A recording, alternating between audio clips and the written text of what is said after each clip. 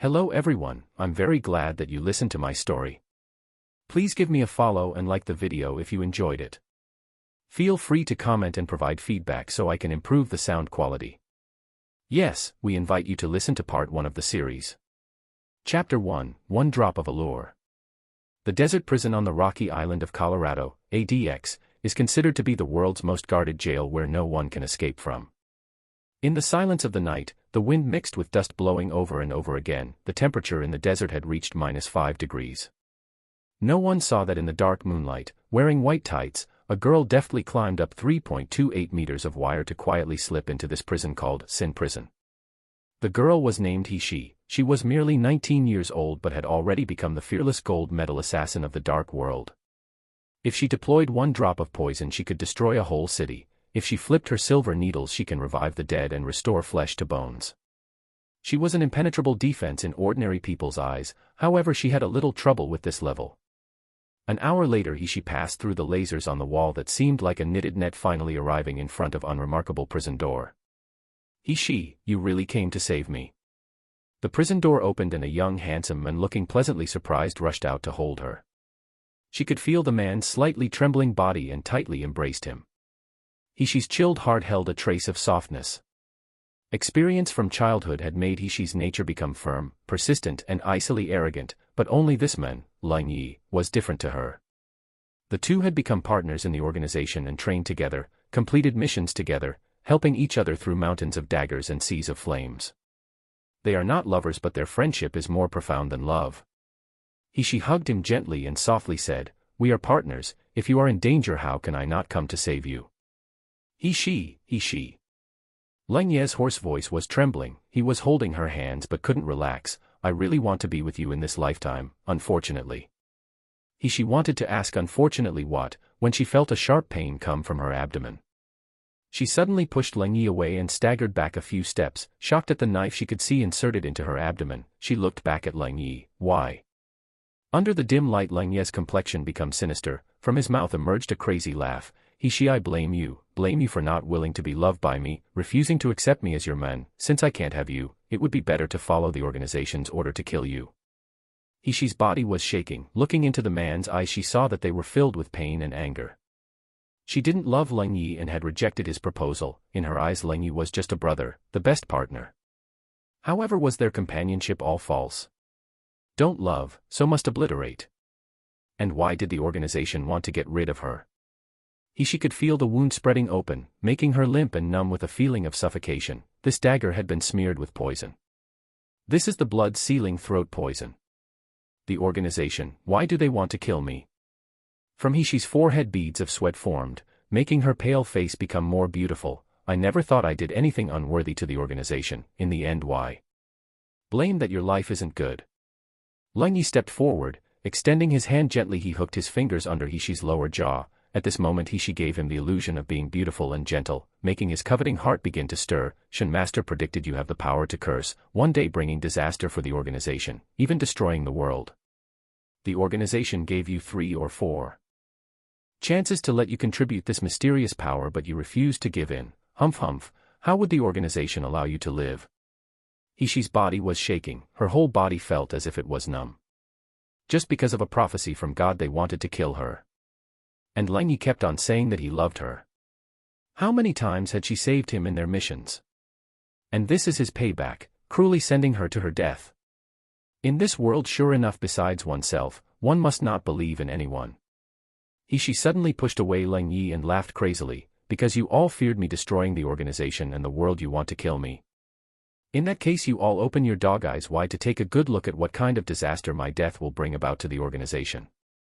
Her voice faded and she suddenly pulled out the dagger in her abdomen, fiercely stabbing it into her heart. Lin Yi was shocked by her action but thinking that she was only committing suicide sighed, "Humph, you always were unable to differentiate good from bad, if you had obeyed me earlier." Lin Yi's words were not yet finished when suddenly an ear-ringing sound burst forth followed by a violent explosion. Tightly grabbing hold of Lin Yi, she felt a sharp pain as if her body was tearing apart.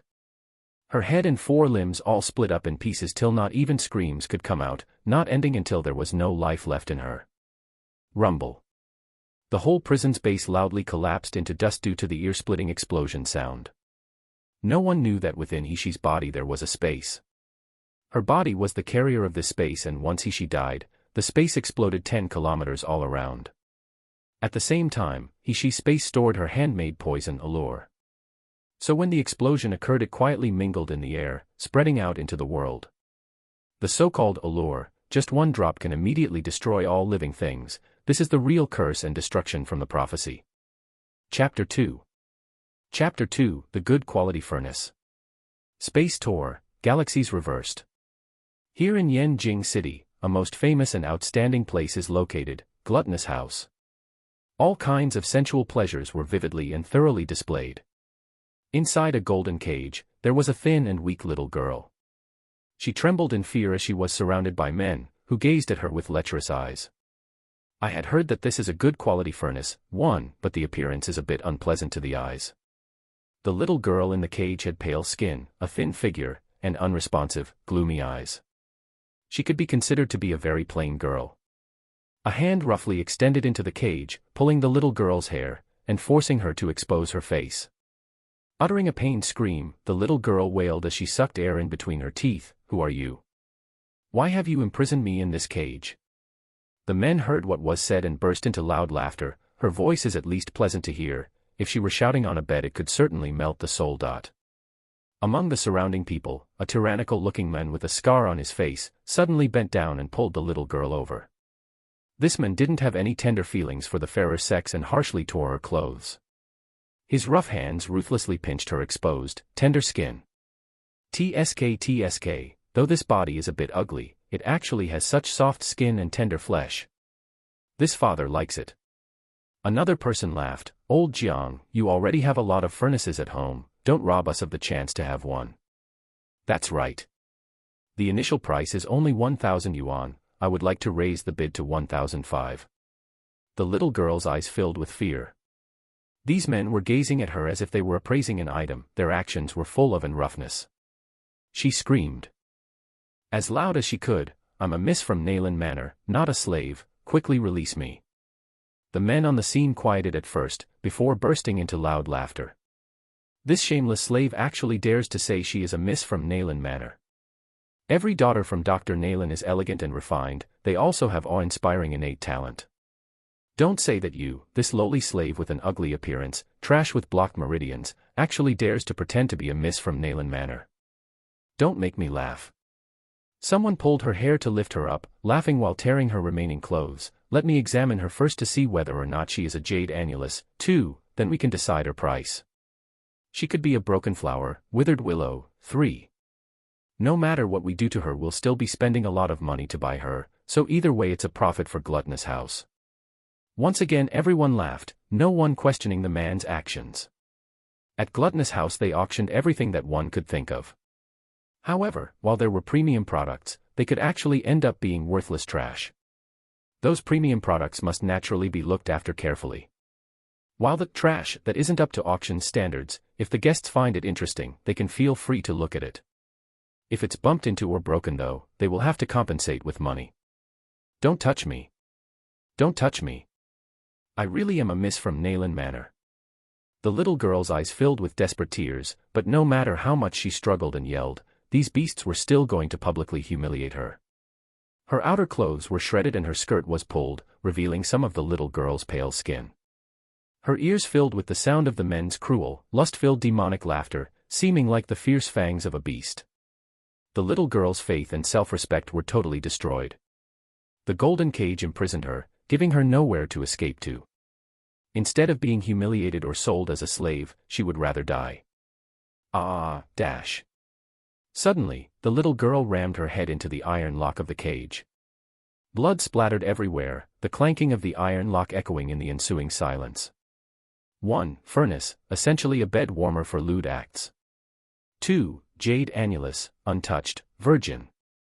3. Broken flower, withered willow, fallen woman, no longer a virgin. Chapter 3. Chapter 3, Azura stepped out from hell. There's a split second of silence in the room, everyone was stunned by the immediate scene. Did she die? Someone opened the cage and dragged her out to probe her breath. Smelly girl, refusing our goodwill only to forfeit her life, it's really bad luck. One of them ruthlessly kicked the little girl's body, unhappily spitting out a mouthful of saliva. What a pity, there was only this furnace today, ruined your father's good mood. Old Jiang squatted on the ground, touching the little girl's smooth skin to measure the softness. Even though she can't match equally as a furnace like this body's soft skin peeled off to make a human skin drum would also be good. His statement was not yet finished when old Jiang's hand on the little girl's body suddenly froze. His pair of muddy eyes came into contact with a pair pitch-black phoenix eyes. She didn't die. Someone exclaimed. The next moment everyone heard old Jiang utter a miserable howl. My hand. It appeared that old Jiang's hand that had originally been caressing the little girl's hand was now limp as below his elbow it was flexible as if there weren't any bones. It was actually, all the bones were actually crushed. Everyone stiffened in place for a moment, looking stunned at the partly clothed little girl as she slowly stood up. Obviously just a moment ago the weak and crying slave was shivering in the cage, but now she is like an Azura that had stepped out from hell. The blood on her forehead flowing down was similar to a red poppy in full bloom. Gloom cold energy filled the air, while a dense mist diffused inside the room, as if a death god waved down a sickle, make people instinctually tremble in fear. Who are you? The speaker barely finished when a cold blade suddenly flashed through the air. As soon as a kala sounded, there was a person's neck that had been cut, his eyes wide open, cutting off his breath. Don't you come, Quick, call the gluttonous house's guards. The examination room of the auction products was in a great mess. People were running away frantically, forgetting that they themselves were first-rank chi refiners of the martial artist. They had also forgotten the fact that a moment ago, that the slave who had timidly trembled inside the cage was their responsibility and that they had bullied and humiliated her. However, is there anyone who can escape from the death god's sickle? No one. Everyone felt a burst of piercing cold wind sweep past them and with not enough time to react, suddenly there came an intense pain in their neck and in the blink of an eye they all lost consciousness. 10 breaths, merely just 10 short breaths, and the room had noiselessly filled with dead people. The little girl's bare feet stepped amongst the dead bodies, with an icy expression and gloomy eyes she whispered, "You're all 1,000 years too early to harm me as she, live once more." Inside gluttonous house of the Yanjing city there was a weak and pitiful slave who had been bullied and humiliated until she died. When she once again opened her eyes she had already become the gold medal assassin of the 21st century, she. The moment she had crossed over she had gotten the former's memories. The former owner of this body was called Nalin He. Coincidentally they had the same name. However, the former's life was very different from He. Nalin He was born in the kingdom that respected martial force and cultivation base, the Jinling kingdom. Her father is the world-famous doctor, but she was the trash crippled without spiritual root, one. Not mentioning cultivation techniques, she didn't even have any innate medical talent. Nalin He's birth mother died after giving birth to her, and when she was a child her stepmother assigned her to live in a separate shabby courtyard to perish on her own. The evil slaves in the separated courtyard saw that she had no authority or power, and that she was regarded as trash, thus they would endlessly bully her. They would deduct her food and clothes expenses for themselves, and often abuse her as if she were inferior to the slaves. But even after being treated like this, people in the Nalin family still wouldn't let her off. 1. Spiritual root, Lingen, the root of life. Figuratively, the very foundation of one's body and soul.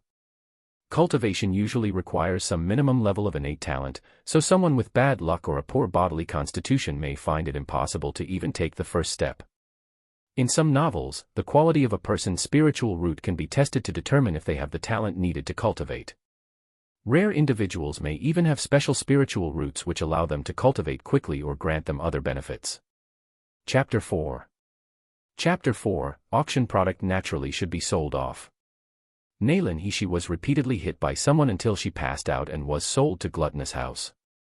Before losing consciousness, she vaguely heard a vicious voice, "Don't blame me, if want to blame someone then just blame yourself for being trash. You even dared to block the second Mrs. path." Nalin He's appearance was quite ordinary and she was the good-for-nothing miss who can't cultivate. She could only be bought by gluttonous house to be sold as a low-grade furnace. Before the auction she was humiliated by some vulgar and low-rank martial arts practitioners, and in the end she was unable to endure it and killed herself in the cage. When her eyes next opened, the soul that occupied this weak body was no longer Naylan he-she, rather it's the assassin that has come back from hell, he-she. He-she looked at the corpses on the ground, her eyes didn't reveal a trace of emotion. Any slags who dared to provoke her would be damned. She would not show any mercy. Suddenly she lifted up her head and gazed towards the back of the room. The corner of her mouth hooked into a cold smile. Immediately she turned around and walked towards the entrance door. However, after only taking 2 steps her expression suddenly changed, her beautiful phoenix eyes burst forth with a cold and blade-like aura. Damn it, dash. I've been tricked by someone, dash. He-she's mind was just flashing this thought, when a tumph sound could be heard, and she fainted to the ground. Dim light shined onto the examination room gate. 2 tall figures slowly walked towards the unconscious he-she. One of them looked at the room that was filled with corpses and could help but be speechless. Who could have thought that such an unremarkable little girl could unexpectedly be so ruthless? Not even one person was spared. The other person's face was hidden in the shadows, making it impossible to clearly define the appearance. The whole body emitted an imposing aura warning people to be terrified.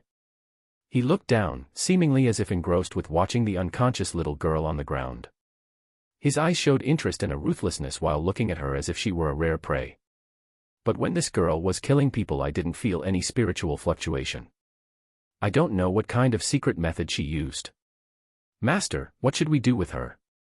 The man's head slowly lifted as he raised his eyes to look at the other person. Indifferently he replied, Wu Yu, she is Gluttonous House's auction product. Since she is an auction product, naturally she should be sold off. You still require me to teach you this point. Wu Yu's heart trembled in fear. Quickly bowing he said, Wu Yu understands. I will give her a strengthened slavery control and put the mysterious iron lock directly around her body, so she has no way to escape. I believe that such an exceptionally good quality furnace will certainly be able to fetch a good price. The man who was being called Master slightly hooked up the corner of his mouth. His eyes were filled with an overflowing interest. I'm looking forward to it. Finished speaking, he faintly swept a glance towards the little girl on the ground, then rapidly disappeared from that place. At this moment it's already midnight, the city gate has been closed, not a sound could be heard, only Gluttonous House was still lit up brightly. The next item is the finale for this auction. The host, who was wearing magnificent gold-colored clothes, clapped his hands. Soon, a huge golden cage dropped down from the sky. At the same time a brilliant golden light pointed towards the middle of the stage. Suddenly everyone at the auction caused an uproar. As it turns out, what was placed in the cage was not a goods, rather it's a living person. It could be seen that the person was a little girl no more than 17 years old. Pale skin, thin figure, and completely lacking in attractiveness. At this time her eyes were tightly closed, her thin hands and feet were bound together with a cold iron chain with a heavy silver lock, while she lay motionless in the middle of the cage. After the little girl in the cage was clearly seen, everyone present suddenly sounded a hissing noise. We are participating in the auction for the premium product. Gluttonous House has received 1,000 yuan for 1 ticket from us. How could you use such inferior goods to flatter us? Chapter 5. Chapter 5, I will let you become my 9th concubine. Resentful sounds could be heard coming from the audience, however on stage the host acted as if he couldn't hear anything.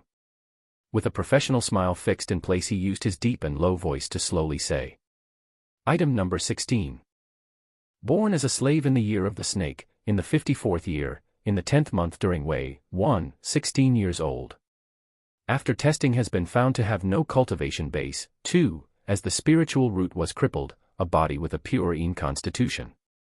The reserve price is set at 10,000 yuan crystals. The host's statement made everyone that was originally noisy suddenly become quiet. Immediately after a more heated discussion broke out. Heavens, so it turns out that she's of a pure yin constitution. How could you say that it's not an exceptionally good furnace? Gluttonous House absolutely wouldn't cheat us. It's no wonder that she's become tonight's finale product.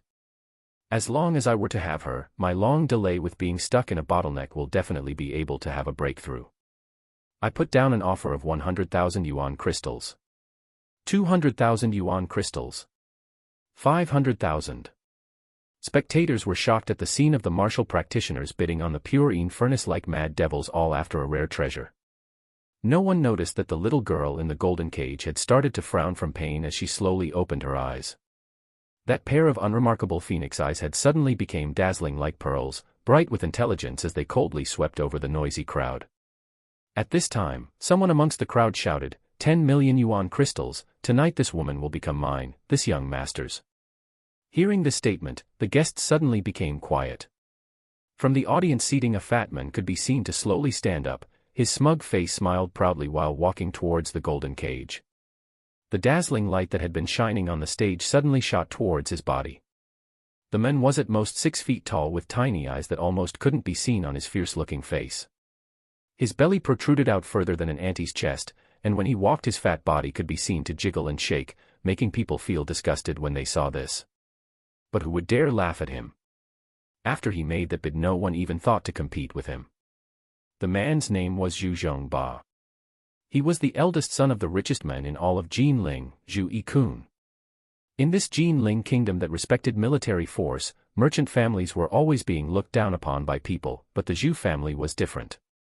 To advance a rank, a martial practitioner's cultivation was inevitably linked to yuan crystals, and so the Zhu family had focused on collecting yuan crystals to build up their career.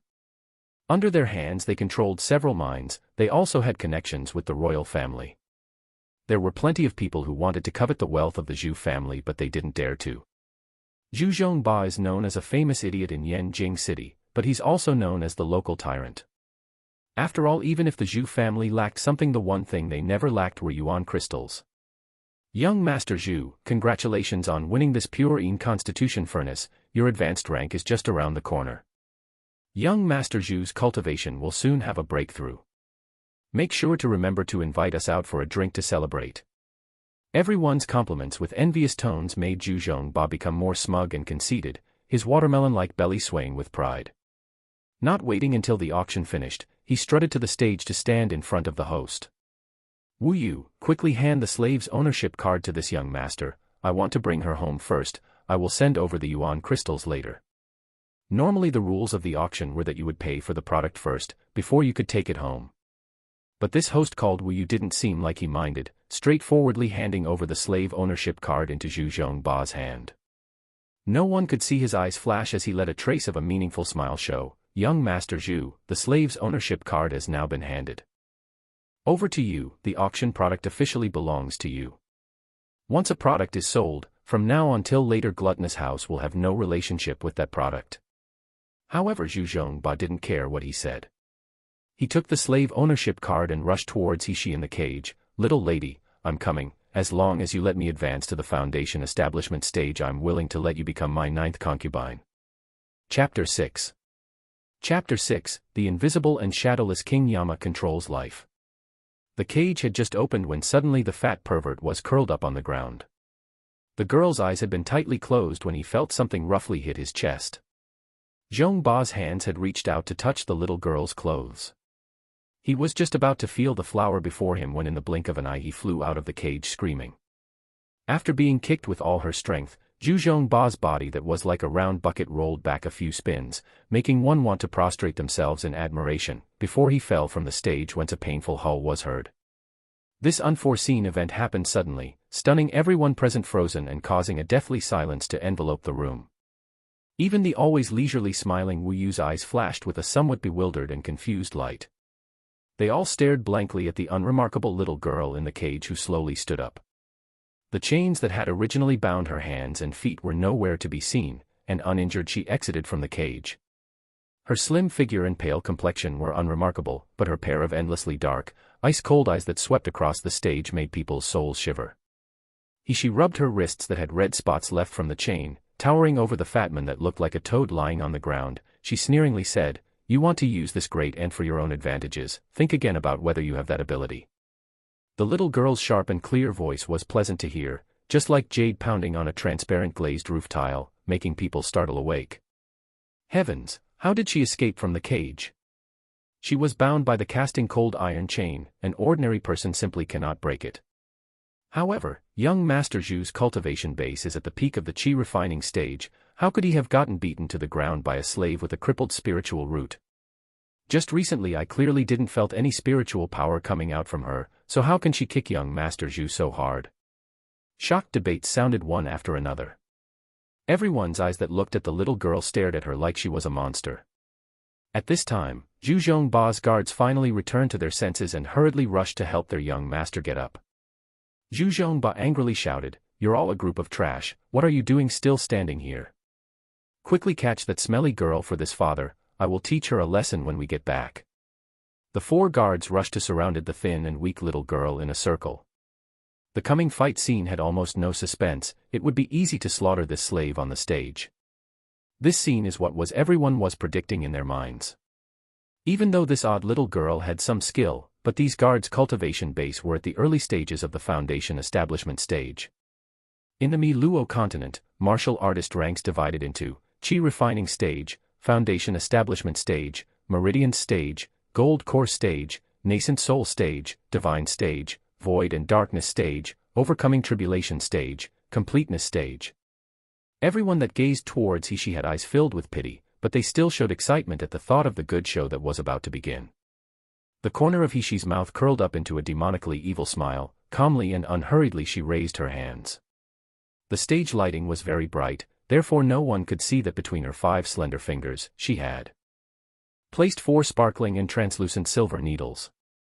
The invisible needles looked like fine and weak hair strands, but were made from a steel so hard and tough, that they could immediately penetrate the body, piercing the bones. When she had awoken the first time, she had found that the exploding space in her previous life not only didn't disappear, instead the invisible needles that she had previously stored in her space were also undamaged. The invisible and shadowless King Yama controls life. This weapon was the best to murder people. The 4 guards respectively took out their flying swords, a low-rank cultivation sword. They grimly and fiercely gazed towards the little girl. In martial artists' eyes, ordinary people were the same as ants, as trash they only had the qualification to work extremely hard. After the 4 people had transferred the spiritual power within their bodies, the flying swords shot forward to attack the little girl, when she suddenly moved. Chapter 7. Chapter 7, Slave Ownership Card, Slave Imprint. The invisible needles in her hand flew as if struck by lightning, accurately and quietly piercing into the 4 guards' sea of Qi acupuncture point. The flying swords in the hands of the 4 guards suddenly halted in midair, followed by a bang sound, they fell to the ground. The 4 guards' faces filled with shock and disbelief, staring blankly at the faintly sneering little girl on the stage. Suddenly, the one of them screamed, "Why can't I use my spiritual power? Evil woman, what did you do to us?" She laughed lightly as she leaped into the air, raising her foot she ruthlessly kicked the 4 guards who had lost their spiritual power. Under the bright lights directed onto the stage, the slender and petite little girl mockingly looked at everyone surrounding her as she towered over them. Around her were the foundation establishment stage cultivators that were all howling and groaning. Furthermore there was also Zhu Zhongba that had been so scared of her, he had tumbled to the ground to land hard on his buttocks.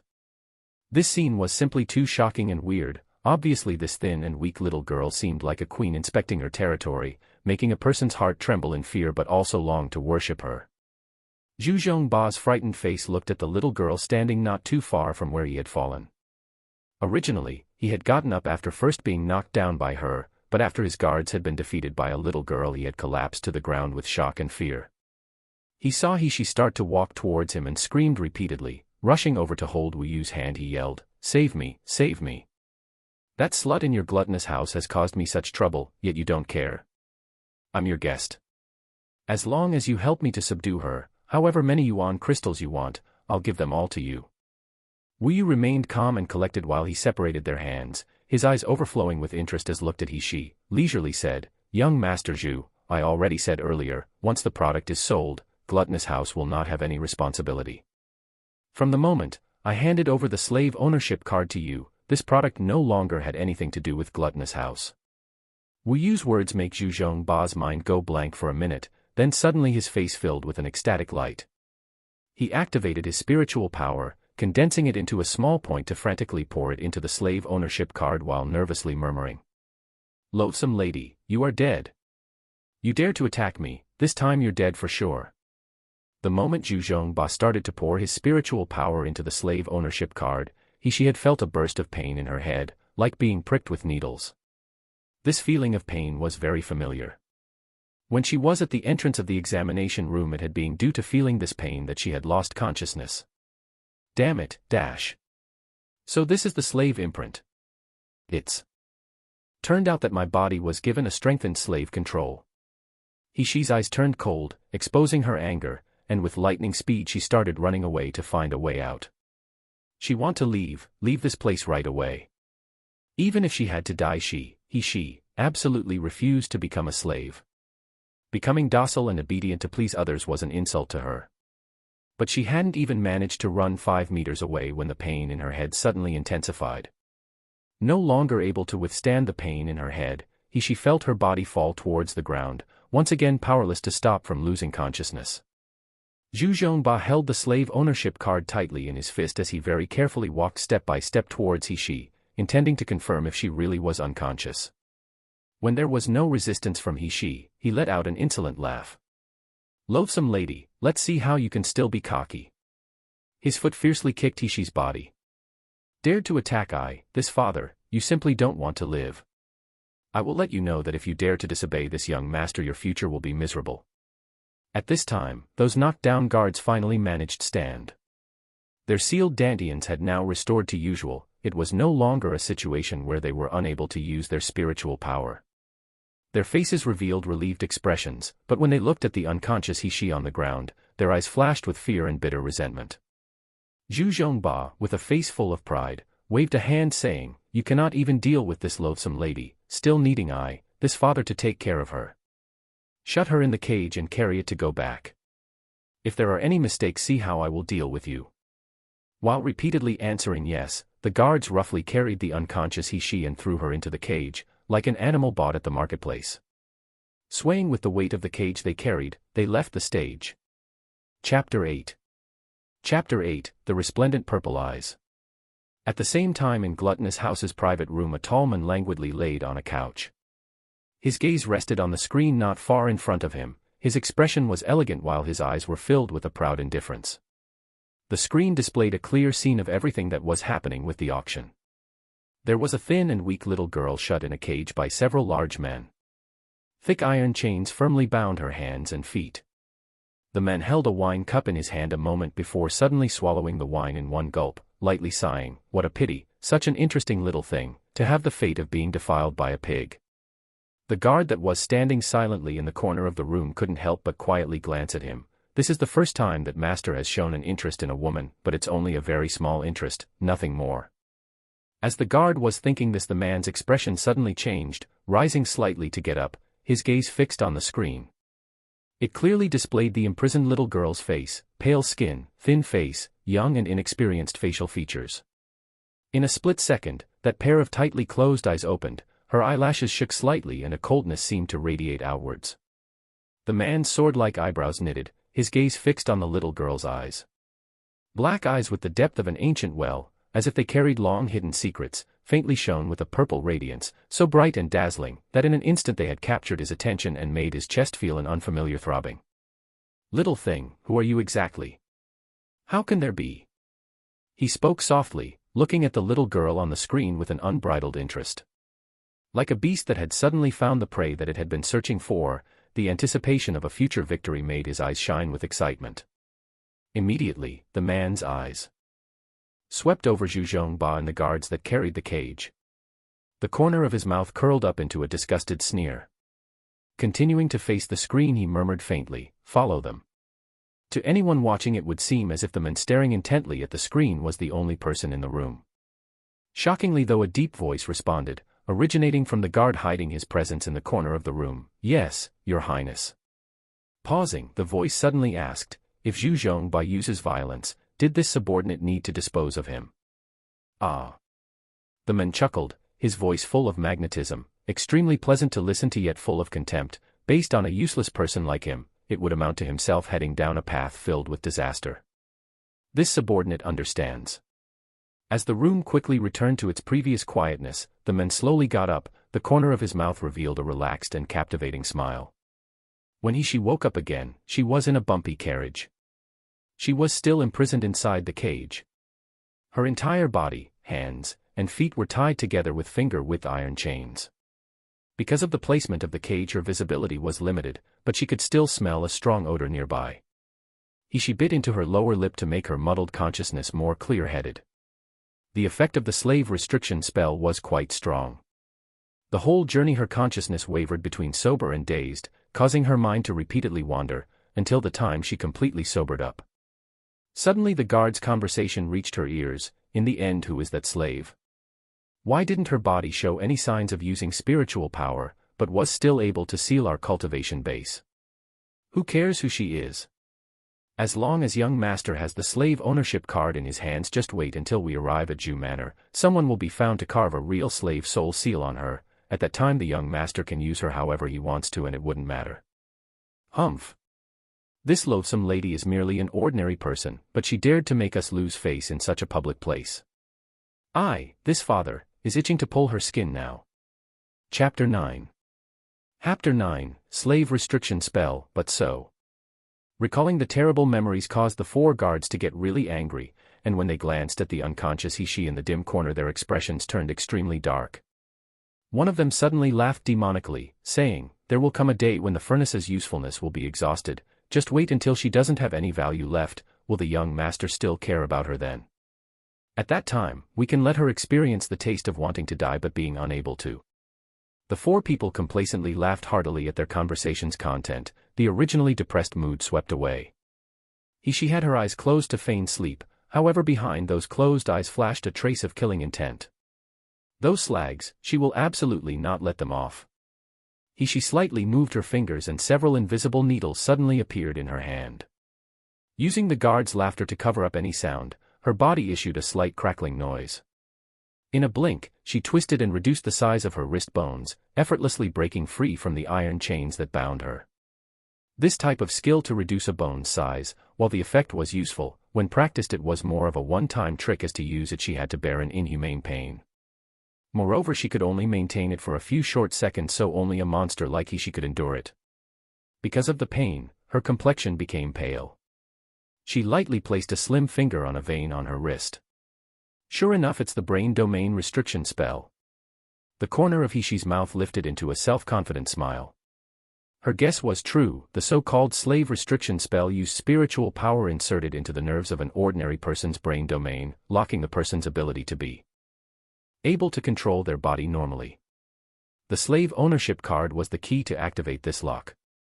It's the same as how Tang Xing used the band tightening spell to control Sun Wukong. 1.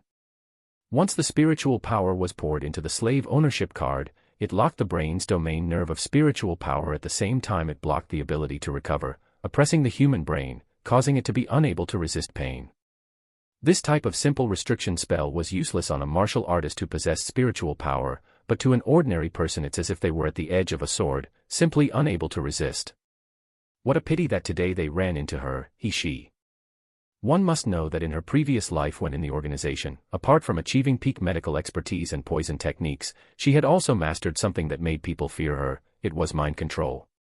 She only needed to insert a small invisible needle into an enemy's brain to cause them to become completely powerless and unable to resist her commands, making them wish for death. This insignificant brain domain restriction spell, when compared to her, was only a minor accomplishment. The invisible needles were rapidly and accurately inserted by Hishi into her brain. A strange chilliness along with an intense burst of pain was felt in Hishi's head. She clenched her teeth to prevent her groan being heard by the guards in the carriage. This pain lasted a full 3.5 minutes. Hishi felt the original drowsiness in her mind suddenly leave, her thoughts became clearer and her eyes shone brighter. She felt extremely relaxed yet energized.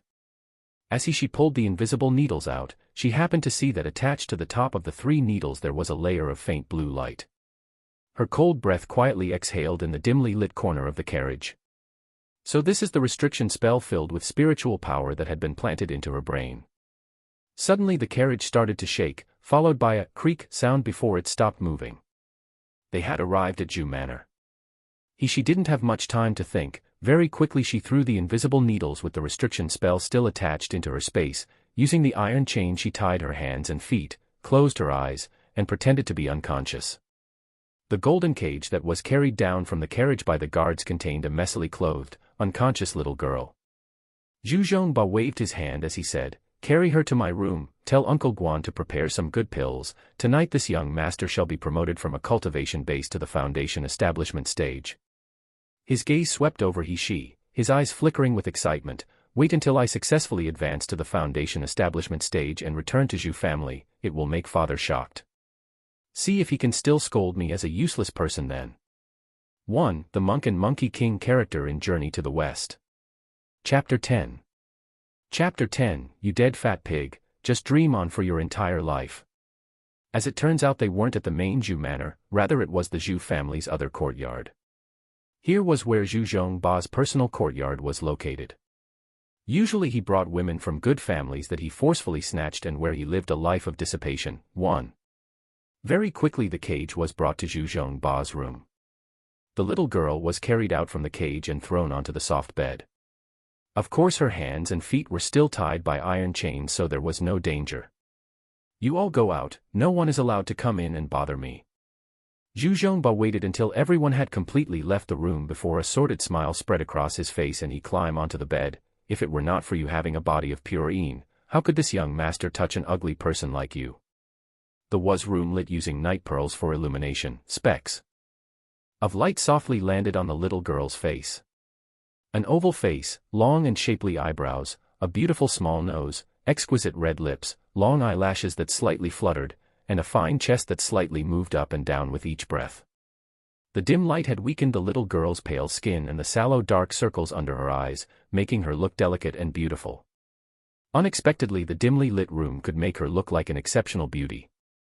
Zhu Zhongba swallowed the saliva pooling in his mouth, his heart wildly beat like a drum and all the blood in his body rushed forth to the lower part. I didn't pay much attention before, but she's a little beauty. With his saliva starting to pool again, his fat paws reached out to grope the little girl's chest. Little beauty, don't worry, this young master will soon let you experience the taste of being in seventh heaven. Zhu Zhongba's hands had not yet touched the little girl's clothes when he was already flying in the air, landing heavily on the ground. This time being thrown had made him confused and dizzy, his mind was buzzing. For half a day he couldn't get up. She leisurely sat up on the bed, the thick iron chains scattered around her. Obviously the iron chains couldn't hold her. Zhu Zhongba's shaking finger pointed at her. With a trembling voice he said, "You, how can you break free from the iron chains?" She stepped forward, her face revealing a dark and cold smile. "Young Master Zhu really isn't clever. I broke free from the iron chains in the auction, so how could it be that I can't break free a second time? You think changing the iron chains with thicker ones can keep me chained? Don't you come near me." Zhu Zhongba used his hands and feet to crawl backwards. Suddenly he remembered something. Quickly pulling out the slave ownership card and holding it in his hand, he frantically poured his spiritual power into it. She immediately held her head. A painful expression appeared on her face as she fell back on the bed. Zhu Zhongba's heart calmed and he burst into loud laughter while struggling to get up from the ground. "I advise you that it would be a smart decision to obediently listen to this young master's words. If you serve me properly, you can suffer less." Even if this woman went on a rampage again and was difficult to deal with, as long as he had the slave ownership card in his hand, she not only had to be obedient, but it could also make her move back and forth with every order he gave her. Moreover, if this aloof and remote woman wasn't afraid to approach him, bullying her would make him very comfortable. Zhu Zhongba's eyes flashed with excitement as an excessively demonic appearance formed on his face. Holding the slave ownership card while swaggering forward, he raised his chin. "You still haven't quickly come over to undress this young master. If you provoke this young master again, there will only be more suffering for you." She's body had half curled up from pain and she was shivering slightly. When she heard Zhu Zhongba's words, she was silent for a long time. Slowly she extended her hand to grab Zhu Zhongba's neck. "So long as you listen obediently, this young master will not treat you unfairly. Is that right? You want me to be obedient?" She suddenly lifted up her head. Her evil and cold smile came in contact with Zhu Zhongba's eyes. "You dead fat pig, just dream on for your entire life." She had barely finished speaking when she had already raised her foot and ruthlessly kicked Zhu Zhongba to fly off his feet. 1. Dining, drinking, whoring, and gambling. Chapter 11. Chapter 11. Rest assured, I will not kill you. Zhu Zhongba screamed as he flew backwards, sounding like a pig being slaughtered. He frantically retreated and took out a whip from inside his storage ring, completely lacking in coordination and skill. He faced He while still disoriented. She's stature was very nimble, so she certainly wasn't going to get an injury from the whip. however from the top of the whip a dark and cold aura could be felt, rousing her interest. She dodged to the side, her action too fast to follow. Grabbing the whip she faced the fat Zhu Zhongba as she firmly tugged several times on the whip. Zhu Zhongba screamed as the whip was tugged on repeatedly, scared witless, until finally his screaming voice became too hoarse to be heard. She saw Zhu Zhongba's sorry figure that was unceasingly rolling on the ground and sneered, "Indeed, this is a good whip, it's wasted being owned by you though." If her guess was right, it was made using a type of animal bone, clear white, tough yet soft, the barb on top of the whip could freely stretch. She really picked up a treasure. On the other side, Zhu Zhongba's miserable howling had finally attracted the guards from outside to come in. The first ones to arrive, sure enough, were those 4 Foundation establishment stage martial artist guards. The corner of Hishi's mouth raised, in her hands there were already well-prepared invisible needles. Suddenly they flew from her hands towards the guards like falling rain. Ah, dash. My spiritual power, why can't I use my spiritual power? You evil woman, what underhanded trick did you use on us again? The martial artists from the entire courtyard had gathered here, so the invisible needles had sealed not only the 4 Foundation establishment stage guards, but also the large party of Qi refining stage martial artists Dantian, rendering them unable to use their spiritual power. After that Hishi's hands slightly trembled and a faint fragrance permeated the air. Still feeling indignant at the injustice of losing their spiritual power, the guards suddenly felt themselves weaken. Powerlessly they collapsed to the ground.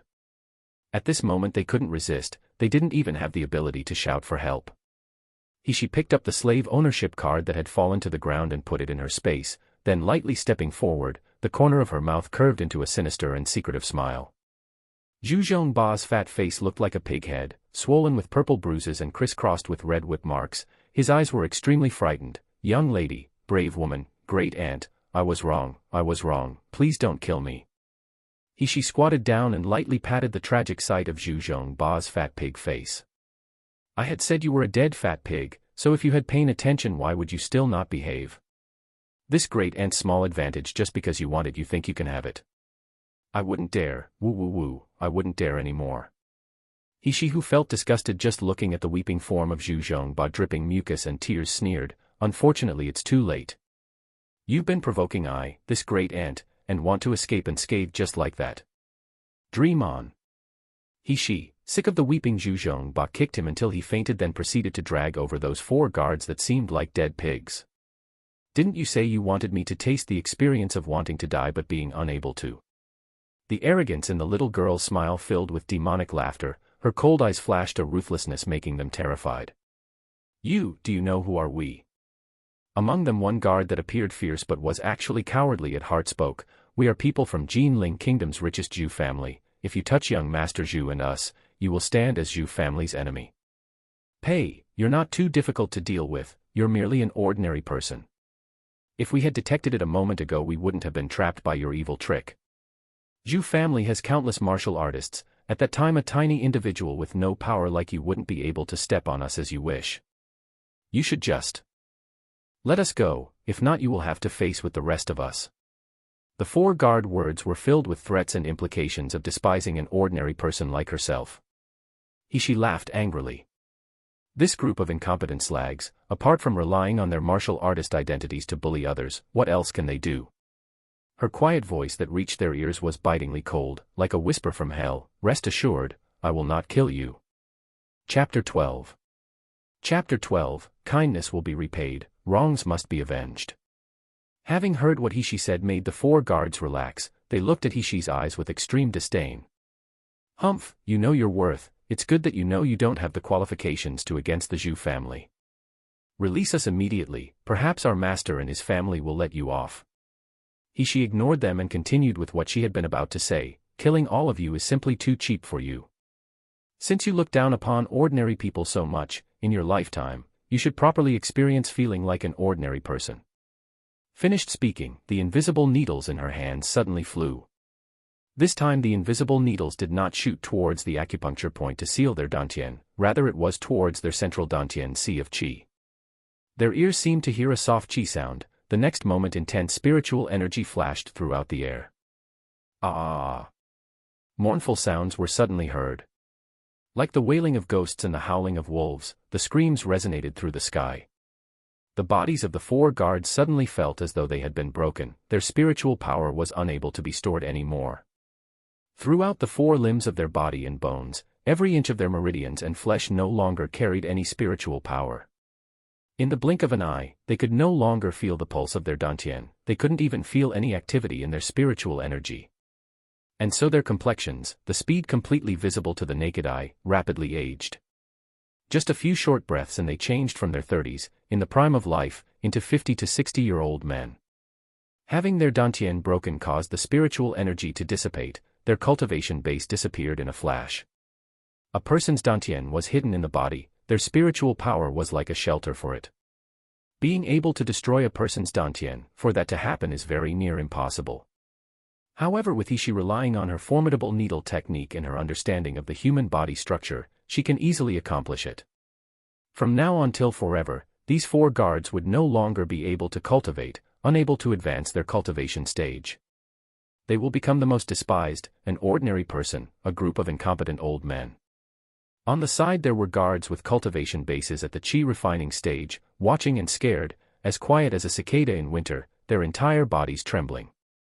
She glanced at them and faintly said, "With a debt of gratitude I have always used kindness to repay kindness, but enemies will be repaid with revenge. They messed with me, so this is their fate. You and I do not to have grievances or any hatred, naturally I will not make a move on all of you." When this was heard, everyone immediately exhaled a long breath, their heart relaxed, the next minute each and every one of them began to close their eyes and pretend to sleep. Even when she started dragging out Zhu Zhongba and those 4 guards, they also pretended not to see anything.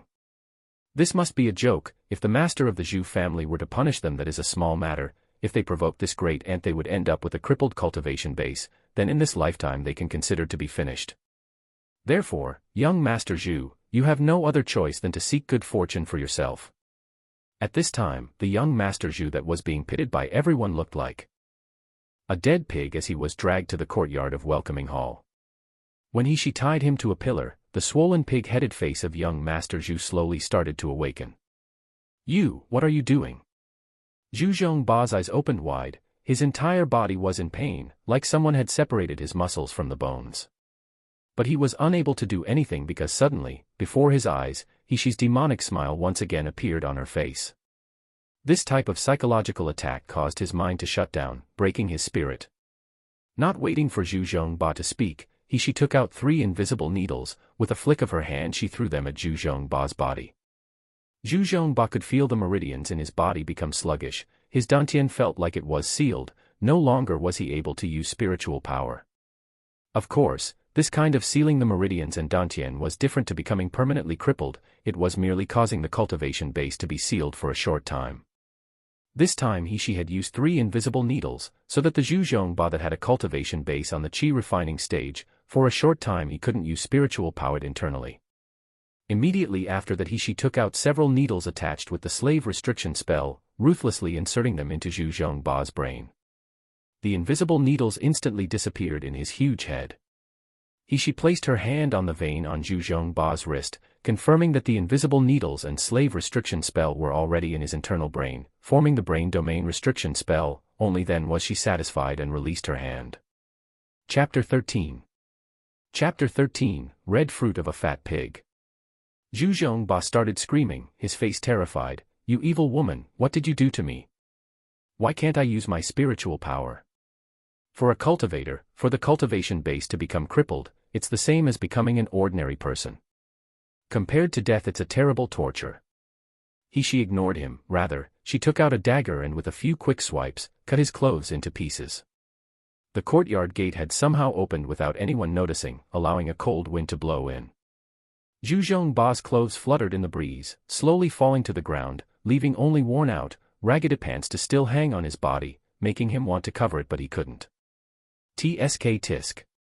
She shook her head and sighed. "I thought the clothes you were wearing were ugly enough, I didn't expect that when I removed your clothes you would be so ugly to the point of blinding people's eyes.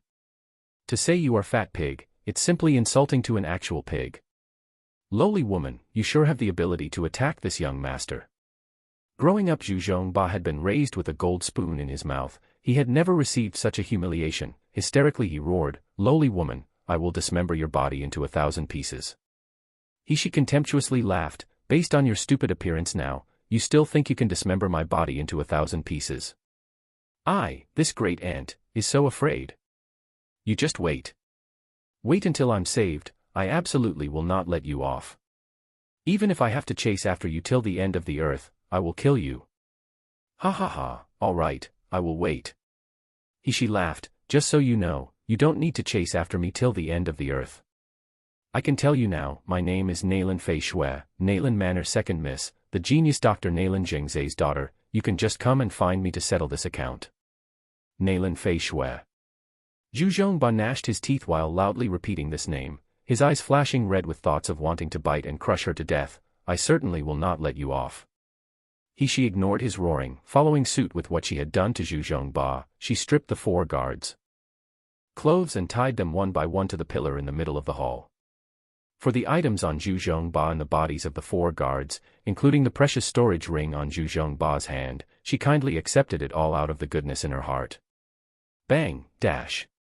With a loud echoing crash, she completely destroyed the courtyard's main gate, causing the scene in the hall to be plainly visible to people walking past. Every person in the courtyard was then hit by her, resulting with at least one day and one night that they couldn't even crawl to get up. To be believed that when tomorrow morning arrived, when the first strands of the sun's rays shined in here, there will certainly be many people who will see the world's best scene inside this house. Facing the pale silver moonlight, she spun around and rushed back to Zhu Zhongba in the middle of the hall, wearing a brilliant grin. "You can show your ugly body in front of people, but Your Honor, don't forget to thank me later. Remember, my name is Naylan Fei Shui." Turning around, the smile on Hishi's face changed, twisting into something sinisterly dark and cold. "Naylan Second Miss, Naylan Fei Shui. Since you think Naylan Hishi blocked your path, if I didn't do something and just ignored your actions, wouldn't that be too sad for you? No one should scheme against her, after this if they couldn't afford to pay the bitter price, like in her previous life.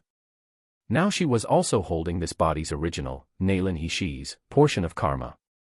The quickly departing Hishi didn't know that after she left, about an incense stick worth of time, a shadow sprang from the courtyard, quickly rushing to the luxurious official residence nearby, next to Yanjing Imperial Palace.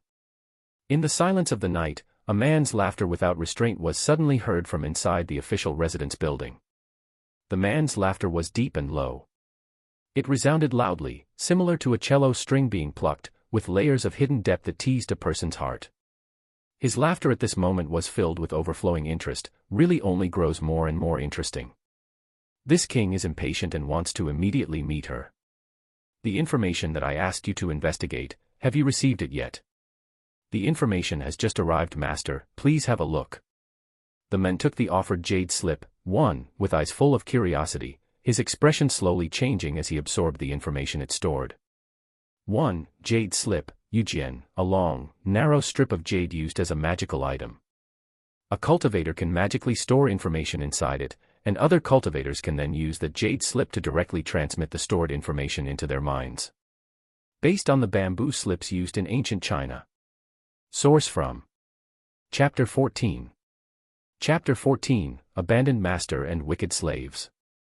Below the deserted Song Mountain, outside of Yanjing City, there is a small shabby courtyard. This was where Yanjing's famous doctor, Naylan Zhang's concubine-born third daughter lived. It was unknown to most that Naylan Hishi lived here.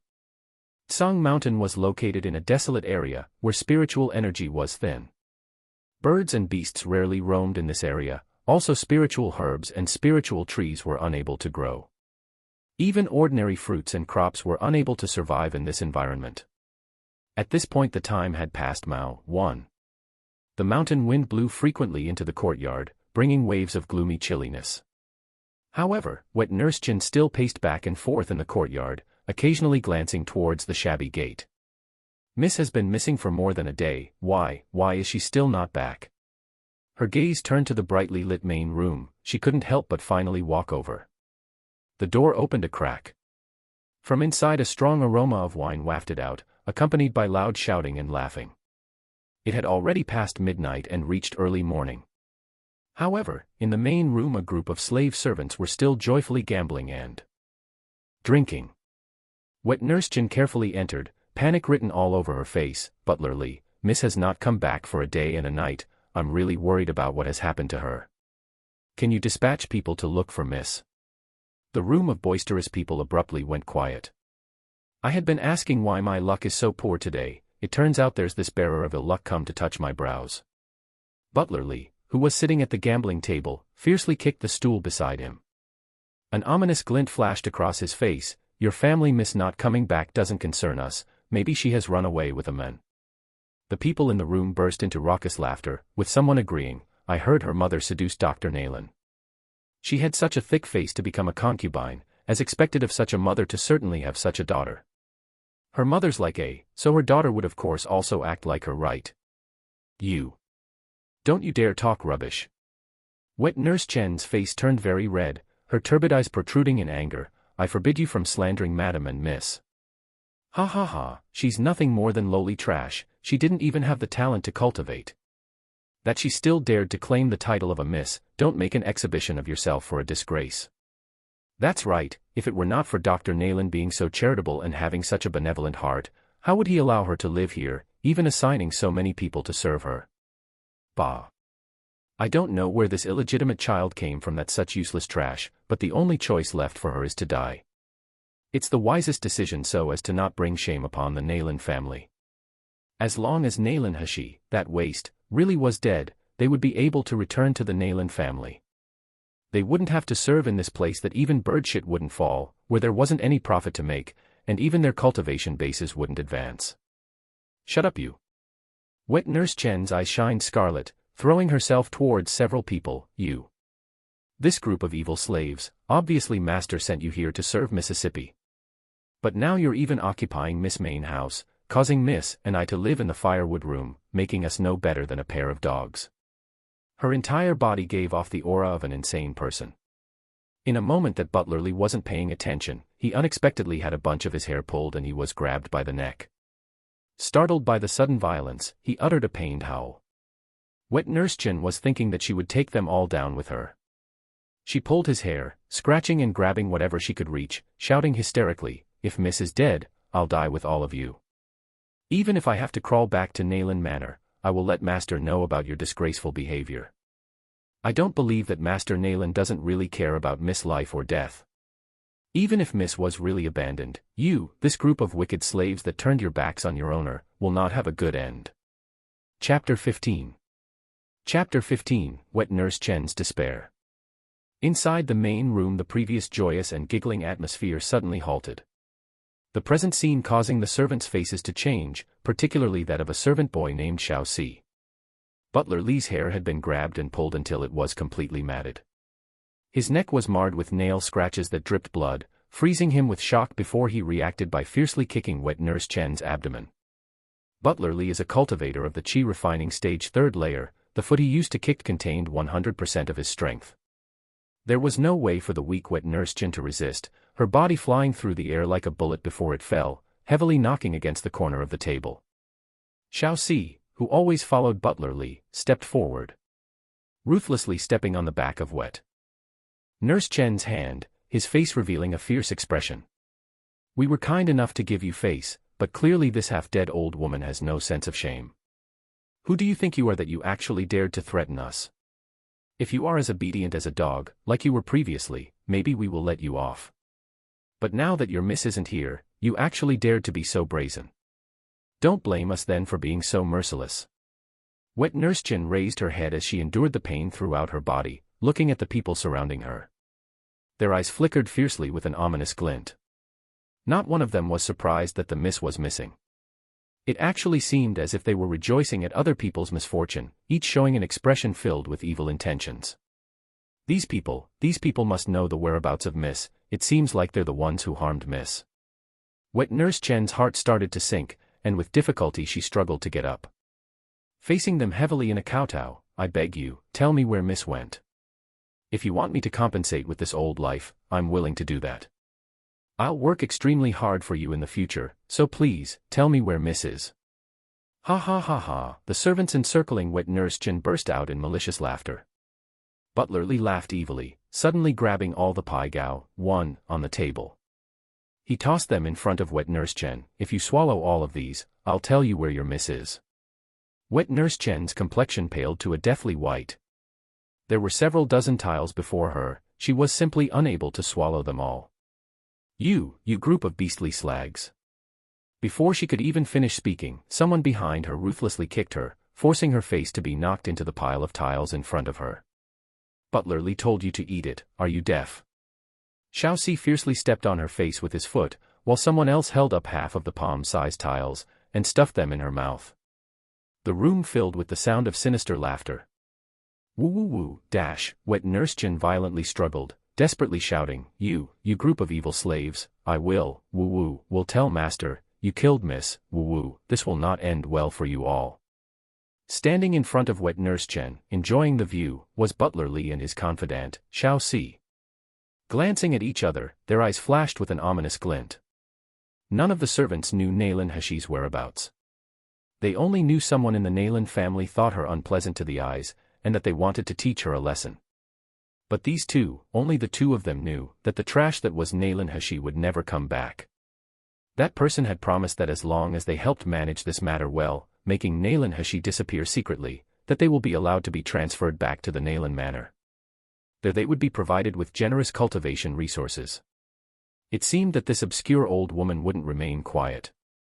Butler Li sneered, leaned over, and with a sinister voice whispered, since you are so loyal, and want so very much to see your miss, then I'll send you to go accompany your madam and miss.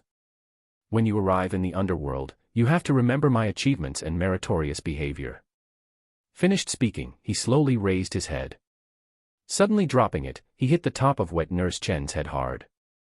Wet Nurse Chen's desperation-filled eyes closed, her heart full of hate and hopelessness. She was powerless to do anything. 1. Dominoes used for gambling. Chapter 16. Chapter 16, Person or Ghost. Wet Nurse Chen somewhat blankly opened her eyes when the expected pain didn't come, and saw Butler Li's hand frozen in midair. His wrist and body were restrained by a thin rope. No, rather than saying a rope, it would be better to say it was a whip. Or, more accurately, a white whip with a thin barb on the end. Butler Li angrily turned his head. Damn, who is it that doesn't have eyes and dared to attack me? Just as he was about to release spiritual power all over his body to break the whip, he suddenly felt a burst of mind-numbing pain, as if he would be ripped to pieces. Following the pain, his whole body unexpectedly soared into the air. Ah! Screams resonated throughout the courtyard. The servants in the room were stupefied by the scene before their eyes, frozen solid with shock. They stared blankly at the usually powerful Butler Li, who now resembled a broken sack. After being tossed into the air, he was severely thrown to the ground. Crack, crack, dash. The sound came from Butler Li's body, making the servants feel their blood run cold. That was the sound of all the bones in his body fracturing. Butler Li's eyes suffused with white. From the corner of his mouth a trickle of blood started to flow, and in the blink of an eye, he stopped breathing and died. The complexion of all the servants paled.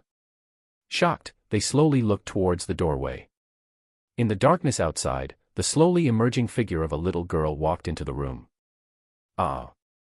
Xiaoxi, the small servant boy that always followed closely at Butler Li's side, issued a loud shout, how can it be? How can you come back? Why are you still able to come back? The other servants, though not so frightened like him, still expressed faces full of doubt and panic. The person before their eyes had pale skin and a petite stature, with a praiseworthy figure. Clearly this was the master of this courtyard, Nailin Heshi. But, was this really Nailin Heshi? They always had the impression of the good-for-nothing third miss being petty and timid. How could she ever expose such a terrible expression? Even more frightening is that with only one blow she easily managed to overwhelm Butler Li with her strength, breaking all the bones in his body, tragically killing him on the spot. That's right, after destroying the entire Zhu Manor, Heshi relied on the former's memory to return to the courtyard. She thought she had understood how miserable Nailin Heshi's situation was.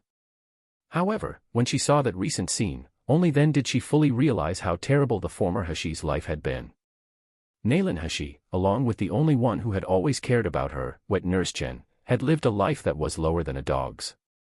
The miss had been driven away to the firewood room, while this group of evil slaves occupied the main house.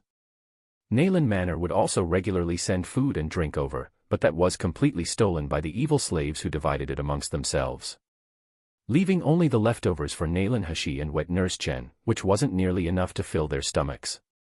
Even more unimaginable is that when their miss disappeared, this group of evil slaves didn't even worry. Instead, they wanted to kill Wet Nurse Chen, who had always been by her side. Although sympathetic with Nalan Hashi's bitter experiences, she knew that people who didn't have the innate talent to cultivate in this world would not find it easy to survive. Hashi couldn't help but sigh. As a miss from a prosperous family, the former Nalan Hashi's days really were that of living like a dog. Step by step, Hashi slowly entered the main room. For every step she took, the servants would retreat a step, trembling with fear. Xiao Si, who collaborated with Butler Li, was so scared that his entire body was shaking. "You, who are you?" His hurried retreat backwards caused him to stumble and fall to the ground, but still he desperately tried to crawl away. You're a ghost, right? You're the third Miss Ghost who's come for vengeance, right?" No, dash. No, dash. Don't blame me, that matter was not my doing. I merely obeyed Butler Zhang's order. If you want to find someone to blame, just go find Second Miss and Butler Zhang. This matter and I do not have any relation. Chapter 17. Chapter 17, Who disposes of who? Please let go of me, dash. Let me go. Hashi's eyebrows creased slightly, before suddenly taking out her whip and flicking her wrist. The whip made a graceful arc in the air, landing with a firm pressure on the small servant boy's body. Xiao Si felt severe pain spread throughout his body, causing his limbs to spasm. Without even managing to scream, he passed out into a dead faint. However, from this wicked slave's mouth, useful information could still be gained. The corner of Hashi's mouth lifted into a sinister grin. Therefore, for the time being, this person's life would be spared. The blood-stained Wet Nurse Chen, who had been pushed to the ground and was covered with injuries, finally chose this moment to lift her head and look towards the origin of the commotion. Her dim eyes reflected Hashi's familiar figure, and in a flash, tears poured down her cheeks. "Miss, it's really Miss. I knew you wouldn't die, I knew Madam would protect you." Hashi looked at Wet Nurse Chen still collapsed on the ground. Her face was covered in tears and drying blood. Hashi's eyes flashed with a complicated light that quickly disappeared. She could hear in the way Wet Nurse Chen spoke to Nalan Hashi, with such profound friendship and deep love, that she was a truly loyal servant. Her loyalty was so deep that she was even willing to die to avenge her miss, not willing to take even the slightest advantage of her disappearance to scheme. In the former Nalan Hashi's miserable memory, Wet Nurse Chen had always taken care of her since she was a small child. She would rather starve and be exhausted, than let her miss suffer an injustice or grievance. If she hadn't been there, Nalan Hashi wouldn't have been able to survive up until now. This kind of affection made her feel strange as it was unfamiliar to her yet, at the same time, it also made her envious. The kind of person that pledged to defend and protect her, on her previous world there was also someone like that, but... Hashi harshly exhaled and leaned over to prop up Wet Nurse Chen. Next, Hashi raised Wet Nurse Chen's head, and gently pressed on several of her acupuncture points. Wet Nurse Chen had been feeling a piercing pain in her chest, like her heart was tearing. A sharp stabbing feeling around her lungs, and a difficulty to breathe, caused by the overwhelming sensation in her belly. Suddenly, she felt the pain almost vanish.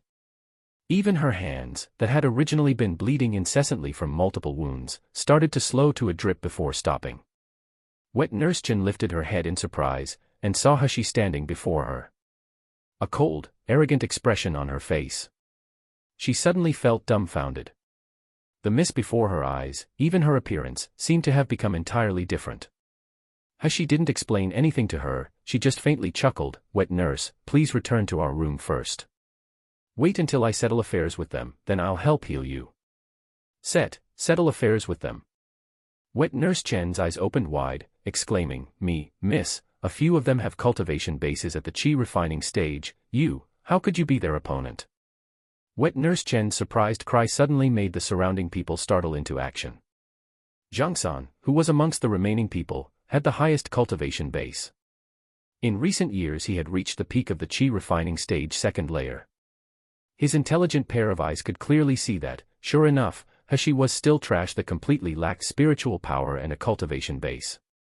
With this knowledge, Jung-san could feel his previous shock turn to rage. That they, cultivators of the chi refining stage, could actually be frightened until they spilt their guts. And by an ordinary person and trash that was unable to cultivate, to speak of it, it was so shameful that they wanted to die. As for how Butler Lee could be killed, it was certainly because he was attacked at a time he was unguarded. Jung-san fiercely glared at her. Third Miss is speaking so boldly today, we still don't know who we'll dispose of. Who? Let us teach you what is known as one's boundaries. Wet Nurse Chen became frightened, her complexion turning deathly pale. Without thinking she stood in front of Hashi, blocking her from their view. Miss, you run away quickly. This wet nurse will stop them. You immediately go back to Nayland Manor and beg Master for help. Hashi stared, stunned, at Wet Nurse Chen's unflinching figure before her eyes. Even though her back was shivering, she still didn't step back. She that had originally dried up her emotions and frozen her heart, could now feel a trace of warmth flowing. In this lifetime, there was actually still someone willing to disregard their life to protect her. Chapter 18. Chapter 18, The Shame of Nayland Manor. Hashi placed a hand on Wet Nurse Chen's thin shoulder, her voice holding a rare trace of gentleness. Wet Nurse, don't be afraid, I can easily find methods to deal with them. Finished speaking, her cold gaze glared like a tiger watching her prey. Her stare fixed towards the servants who crowded around. You all shouldn't forget that no matter what, I am your master. This kind of offense to your master, were you not afraid of being punished by Nayland Manor's people? Ha ha ha ha. The servants in the room all raised their heads and laughed loudly, their faces exuberant with their ridicule and gloating. Nayland Manor. Hee hee, I advise you not to indulge in wishful thinking. Who doesn't know your Nayland Manor's shame? You being alive is exactly what causes Nayland Manor to lose face. Maybe if you died, Master would then be able to be happy. Another person agreed, that's right. The Master and everyone else in the Nayland family all have awe-inspiring innate talent. Which one of them is not a famous young talent in the city of Yanjing? Then unfortunately out you come, this trash, to throw shade on Nayland Manor's face. No one even knows whether or not you are really Master's biological child. Maybe she's really an illegitimate child. Who doesn't know her mother was famous for having the appearance of a fox? One, who knows how many random men were tricked by her? Subsequently the main room filled with uproarious laughter. Wet Nurse Chen was so angry that her entire body shook, resisting the urge to rush up and drag out these wicked servants that produced such evil tongues with all her might. However, Hashi didn't get angry in the slightest. Restraining Wet Nurse Chen, she faintly swept her eyes over several people. Oh, so that's to say that me secretly being sold off, the idea came from Nayland Manor. In the depth of Nayland Hashi's memory, there was a strong yearning hidden. A yearning for recognition from Nayland Manor paired with a child's admiration towards Nayland Jingza. Even throughout her childhood, though she was often bullied by Nayland Feishue, there was not even the slightest hint of hatred. Instead, she regarded her as a sister. Such a kind-hearted, weak little girl. Even if Nayland Manor had abandoned her, she could still tolerate it. Zhang-san coldly snorted, disdain written across his face. If we received the order to directly kill you, there would of course be no harm in doing so. It's simply the goodness in our hearts that allowed you to find a way to survive. Moreover, for useless trash like you, being sold as a slave is already the best ending. The servants here didn't clearly know about the matter of Hashi being sold like Butler Zhang and Xiao Si, but they did know that something had happened to her. They just didn't care. Each one of them felt an implacable hatred towards Nayland Hashi. They all wished for her to disappear quickly, so that they could leave this desolate place and return to Nayland Manor. Nayland Hashi may be obstructing their return, but even then they wouldn't dare act blindly without thinking. She was still Nayland Manor's third miss after all. Now that someone in Nayland Manor wanted her to die, all of them would certainly be happy to see it happen. Zhang-san retrieved a dagger from behind his back and slowly approached Hashi. Since you didn't feel grateful and appreciate the kindness we gave you, instead coming back here to find death, then don't blame us for being ruthless. Brothers, all together. The words were barely out, when the remaining 5 servants in the room joined him in attacking. Zhang-san brandished the dagger that gave off a cold light, while the others gathered their spiritual powers in their palms as they attacked Hashi. Hashi sneered, her figure moving slightly as she gently pushed the screaming Wet Nurse Chen away from her. The long whip in her hand unraveled, fiercely whipping towards the 6 servants. Ah! Pained screams echoed throughout the room. My hand. My hand. In the blink of an eye, 3 people's wrist bones were neatly crushed. Their hands hung powerlessly as their palms mottled with vivid purples and greens.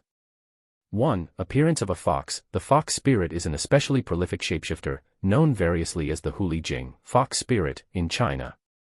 Although the specifics of the tales vary, these fox spirits can usually shape-shift, often taking the form of beautiful young women who attempt to seduce men, whether for mere mischief or to consume their bodies or spirits. Chapter 19. Chapter 19, Let You Off. It may be possible. Zhang San's hand that had been holding the dagger had his wrist completely fractured. Badly mutilated bones were exposed in his broken wrist. The remaining 3 people were scared stiff by the scene before their eyes, causing their complexions to turn deathly pale. She once again waved her whip, and their screams filled the air as they fell hard to the ground. As He looked down at the people rolling around in pain, the corner of her mouth lifted into a slight sneer. Based on these people's 3-legged cats, 1, skills, they can in no way be compared with Zhu Zhongba's guards. She didn't even need to use her invisible needles. Didn't you all say that you wanted to properly teach me? She raised the whip, lightly slapping it to the ground, causing sparks to fly everywhere. Didn't you all say that since I'm an illegitimate child, I'm courting death? Now that you've already spoken, in the end, who is courting death? Hashi's whip slashed at Zhang San's body, causing him let out a sorrowful scream. This kind of good-for-nothing trash, you dared to be so arrogant to your master. In the end, who gave you a dog's courage? As if watching a group of dying ants, Hashi looked down at them with disdain. A faint purple light flickered in her cold black eyes, making them seem brighter. The 6 people on the ground trembled, so terrified that they didn't even dare scream. Zhang San first recovered. With difficulty he used his uninjured hand to support himself on the ground. Climbing to his knees, his sorry figure crawled to Hashi's feet. Miss, we know we've been wrong. I beg you to have mercy on us. Miss, we received Butler Li's order, only then would we dare to attack you. But the matter of selling you, we really only just heard about it then. We were completely unaware. You're known to be generous, I beg you to spare us. Right. Right. Everything was Butler Li and his nephew, Li Si's doing. Miss, we're all innocent. Hashi smiled with cold amusement while watching their performance. Allowing them to kowtow for a while, only then did she lazily say, for me to let you off may be possible. However, how do I know you will not turn your heads again, and frame me in the future? Maybe you'll try to sell me again. Zhang San stared blankly, before quickly raising his uninjured left hand. Pointing to heaven to make an oath, I, Zhang San, willingly swear that from now on till afterwards to follow Mississippi. I will work extremely hard to serve Miss, never betraying her. If I were to ever disobey, let me be struck by heaven's thunder. The other 5 people naturally followed Zhang San's lead. Enduring their pain, they crawled towards Hashi. Striving to be the first, and fearing to be the last to swear. Wet Nurse Jin was stunned by the show before her eyes. She didn't expect her miss to be so ferocious after merely disappearing for a day. In her hands, the 6 cultivators of the qi refining stage didn't have any ability to resist. However, even after hearing the 6 people's oath, she still felt worried. No one knew more clearly than her these servants' viciousness. How could it be possible for them to sincerely vow loyalty and devotion to Mississippi? Miss' natural disposition was kind-heartedness, but by all means she wouldn't believe them. Wet Nurse Jin anxiously wanted to warn her, however, Hashi had already leisurely sneered, all right, since you are so sincere, I'll give you a chance to turn over a new leaf. The 6 people heard what was said and immediately became ecstatic. Although when they lowered their eyes, a thread of ruthlessness swept past. Humph, loathsome lady, actually daring to punish them. Wait until they went to Nayland Manor to seek help, see if she could still be so cocky then. At that time, this loathsome girl must properly experience suffering. Every inch of the bones in her body would be broken, her hands and feet completely crippled. Have a taste of living while wanting to die. Miss, you can't believe them. Wet Nurse Jin exclaimed. 1. 3-legged cat, Sanjiameo. 3-legged cat is equivalent to jack of all trades and master of none in English. At first the word referred to a 3-legged cat which was mistaken by people for a flying bear. Later the word indicated the cats which were skillful in hunting but had difficulty in walking.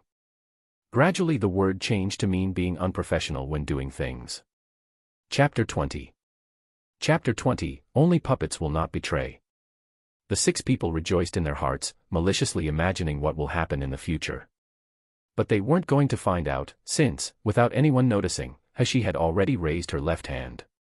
6 invisible needles lay between her slender fingertips. Her internal energy burst forth, propelling the needles to fly forward. In the blink of an eye, they entered the heads of the 6 peoples. Ah! The 6 people uttered a pained shout, feeling something cold drill into their brain. Zhangsan suddenly lifted up his head and looked at Hashi with fear. What did you do to us? Hashi's finger gently fiddled with the barbed whip, the corner of her mouth revealing the hint of a bloodthirsty smile. In this world, there's no oath that can be trusted, there are only soulless and mindless puppets that you could trust to never betray you. Well then, what do you think I'll do to you? You want to extract our souls from our body. Zhangsan and the others' eyes filled with shock and fear, as well as a deep resentment towards Hashi. Loathsome girl, you will, The sharp pain in their brain spread in a flash. Eroding their brain's nerve, the 6 people desperately wanted to struggle and resist, but the control they had over their bodies had disappeared. The method Hashi used to create the puppets, naturally it wasn't the one of extracting souls that was usually used in this world, that was truly something that went against morals and the order of heaven. For the person that had their soul taken, not only was life as a puppet irreversible, they would also never be able to reincarnate. Hashi only needed to use the invisible needle to control their brain domain, then feed them some special medicines, to make their consciousness vague, resulting in them only being able to listen and obey her orders. As long as Hashi was willing, the brain domain restriction spell could be removed, returning them to their normal state.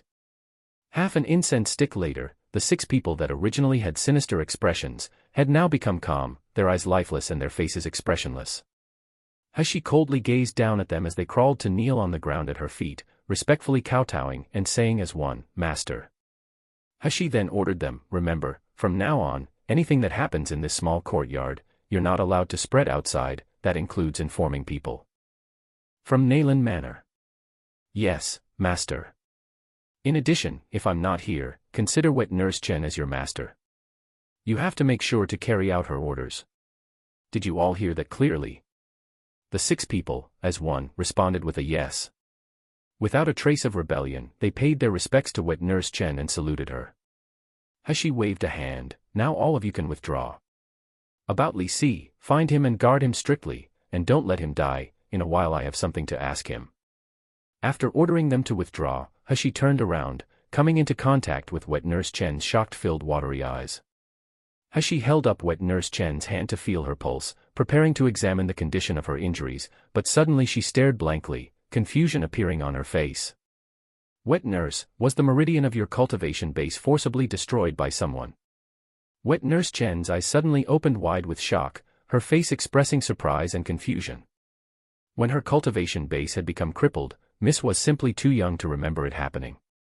Moreover, to go through more than 10 years with eating only the dirty crops, her spiritual roots had long ago been destroyed, her dantian no better than an ordinary person's.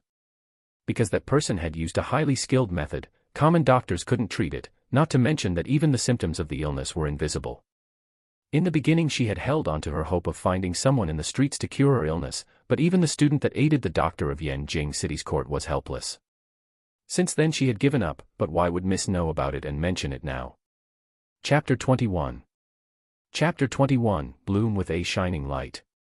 When Wet Nurse Chen recalls Hashi's behavior recently, she couldn't help but be shocked yet happy. Tears emerged from the corners of her eyes. "Miss, can you cultivate now? In the end, where you go these 2 days? Did you suffer a lot of hardships?" Wet Nurse Chen's reaction made Hashi somewhat startled. Thinking of her sudden changes, would they make Wet Nurse Chen regard her as a strange person? Her expression slightly gentled, she considered for a moment what she could say about her past 2 days' experience. "Wet Nurse, you just need to remember, the previous Nayland Hashi has died. From now on, I'm not the trash that was always bullied and humiliated anymore. Anyone who dares to bully us, I will not let them off, even people from Nayland Manor." Although she didn't know if she was able to cultivate or not, but she, Hashi, will not undervalue herself. She would never willingly be useless trash. If she didn't have any qualifications to cultivate, she will find other ways to become strong. This old servant really is useless, to actually let Miss suffer. Wet Nurse Chen's tears poured down her cheeks. She constantly wiped at her tears, saying with a trembling voice, "But, it's really good that Miss can now cultivate, really good. I knew Miss is not trash. Madam had said before, there will be a day where you will bloom with a shining light, certainly, Madam blessed and protected Miss, woo-woo, Miss, this wet nurse is very happy for you." Hashi's heart still has some doubts. Wet Nurse had said, a day where Nalan Hashi will bloom with a shining light, what does that mean? Also, how could Wet Nurse Chen so easily accept her transformation? However, Hashi tossed this matter to the back of her mind, and instead focused on taking Wet Nurse Chen's pulse. "Miss, you don't need to worry about this old servant. For me, this lowly life, this injury is simply nothing. I've long become accustomed to it." That Nalan Hashi never learned any medical techniques, how could Wet Nurse Chen not know that? Now it seems like Hashi was taking her pulse for half a day, her expression serious. Wet Nurse Chen began to feel helpless, so she started to comfort her. "If Miss doesn't feel assured, tomorrow I will go to the city to find a doctor to get some medicine. I'll certainly be fine. This wet nurse wants to see you become the brilliance of Jinling country, and see you get married." Here, when poor civilians needed a doctor, they would all visit whatever traveling doctor was in the area. Hashi heard Wet Nurse Chen's words, and her heart felt touched.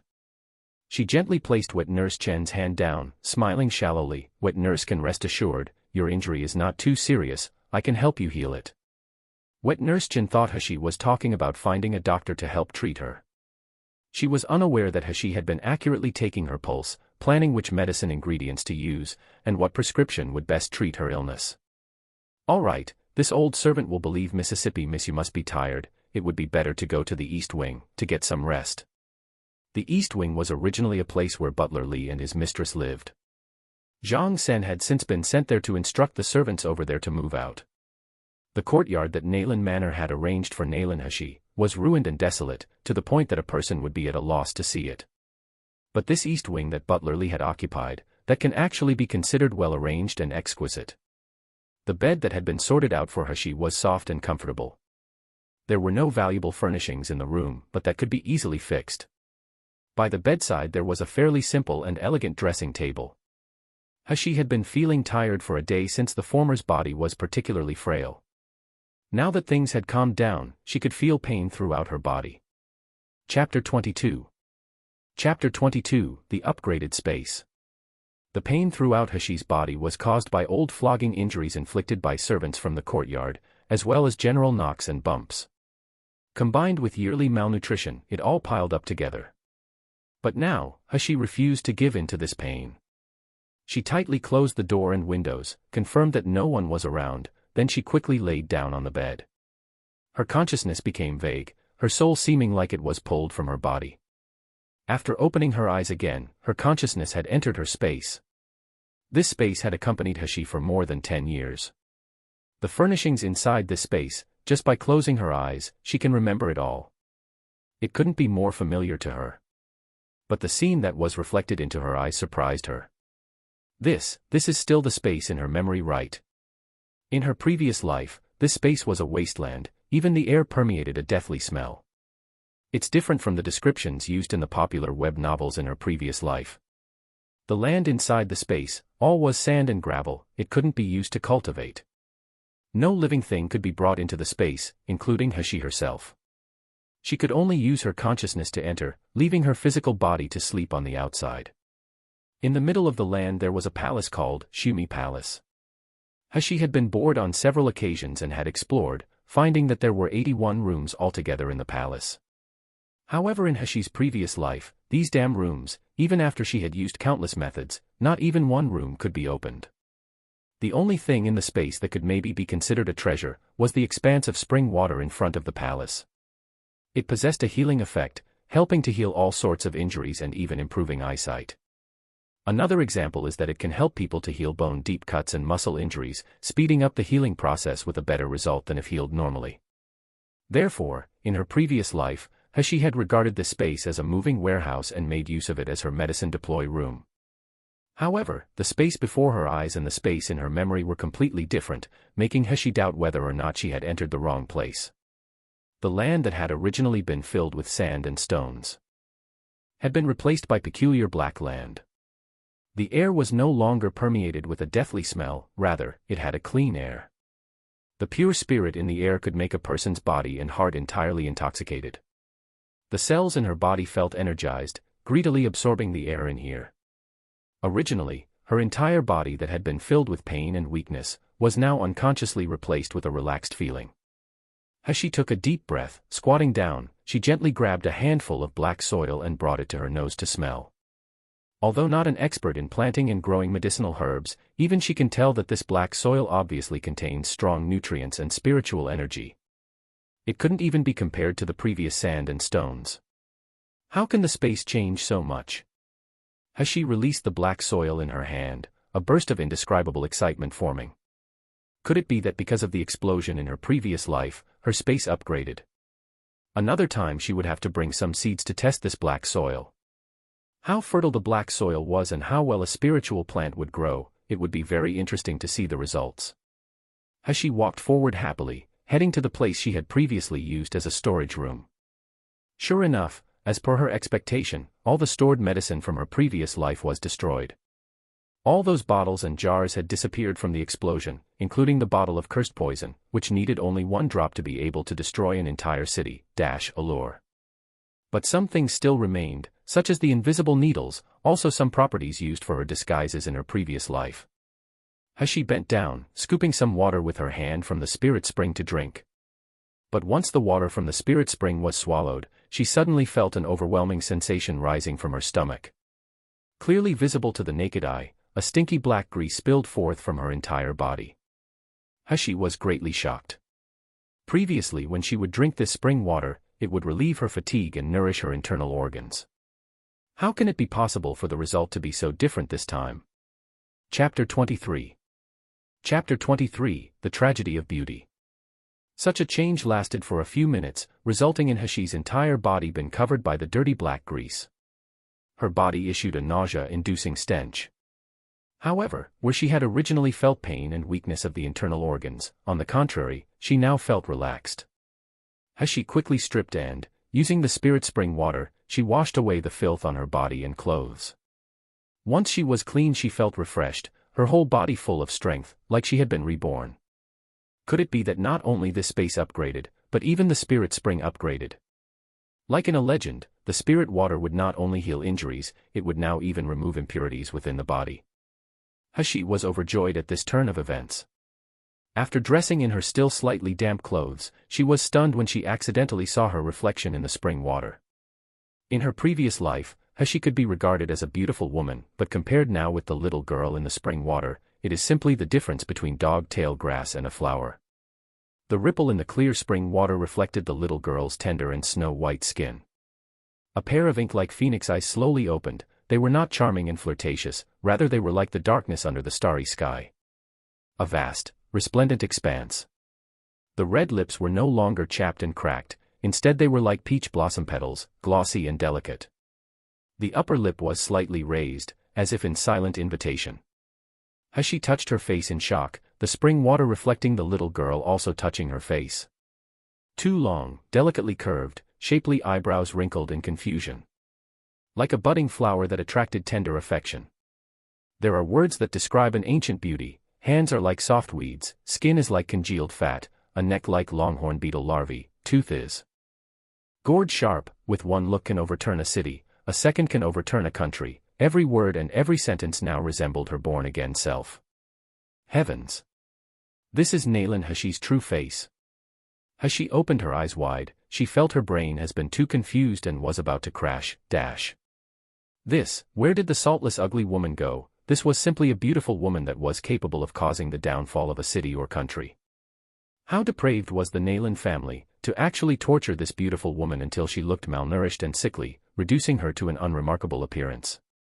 Hashi took a deep breath and, looking at the reflection of the stunning beauty in the spring water, she couldn't help but frown. Maybe she was here to express her gratitude towards all the people who tortured her, otherwise Nayland Hashi's memories would not have come to Hashi the moment she received her body. In her memory, although the next generation in the Nayland family all looked handsome and beautiful, there was definitely not a beauty with such a tragic life. If Nayland Hashi were to go out with this appearance, it would not only cause a sensation, but disaster. Nayland Manor thought of her as an illegitimate child and hadn't moved to help her previously, leaving her to suffer like a pig in a cage. With her past appearance making many people fight over her to become their furnace, with her now being like this, if she were to just go out many more people would fight over her. With this thought, Hashi made a prompt decision, picking up the disguise kit that she had earlier placed beside the spring water, and applying it on her face. Needless to say, Nayland Hashi's face is definitely a source of calamity. Currently she didn't have the strength to defend herself if her appearance were to be exposed in front of people, and she absolutely did not want to attract disaster. In a short time and with a little effort, Hashi completed her disguise. She bent down and studied her reflection in the spring water, now an ordinary and pale appearance, once again resembling the previous Nayland Hashi. Well done. Hashi flicked her finger, feeling her mood become good. As a woman she was pleased with her appearance. Who wants to become ugly? Besides her space being upgraded and her changed appearance, she also found out that after she had drunk the spring water, her internal energy has been fully recovered. Chapter 24. Chapter 24, Such an Evildoer. Moreover, although she was still unable to absorb spiritual energy, she could assimilate the spiritual energy in her space. When Hashi felt the spiritual energy enter and circulate in her body, she could feel her mind becoming energized, any remaining traces of tiredness disappearing. Hashi, standing next to the spring, started drying her clothes using her internal energy. Suddenly the reflection in the water flashed. Before, her figure had been reflected in the water, now, the surface of the water reflected the vague silhouette of a person. There was now a shadow quietly hiding behind the beams in her room. There was no light in the room, so she was unable to clearly make out the appearance of the shadow, she could only tell it was a tall man. At the same time, every corner of her space lit up with a red light in warning. Someone had approached within 100 meters. Moreover, that person was now inside her room. This space had an alert function. If someone were to approach her sleeping physical body, the space will notice and sound an alarm. The situation outside will be reflected on the water in order to avoid her physical body being harmed while she was in her space. Hashi's eyes flashed, quickly leaving her space she returned to her physical body. Once she exited her space, she jolted in surprise, receiving such a shock she almost jumped up. The room was dark and quiet, empty except for herself. Her senses couldn't detect the presence of anyone else in the room. However, at this very moment, there is a hand gently caressing her closed eyelids. Slowly, that hand traveled to the collar of her clothes. That's right, someone was standing beside her silently. Then, without hesitation, those nimble fingers began to untie her outer robes. Hashi suddenly opened her eyes, her cold eyes shining with a killing intent. As fast as lightning, her left foot ruthlessly aimed a kick at that daring flower thief. However, the expected cracking sound of her foot landing on the thief's chest didn't happen. Instead, a big hand grabbed her ankle, like an iron claw. The palm of the hand was warm and dry, instantly raising her temperature as his fingertips brushed across her naked leg, making her shudder. Hashi's heart shivered and she moved her body in a flash, rising from the bed, her right foot kicked at that person. Her hands moved in a dance, like the opening of a flower, a lotus flower blossom, layer upon layer of killing intent surrounded her. A surprised voice lightly sounded, the palm that held her ankle released her, and she fell back several steps to the sound of low laughter. This is a man, moreover it was a man with a deep, attractive voice. Hashi stood barefoot in the dark, her heart bewildered while her eyes coldly glared at the shadow in front of her. Even though this man was clearly standing in front of her and laughing, she was still unable to sense any of his movements. If it wasn't for her space warning her, she might never have known anyone was there, even if she was being skinned to the bone by this man. Who was this man? Why did he approach her in the middle of the night, and what was his purpose? Hashi's eyebrows wrinkled slightly while studying the motionless man in front of her. Suddenly, her hand shot forward, reaching in the direction of a candlestick holder. She had barely heard a laugh before the unlit candle on the dressing table suddenly lit up, illuminating the room and revealing the man's appearance. A light flashed in Hashi's eyes, her mind suddenly felt stunned, like she had inhaled a breath of icy cold air. In this world there was actually such an evildoer. The man's appearance was that of a man no older than 20 years old. Dressed in black with narrow sleeves, the collar of his outer clothes were decorated with silver and purple embroidery, mixed with dark threaded marked-out patterns of magic clouds and bats. A wide belt of the same color rested on his waist. His stature was tall, straight, and slender, like a stern young bamboo shoot. His entire person emitted a one-of-a-kind aura, a heavenly nature with a luxurious atmosphere. Chapter 25. Chapter 25, beautiful enough to make me want to covet them. What was most stunning about that handsome face was the faint light surrounding him. It highlighted his youthful and elegant features. His eyes were deep and distant, containing a mix of a refined youngster and a youth with evil charm. Like a well-carved jade, the luster it gave off charmed people heart and soul. In her previous life, He had seen countless handsome celebrities, even Ling Ye, who betrayed her, was famous as a handsome man. But if those men were placed next to this man, it would be like comparing the light of a firefly to a bright moon, stone to fine jade. They couldn't be mentioned on equal terms. She was momentarily stunned, then she went on full alert. With a cold voice she asked, "Who are you? What do you want, breaking into my room in the middle of the night?" The corner of the black-clothed man's mouth lifted, his elegant face with a smile was even more attractive. His deep voice replied languidly, "It's a dark and stormy night, a man and a woman alone together, what do you say I want to do?" The veins on Hashi's forehead became visible, her eyes frosty, she couldn't help but sneer, "Based on your beautiful appearance, the young ladies from Yanjing City might be lined up from east to west wanting to be together with you, like a raging fire and dry wood. Maybe your brain has been displaced, coming here to be a two-bit flower thief." Beautiful appearance. Two-bit flower thief. The mouth of the black-clothed man slightly tipped down, this little girl's courage was not small. Perhaps in all of Yanjing City there was no other person who dared to talk to him like this. With only the candlelight illuminating the dark room, the little girl's eyes shone brilliantly. Containing a frostiness, as peaceful as clear water in a deep well, they rendered his anger useless, instead rousing his interest and curiosity. The man leisurely stepped forward, his tall figure shrouding Hashi in shadows, pointed-toothed and sharp-tongued. "What a ruthless little girl. Since you were able to play properly with young Master Zhu's family guards, and was able to detect this king's presence, you really are worthy of being the second miss of the Nailin family, Nailin Feishue, wasn't it? Or perhaps, I should call you Nailin Hashi." When the two words, Nailin Hashi, were spoken, the man's voice was deep and low, his eyes sharp, like an eagle watching his prey, not giving her the chance to escape. Hashi startled, subconsciously taking a step back, her heart surging with shock and annoyance. So it turns out it's actually like this.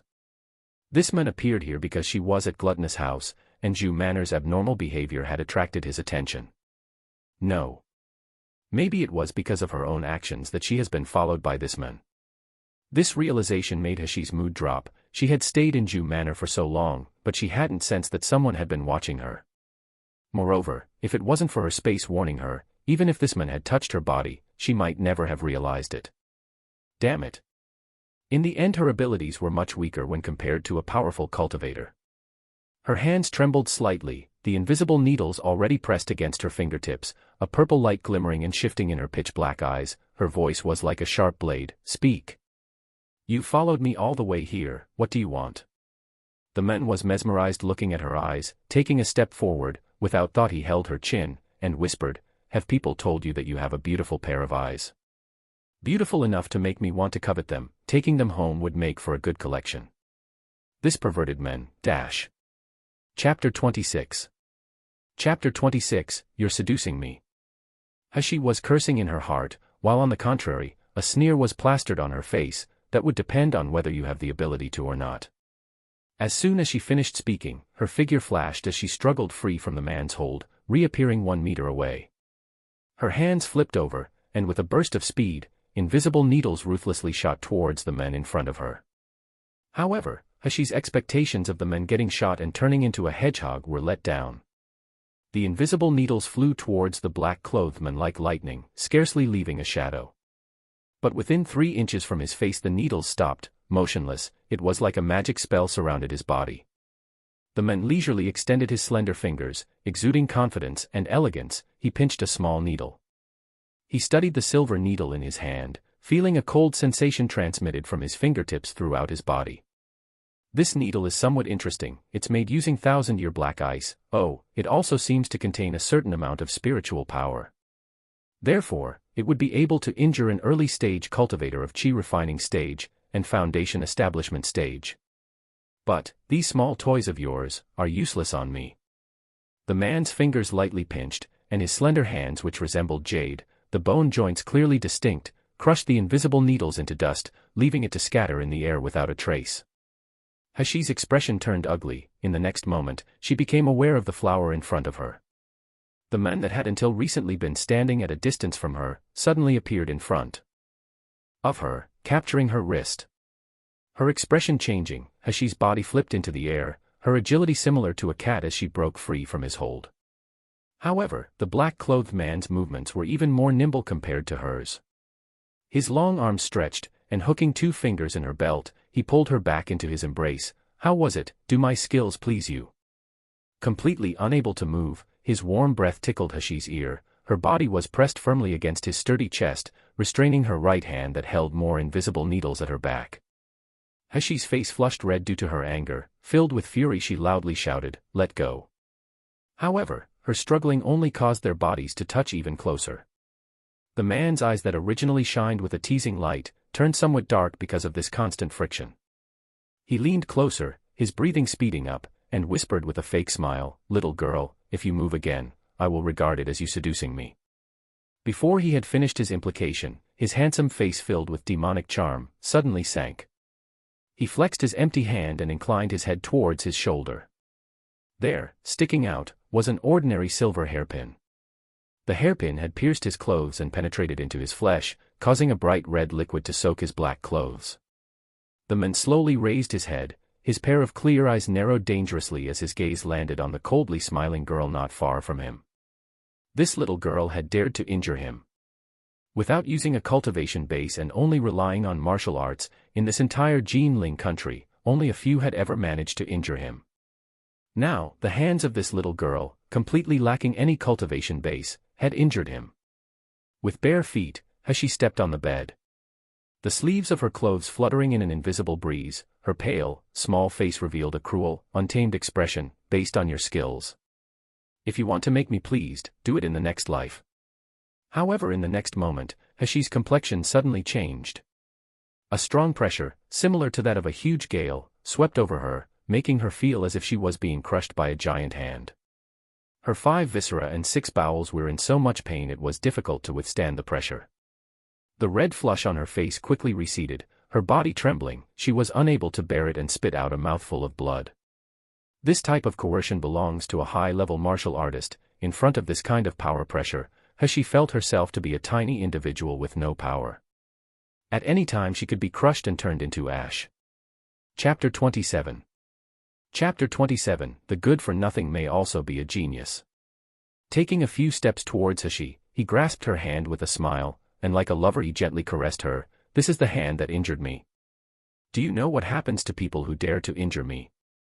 Hashi slowly calmed her breathing, the pain in her internal organs making her face turn as pale as paper. With a heated gaze, the man clutched her small and weak hand. Her delicate skin indirectly caressing the pointed cocoon on his belly, making her shudder and a numbness to spread up her arm.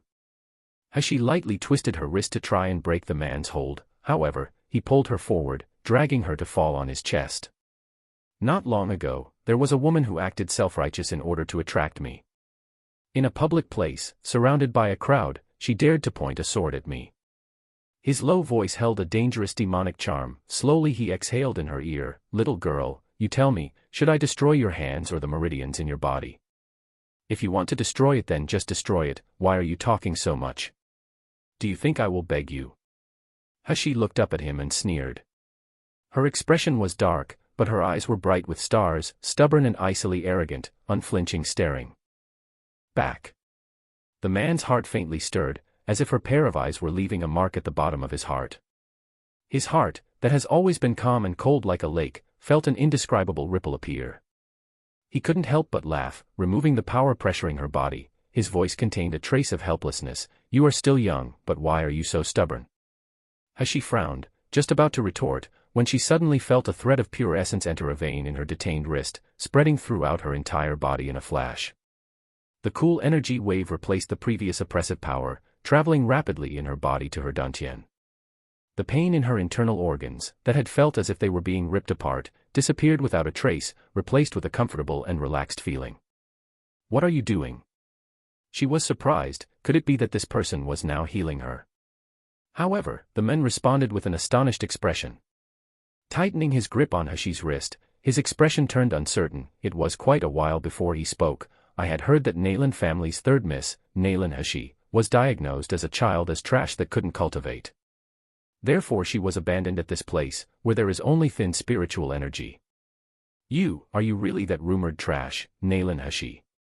Hashi's heart was bewildered, and with her expression showing a calmness she didn't feel, indifferently replied, "Didn't you already thoroughly investigate my background before following me here? Besides, if I'm not Nalan Hashi, then who am I?"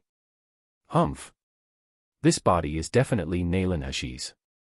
This world doesn't have a precedent for rebirth, so as long as she doesn't admit it, no one can say that she's not Nalan Hashi." The man laughed, his voice filled with interest. "Hee, the good trash that can't cultivate. This world has so many blind people." Hashi was startled, repeatedly questioning, "What do you mean?" Her small face that was originally calm, at this moment slightly changed. The man's hot palm suddenly gripped her lower jaw. Leaning over, he stared at her pair of clear and bright phoenix eyes. "Nalan Hashi, is it? I'll remember you now. We will meet again soon. Who are you actually?" Just as Hashi's cold and sharp question was asked, she felt a gust of air brush past her. The man that had been standing in front of her had now disappeared without a trace. The candlelight flickered gently in the room, but there was only her, standing all alone, as if that strange man had merely been an illusion. "That bastard, dash." She cursed in her heart, gnashing her teeth while laying back down on the bed, entering her space again. Chapter 28. Chapter 28, Mother. Inside, Hashi's space was still the same as before. A strong and pure spirit permeated the air, and the large area of black land, although without any plants, was still filled with a nurturing vitality and exuberance. However, she was not here to focus on the land and spirit spring this time. When she had exited her space before, she had glanced at Shumi Palace, noticing that the first door was open. One must know, she had possessed this space for more than 10 years, and had explored the Shumi Palace more than 1,000 times. Ice, fire, dynamite, and all the other methods she could think of, and not one door could be opened, not even a mark was left behind. Hashi quickly walked to the front of Shumi Palace. In surprise she looked at the half-closed door, seeing a trace of golden light spilling out. The first door of Shumi Palace had really opened. Becoming excited, her heart beat wildly and incessantly. Hashi had barely entered the room when inside her head there was a tinkling sound, and an odd message appeared in her mind. "Shumi mustard seed has been activated. Shumi Palace's jade heaven door has been opened, including 9th secluded spirit spring and ancient rhyme spirit field. The 9th secluded spirit spring, able to replenish spiritual energy, purify essence, and heal deep wounds. Also used for a medicament to advance to peak form, and a medicament to induce childbirth. The ancient rhyme spirit field, able to shorten a plant's growth by hundreds of times, and the soil will sustain spiritual plants without the need for water." Sure enough, her space had upgraded. Moreover, the black soil outside the palace really was very beneficial to growing spiritual plants. But this 9th secluded spirit spring, the so-called advancing medicament and labor-inducing medicament, what did those mean? The script slowly faded from her mind, leaving her with a smiling expression showing on her face. Now her attention was quickly attracted by the huge egg in the middle of the room. That's right, in the middle of the Shumi Palace's first room, hanging in the air, there was a huge egg-shaped object. From the egg a faint golden luster was emitted, and through the thin shell, a creature with a curled body could vaguely be seen floating quietly inside.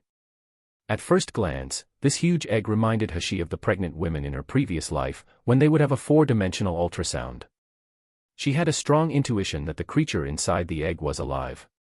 But that behind the jade heaven door the room was empty except for a huge, unknown egg, this was too beyond her expectations. Hashi lightly stepped forward, slowly approaching the egg and circling around it, a faint fragrance like warm bread reaching her nose. She was astonished as she felt an intimate feeling that she had never felt before suddenly surge up from the bottom of her heart. As if the creature and her were connected by blood, Her ears could even hear the thud-thud of the young creature's pulse. With a bewildered expression, Hashi slowly extended her hand, gently caressing the smooth surface of the huge egg. Mother, mother. A sharp and clear immature young child's voice suddenly echoed inside her head, causing her to jump in shock. Quickly withdrawing her hand, she looked in bewilderment at the huge egg. The golden light surrounding it had become brighter. Just now, was that her imagination? Why did it seem like she heard a child speaking? But, this room is empty, she didn't see even a shadow of anyone else. It couldn't be that this huge egg was talking to her. Hashi's heart was full of disbelief, not daring to believe, as she once again extended her hand, touching the huge egg that was now flickering with golden light, as if in excitement. Mother, you finally came to see me. If you had not come, baby would have been bored to death inside here. Chapter 29. Chapter 29, What species are you? Hashi's eyes opened wide. She was quiet for a while before finally asking, Who are you calling mother? Of course it's you, mother. The huge egg's voice was brimming with happiness like a spoiled child. Besides the unequaled great, awesome, and beautiful mother, who else would have the qualifications to become baby's mother? Black lines appeared on Hashi's face. She didn't know whether to laugh or cry. Who's qualified to become your mother? This miss is only 16, even in my past life I hadn't passed 20, so how can I become a mother? This is wrong. This is an egg and I am a human, for a viviparous mammal. How can I give birth to such a huge egg like this? Hashi felt dizzy because of this egg, and speaking with an unhappy voice, What are you? Why are you calling me mother? Because you are my mother. The golden light bounced several times, its voice somewhat anxious, Mother, I can often see you from here. I've been waiting for you to come see me, but you've never come. Baby is very lonely and all alone here. The huge egg's sharp and clear child voice was sad, and sobbing could be heard coming from the egg. It was so sorrowful and full of grievances, it really made an unfeeling person unable to not take pity. Hashi felt a headache start, but unable to help herself, she gently stroked and caressed the huge egg's shell, and spoke with a soft voice, all right, don't cry. Haven't I come to see you now? What type of species are you? What is species? The huge egg seemingly really liked her touch. The originally still crying voice had now become cheerful. I don't know what I am, but mother is my mother. Baby knew you. Woo, mother, you don't need baby. After speaking, the huge egg seemed to panic and became restless, once again beginning to sob. Hashi held her forehead when she heard the child's grief-filled weeping. She was filled with self-mocking as she didn't know how to describe her feelings of wanting to surge forward and comfort the egg. She is an unmarried girl, she really didn't have any experience on how to coax a child. To stop it from weeping, Hashi had no choice but to caress its eggshell again. All right, don't cry, I never said I don't want you. Then, do you know why you're in Shumi Palace? The huge egg accepted the caresses and sure enough, once again the overcast rain became clear, its excited golden light bobbing around almost in a circle. It even shouted mother several times, and as if trying to remember something, Shumi Palace. It seems I remember this name, Shumi Palace. That's right. It's Grandpa Shumi, I remember him, it's him that had saved baby. Grandpa Shumi? Who is he? Grandpa Shumi.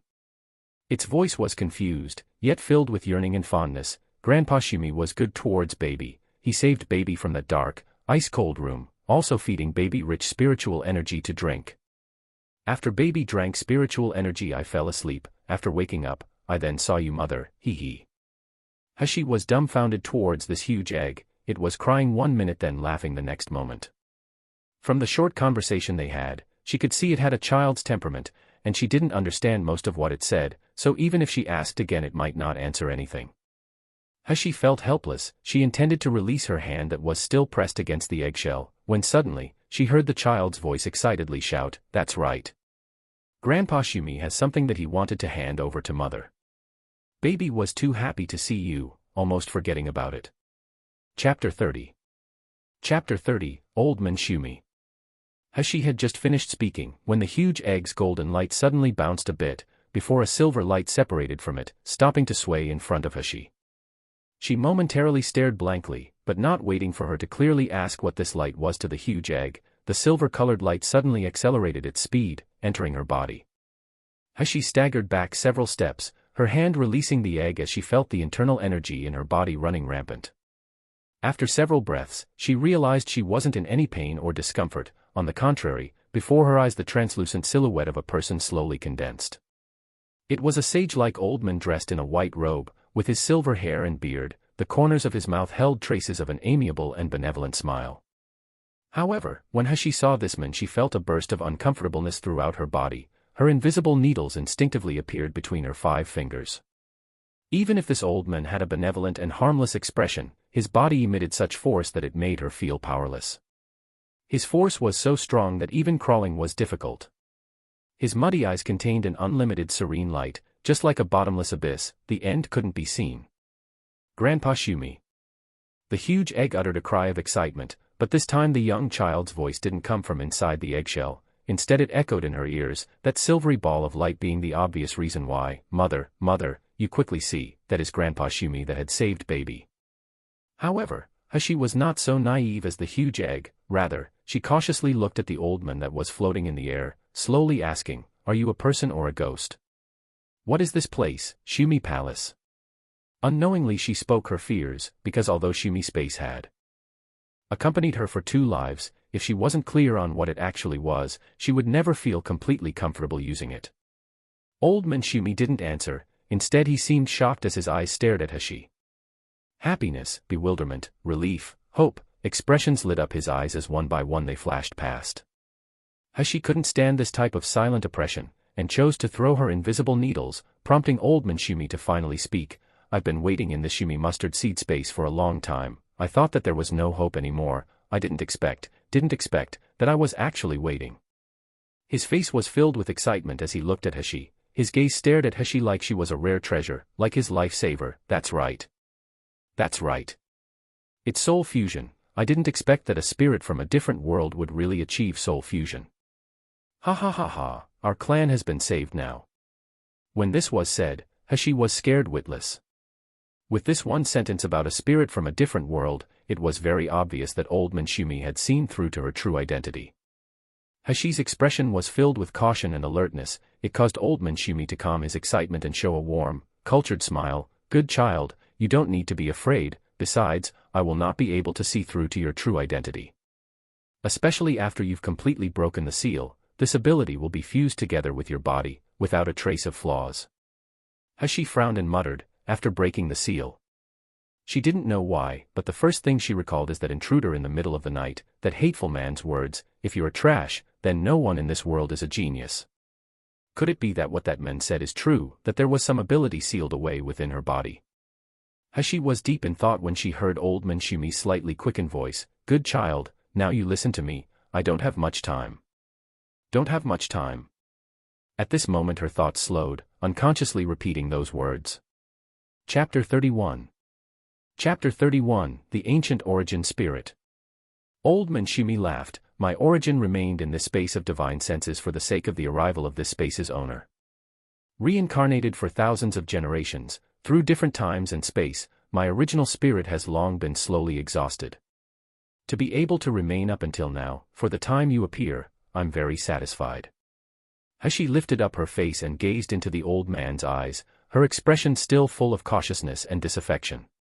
However, all she could see was a pair of eyes full of benevolent kindness and hope, eyes that held a prayer and blessing, without a trace of scheming, making her cold and hard heart slightly moved. "This space was made from refining my spiritual body. These past millions years, in order to look for the space's owner, I've let many people become its carrier, but you are actually the only person that has been able to make it upgrade. However, what you see now is merely just a small part of this space." Hashi suddenly recalled that when in her past life, this space's assistance had always saved her, so regardless of whether or not its existence was being used to take advantage of her or for scheming, this assistance rendered was nevertheless real. She looked towards old man Shumi's eyes and couldn't help but feel somewhat grateful. Old man Shumi laughed slightly when seeing her eyes become more gentle. "Hashi, wait until after your cultivation base has advanced. You will then see this space's true appearance, that is the real paradise, an equipped magic item that could cause all people in the cultivation world to rush like ducks." With her nature, when she heard these words, her mood surged, unconsciously imagining her future circumstances. However, very quickly she awoke from her beautiful dream. After all, she didn't have unconditional strength. Even if she had many magic items, she would be just like an ordinary person that treasured a jade ring till it becomes a crime. 1. She pointed at the huge egg. Then what is that? Cough, that is the ancient origin spirit and being sealed now. Old Manshumi solemnly said, the so-called origin spirit, that is the origin of all the spirit in the world, the divinely created objects that are able to create and destroy. The two of you have already completed a life and death contract. In heart and in spirit, in life and in death, even with a Tao heart, too, or spell, you can't cut off the connection between you. Wait. Wait. Hashi couldn't help but open her eyes wide and exclaim in surprise, what life and death contract? Why, I don't know about it. When did this happen? Besides, this is obviously an egg. You go so far as to make me share life and death with an egg. Are you joking with me? Moreover, what is this ancient origin spirit? What divinely created objects? Sounds very powerful. However, isn't this completely like having heard but not understanding well? In the end, what kind of ghost is this? Mother, baby is not an egg. Woo woo woo, baby is mother's obedient baby. Woo woo woo. Hashi suddenly felt a headache start, having no choice but to appease the baby egg again. Old Manshumi laughed. Not so long ago, the human race, in order to obtain this life and death contract, they overturned heaven's pillars, putting people in a terrible situation, and yet you actually feel unlucky.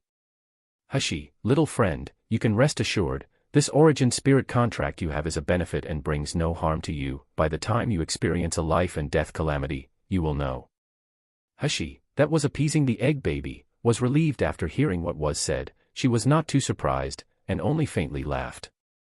This is not to say Hashi was indifferent to this treasure, but if common people were to look at the huge egg's benefits arranged in front of their eyes, they would flock and fight over it, unaware that there's no such thing as a free lunch in this world. Receiving such a big benefit, she must undertake many responsibilities. How could there be any pure benefits in this world?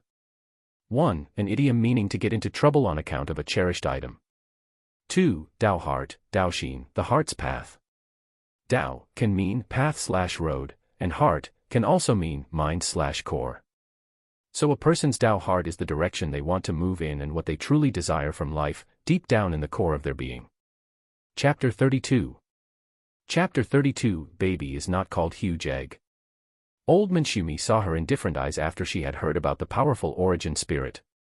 There was no greed in her eyes, rather, it was vigilance and calmness. He couldn't help but be more pleased. I will soon disappear. Hashi, little friend, you must remember, before you possess enough strength, you shouldn't let people know about the existence of the origin spirit. Otherwise, it can become your disaster. It can also become a monstrous catastrophe to the greedy human race. Remember that at all cost. His implication was barely finished when his vaporous figure slowly dissipated, changing into a speck of silvery light, before disappearing in the air. Wait a minute. What is the secret that is contained in the origin spirit?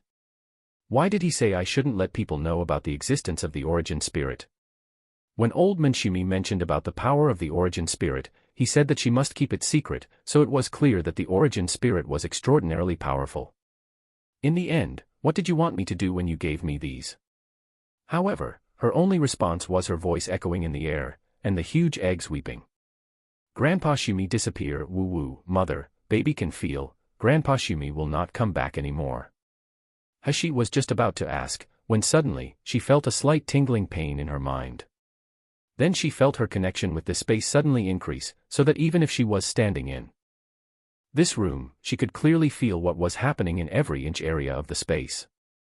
Hashi was shocked for a while, and gradually recovering from her shock, she touched the huge egg that was weeping and grieving, sighing, all right, don't cry, people will always have to be separated in life and death, you are an egg, why so sentimental? The huge egg stopped weeping with her caress, however it protested loudly, baby not called huge egg is not pleasant to hear. Black lines appeared on Hashi's face. You are an egg, it doesn't matter if that name is pleasant to hear or not.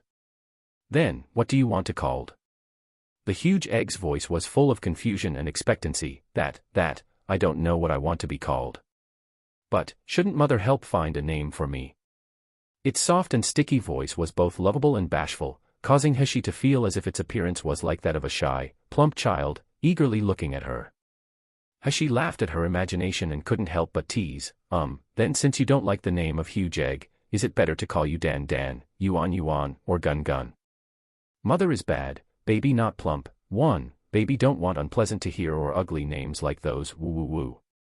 The Huge Egg's sad weeping was now even louder, leaving Hashi unable to know whether to laugh or cry, having no other choice but to compromise. All right, then I'll think about it again, but before I find a name for you, I'll call you Dan Dan. This is pretty good, right?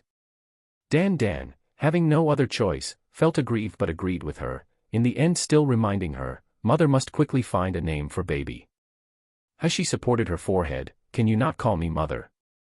Heaven knew she was only 16 years old in this life, a beautiful youthful girl, how could she become someone's mother?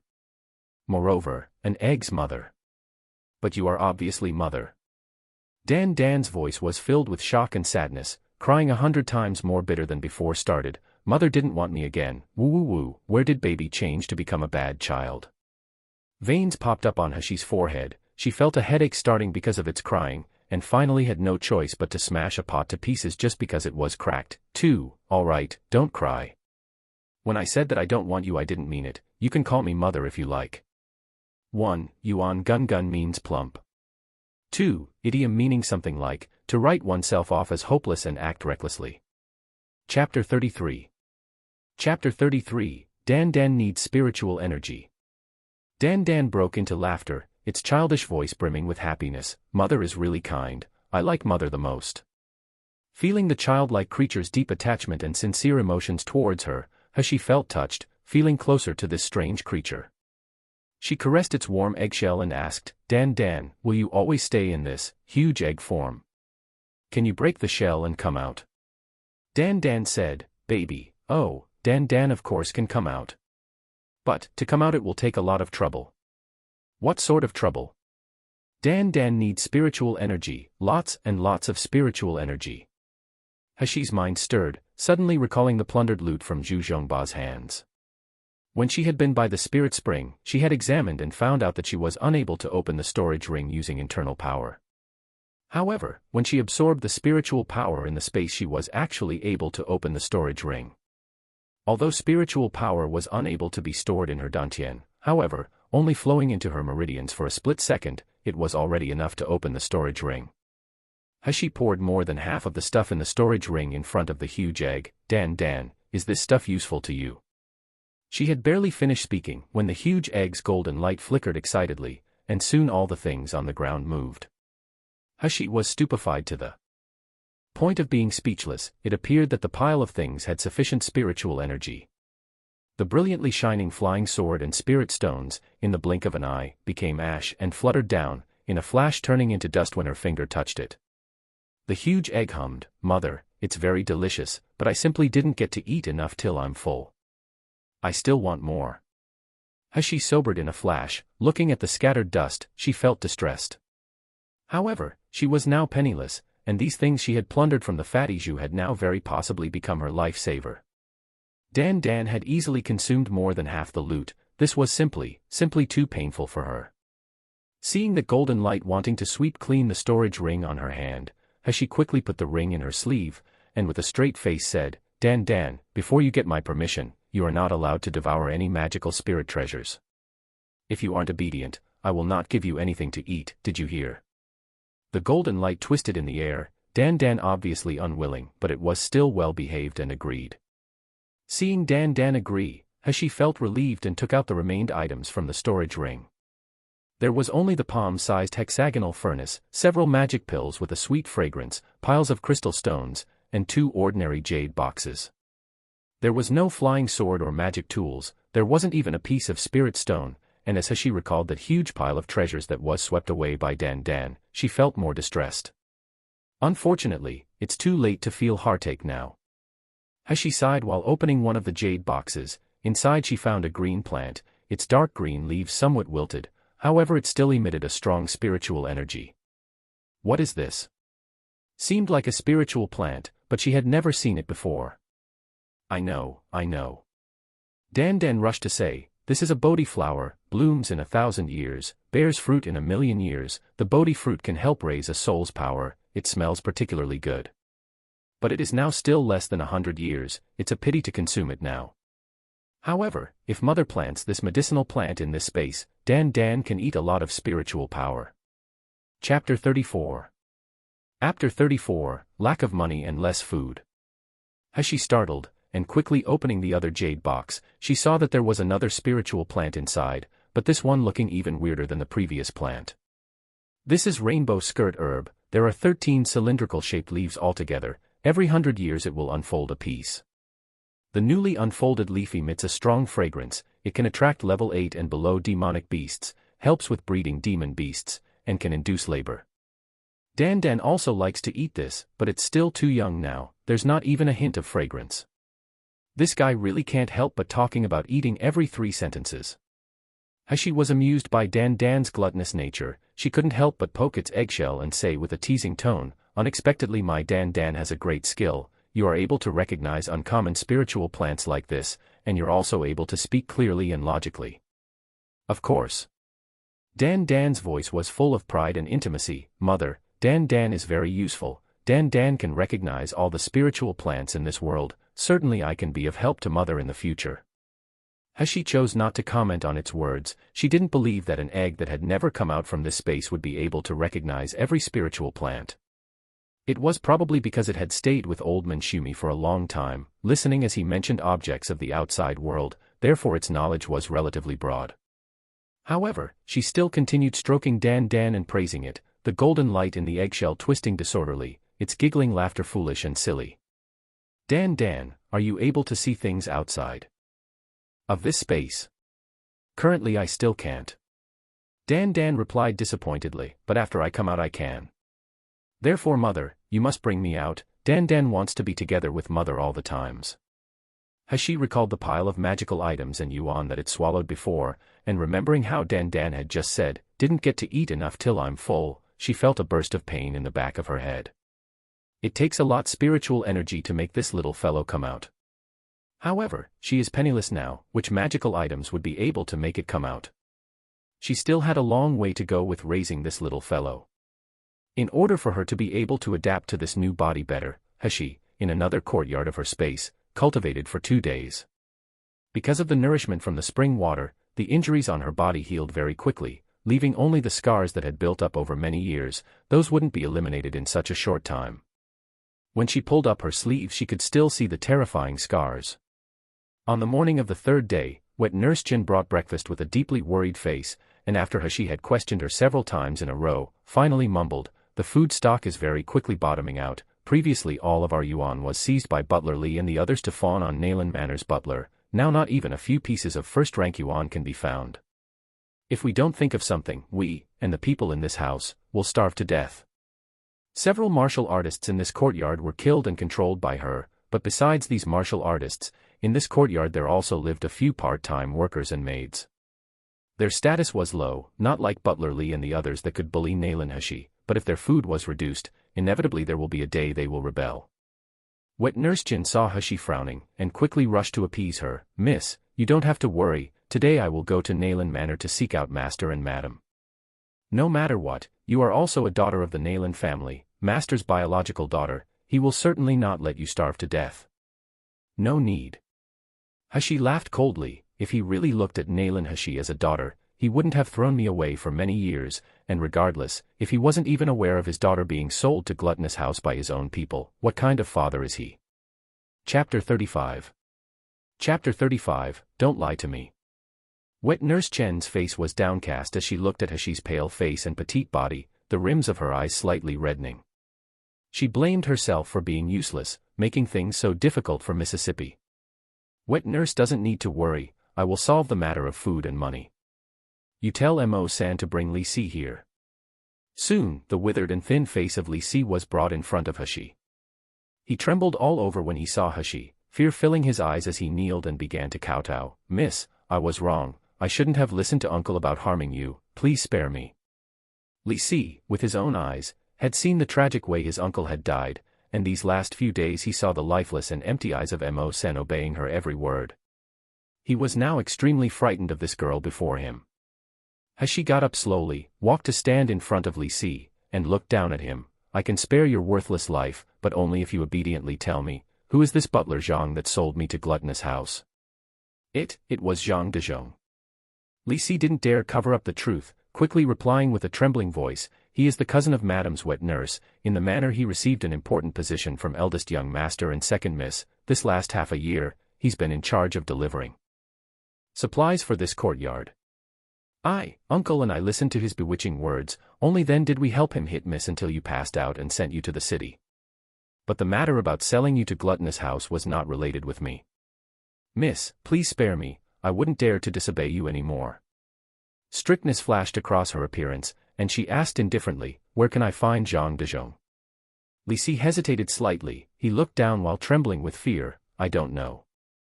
Butler Zhang such a big person, how can we, this small servants know his whereabout, He hadn't finished speaking, when she had already kicked him, her left foot firmly stepping on his chest. I forgot to tell you, I have a bad temperament. If you dare lie to me, although I will not kill you, I will make your life worse than if you had died. I'll speak. Miss, please spare me. Li Si's hoarse voice let out a miserable howl to beg for forgiveness. I don't know where Butler Zhang lives, but every day he will go to Zhangla workshop to gamble. Other than that I really don't know. Miss, please spare me. Zhang de Zhong. Nailan Feishue. She sneered and suddenly lifted her hand. In a flash several silver needles entered Li Si's brain. Li Si screamed, as he glared at He, his eyes filled with fear and resentment. You said you would spare me. Without managing to finish his implication, his eyes lost their radiance, becoming a puppet that lacked the ability to resist. He slowly spoke while sneering, I said that I would spare your worthless life, but I didn't say that I would let you live freely. At noon, the most prosperous street of Yanjing City was bustling with activities, the crowd coming and going, with peddlers shouting about their wares on the sides. The most lively place was coming from the gate of Zhangla Workshop. Zhangla Workshop wasn't only one gambling house, it almost occupied half the streets of this district. Besides running a gambling house, there was a restaurant, an entertainment house, numerous treasure pavilions and the slave marketplace. Therefore, Zhangla Workshop's gate always had all kinds of people coming and going. Among them were elegant men with bright and neat clothing, and beautiful, delicate women that could attract people.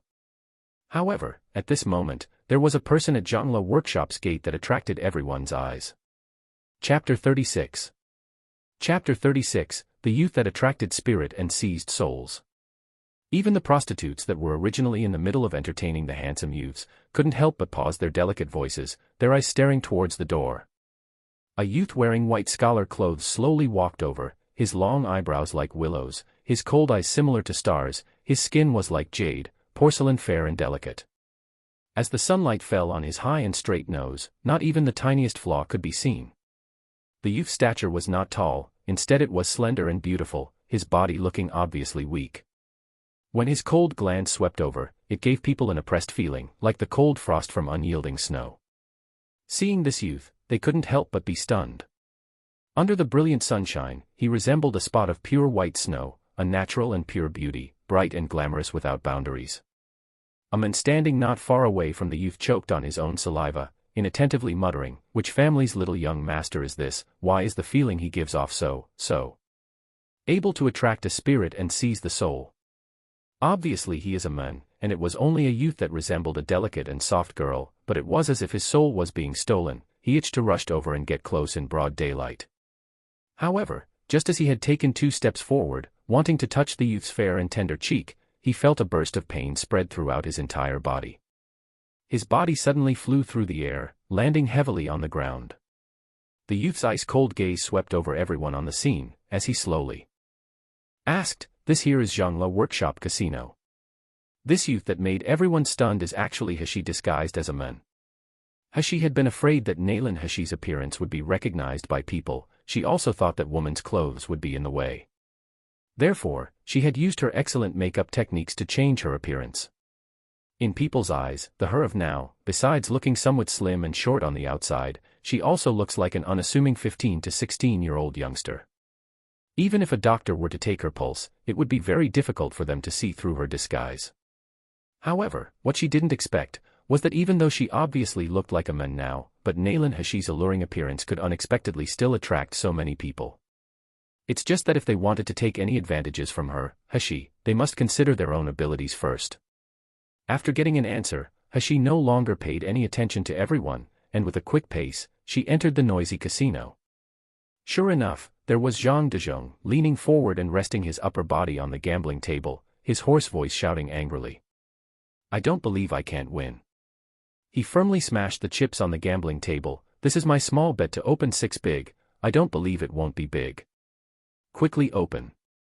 The appearance of the dealer that was shaking the dice changed, a cunning expression sweeping past his eyes. Hashi had a moment of realization, the corner of her mouth arching into a grim curve. It seemed that this Zhang Dezhong was unaware he was being defrauded by people. Sure enough, once the dice opened, the result was still small. Zhang Dezhong angrily punched the gambling table, shouting loudly, "Damn! Why am I so unlucky today? You will also no longer give me 100 chips." However, the dealer's expression showed disgust, sneering, "Butler Zhang, you already owe 1,000 yuan to this gambling house. If you keep adding to the amount you owe, how will you pay it all back?" "What did you say?" Zhang Dezhong rushed to grab the dealer's clothes, and with a stern voice, "Do you know who I am? I now have plenty of yuan, don't you look down on me, ow." He still hadn't finished speaking, yet he was kicked by someone. Chapter 37. Chapter 37, Budding of a Rabbit Boy.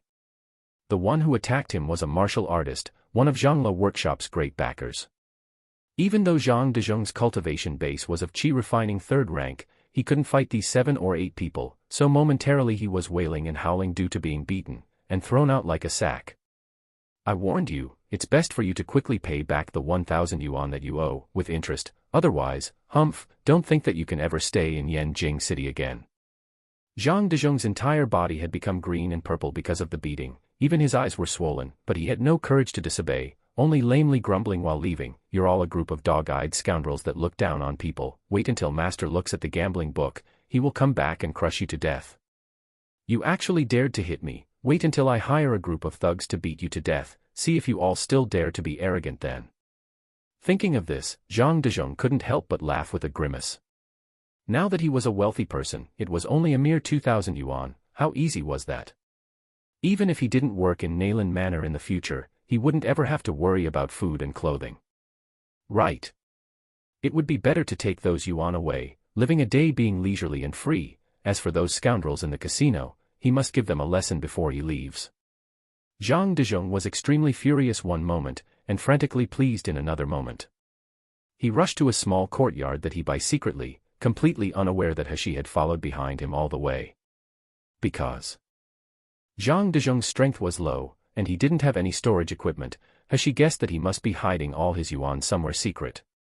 Sure enough, a few minutes later, Zhang Dezhong carried a big bag over his shoulder as he snuck out from the back door of the small courtyard. The bag looked rough and ordinary, however, it emitted fluctuations of spiritual power. Hashi smiled while raising her eyebrows, and leaping into the air, she landed in front of Zhang Dezhong. "Who are you?" Zhang Dezhong cautiously questioned when Hashi appeared, almost scaring him, causing the packed bag of yuan to tumble to the ground. Standing firm, he noticed that the one who blocked him was actually a refined and elegant youth. Moreover, from his entire body there were no fluctuations of spiritual power. This is obviously just an ordinary person. Zhang Dezhong's courage immediately grew as he fiercely glared at Hashi. "Boy, did you go to the wrong place? What do you think you're doing standing in front of my backyard's gate?" The tips of Hashi's eyebrows rose with her smile, the corner of her mouth exposing a faint smiling expression. Her pearly white teeth within her sakura-like lips were faintly discernible, just like a feather teasing his heartstrings, making his entire body itchy.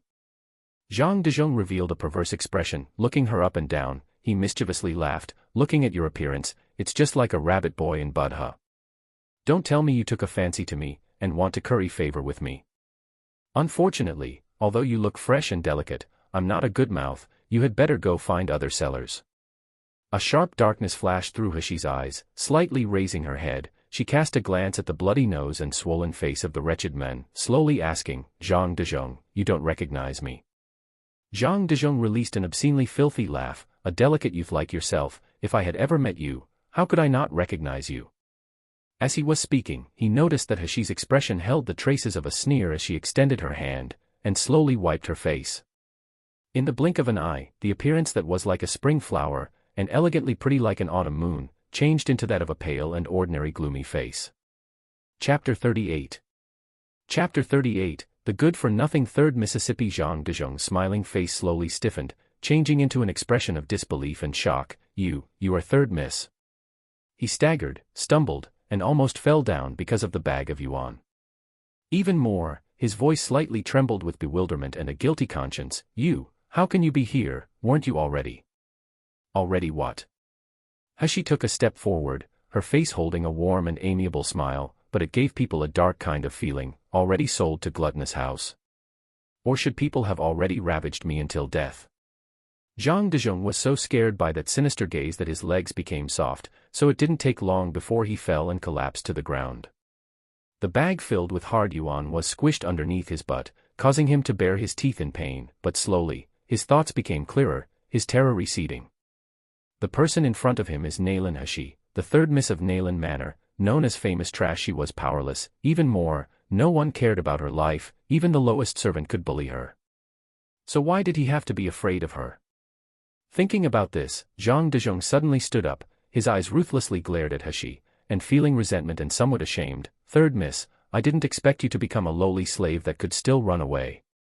It seems that your new master is good towards you. Is it because of your beautiful face? When he thought of that elegant and alluring face, Zhang Dezhong felt a burst of itchiness in his heart. However, third miss is a genuine woman, and since he, Zhang Dezhong, had never seen such a beautiful woman, he didn't know how to deal with this feeling. Moreover, third miss is a cowardly good-for-nothing. She is also the genuine miss of Nailin Manor. It must be good to play with this miss. Zhang Dezhong felt the blood in his body rush to the lower part. Taking a step towards her, he let out a demonic laugh. Come on, if it were not for me bringing you, third miss, to gluttonous house, you wouldn't have found such a good master, turning you from a saltless woman into a beautiful woman. Looking at third miss's appearance now, it seems like you've lived pretty well. Third miss, how about you express your gratitude towards me? While speaking, his hands went to touch her face. The corner of Hashi's mouth hooked slightly upwards, revealing a remotely cold demonic smile. Then, when Zhang Dezhong's hands were about to touch her, her fingers suddenly moved, causing several invisible needles to shoot into his body as fast as lightning. Dash! Zhang Dezhong shouted in shock. Immediately his entire body became painfully limp, and with thump, he fell to the ground. Hashi took a step, slowly stepping on his hand that was recently extended, and leisurely said, You're right, I certainly want to properly express my gratitude to you. Zhang Dezhong's face showed his fear, his voice trembling. What are you going to do to me? Of course it's to give you a gift as thanks. Hashi smiled while quietly speaking, but she exerted all her strength to her foot. A crack was heard, and Zhang Dezhong's right wrist bones had been broken. How was it? Are you satisfied with this gift? Zhang Dezhong let out miserable howl like a dying pig.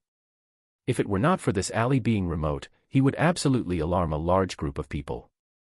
Seeing that Hashi was about to step on him with her other foot, Zhang Dezhong quickly cried and loudly pleaded, Third miss, I was wrong, please spare me.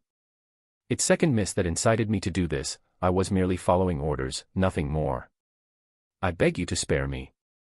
Hashi sneered, Second miss and I haven't seen each other for many years. She has always walked on her bright path while I walked on my difficult path. We couldn't even hit with 8 poles. Why would she order you to deal with me? You dared lie to me. Is it that my gift is too light? 1 means a far distance. It metaphorically means the relation between two persons or things is not close, or that they are unrelated. Chapter 39. Chapter 39, Crown Prince's Concubine. While speaking, Hashi fiddled with an invisible needle between her fingers. It was like her hands were mimicking the action of repeatedly stabbing his eyeballs, harshly damaging his eyesight. It's true. It really was the second miss. I'm absolutely not telling any lies. Zhang Dezhong repeatedly shouted in fear as feces flowed down his pants. Second miss said you're a fox spirit, you seduced His Highness the Crown Prince, so she ordered me to deal with you. Master had previously passed down an order to not cause the death of third miss, therefore second miss didn't dare try to kill you, and just ordered me to sell you to a filthy place. I simply couldn't disobey second miss's order, but I sold you to gluttonous house which ended up being a good place. It was a blessing in disguise for you. I beg of you to spare me, please spare me. Heshi's eyebrows wrinkled slightly, faintly saying, "His Highness the Crown Prince and I have never even seen each other." She said that I seduced him. Not even an idiot would believe that.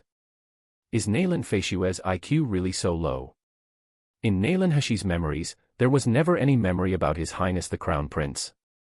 She would even go so far as to put the accusation of seducing the Crown Prince on her. Really funny.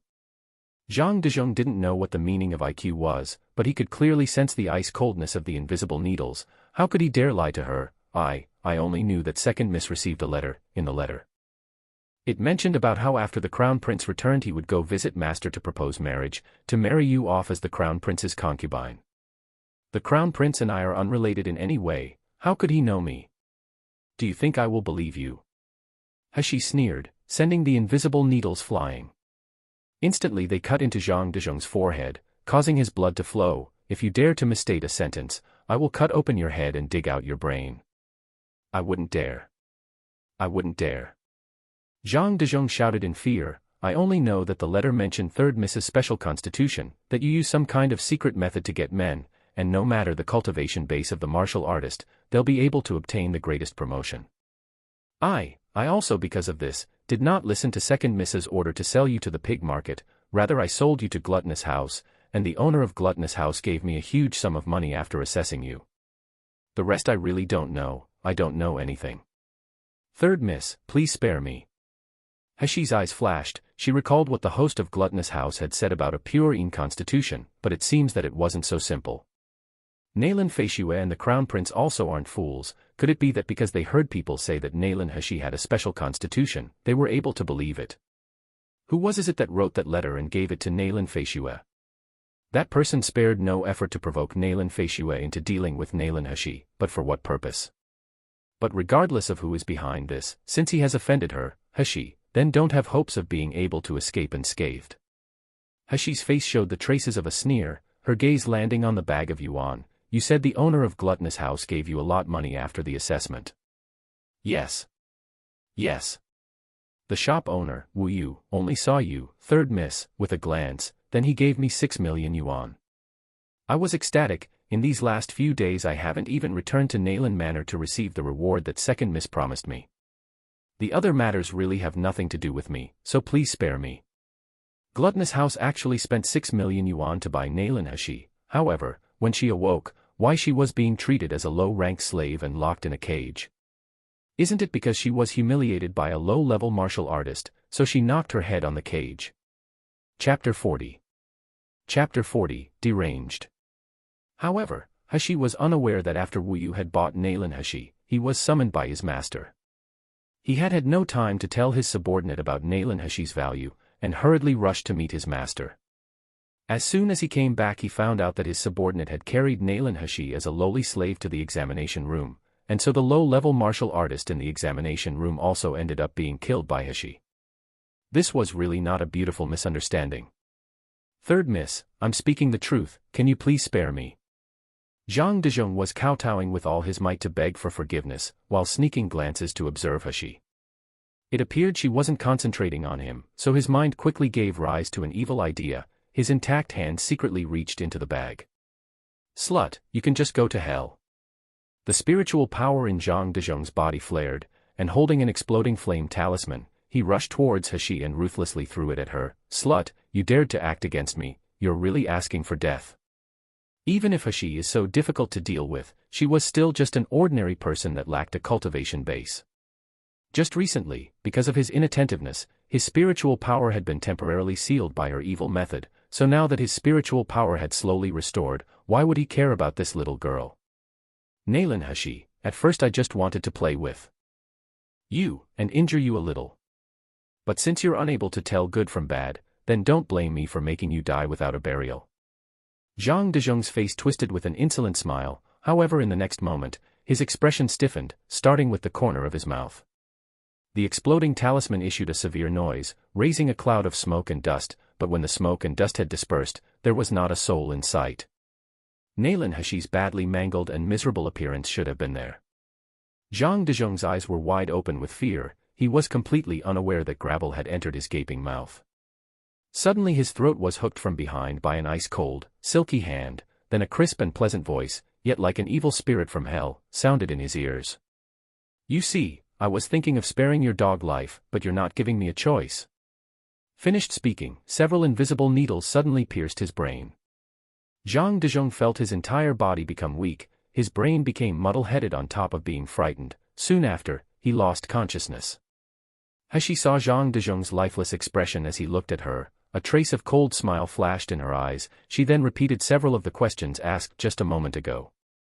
Zhang Dezhong's mind was being so tightly controlled that he couldn't even try to deceive her or conceal the truth, so he thoroughly confessed, leaving nothing out. The fact was that Zhang Dezhong being interrogated by punishment or being controlled, the truth wasn't that much different. But what He didn't expect was that Nayland Feishue's original intention wasn't for Zhang Dezhong to just take Nayland He and sell her to the pig market.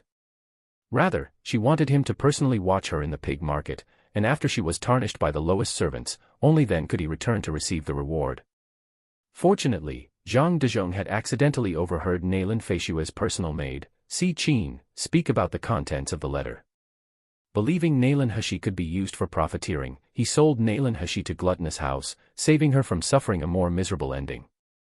After Zhang Dezhong had taken the yuan, he didn't go store it straight away. Instead, his gambling addiction took over. Therefore, he hid the yuan in this courtyard, then he dawdled in Zhangla workshop for 2 days. Hearing Zhang Dezhong's confession, a strong killing intention rose in He's heart towards Nayland Feishue, where before there was only hate. For the purpose of keeping her beloved, she even wanted to sell her half-sister. Going so far as to actually come up with such a malicious idea to make an innocent girl beyond redemption, this is simply deranged. Chapter 41. Chapter 41, Such a Good Home. As she sneered, taking the remaining yuan, she placed them in her storage ring. Probably less than 3 million yuan remained, as just within these last 2 days, Zhang Dezhong had actually managed to lose about 2 million yuan. Because his mind was hypnotized, Zhang Dezhong was still kneeling expressionlessly on the ground like a foolish person, even saliva flowed out from his mouth. Due to the extreme fear, the stench of his feces was overwhelming, making him look even more miserable than a beggar. He's eyes that were looking at him didn't show disgust, rather it was a coldness, just like a sharp blade dipped in poison. They flickered with a clouded purple light. She lightly placed her palm on Zhang Dezhong's back, releasing a burst of internal energy. The invisible needles that currently resided in his brain shot out and flew back into her hands. Almost at the same time, her hand that was holding a dagger, with an unparalleled speed, cut across the meridians on Zhang Dezhong's body and throat one by one. In a split second, blood wildly sprayed, his howls as if shaking heaven. That's right, Zhang Dezhong had returned to his senses, his face shocked as he looked at He. There wasn't a trace of resentment in his eyes, only desperate begging. He, still holding the bloody dagger, raised it in front of his eyes and lightly touched the beads of blood on it, then indifferently laughed. "Butler Zhang, aren't you interested in selling people as slaves? Today, I'll let you personally taste it." Ah. Ah. Butler Zhang wanted to beg, however, he found that he simply couldn't make any sound. Even more, his muscles and veins had been cut, making him completely unable to move. He's smile became more brilliant, so even though her face was now paled with disguise, it still looked bright and beautiful. "Are you afraid, looking at all of this blood? Don't worry, you're a martial artist, your body can gain nourishment from spiritual power, this small injury is simply not fatal to you.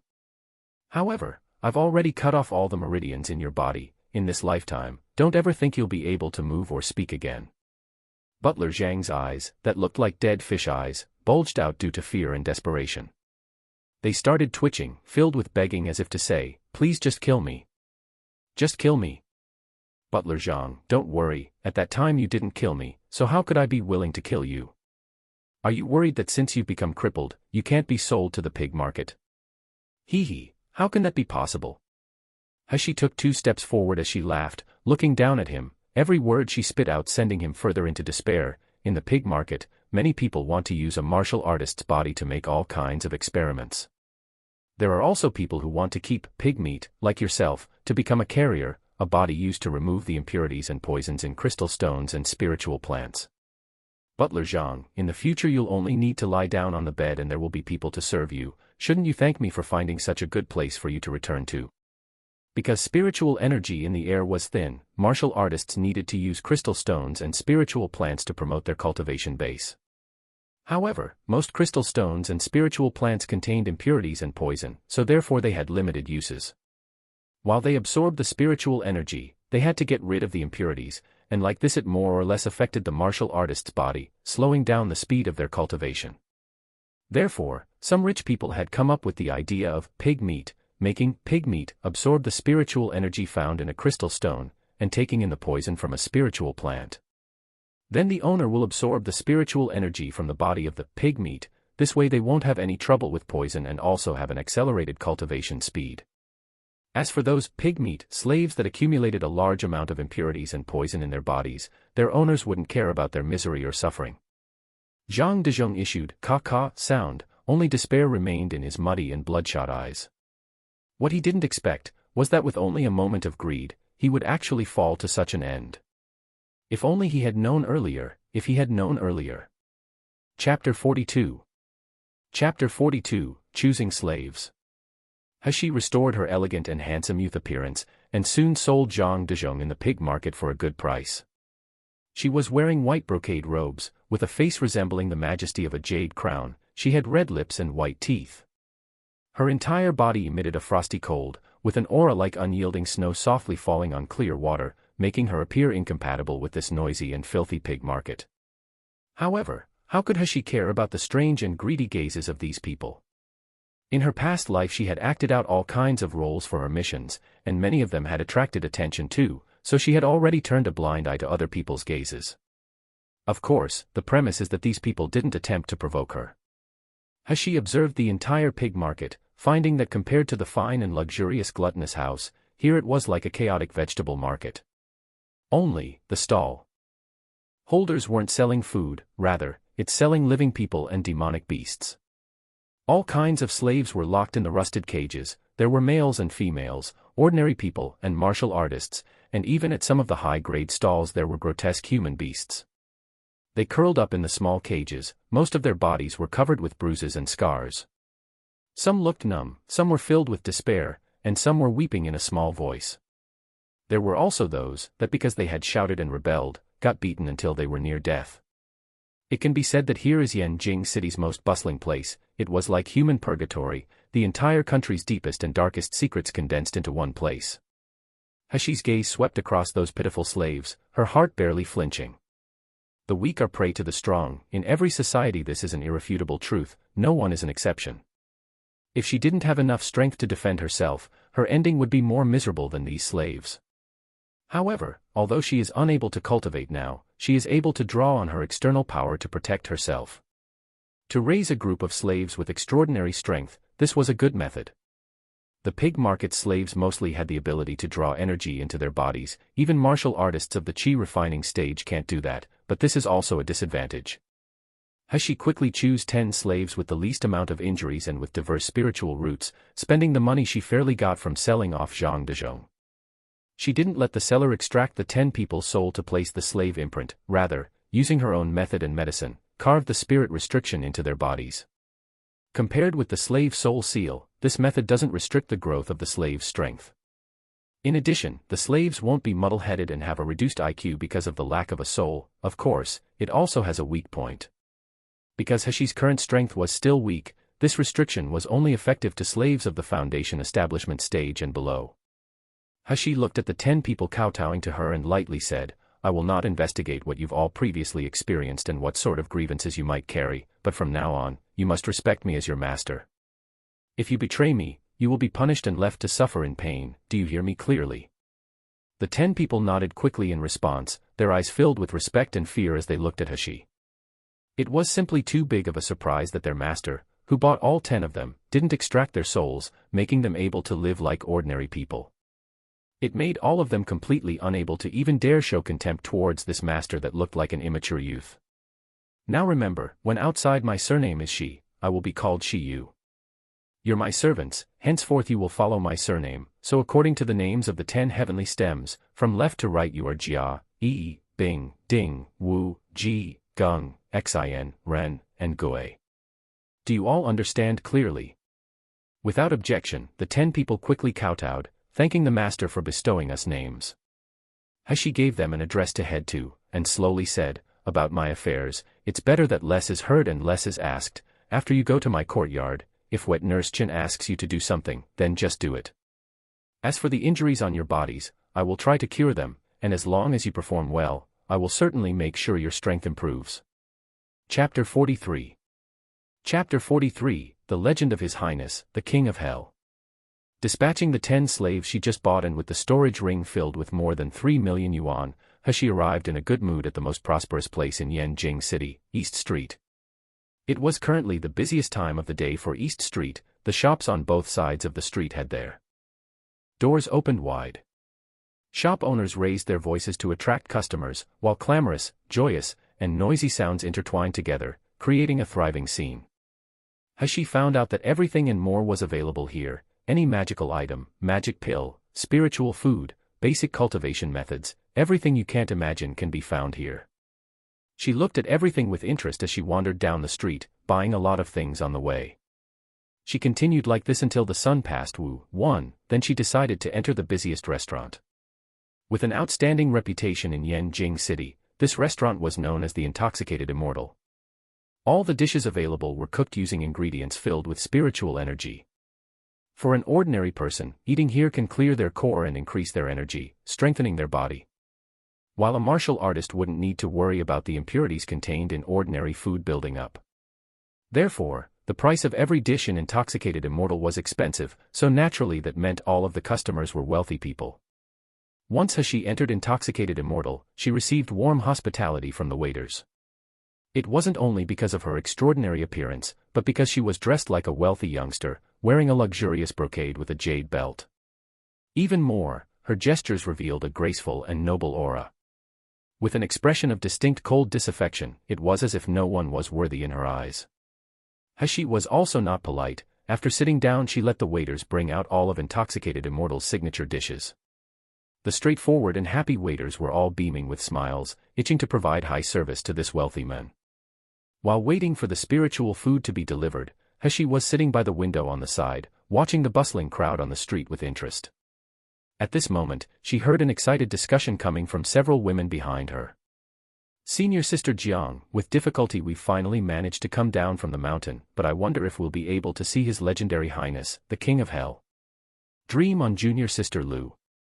Who doesn't know that the King of Hell lives a secluded life, and with no one knowing his whereabouts, how can nobodies like you and I wish to see him?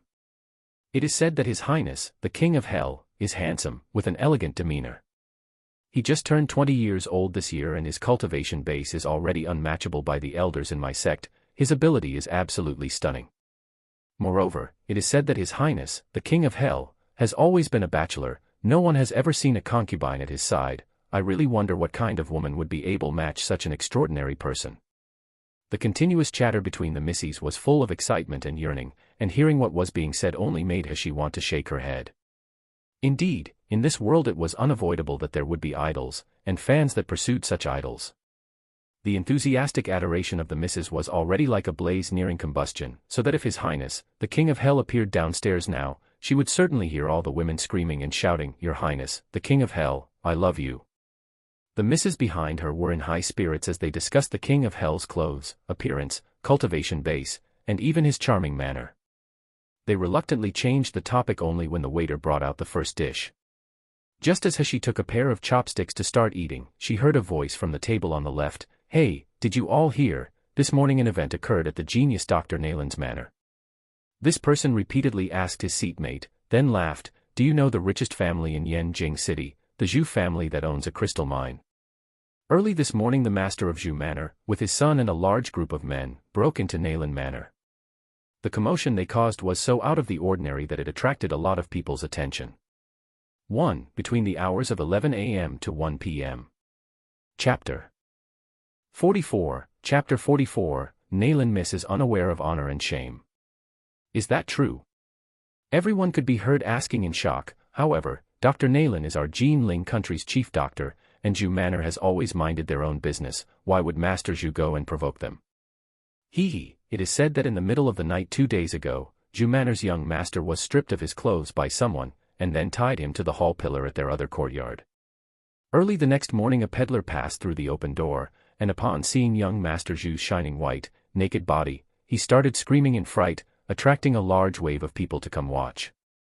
Zhu family's face has become tarnished to the greatest extent. The whole room roared with laughter when everyone heard this, as just thinking about that scene, they couldn't help but laugh. However, they were still puzzled, but young Master Zhu is known as his family's shame. What relation could he have with Nalan Manor? The person that previously exposed the story laughed mysteriously, then lowered his voice, that is to say, in the end, who was the person that ruthlessly gave a lesson to young Master Zhu, who has always harshly and unreasonably walked around Yanjing City? I'll tell it to you all, but you must keep it a secret. It is said that that person is Nalan Manor's second miss, Nalan Feishue. Ah. No way. One by one everyone's faces showed an astonished expression. Aren't you mistaken? We heard that the two miss of Nalan Manor is chaste, calm, beautiful, and has an extraordinary innate talent. How could Nalan Manor's second miss do such a shocking thing? Perhaps there's someone else who did it, but put the blame onto her. Everyone doubted the person that was telling the story, so displeasure immediately spread across his face, and with a hump said, "What blame? If it were not for the people of Zhu family finding conclusive proof, why would they go with great fanfare to Nalan Manor's gate? Is the name Genius Dr. Nalan only a decoration?" While speaking he lowered his voice, laughing mischievously. If I were to guess, it would certainly be that young Master Zhu was unable to curb his lust, and when he saw Nalan Manor's second miss, who would know that he would get a ruthless lesson from Nalan Manor's second miss instead? But Nalan Manor's second miss is an unmarried woman. No matter how straightforward and pungent she is, how can she strip a man's clothes? This is the same as being unaware of honor and shame. No wonder the Zhu family went to their manor early in the morning. They were still gossiping spiritedly, however, as she had stopped using her internal power to eavesdrop, her mood rising as she began to taste the foods that the waiter overbrought one after another. Before her eyes, the snack's aroma permeated the whole place, its luster tempting, and as she suddenly felt her stomach rumble. But just as the food entered her mouth, she couldn't help but crinkle her brows. The smell of the spiritual foods didn't actually mean the food was delicious, it could even be said to be pale and tasteless. Moreover, what made her disappointed the most is that because of the way the food was cooked, 3% of the food's original spiritual energy has been lost. As she only ate a few mouthfuls of each dish, then disappointedly put down her bowl and chopsticks. In her previous world, she had a long-term mission, and that mission's goal was her hobby, gourmet food. In order to get close to a top-class chef and learn his secrets from his own hands, as she trained hard for several years, and finally, that mission's goal was satisfied. After her mission was finished, as she found that the food in ordinary restaurants, to her, was all tasteless.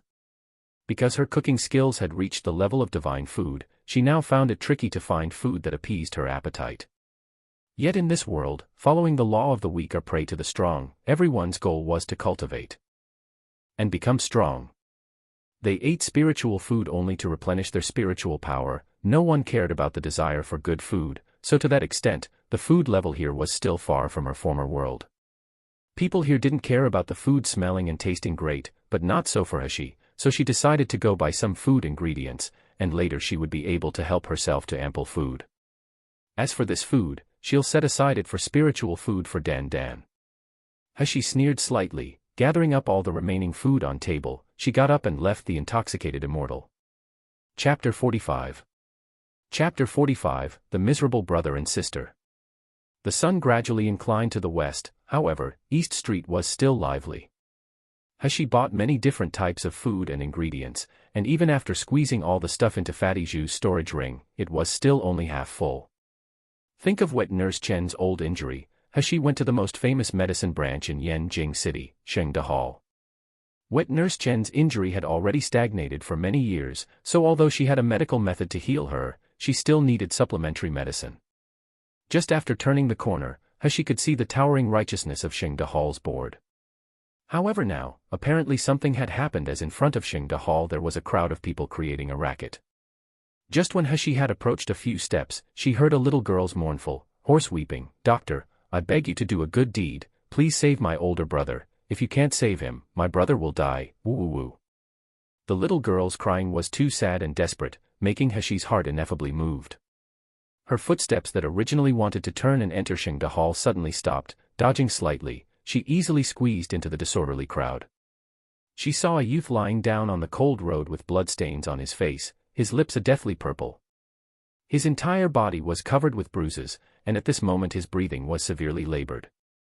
The little girl that was kneeling at the youth's side was shabbily dressed, her thin body was all skin and bones. Her hands that supported her on the ground showed cracked fingernails filled with blood and pus. Just one look at her gave people a feeling of unbearable pain. However, the little girl seemed unaware of her own pain, only crying while kneeling on the ground, desperately kowtowing to the black-dressed shopkeeper before her eyes. That shopkeeper had a pair of mung bean eyes, and both his cheeks were hollow with prominent cheekbones, while his stature was that of a thin bamboo pole. At this moment, he looked down at the kowtowing little girl, not a trace of pity visible in his eyes. Instead, they were full of disgust and loathing. Get lost. Far away. How come the poor damnable block here, just affecting our Jisheng Hall's ability to do business? Why do you think it's suitable to do so in front of our place? The little girl threw herself towards the man to grab his leg while crying and begging. Shopkeeper Chin, a few days ago when my brother came to visit a doctor he could still open his eyes. You all said that as long as he consumed the medicine for several days, that he will get better. I spent all the money we have, but my brother's illness keeps getting worse, and now he won't wake up. I beg you, please save my brother. If you save my brother, I'm willing to work very hard to repay you. You. Stop speaking lies, slandering our Jisheng Hall's reputation. Shopkeeper Chin's face suddenly changed color, and showing his displeasure, he fiercely kicked the little girl, strictly saying, "If you don't get lost, believe me or not, I will have people break your legs." The little girl that was kicked stumbled, falling heavily on the youth's body, the pressure causing the youth's face to turn a deadly shade of purple. Some of the surrounding people couldn't stand watching anymore, their tongues started wagging, accusing this shopkeeper Chin for being greedy. If I were to say, this Jisheng Hall, although it opened in front of Shengda Hall, the doctors and shopkeepers inside simply can't be mentioned on equal terms with Shengda Hall. Little girl, if you have to beg him, it would be better for you go to Shengda Hall and beg shopkeeper Zhou instead, he's a good man. Someone shouted and pointed towards Shengda Hall, getting the approval of the surrounding crowd. There was even a few kind people who ran to Shengda Hall to ask for their help. Shopkeeper Chin of Jisheng Hall immediately flew into a rage out of humiliation. He glared at everyone as he fiercely shouted, "Do you think this medical shop is a charity hall? If everyone that comes here gets free medical treatment and medicine, then when we go to eat, what do we use to pay for the food? Could it be that Shengda Hall never charges a fee? Humph. Our kindness, it's kindness for those who pay for their treatment with gold, for those people our Jisheng Hall will naturally help treat, otherwise, just get lost far away from me, don't disturb our Jisheng Hall's ability to do business." Chapter 46. Chapter 46, Can't Be Cured. Little girl, if you don't mind, I can diagnose and treat your brother. Shopkeeper Chin had barely finished speaking, when from amongst the crowd a man's gentle and low voice was heard. That is Shengda Hall's shopkeeper Zhou. Someone exclaimed as the crowd stepped aside, showing expressions of awe and admiration as they made way for the man that slowly walked over. He appeared to be a middle-aged man of about 30 years old, his face was without a beard, and he had a slender figure with gentle facial features. The feeling he gave off was of a refined and amiable person. This is Shengda Hall's shopkeeper Zhou Yenan. Once the little girl heard that shopkeeper Zhou would treat her brother, she immediately stopped crying, and ignoring the pain in her body caused by the kick, she quickly kneeled on the ground and kowtowed towards shopkeeper Zhou.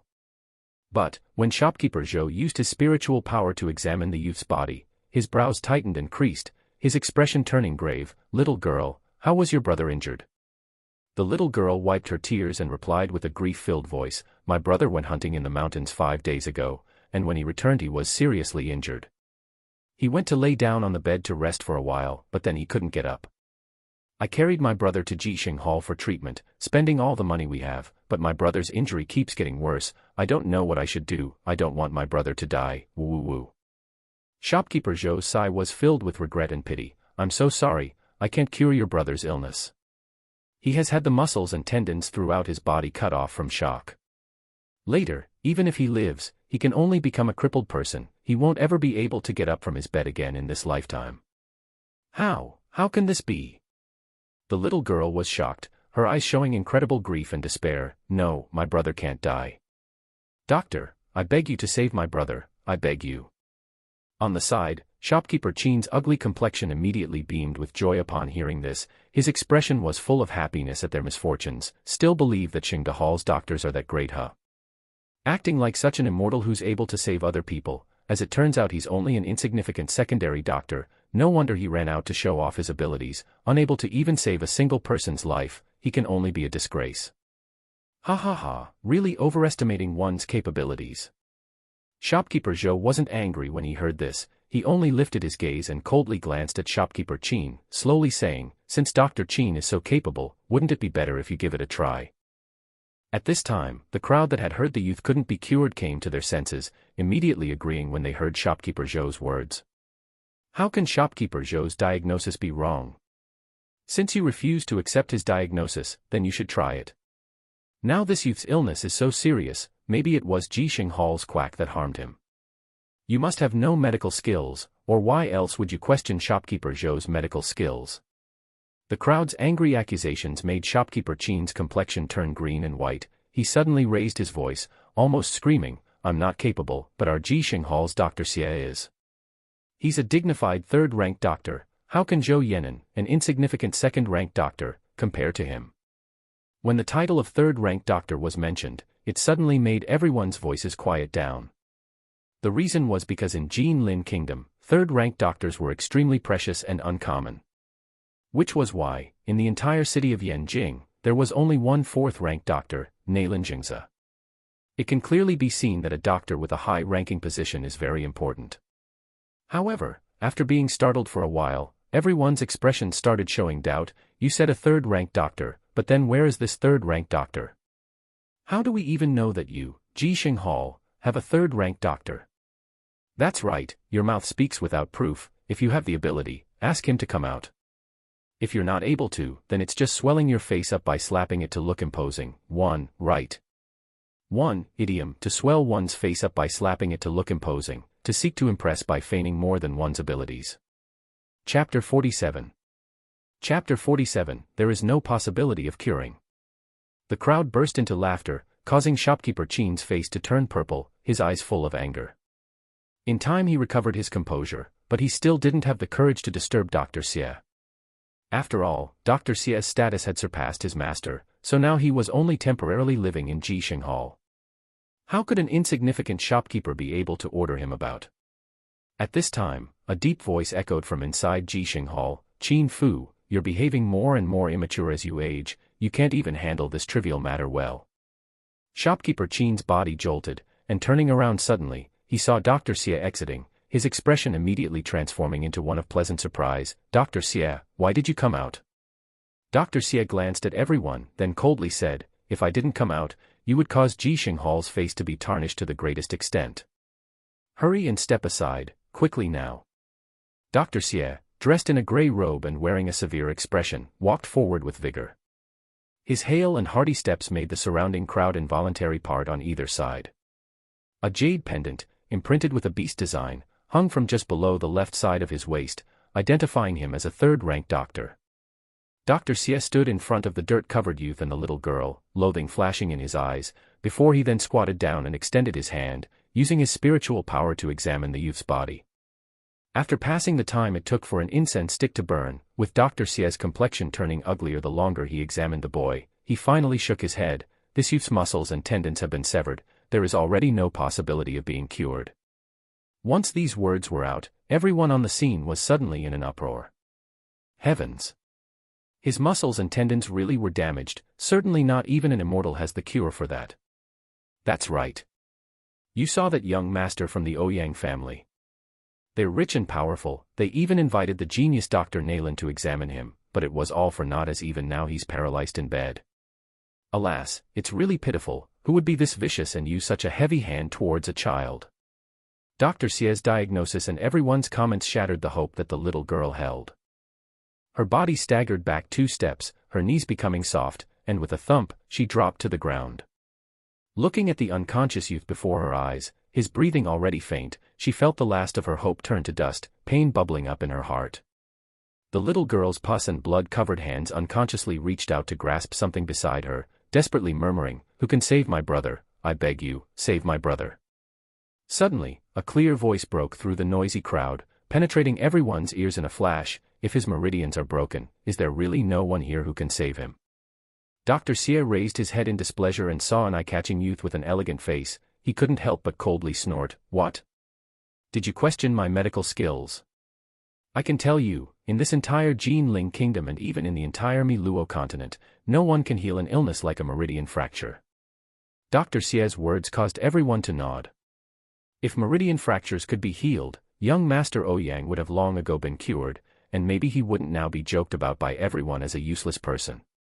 However, the little girl reacted like she had been thrown a lifesaver as she lifted her head. Unconsciously she clutched at the lower corner of the youth's clothes, crying and begging, Did you say you can save my brother? I beg you to save my brother. The person who had spoken was actually Hashi dressed as a man. She originally had no interest in caring about other people's business, but the scene of the little girl dragging her brother to implore for people to help save him touched an old and deep memory of hers. Before, there was also someone who carried her like this, kneeling on the ground while begging people, please save my sister. In this entire world, only that person was willing to give up everything for her to continue her life. Chapter 48. Chapter 48, If It's Cured. But, after that she lost her only brother forever. Looking at little girl's desperate crying face, Hashi suddenly made up her mind. She really didn't want for her to have an ending like her brother's. Everyone in the surrounding crowd, including shopkeeper Zhou, stared at Hashi with suspicion and doubt. However, how could Hashi care about their stares? She squatted down and grasped the youth's hand while 3 of her fingers pressed down on his wrist, quietly feeling the throb of his pulse.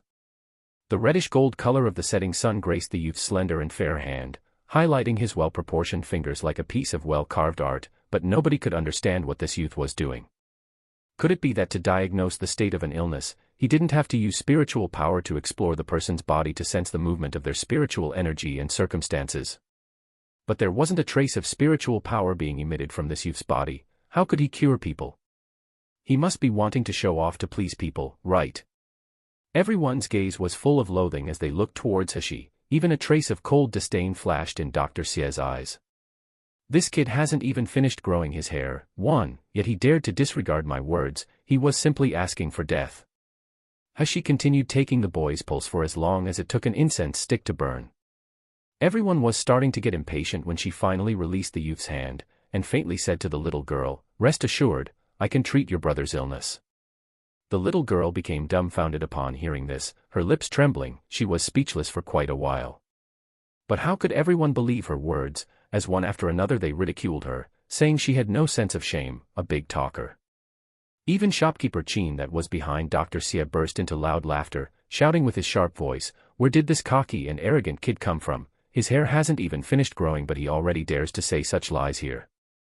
Did you not hear our Dr. Xie say that he was unable to do anything about his illness?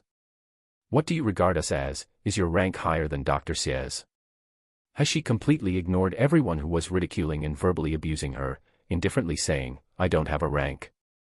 When everyone heard what was said they roared with laughter, while others reprimanded her for talking about a sick person's life as if it was a joke. Although shopkeeper Zhou's words and attitude was not bad like the others, he couldn't help but try to give advice. This little young master, a doctor's concern towards human life really isn't simple. They absolutely cannot let emotion affect one's decisions or they will end up treating a sick person recklessly. Besides, this meridian fracture illness, since ancient times no one has ever been able to cure it, so you had better quickly go back home. Hashi raised her head to look into his eyes. Her face showed a somewhat respectful expression as she slowly spoke. I naturally know that a doctor's concern towards human life isn't simple, therefore, I never talk big in this regard. Heard what was said, Dr. Xie coldly sneered, his face full of ridicule. Inevitably, in this world there's always someone who overestimates one's capabilities. They dare to brag about anything in order to seek fame. Since you said you're able to treat him, then we won't stop you. But if your treatment is no good, if you don't have even the simplest of abilities, then I'll certainly have no choice but to report you to the Doctors Association to judge you guilty as a fake doctor. In this Miluo continent, the position and payment of a high-ranked doctor is extremely high. On top of that, even the lowest first-ranked doctor will hardly be seen in many remote places, leading to people pretending to be a doctor to show off and swindle others. Therefore, in order to put an end to this phenomenon, every country made impersonating a doctor a heavy crime. The law punished the most serious criminals by cutting off all their fingers, abolishing their cultivation base, and forcing them to become a laborer in crystal mine for the rest of their lifetime. However, the expression on Hashi's face didn't change a bit, and upon hearing what was said she coldly gazed at Dr. Xie. Oh. Then if I can cure him.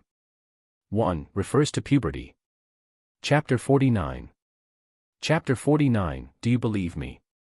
The youth's eyes resembled the moonlight on a winter's night, like a sharp edge of ice, bringing forth an icy coldness filled with arrogance that caused Dr. Xie's anger to increase. So rushing forth without thinking he loudly said, Good. Good. You'll really not shed tears if you can't see a coffin. I'll make a bet with you. If you can cure this youth, I, Xie Chongming, will kowtow to you 3 times in front of everyone, paying respect to you as a master. But if you can't cure him, then you will go with me to the Criminal Punishment Department, obediently accepting the charge of being the worst type of criminal and breaking the law by pretending to be a doctor. Kid, do you dare or not? Hashi raised her eyebrows, a smile yet not a smile forming on her lips. Even if you formally become an apprentice and willingly recognize me as your master, I don't want an old and shameful apprentice like you. If you lose, just kowtowing 3 times will do. You.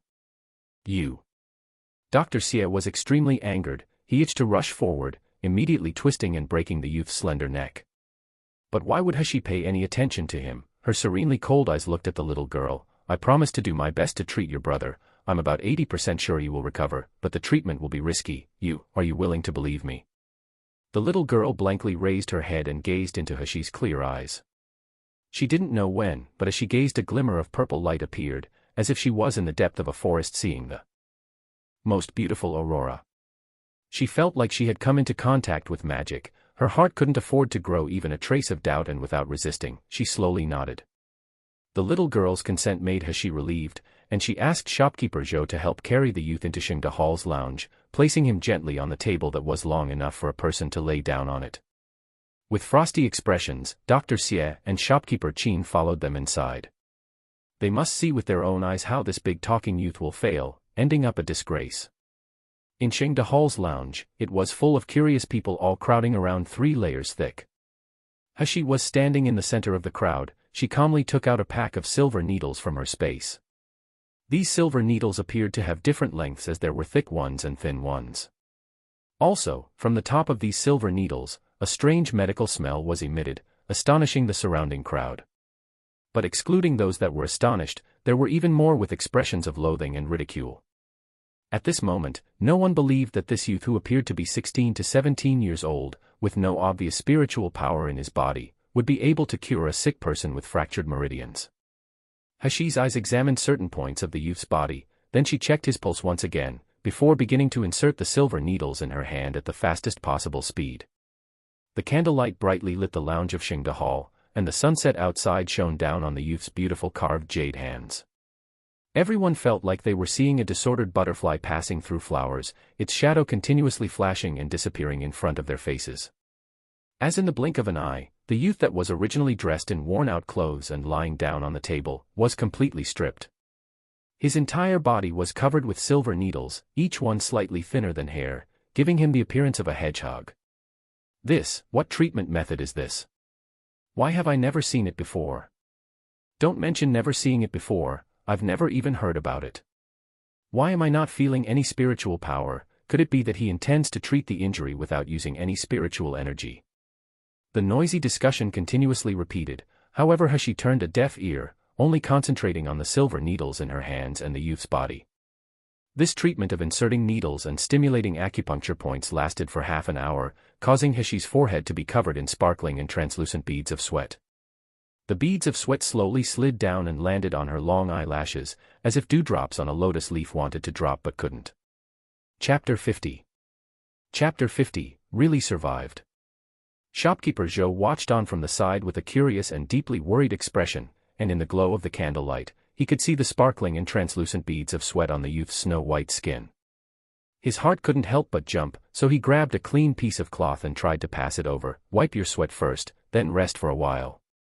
Who would have thought that Hashi didn't hear his voice, and when she felt the sweat slide down and block her line of sight, she simply lifted her hand and wiped the sweat away, then continued on with her movements. Shopkeeper Zhou hesitated a moment before withdrawing his hand. his gaze focused on the youth's serious face as he carried out the treatment, his attention not diverting for a moment. However, from the crowd that was watching, the absent-minded shopkeeper Zhou, and the busy Heshi, not one of them realized that they were being watched.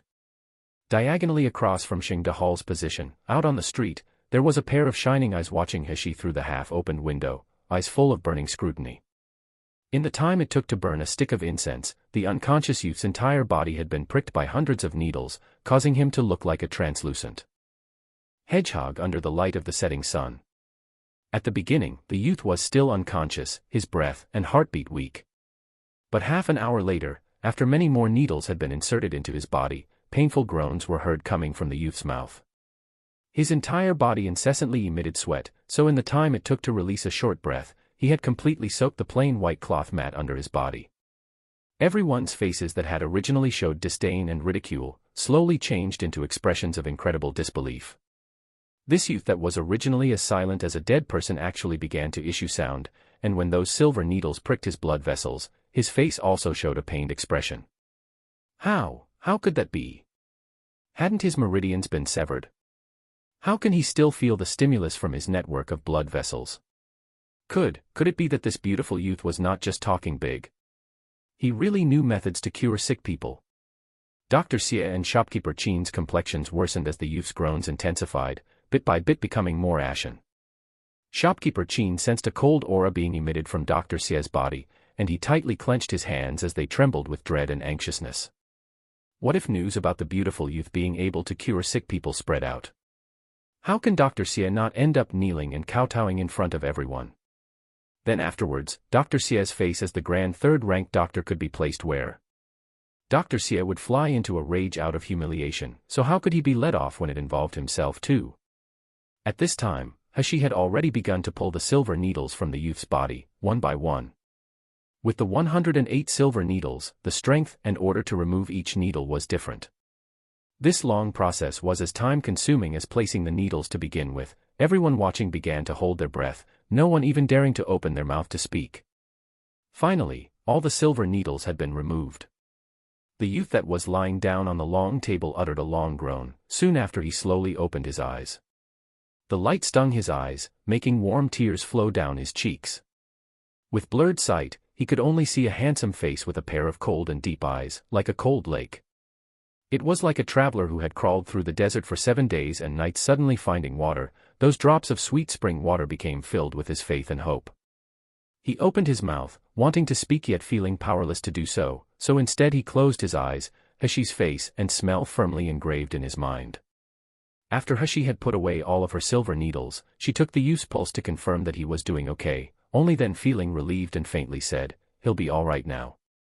Everyone's face showed an expression of incredulousness. Without even waiting for people to recover, Dr. Xie immediately stepped forward in large strides, using his spiritual energy to examine the youth's body. Chapter 51. Chapter 51, 3 Kowtows. Unobstructed, tenacious, and full of vitality, this youth had really survived. Moreover, he was almost completely recovered. How could this be? Dr. Xie's complexion became ashen, his hand that was examining the youth's chest constantly trembling. Shopkeeper Zhou also immediately came forward, using his spiritual power to examine the youth. He became surprised and exclaimed, "He's alive. He's alive. I didn't expect that a person with broken meridians could actually recover. Young master's medical skill is really amazing." Shopkeeper Zhou cupped his hands as he bowed in admiration towards Heshi. However, Heshi's expression remained cold. The fact is that her heart simply didn't agree. This youth's illness indeed looked very serious, but it was not caused by severed meridians. It was only that someone had used poisonous medicine, causing his spiritual veins to be blocked, to the extent that his spiritual energy was unable to circulate properly. If it was really severed meridians, she might have had to think about how to cure him, but for this minor illness, with her medical skill, this was simply nothing. Heshi ignored everyone gazing at her with adoration. She also didn't care about the little girl crying and kowtowing towards her to express her gratitude. She simply used a cold and ridiculing gaze to look at Dr. Xie and shopkeeper Qin, lightly saying, "I wonder if this third-ranked doctor still remembers what he had said before or not. If you can cure this youth, I, Xie Chongming, will kowtow to you 3 times in front of everyone, paying respect to you as a master." Dr. Xie's complexion turned even uglier than the bottom of a pot, his teeth clenched, and the resentment in his eyes could almost be turned into a sword to chop He into 7 or 8 pieces. When he was younger, he was also humiliated and despised. However, after becoming a third-rank doctor, those people who dared to humiliate him were punished and ended up with miserable fates. Since then Xie Chongming, sat higher than anyone, and no one dared to look down upon him again. But now, he was being humiliated by this kid in front of everyone. This kid was asking for death. Just die thousands of times. Everyone in the crowd kept quiet, because although they rejoiced in Dr. Xie's misfortune of being slapped on the face, they dared not take the risk of displaying a ridiculing laugh and offending a third-rank doctor. Just because of some minor accomplishment, you now think you're unmatched in this world under heaven. Dr. Xie took a few deep breaths, continuing with a cold and threatening voice, "Boy, I'll warn you now, it's best for you to not be so arrogant, otherwise." He hadn't finished speaking when suddenly his face changed. He felt his knee go numb, then with a thump sound, he slammed down into a kneeling position on the ground. Ah! Everyone screamed. Nobody had expected that Dr. Xie would really kneel down, and moreover, although his expression was twisted and sinister, he still heavily knocked his head on the ground to kowtow 3 times. The light in He's eyes flickered slightly, though they remained calm and collected as she discreetly glanced in the direction of the half-opened window. Other people might not have realized, but she could clearly sense that Dr. Xie didn't want to kneel. It was that there was an invisible power pushing down on his knee and back, forcing him to have no choice but to kowtow. However, He only sneered, and using a clear and sweet voice to speak, "I said before, just 3 kowtows would be enough, but as for you becoming an apprentice, I don't want an apprentice like you." Finished speaking, without waiting for everyone to react, she had already turned around to leave, disappearing amongst the crowd in only a few breaths. No one noticed that Dr. Xie, who was still kneeling on the ground, was now bleeding from his gums due to how hard he had clenched his teeth. His face that was originally like a sage's was now twisted up like a devil's, his eyes were filled with resentment, and the corner of his mouth had lifted into a sinister smile. Chapter 52. Chapter 52, Wanfeng Tea House. Wanfeng Tea House is located diagonally across from Xingde Hall. At this moment in the private room on the 2nd floor, there are 2 people sitting face to face. The screen on the window was raised, clearly displaying what was happening in Xingde Hall. The moment after they saw that previously near-dead youth cultivate for a while, and the little girl lend an arm to support him, the middle-aged man in the private room suddenly stood up. Tea spilled all over the table, splashing on his clothes, but he was completely unaware. This man is Ouyang Zhixiong. He's an outstanding and mighty general, famous in Jinling Kingdom. He's also the father of Ouyang Haoshuan, who was judged as a crippled person because of his broken meridians. Impossible, impossible. How could that be? Ouyang Zhixiong muttered, even Dr. Nalin has never been able to cure such an illness, so how could there be someone able to cure it? The young man that was sitting in front of Ouyang Zhixiong slightly tilted his head, watching as the figure outside the window disappeared, the trace of a demonic smile gracing the corner of his lips. Ouyang Zhixiong was so agitated that he paced back and forth in the room several times, only stopping when his subordinate that was sent out to investigate returned to report. It has been confirmed that the boy who had been diagnosed with his meridians broken had the same illness as young master, but he has now been cured. Although he still can't walk normally, shopkeeper Zhou said that at most he only needed to cultivate for a week, then he would be completely recovered. Master, this subordinate is incompetent. I was unable to invite the genius doctor here. We followed the genius doctor all the way, but just after rounding a corner, we lost all trace of him. Ouyang Zhixiong exploded, unable to calm down because of this bad and good news, his happiness and anxiety difficult to distinguish, like a headless fly constantly swirling around the room. He turned his head to look at the leisurely smiling young man sitting across the table. Suddenly, his memory sparked as he recalled the recent scene. When that genius doctor had been treating the sickly youth, the eyes of the men in front of him had been shining as he watched the scene below. Suddenly, his face had revealed surprise, puzzlement, and an interested expression. Previously, such expressions had never before appeared on this man's face. Maybe, this man that was standing in such a supreme position in Jinling Kingdom, had such inclinations towards this genius doctor. Could it be, did he know the youth that was a genius doctor? Thinking this, Ouyang Zhixiong rushed to the front of the table, impatiently saying, "Your Highness, King of Hell, do you know that genius doctor?" The man that was addressed as King of Hell lifted his head, revealing a handsome face that could topple all women under heaven. At this moment, the corner of his mouth was casually hooked into a demonic smile. This king also didn't expect it, but yes, it's turned out to be an acquaintance. Ouyang Jixiong became excited when he heard that, and quickly said, "Asking your highness, King of Hell, to introduce the genius doctor. As long as the genius doctor can cure Haoshuan's illness, my Ouyang family is willing to pay any price." King of Hell raised his eyebrows, slightly nodding. "General Ouyang, please go back first. This king will send people to inform you if there's any news. Perhaps, your Ouyang manor has things that she needs."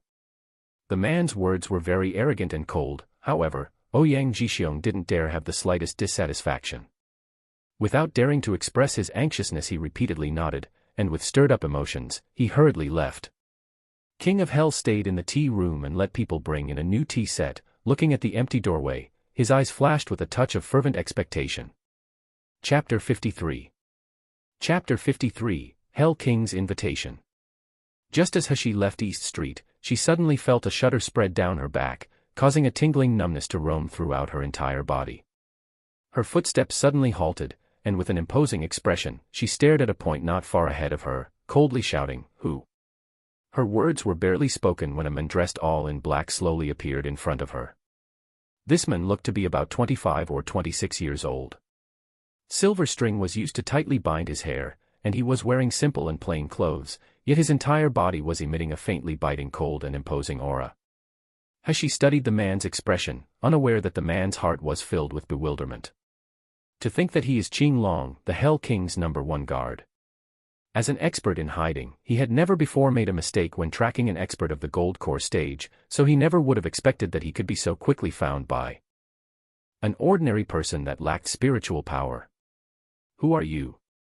When he heard Hashi cautiously question again, Qing Long immediately diminished the imposing manner from his body, cupped his hands, and said, "Young master, please don't be alarmed. This subordinate has merely come on behalf of my family's prince to invite young master to go to Wanfeng Tea House to chat." Hashi's frowned slightly, her cautiousness not disappearing. Instead she became colder and strictly asked, "However, I don't know any prince, isn't you who are mistaken?" Qing Long saw Hashi turning around to leave, and quickly moved to block her. "Young master's medical skill has reached perfection. How can I be mistaken? I humbly request young master to go to Wanfeng Tea House." Hashi's eyes flashed with a touch of suspicion. She recalled that Dr. Xie was hit on 2 of his vital points with energy, so at that time there was obviously someone hiding and watching them. It was likely that person is this mysterious man's master. But, regardless of who, it was of no concern to her. Hashi slightly narrowed her eyes, and indifferently said, "Then if I don't go?" Qing Long's bright eyes turned cold with a threatening glare, his body emitting a bleak killing intention. "People invited by master have never not come."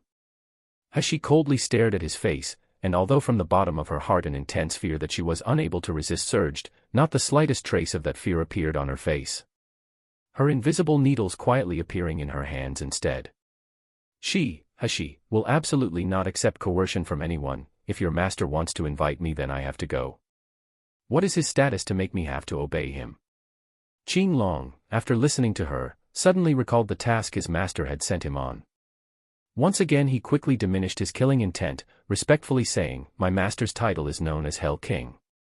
In addition, master told me tell you that he has something that young master wants. If young master goes, you will not be disappointed." Hell King. Hashi was surprised, suddenly recalling the gossip from the group of Missy's mouths in the restaurant, about the extremely talented, handsome, unfriendly man. A legendary person at merely 20 years old, his cultivation base can already compare to those large sect masters. Thinking of the assessment that group of women held towards this Hell King, Hashi's eyes revealed a trace of interest. What sort of handsome appearance, demonically charming temperament, cold nature, and domineering behavior would attract countless beautiful women who advanced wave upon wave? All of them are defeated by his looks, while he's never interested enough to even glance at them. Oh, don't say he can't react towards women because he's a gay. Hashi suddenly had a little interest in meeting this legend, His Highness, the Hell King. Of course, the most important thing is that his strength and influence is so powerful. What kind of things could be in the man's hands that would make her interested? Thinking until here, Hashi nodded towards Qing Long, and in an imposing manner coldly said, still not leading the way, Qing Long staggered, almost causing him to fall. He, Qing Long, is Hell King Manor's #1 imperial bodyguard, an expert at gold core stage. How can he be reduced into becoming a servant by this youth that lacked spiritual power? He truly wanted to slaughter this arrogant and proud boy. Chapter 54. Chapter 54, He is Hell King. Master is in the room. Young master, please go in. Qing Long pushed open the door, following Hashi as they walked into Wan Feng Tea House's private room, bamboo ink stick room. Hashi did a simple calculation, at once 100% certain.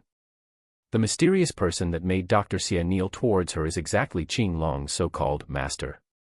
Her eyes surged with a gloomy light, her expression showing none of the surprise she felt as she followed Qing Long into the room, yet her hands secretly fastened around a few invisible needles in caution. In the room, there was a young man drinking alone. As he sat in front of the window, his head slightly inclined to the side, facing the direction Hashi entered from, the corner of his mouth revealing the trace of a mysterious smile. Sunset from outside brightened the room with the reddish-gold light of twilight. The multicolored rays softly landed on the man's long eyelashes, his slender fingers resembling the finest jade.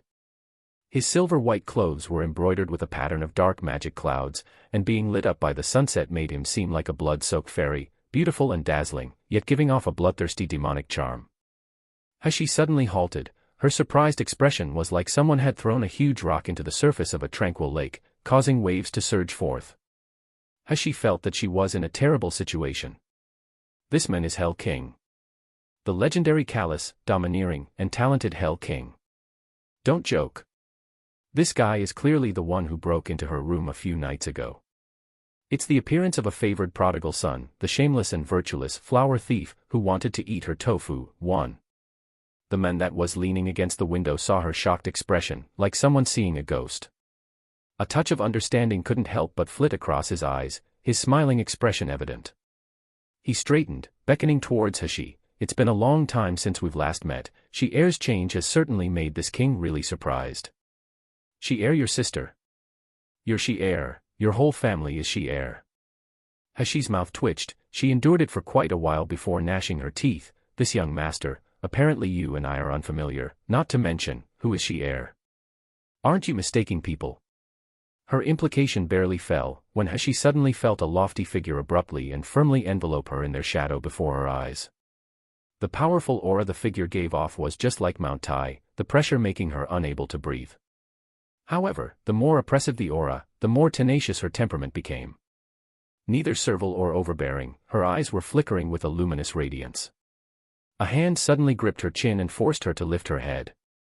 As her head was raised, she came into contact with a pair of deep and serene eyes, as cold as a deep lake, reflecting her shimmering figure. The man leaned closer to her, his low and gentle voice was slightly husky. See, it was precisely this pair of beautifully unique and unmatched purple eyes that first captivated this king. How can I ever forget them? Your appearance has indeed changed dramatically, moreover you've used an unusual method, so even this king was almost deceived by you. But unfortunately, your eyes eventually betrayed you. Hashi's expression suddenly sank, her heart extremely depressed. She didn't carefully observe Nalan Hashi's eye color before, only vaguely remembering they were black, but occasionally, when her mood was stirred up, they will flash with a purple light. However, who would bother to pay attention to the change of a person's eye color? She hadn't expected to go so far, only to unexpectedly to fail through the lack of a final effort, making it so this perverted man could recognize her. Hashi took a deep breath, pushing aside the man's hand that was still clutching her chin, and coldly said, Your Majesty, Hell King, indeed has plenty of spare time for his interests, not only breaking into someone else's home as a gentleman on the roof beams in the middle of the night, even staring attentively at someone else's eyes to see what color they are. I wonder if those fans of yours will still want to worship you if they were aware that you're an addiction-craving pervert. In a split second the expression on the man's face showed astonishment, then, unexpectedly, he raised his head and burst into loud laughter. One usually refers to a man taking advantage of a woman in a sexual situation. Chapter 55. Chapter 55, followed by someone. The laughter was deep and low, like a cello string gently played, brimming with charm that could stir up public sentiment. Hashi secretly cursed him. As he was indeed a pervert, unaware that Qing Long was watching on the side, simply shocked, making his eyeballs almost pop out. He He has never seen his master laugh heartily without restraint like this, with a simple amused smile, instead of the usually casual and indifferent smile or sneer. But unexpectedly master could be happy because of a beautiful youth. Moreover, this scene is too weird as with an ambiguous expression, he had recently gripped that youth's chin. From the bottom of his heart, Qing Long was at a loss. Don't tell me that previously master wasn't close to women not because he detested them, but because his sexuality is abnormal. As she raised her head to look at the laughing man, seeing his beautiful and picturesque face, it was like bamboo blowing in the breeze, good-looking and refined. His laughing appearance was radiant, momentarily making people unable to shift their eyes from him. The man lowered his head to see Hashi gazing at him with a somewhat blank and distracted look, her eyes reflecting gleaming waves of emotions. An inexplicable trace of happiness flashed in his heart that he himself did not notice as he slowly said, "I am called Nangongyu." Hashi startled, not understanding why his shining eyes and deep husky voice were able to make her heart somewhat agitated. She took a step back and coldly said, "Why is what you're called any concern to me?" Nangongyu did not answer her, instead returning to sit back at the side of the window, pointing to the position opposite him while he laughed. "There is no need for she air to be so cold, our friendship is so close that we have even talked at night under the candlelight." "Curse it all! Who talked with you in candlelight? And until when do you want to keep calling this damnable name of she air?" The corner of Hashi's mouth twitched several times as she grit her teeth. "We are not familiar, so please call my current name, Shi Yu, thank you." Nangongyu raised his eyebrows, and with a meaningful smile said, "As it turns out, it's young Master Shi Yu. It's an honor to meet you at last." Hashi could feel the teasing in the man's eyes as he looked at her, her complexion becoming very ugly. But even so, she still walked the few steps to the place opposite Nangongyu, acting righteous as she sat down. Just when she went to speak, Nangongyu suddenly leaned forward, reaching out his hand he removed the jade hairpin that bound her hair. "What are you doing?" Hashi asked as she jumped forward in shock. Fortunately, wet Nurse Jin had combed her hair into a man's hair bun well, so even when the jade hairpin was removed, the brocade that was helping to bind her hair didn't completely loosen. Nangongyu lifted the hairpin in front of his eyes to glance at it, then with a smile that wasn't a smile said, "Really a foolish child, even unaware that you were followed." Hashi's heart momentarily trembled with fear. She didn't even care that he called her a foolish child. "You said I was followed. What does that mean?" Nangongyu turned his gaze outside the window, landing on an unremarkable, remote corner across the street. His eyes suddenly flared with a stern light. The next moment, from the originally empty corner, where not a person was in sight, there now echoed a depressed groan. Following that, a man wearing unremarkable black clothes staggered out from the corner and with "Tumph," fell to the ground. Looking down from the second floor, Hashi could clearly see blood flowing from the man's mouth, his gaze full of fright as it turned hazy, and in the blink of an eye, his breathing stopped. Hashi's gaze slowly fell on Nangongyu, her heart overwhelmed with shock. There was a faint smile still hanging on his elegant and outstanding face, making him seem like a harmless person. But who would have thought that this man could actually be able to silently strike people dead from a distance, between speaking and talking? In the end, what kind of terrible strength does this Hell King before her eyes possess? Hashi composed herself until all that was left was a slight lingering fear in her heart. If Nangongyu hadn't helped her, she would have been totally unaware that she was followed all the way here. Chapter 56. Chapter 56, You Can Call Me You. The top of this hairpin was marked by someone. Although it was a question, her tone was already very sure. Nangongyu used a single hand to wipe down the jade hairpin while answering, "This is the tracing imprint. People that use this kind of imprint need to separate a portion of their fundamental essence, the spirit from within their body, to attach it on the person that they want to follow.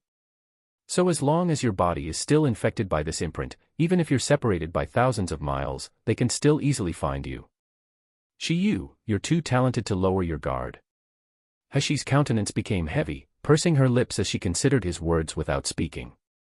Nangongyu seemed to understand her doubts as he waved his hand for Qing Long to go out first, then said, "Apparently, it seems like you still don't understand what it is you've done." What she had done? It was merely saving a person's life in the middle of the street. Is it necessary to make such a fuss, even separating the fundamental essence of a spirit to follow her? Hashi somewhat blankly raised her head to look at him, her expression indescribable, somehow foolish yet still adorable. Nangon Yu's eyes exposed a slight smiling expression. Suddenly he wanted to extend his hand to pinch her cheek. As far as I know, in this entire Miluo continent, only a doctor of 8th rank is able to heal a fracture of the muscle and tendons, and an 8th rank doctor's cultivation base is at the very least nascent soul stage. Even more, many people in Jinling country are simply unaware that it's possible to treat a muscle and tendon fracture. In other words, an ordinary person like yourself who doesn't have any spiritual power, in other people's eyes, has now cured an incurable illness. Do you still think this matter isn't a big deal? After hearing this, Hashi's face revealed a surprised expression. Indeed, she didn't have any idea about how the doctor's rank worked. However, she did know that nascent soul stage is absolutely the top-ranked expert amongst martial artists. But you're smart, not using your true identity in front people. Nangon Yu's burning gaze swept over her elegant like snow complexion. Tell me, if the Nalan family knew of your ability, will they still regardlessly abandon you to the other courtyard? Hashi's face turned cold in a flash. Your Highness, Hell King, likes to joke. I don't have any relationship with Nalan Manor, not in the past, and I won't in the future. She had barely finished speaking, yet suddenly, a dark figure was before her eyes. Unaware of when it had happened, Nangon Yu had unexpectedly leaned his body over, and with a gentle movement, inserted the jade hairpin back into her hair. Hashi felt warm breath on her face, making her heart flustered, and she instinctively wanted to retreat. Yet her slender wrist was tightly detained by a warm and wide palm. Nangon Yu gently pulled her towards him, the corner of his mouth holding a demonic smile, while his voice held an oppressive tone not allowing for disobedience. I said I'm called Nangon Yu, you can call me you. Next time if you call me Your Highness, Hell King, again. Nangon Yu hadn't finished speaking, when suddenly he saw Hashi slightly frown. Loosening his grip he raised Hashi's sleeve, revealing purple bruises that covered her entire arm. A portion of the evil tendencies that lived in his heart surged, mixing together with an indescribable vexation and distress. This unfamiliar feeling made Nangon Yu frown. Bending his slender fingers, he softly brushed away those bruises while a warm and itchy feeling, just like a feather, gently brushed against his heart. Hashi felt uncomfortable and suddenly pulled back her hand, saying with a cold voice, in the end, why did you find me? Nangon Yu, who had suddenly lost control under the warm, soft satiny sensation of her skin, slightly narrowed his eyes. If it's not important then I can't find you. In this world there are numerous women and in order to meet him, Nangon Yu, they have fought with all their strength. Unexpectedly, this little girl dares to ignore his affection. Hashi stood up, smiling coldly, Your Highness, Hell King, you must have many important matters to attend to. I, this humble one, doesn't dare to delay your valuable time. Then, since there's nothing to explain, I'll go first. Chapter 57. Chapter 57, Muddled Duntian. Finished speaking and without the slightest hesitation, she turned around to leave. Her marching steps didn't have even the tiniest pause. However, just when she neared the door, she suddenly sensed a tremendous pressure on her whole body.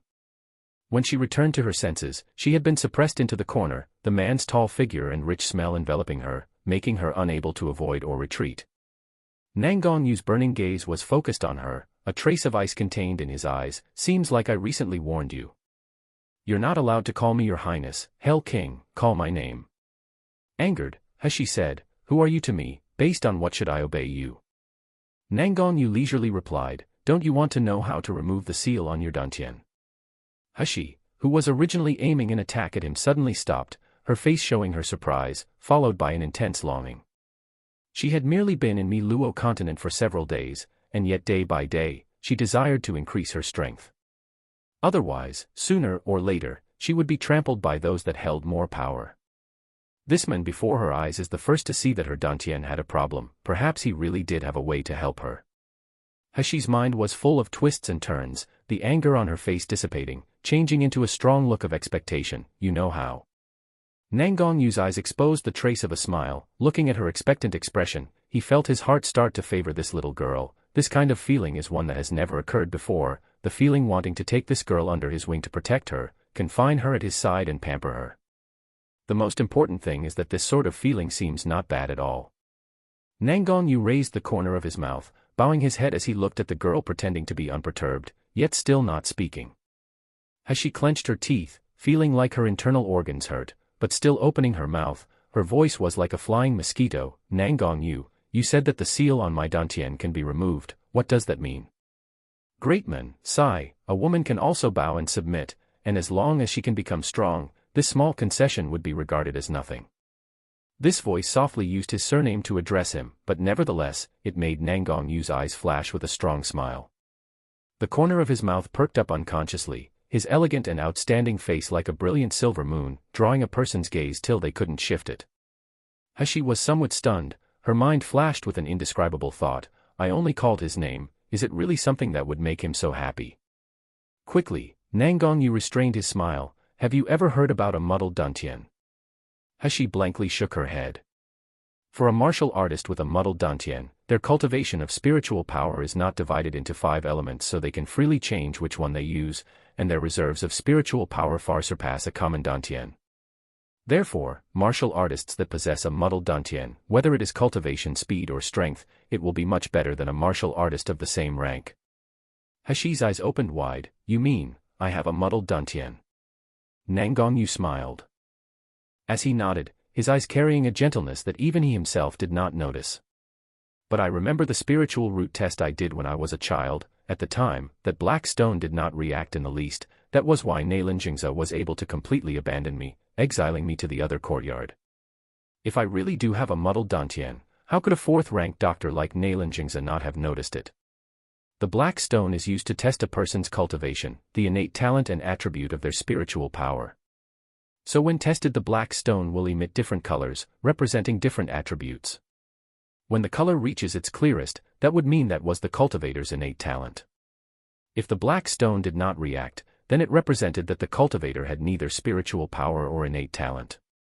And so during that time, Nailan Hashi's test had come out with this result. Chapter 58. Chapter 58, Sealed State. Nangong Yu laughed lightly. If I'm not mistaken, your dantian has been in a sealed state since a long time ago.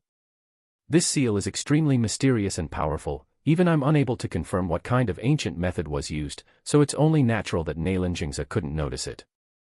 The light in Hashi's eyes became brighter, her entire body leaned forward, completely forgetting about the disaffection and fear she had towards Nangong Yu a moment ago. You said there is a way to remove the seal on my dantian though. After removing the seal, I'll be able to cultivate like normal. A light fragrance wafted up from the little girl's body, lingering on the tip of Nangong Yu's nose, causing the blaze in his eyes to become more magnificent. He recalled that this girl was ruthless in Gluttonous House, her unwavering determination in Jew manner, the cunning and charming manner in the candlelight, also her concentrated and passionate gaze when saving a person's life. This girl and him are very similar, but she was more unique.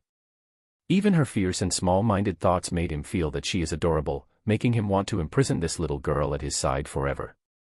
Nangong Yu extended his hand, his slender fingers lightly caressing Hashi's long eyelashes, his voice husky, deep, and low. Tomorrow morning at C1, I'll be waiting for you here. I'll bring you to where the things needed to remove the seal are located.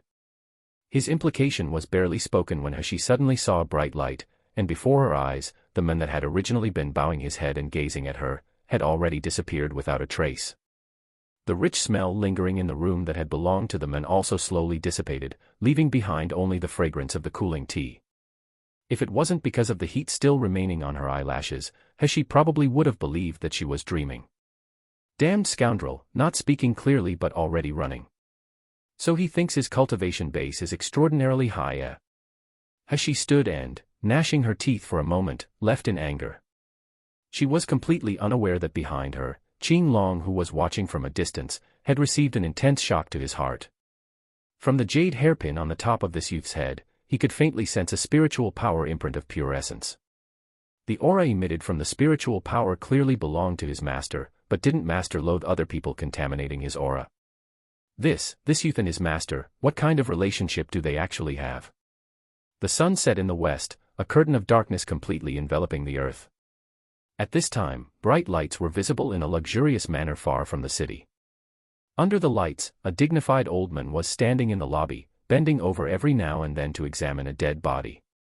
At this old man's side there stood a middle-aged man wearing grey robes, his expression respectful yet colorless with slight terror as he watched the old man. If Hashi was here, she would be able to recognize him at first glance, as this grey-robed Middle-aged man is Dr. Xie, the same one that had this very afternoon gotten into a conflict with her. While the dead body that was laid on the ground is the person who had been following her.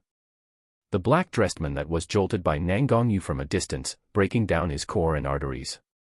The old man continued to examine the body for a while before getting up with a frown. This person's cultivation base is extremely high, it's likely above mine. Is there anyone that clearly saw what happened? Having heard what was said, Dr. Xie quickly shook his head. As soon as our people found him, Wang Fu was already dead. The strangest part is that he died at a place not far from Jixing Hall without leaving any information. The old man pondered for a moment. Is it possible it was that youth who killed him? Impossible. Dr. Xie howled, his originally respectful face twisted into a sinister grimace due to hatred. I didn't sense any fluctuation of spiritual power from that boy's body, even when he was carrying out the treatment. Elder Jiang, I dare to guarantee that he is just an ordinary person without a cultivation base.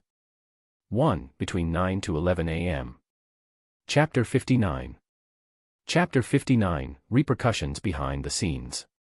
The old man that was called Elder Jiang snorted coldly, mockingly looking at Dr. Xie. An ordinary person can make you, a third-rank doctor, kneel in public. They can heal a sick person that even I can't. Dr. Xie's face flushed as he lowered his head, his hands hanging at the side of his body tightly clenched his robes, while his eyes staring at the ground were filled with flaming resentment and hatred. Elder Jiang said, is it true that you diagnosed clearly that sick person had broken meridians, and was still cured? Although unwilling from the bottom of his heart, Dr. Xie still nodded. It's absolutely true, that boy must be able to use some sort of secret method. Elder Jiang waved his hand to interrupt him. At that time, besides you and Qingde Hall's Zhou Yenin, were there any other people on the scene? Dr. Xie recalled the strong force that made him kneel and kowtow, his eyes flashing in anger, but eventually shaking his head answered, would Qingde Hall's people do something so cunning, purposely finding such a boy to provoke us? Elder Jiang shook his head. The important thing now is that you find that youth first. After he's found, immediately send people to inform me. Remember that, otherwise you know what the outcome will be.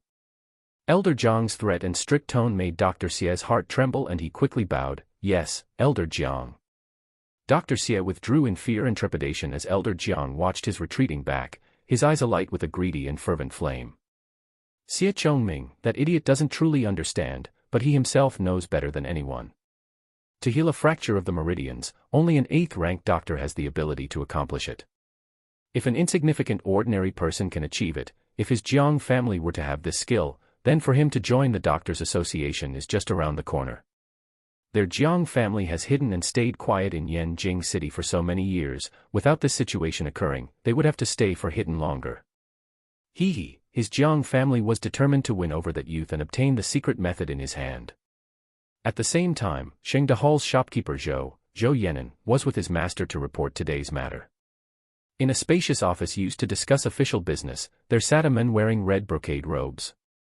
A strange white mask was worn on his face, and as the light shone upon it, the designs on the mask resembled a sinister ghost entangled by vines, causing people to feel a unique hair-raising emotion. Zhou Yenin raised his head to glance towards the young master, quickly lowering his head after catching a peek. He didn't dare look at him too much, his heart was already palpitating incessantly. There were only a few of them, trusted confidants that knew that the young master's face under that strange mask is the face of a handsome evildoer. Except that since he was a child, young master has detested his face, to the extent that he rarely revealed his real face to other people. Thinking of young master's real face, Zhou Yenin couldn't help but recall the youth who saved that boy in the afternoon. Handsome and unfriendly, not arguing over victory and defeat, the youth's appearance was just like fine jade, pure and proud like heavenly mountain snow. Compared to young master's alluring evildoer looks, it was completely different. Just thinking about that youth was enthralling him, when suddenly, he heard a man's languid voice. Is that ordinary person really able to heal fractured meridians? Indeed, it's somewhat interesting. If there really is someone with such a miraculous skill, perhaps the entire course of Jin Ling's doctor cultivation world will change. Zhou Yenin quickly made sure to pay attention, bowed, and asked, young master, about the matter of if we need to dispatch our people to find that youth. It's not that he hadn't sent people to follow that youth, but the strange thing is, after just passing a corner, they had lost sight of the youth's figure. Moreover, as far as he knew, Jixing Hall's people had the same issue, returning home without any achievement. Chapter 60. Chapter 60, No need to see Nayland Manor's face. Sitting at the head position in the room, the man in red robes shook his head and faintly said, "No need. He has his methods, as while he doesn't have enough strength, he must have a powerful backer. To us the more urgent matter is other people, we don't want them to drip mud into water." The man in red robes finished speaking and paused, his androgynous voice carrying a touch of ridicule. After today this news will widely spread throughout the entire Jinling country. This time, probably even the Doctors Association won't sit still. This show will certainly be interesting. Yenin, you've probably guessed which side will profit in the end. Zhou Yenin didn't dare to answer, however in his mind's eye a picture flashed of the youth's face when concentrating on the treatment, his heart surging with a trace of worry. He's just an ordinary person that doesn't have a cultivation base. I hope he will be able to escape unscathed in one piece from this disturbance. The following night a rumor started, that there is a strange beautiful youth with an ordinary body, and using a new method that has never been seen before, he's able to heal a sick person with fractured meridians. This news quickly spread to every corner of Yanjing City. Many people inquired about the genius youth doctor's whereabouts, especially eager to know were those from Nayland Manor and other doctor families. Of course, this news was spread about later. At this point in time, Hashi, the person involved, still had no idea about any of this happening. When the color of the sky turned dark, Hashi returned to her courtyard still disguised as Shiyu. Wet Nurse Jin was greatly surprised when she saw her. When Hashi had left before, she had changed into men's clothes and combed her hair into a man's hairstyle, with her appearance still that of Nayland Hashi. But what Wet Nurse Jin didn't expect, was that when Hashi returned after being gone for a day, her complexion would be soft and alluring, just like snow. She was still dressed in the clothes of a man, if she changed into the clothes of a woman. Hashi saw Wet Nurse Chen's surprised expression and had no choice but to randomly tell a lie in explanation. "When I was outside today I ran into Xingda Hall's shopkeeper Zhou. He said my complexion looked pale because my body had accumulated too many impurities and poisons. Shopkeeper Zhou was kind, he gave me a pill to cleanse my muscles and tendons, after that I became like this." Wet Nurse Jin was overjoyed at this good news. She touched Hashi's face and cried, "Right. Right. This is certainly the result of cleansing your muscles and tendons, as young Miss appearance is now very similar to Madam's. No. Compared to how you looked before, this is more natural. I'm definitely not wrong, it's because your illness is now cured that your original appearance has been restored. Shengda Hall's shopkeeper Zhou really is a benevolent and righteous person. Young miss, you must properly express your gratitude towards him in the future." Hashi didn't know whether to laugh or cry as she could only agree to appease Wet Nurse Chen, then ask, "Wet Nurse, did the 10 slaves I bought already arrive?" Wet Nurse Chen returned to her senses at once. With anxiousness she quickly answered, "Young miss, our courtyard doesn't even have enough food for us, why did you buy more slaves? How can we live if Nayland Manor doesn't give us our monthly food allowance?" When Wet Nurse Chen had suddenly seen the slaves arriving before their door that afternoon, she had thought that it was people coming for revenge, scaring her until she almost passed out. But after hearing they were the slaves Hashi bought, that made her so shocked she wasn't able to speak. The corner of Hashi's mouth raised, and from her storage ring she withdrew a portion of food and crystal stones, laughing lightly. "Wet Nurse Chen doesn't need to worry about the matter of money, this is the reward I received from buying my slaves. In the future we won't have to see Nayland Manor's face again and wait for them to help us. Wet Nurse, can you go call the 10 slaves I bought and bring them here?" Wet Nurse Chen harbored doubt in the bottom of her heart, yet still felt both happy and anxious as she retreated.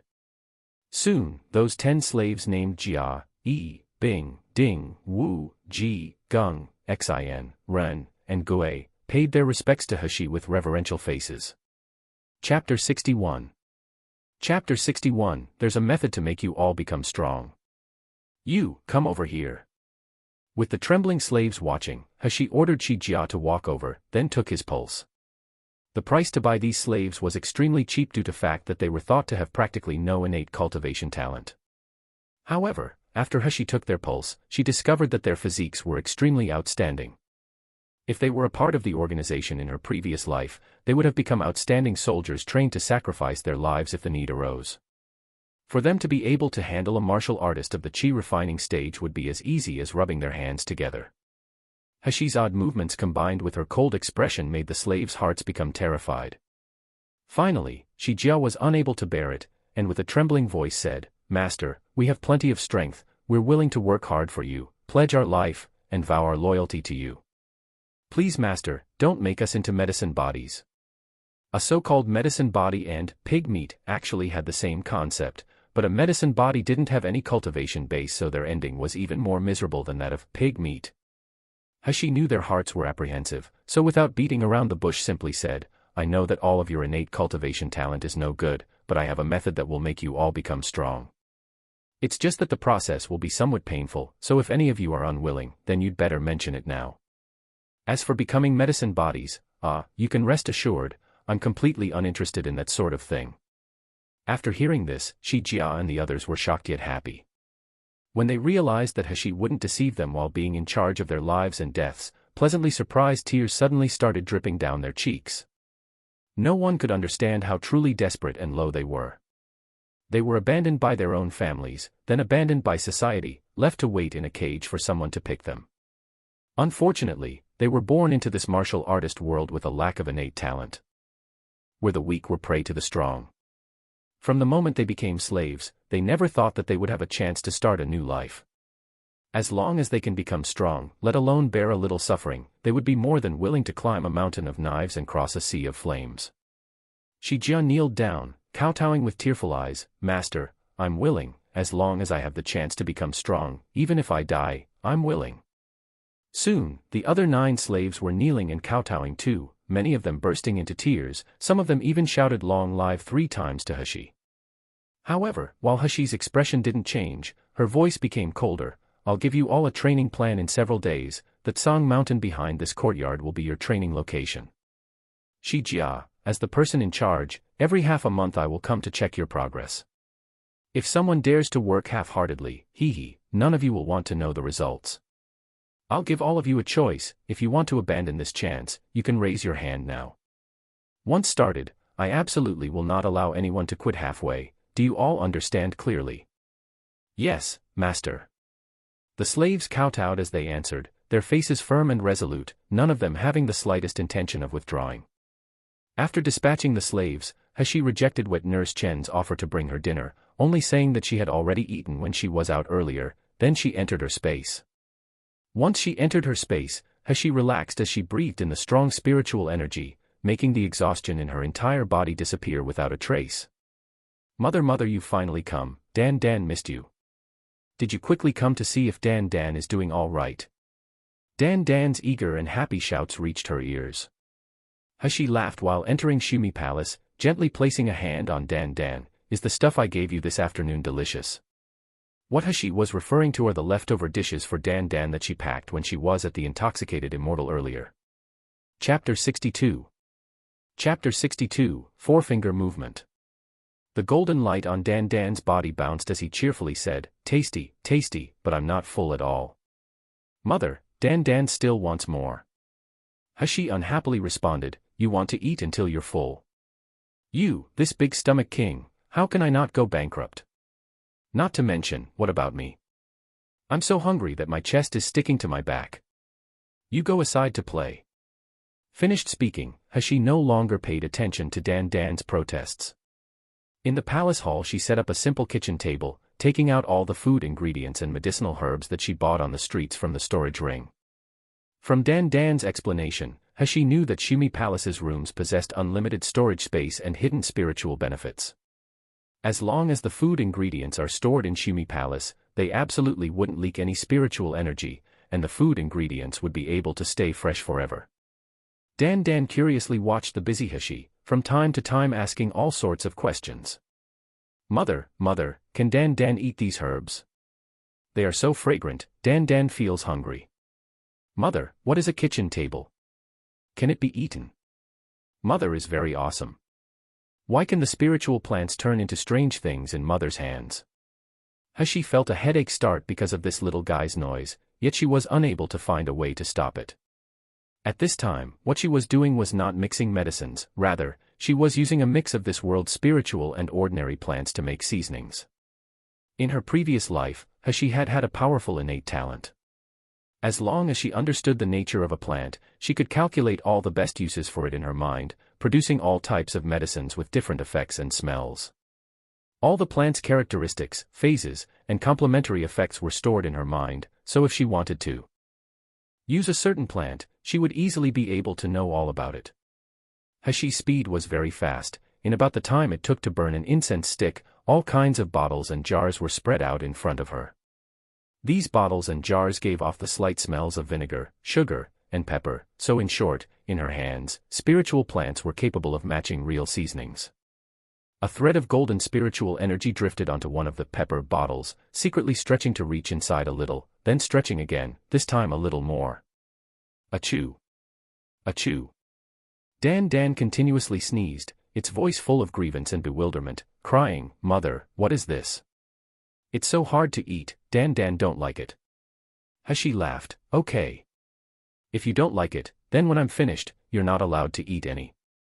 Finished speaking, she grabbed a spiritual wind rabbit that was already dead, and with fast, nimble movements, she peeled the skin and bones, then placed it on a simple grill and began to roast it.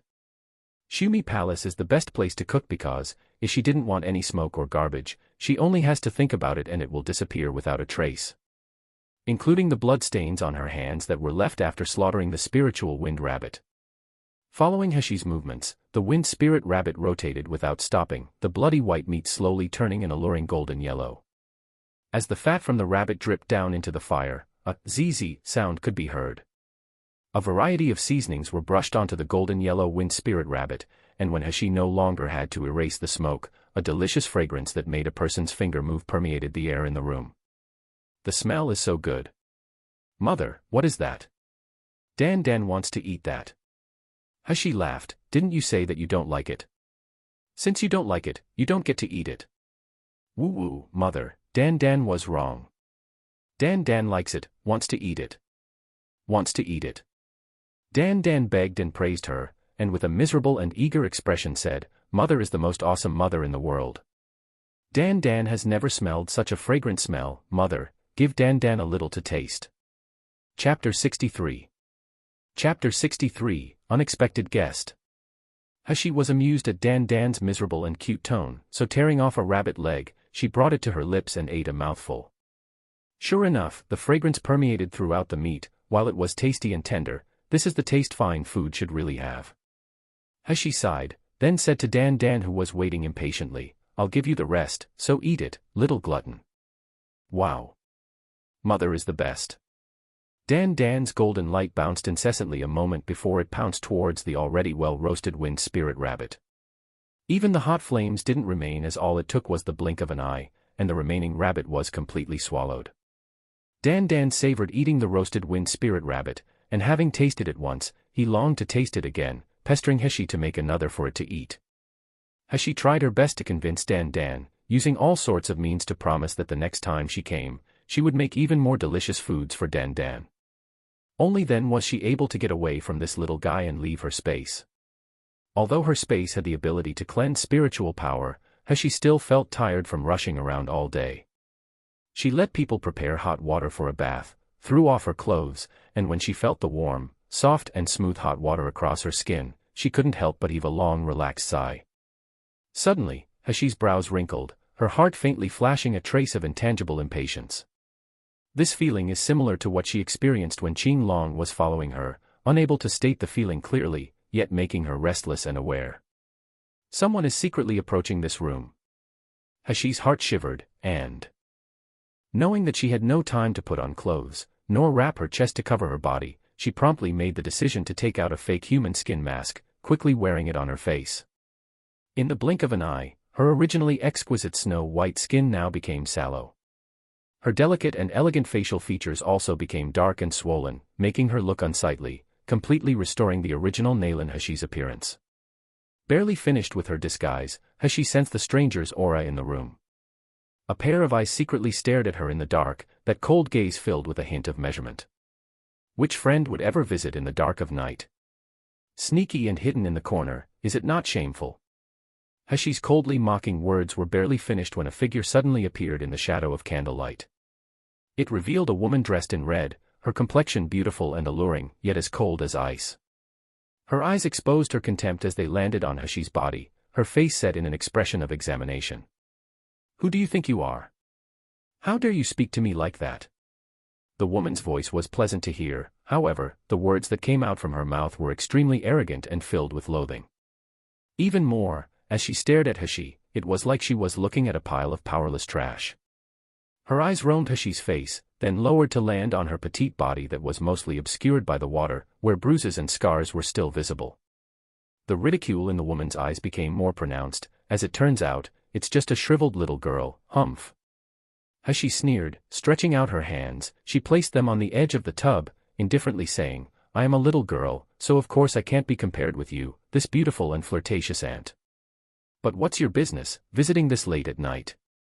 The expression on the woman's face suddenly turned dark, her eyes emitting flames. She glared at Hashi as if she wanted to dismember her body into 1,000 pieces. She was only 20 years old, but this smelly girl actually dared to call her aunt. Even comparing her to a prostitute, she was simply asking for death. You court death. A sharp blade flashed in the red-dressed woman's eyes, her body issuing an overwhelming power pressure. Hashi felt a huge amount of pressure on her body, like her chest was slowly being covered with the weight of 1,000 gold coins, the blood throughout her body flaring and violently surging up. Her complexion suddenly turned pale, and leaning forward, she vomited a mouthful of blood with a wah sound.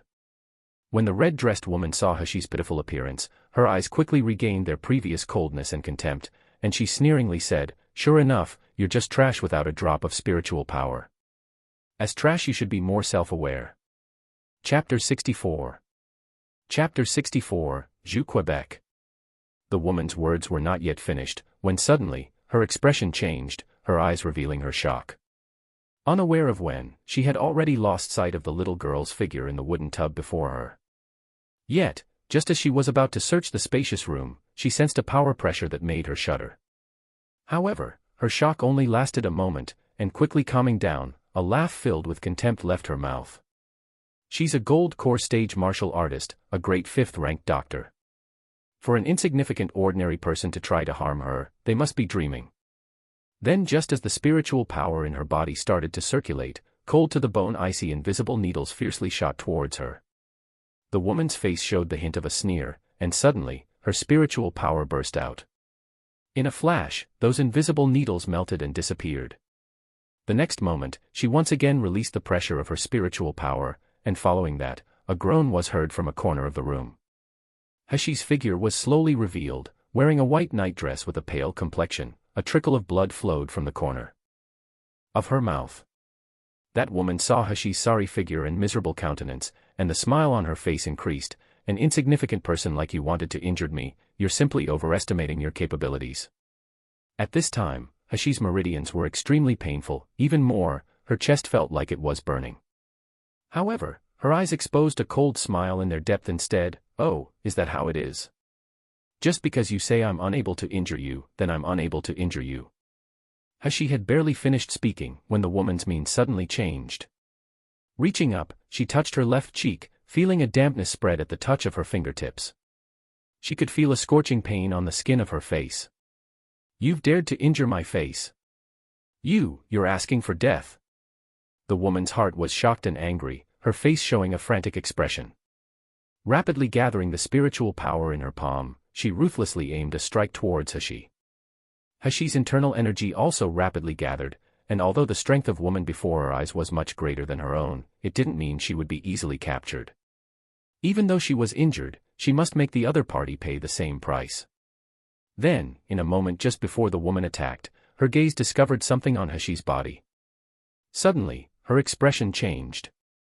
The spiritual power that was already released abruptly returned, but due to the backlash of pressure, the woman staggered back several steps. Leaning against the wall and standing with difficulty, her face was filled with disbelief. Hashi was also somewhat perplexed by this event, confused as to why the woman had suddenly retreated, her manner like one who had seen a ghost. The woman dressed in red shakily stood, blankly taking several deep breaths, before asking in a trembling voice, How can Master leave his imprint on a person like you? Hashi felt the woman's gaze focus on the top of her head, and her heart started pounding. Quickly, she removed the jade hairpin from her hair, her eyes flashing coldly. So, it was Nangong Yu that sent you here. The woman's face was filled with bewilderment, her eyes looked at Hashi with ruthlessness and jealousy. However, she had no choice but to restrain the killing intention within her heart.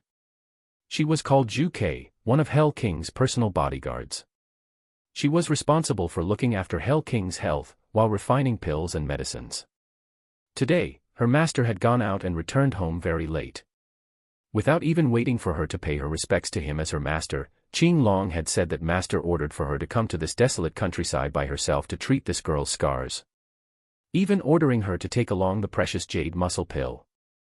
With a sullen and resentful heart, Zhu Kei had arrived at this remote courtyard. However, who would have thought that what she saw was this little girl with a common appearance and trash without the slightest trace of spiritual power? No matter what she thought, she, Zhu Kei, just couldn't understand. Master had never placed any woman in his sights before, so how come he had ordered her to travel from a distant place, to rush over to this remote area, only to treat this little girl's scars? Chapter 65. Chapter 65, You Like Nangong You. She had originally wanted to teach this little girl a lesson, make her suffer a bit, and then warn her to stay away from Master. However, she unexpectedly saw Master's spiritual power imprint on her body. Darn. How can Master treat such a girl favorably? Who does she think she is? At this moment, Zhu Kei was itching to dismember this shameless girl's body, that dared to seduce her master, into 1,000 pieces. However, the master's imprint can be said to be his warning and protection, so if, just a moment ago, her palms really had struck that girl, master would have certainly known. And no one wanted to know what kind of terrible punishment master would give. Zhu Kei took a deep breath, slowly restoring her tranquil appearance, and unhurriedly said, Zhu Kei came to offer a gift on behalf of master to heal young Mississippi. Zhu Kei, 1. Qing Long, as expected of Nangong Yu's people. The coldness in Hashi's heart intensified, but even so, her face remained indifferent. Oh, then your healing skill must be really extraordinary. Just a moment ago, didn't that palm of yours want to kill me? Could it be that Dr. Zhu Kei has the ability to revive the dead, helping you find a way out of an impasse? Otherwise, what explanation would you give to your master if you killed me?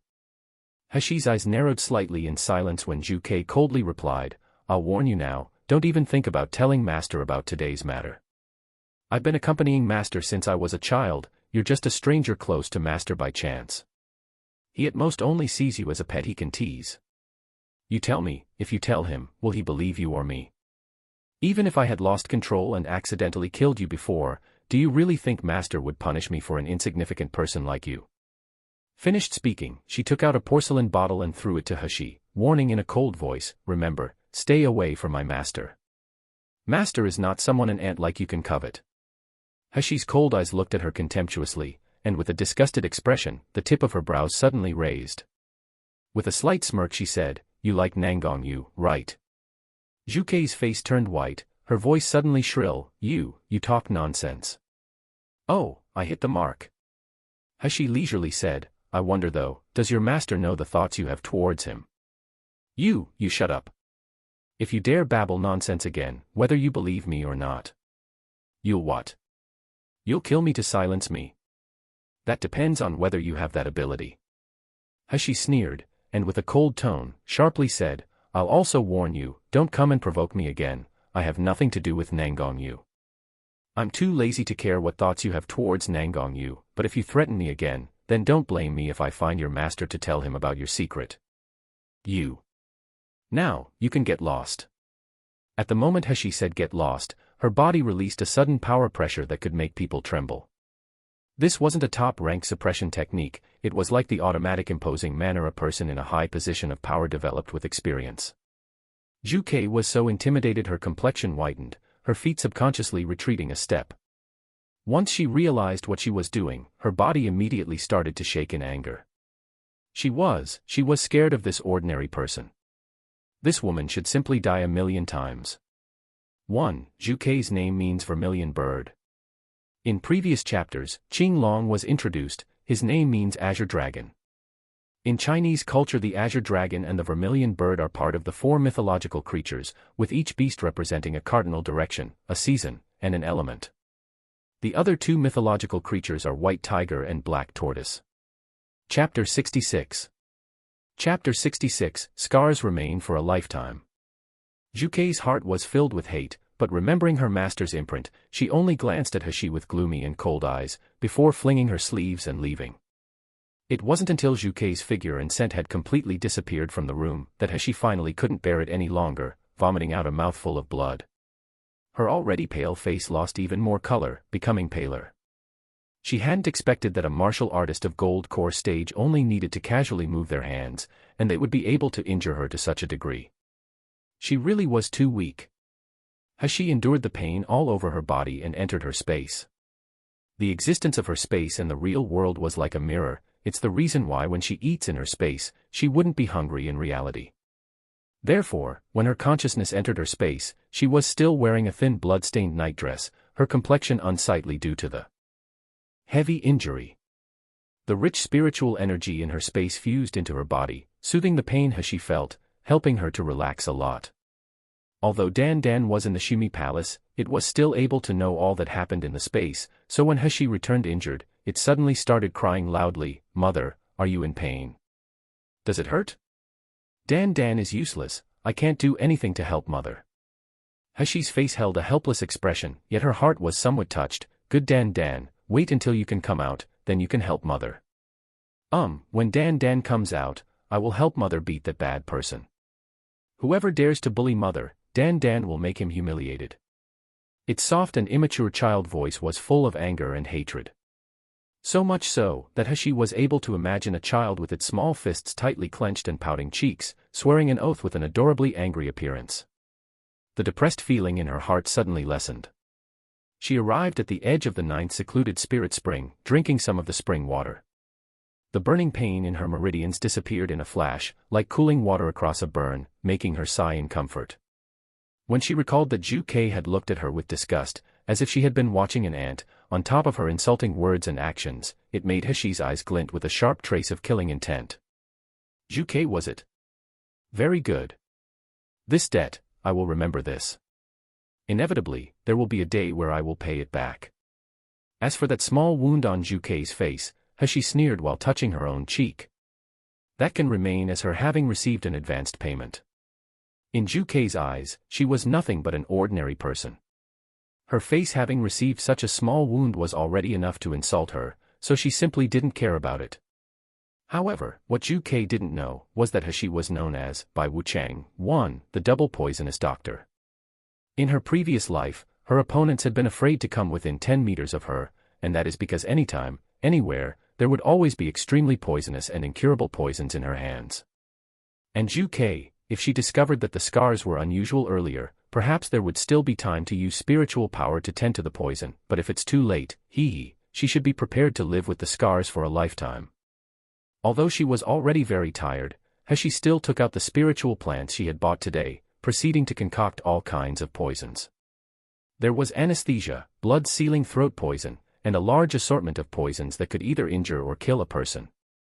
There were also poisons that could cause a person to be in so much pain, they would want to die. The confrontation with Zhu Kei had made Heshi profoundly understand that in this world, it was those with power that had the upper hand. Before she was able to remove the seal on her dantian, she must have strategies in place to defend herself. Suddenly, in her mind, there flashed an image of Nangong Yu's handsome and outstanding appearance, his eyes luminous as they gazed towards her. Heshi narrowed her eyes, quickly dispersing this visual from her mind. Once all the poisons were concocted properly, Heshi released a relieved breath. Just as she was about to exit her space, she suddenly touched the bottle of medicine in the pocket of her nightdress. Opening the bottle's lid, a strong and pure medicinal fragrance permeated the air. What Zhu Kei had said was right, this is indeed a good medicine. 1. Hei Wuchang always bring disaster, while Bai Wuchang, although also scary and feared, is believed to sometimes bring wealth too. Wuchang means changeable and unpredictable. Understandably, it would be terrible to have to deal with someone or something that's devoid of constancy and reliability. The Heibai Wuchang, literally, black and white impermanence, are two deities in Chinese folk religion in charge of escorting the spirits of the dead to the underworld. As their names suggest, they are dressed in black and white respectively. They are the subordinates of Yama, the ruler of the underworld in Chinese mythology, alongside the ox-headed and horse-faced hell guards. They are worshipped as fortune deities in Chinese temples in some countries. In some instances, the Heibai Wuchang are represented as a single being, instead of two separate beings, known as the Wuchang Gui, literally, ghost of impermanence. Depending on the person it encounters, the Wuchang Gui can appear as either a fortune deity who rewards the person for doing good deeds, or a malevolent deity who punishes the person for committing evil. Chapter 67. Chapter 67, The Legendary Hell King. Hashi smelled it and disdainfully curled her lips, throwing the bottle towards Shimi Palace, so arrogant, and yet it's only a second-rate medicine, the quality not even achieving complete fusion. Dan, I'll give this to you to eat. Dan happily swallowed the medicine, shouting frankly that it still wanted more. This little guy, from head to tail and from top to bottom, really is an eater. Wanting to eat the sword and spirit tools, spiritual plants and magic pills, it also wants to eat properly cooked food. It eats so much, yet why doesn't it show even the tiniest sign that its shell will crack? Does it want to make her bankrupt? Hashi helplessly came out from her space, secretly praying in her heart. She only wished that when Dan hatched in the future, it wouldn't be so spoiled, otherwise, she would become penniless. Waking up the next day, Hashi happily discovered that the pain in her meridians and dantian had almost disappeared. After hesitating for a while, she finally decided to go on time to meet Nangong Yu at Wanfeng Tea House. Although Zhu Kei's warning and attack yesterday had made her very unhappy, being able to advance her strength is more important. However, just before she left, Hashi called Mo-san to ask him about Hell King's background. Mo-san's face now looked lively, it was no longer in a state of panic like when he was controlled, his attitude towards Hashi more respectful, answering Master, His Highness, Hell King, can be said to be our Jinling country's #1 man. Regardless of whether it's his strength or control, the power in his hand makes even Jinling's royal family, and every influential family, not dare to rashly provoke him. This subordinate once heard that he possessed amazing innate talent, becoming a gold core martial artist at the age of 15. At the time his core was formed, the ninth heaven's black thunder appeared in the sky, shocking the entire Mi-Luo continent. Afterwards, because all the influential parties were afraid of his powerful innate talent, they at once sent the highest-level martial artists to secretly kill him. But no one was able to injure the Hell King in the slightest, instead, they all died in his hands. Hashi frowned, her heart shocked by Nangong Yu's powerful strength. He was just 15 years old when he had reached Gold Core stage. Mo-san continued, it is said that the Hell King's outward appearance is handsome, just like a demon, surpassing the beauty of a woman, yet his temperament is extremely cold and mercilessly cruel when killing. 2 years ago, the troops from magical beasts in the west of Guai Jin mountain range suddenly assembled, invading Jinling's border in a large-scale attack. The king of Jinling dispatched several tens of thousand elite troops to face the enemy, but their general was killed by magical beasts, then the whole army was destroyed. At that time, people in Jinling were panicking, thinking that the day people would starve and their country would fall to ruin had come. Though unexpectedly, the mere 18-year-old Hell King had suddenly led thousands of metal Qilin troops to the Guai Jin mountain range, and with his strength, he killed the leader of magical beasts, then annihilated the troops from magical beasts. Some people said that the war was extremely tragic, flesh and blood flying everywhere, people blown to pieces, until the soil on the battlefield on Guai Jin mountain range was soaked by blood, so that to this day, it's still a reddish-brown. If ordinary people near the battlefield, their 7 apertures, 1, will shed blood because of the impact of the land. The title of His Highness, the King of Hell, was bestowed from the war, it means, King of the Underworld, ruling over the life and death of the human world, controlling the 6 paths of reincarnation, 2. Hashi momentarily couldn't calm down after hearing Mo-san's recounting. Extremely cold temperament, mercilessly cruel when killing, ruling over the life and death of the human world, controlling the 6 paths of reincarnation, but what appeared before her eyes was only a man with demonic charm and an annoying smiling expression. Were these 2 very different people really the same person? Hashi ate breakfast, then seeing the time had reached 3, she prepared to leave. After just leaving the courtyard's small path, under the mount cliff not far away, she could see 2 children squatting. The boy looked to be around 15 to 16 years old, while the girl looked to be around 7 to 8 years old, both of them wearing shabby clothes.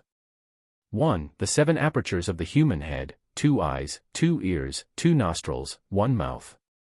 2. 6 paths of reincarnation. In the cycle of reincarnation, it is possible to be reborn as either a 1. Deva, 2. Asura, 3. Human, 4. Animal, 5. Hungry ghost or 6. A tormented being in hell.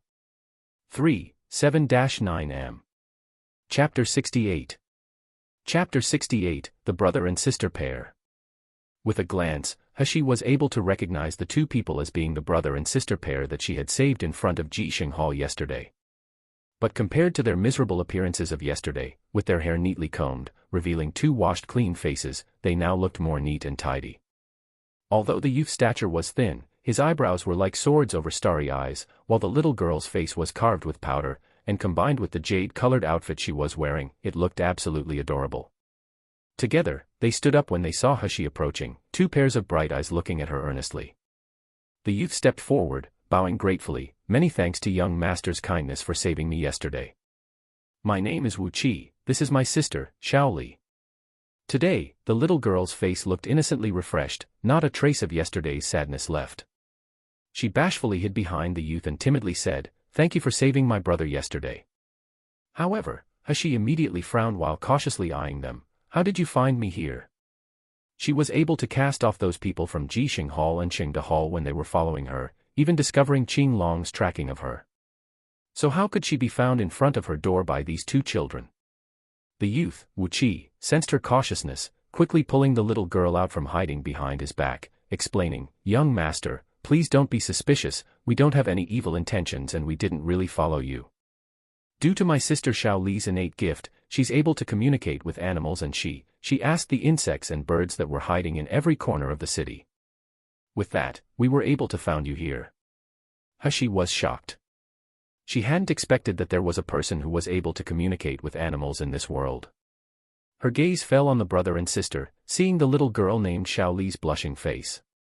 With her somewhat afraid look, it couldn't conceal the gratefulness and fondness in her eyes as she stared at He. He understood the thoughts of an innocent person more than anyone, that treasuring a jade ring would become a crime, getting a person into trouble on account of a cherished item. A person's talent will arouse the envy of others. This youth, without even the slightest hesitation, had just revealed their secret. Was it just to eliminate her suspicions towards them? As if understanding the direction of He's thoughts, Wu Qi quickly said, "I hope young master can take Xiao Li under your care, to ensure that her life is safe and sound." Xiao Li's ability was certainly very powerful. She was able to communicate with fish, birds, beasts, and all animals in the ground. For assassins, using the information to spy and investigate, it was simply a perfect weapon. However, a pie doesn't just fall from the sky. She didn't believe that she would gain a huge benefit just like that, without the need to take responsibility. Remaining calm and collected, she asked, "You can see that I'm merely an insignificant ordinary person without a cultivation base. Considering that my martial power isn't equal to yours, how can you think that I would be able to protect your sister? Besides, why should I help you too?" She'd saved this youth just because she had recalled the suffering in her past. While the most important reason was that she had wanted to understand medical treatments and the level of medical skills in this world, not out of any sort of compassion. She didn't need other people's gratitude. Wu Qi startled, staring blankly when he heard what was said. However, not the slightest trace of disappointment or anger appeared on his face. Instead, he suddenly knelt on the ground. "Young master, I, Wu Qi, is willing to vow with my own blood. I will settle all accounts with my family's enemy, then, when I come back, I will recognize you as my master and serve you. From now on, Xiao Li and I will only obey young master's orders." She raised her eyebrows. "You want to become my slaves?" "No." Wu Qi quickly shook his head. "We want to be young master's servants, not slaves. In Mi Luo continent, a slave can't have independent thoughts, they're also unable to cultivate to advance their levels, it can be said that their existence is the lowest of the low. As for a servant, although nearly the same, they have a master and servant relationship. They are perfectly happy and most willing to serve their master, just like Qing Long and Nangong Yu." Chapter 69. Chapter 69, To Devote One's Life. Saying that, Wu Qi took out two dark green transparent tablets with faint streaks of dark red jade, handing them over to He. "These are my and Xiao Li's life jade tablets, they're refined from our blood. If the jade tablets are broken, we will be overcome with great sorrow, then finally die." She took the jade tablets, her fingers lightly touching the warm surface. After her divine senses had slightly examined them, she believed the youth's words. These jade tablets stored extraordinary spiritual power inside, and she could faintly sense auras similar to the two children. However, Heshi's heart still had doubts. Why did you find me? With Xiao Li's extraordinary ability, this world would have plenty of people willing to offer shelter to you. I don't have any defensive abilities, so why should you find me? In this world, many greedy people want to take advantage of us, even stripping us to the bone to obtain our benefits. Wu Qi revealed a ridiculing bitter smile on his face, immediately after he raised his head and looked towards Heshi, his gaze shining. Xiao Li said, young master is a good person, I would like to believe in Xiao Li's judgment. Heshi fiddled with the jade tablets in her hand while sneering, oh, a good person. This is the first time I've heard someone evaluate me that way, is it because I saved you? Xiao Li, who had still been hiding behind Wu Qi, timidly peeked her head out, her voice like a mosquito's, you are a good person, the animals in the ground and little birds have told Xiao Li. Moreover, brother has said, for the kindness of saving a life, one must devote one's life. Therefore, Xiao Li and brother want to follow you. When Wu Qi heard that, his face turned red, embarrassedly saying, Xiao Li, don't speak randomly, to devote one's life isn't used like that. Xiao Li blinked in confusion, her glass-like colored eyes fixedly staring at her brother, before switching to look at Heshi. Heshi put the jade tablets away, lightly laughing, since it's like this, then you two can stay. However, I'll tell you now, if you follow at my side, you need to be completely loyal and keep anything you hear to yourselves. For every day that I'm alive, I'll certainly protect you. But if you dare to betray and scheme against me, humph, I dare to guarantee that you would suffer to where it would feel like having your heart pierced by thousands of arrows. Heshi's words made Xiao Li jump with shock, so she hid behind Wu Qi's back again in fear. However, Wu Qi sighed in relief. This kind of fondness and hate was clearly a promise and a warning that made him feel relieved, relief at handing over the life jade tablets, relief at vowing their loyalty and devotion, and relief at entrusting his sister. Wu Qi dragged Xiao Li to Heshi's side, gently stroking her head. His eyes exposed his sadness and a strong reluctance to part, his voice heavy, good Xiao Li, you must listen to young master's words, do you know that? Brother will soon come back to find you. Brother. Xiao Li pulled at Wu Qi's sleeve, tears streaming down her face, her eyes filled with unwillingness. She knew her brother had to leave her to do something dangerous, but she didn't know if her brother would able to return safely, so she was extremely reluctant and sad. However, she knew that the thing her brother wanted to do, he would certainly accomplish it. She shouldn't be crying, otherwise it would make her brother sad too. Xiao Li tightly clutched Wu Qi's sleeve while crying, brother, Xiao Li will be obedient. I'll wait for brother to return, so brother, you must come back soon. When Wu Qi finally walked away, Xiao Li wiped her tears, but new tears fell straight away. Heshi, who was standing on the side, looked at the sky. The agreed time for meeting with Nangongyu was approaching, so she finally sighed and walked forward to place a hand on Xiao Li's small head. Why do you have to cry? It's not like you two will be separated forever, your brother is very powerful, he will certainly come back. Chapter 70. Chapter 70, You're not allowed to call me your highness, Hell King. After this youth called Wu Qi had recovered from his injury, Heshi had examined him but was completely unable to detect his cultivation base. She could only say that his strength was definitely stronger than her own, moreover, it wasn't just stronger by a little. Xiao Li felt Heshi's gentle caress and a surge of emotion rose within her heart, so she turned around to hug Heshi, crying, Xiao Li doesn't want brother to die, woo-woo. Heshi helplessly said, all right, I'll promise you, as long as your brother returns, if he sustained any heavy injuries, I will cure him. If it's like this you feel more assured, right? Xiao Li cried again, wiped her nose and tears on Heshi, then under Heshi's comfort, ceased her crying. Heshi told her to go to the courtyard to find wet Nurse Chen, then hurriedly headed towards Wanfeng tea house. She was just about to use her qing gong to quickly depart, when suddenly, from behind Heshi, she heard Xiao Li's childish voice, hoarse from crying too long, I knew Big Sister was a good person, Xiao Li likes Big Sister the most. Heshi's foot stumbled, causing her to nearly fall to the ground. To be able to communicate with animals and so on, it's good to use it against an enemy, but to use it on her, that's too troublesome. She wouldn't have any privacy. Heshi arrived at Wanfeng tea house in a hurry, where Nangongyu was already waiting. Seeing the picturesque appearance of a youth dressed in white clothes and a fur coat slowly walk over, Nangongyu's originally indifferent eyes suddenly shone bright. Even the corner of his mouth lifted into a slight smile. Qing Long, who stood on the side, had followed Nangong. Yu. For many years, he could clearly sense that his master's mood was very good today.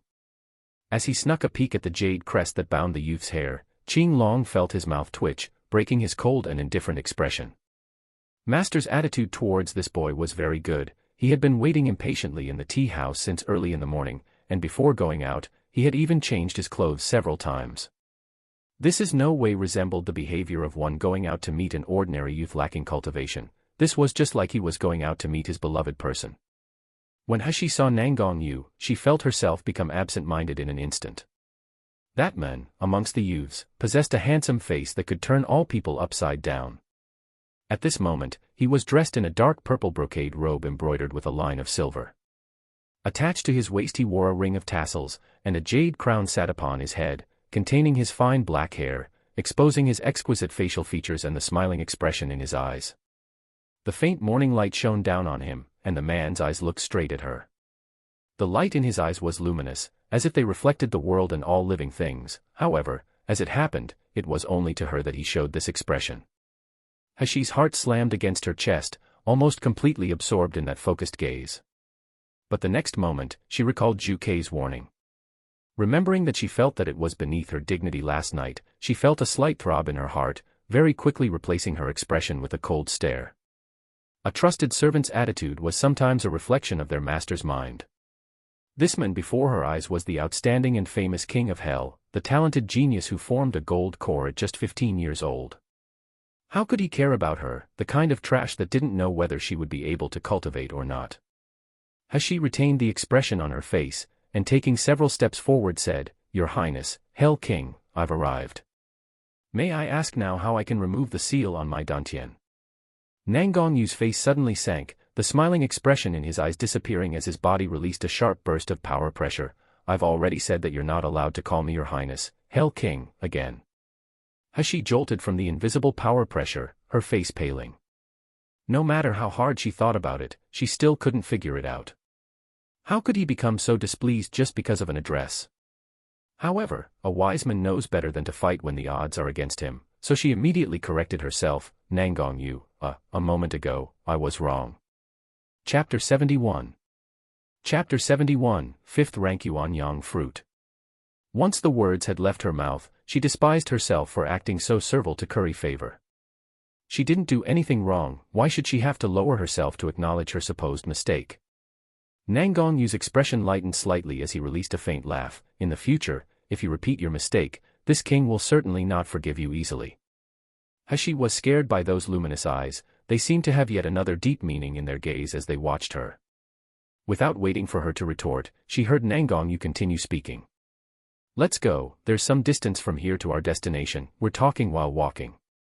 Nangang Yu's cultivation base had already reached the stage where he was able to fly, however, Hashi was just an ordinary person. Furthermore, there's a rule in Yanjing City that forbids martial artists from large-scale fights, as well as an order banning them from disturbing people by flying in the air. Therefore, the two of them walked side by side as they leisurely exited the tea house into the street. Nangang Yu looked tall and handsome, graceful and outstanding, while Hashi looked elegant and refined, a pure and bright youth. The two of them walking together naturally became a grand view, able to attract the attention of all living things. Passers-by who were coming and going occasionally turned their heads as they walked by them, their stunned gazes firmly attached to the pair. It even was to the point where they would walk right into a wall, completely unaware of their surroundings. If you want to remove the seal on your muddled dantian, you need a yang object. In this world, a yang object is very difficult to find, but fortunately, the power of your seal has gradually weakened. Now you only need to find a fiery yang object at its peak, that will do. The effect of a 5th rank Yuan Yang fruit, 1, is more than enough. Yuan Yang fruit. Even though Hashi knew almost nothing about this world, she did know about 5th rank spiritual plants. Their value was so high, that no matter how much yuan she has, she would still be unable to obtain one. Nangang Yu saw her anxious face, and looked left and right before he continued speaking to her. "Do you know the Ouyang family?"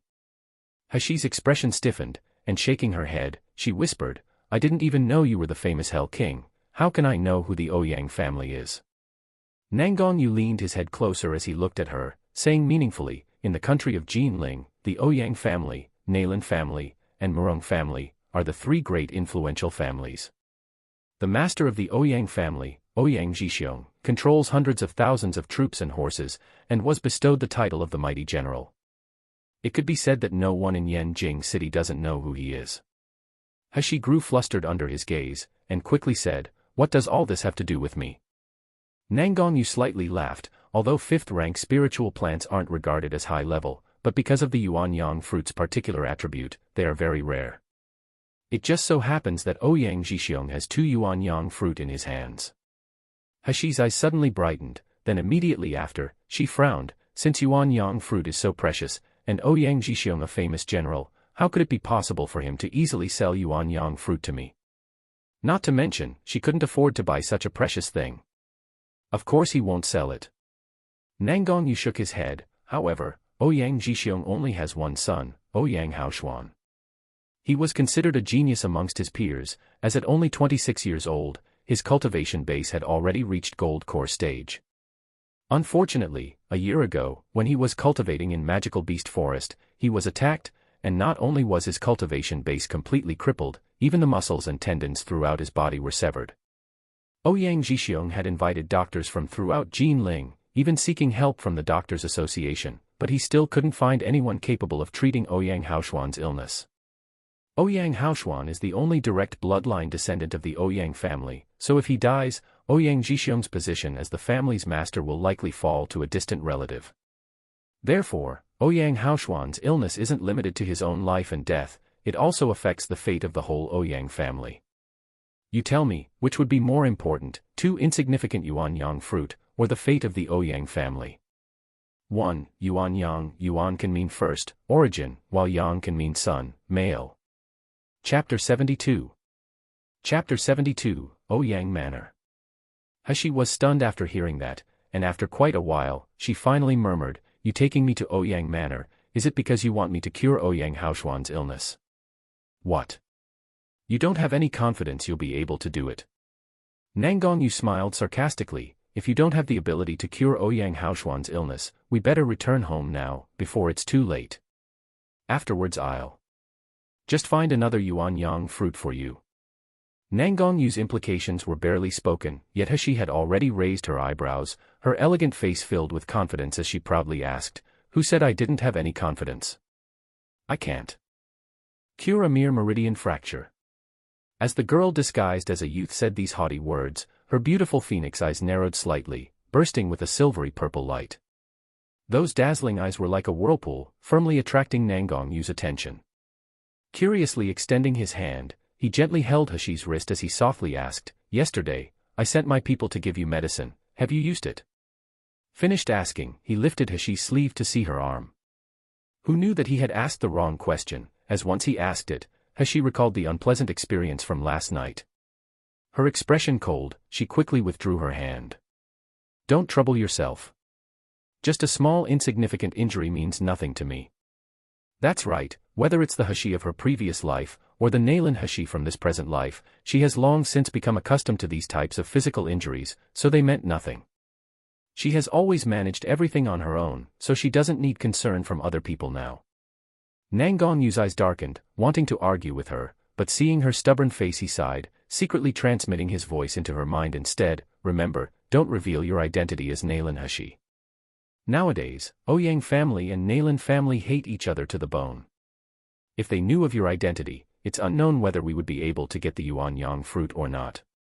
Hashi frowned, and just when she was about to ask what grudges the two families held, Nangongyu softly interrupted, "We've arrived."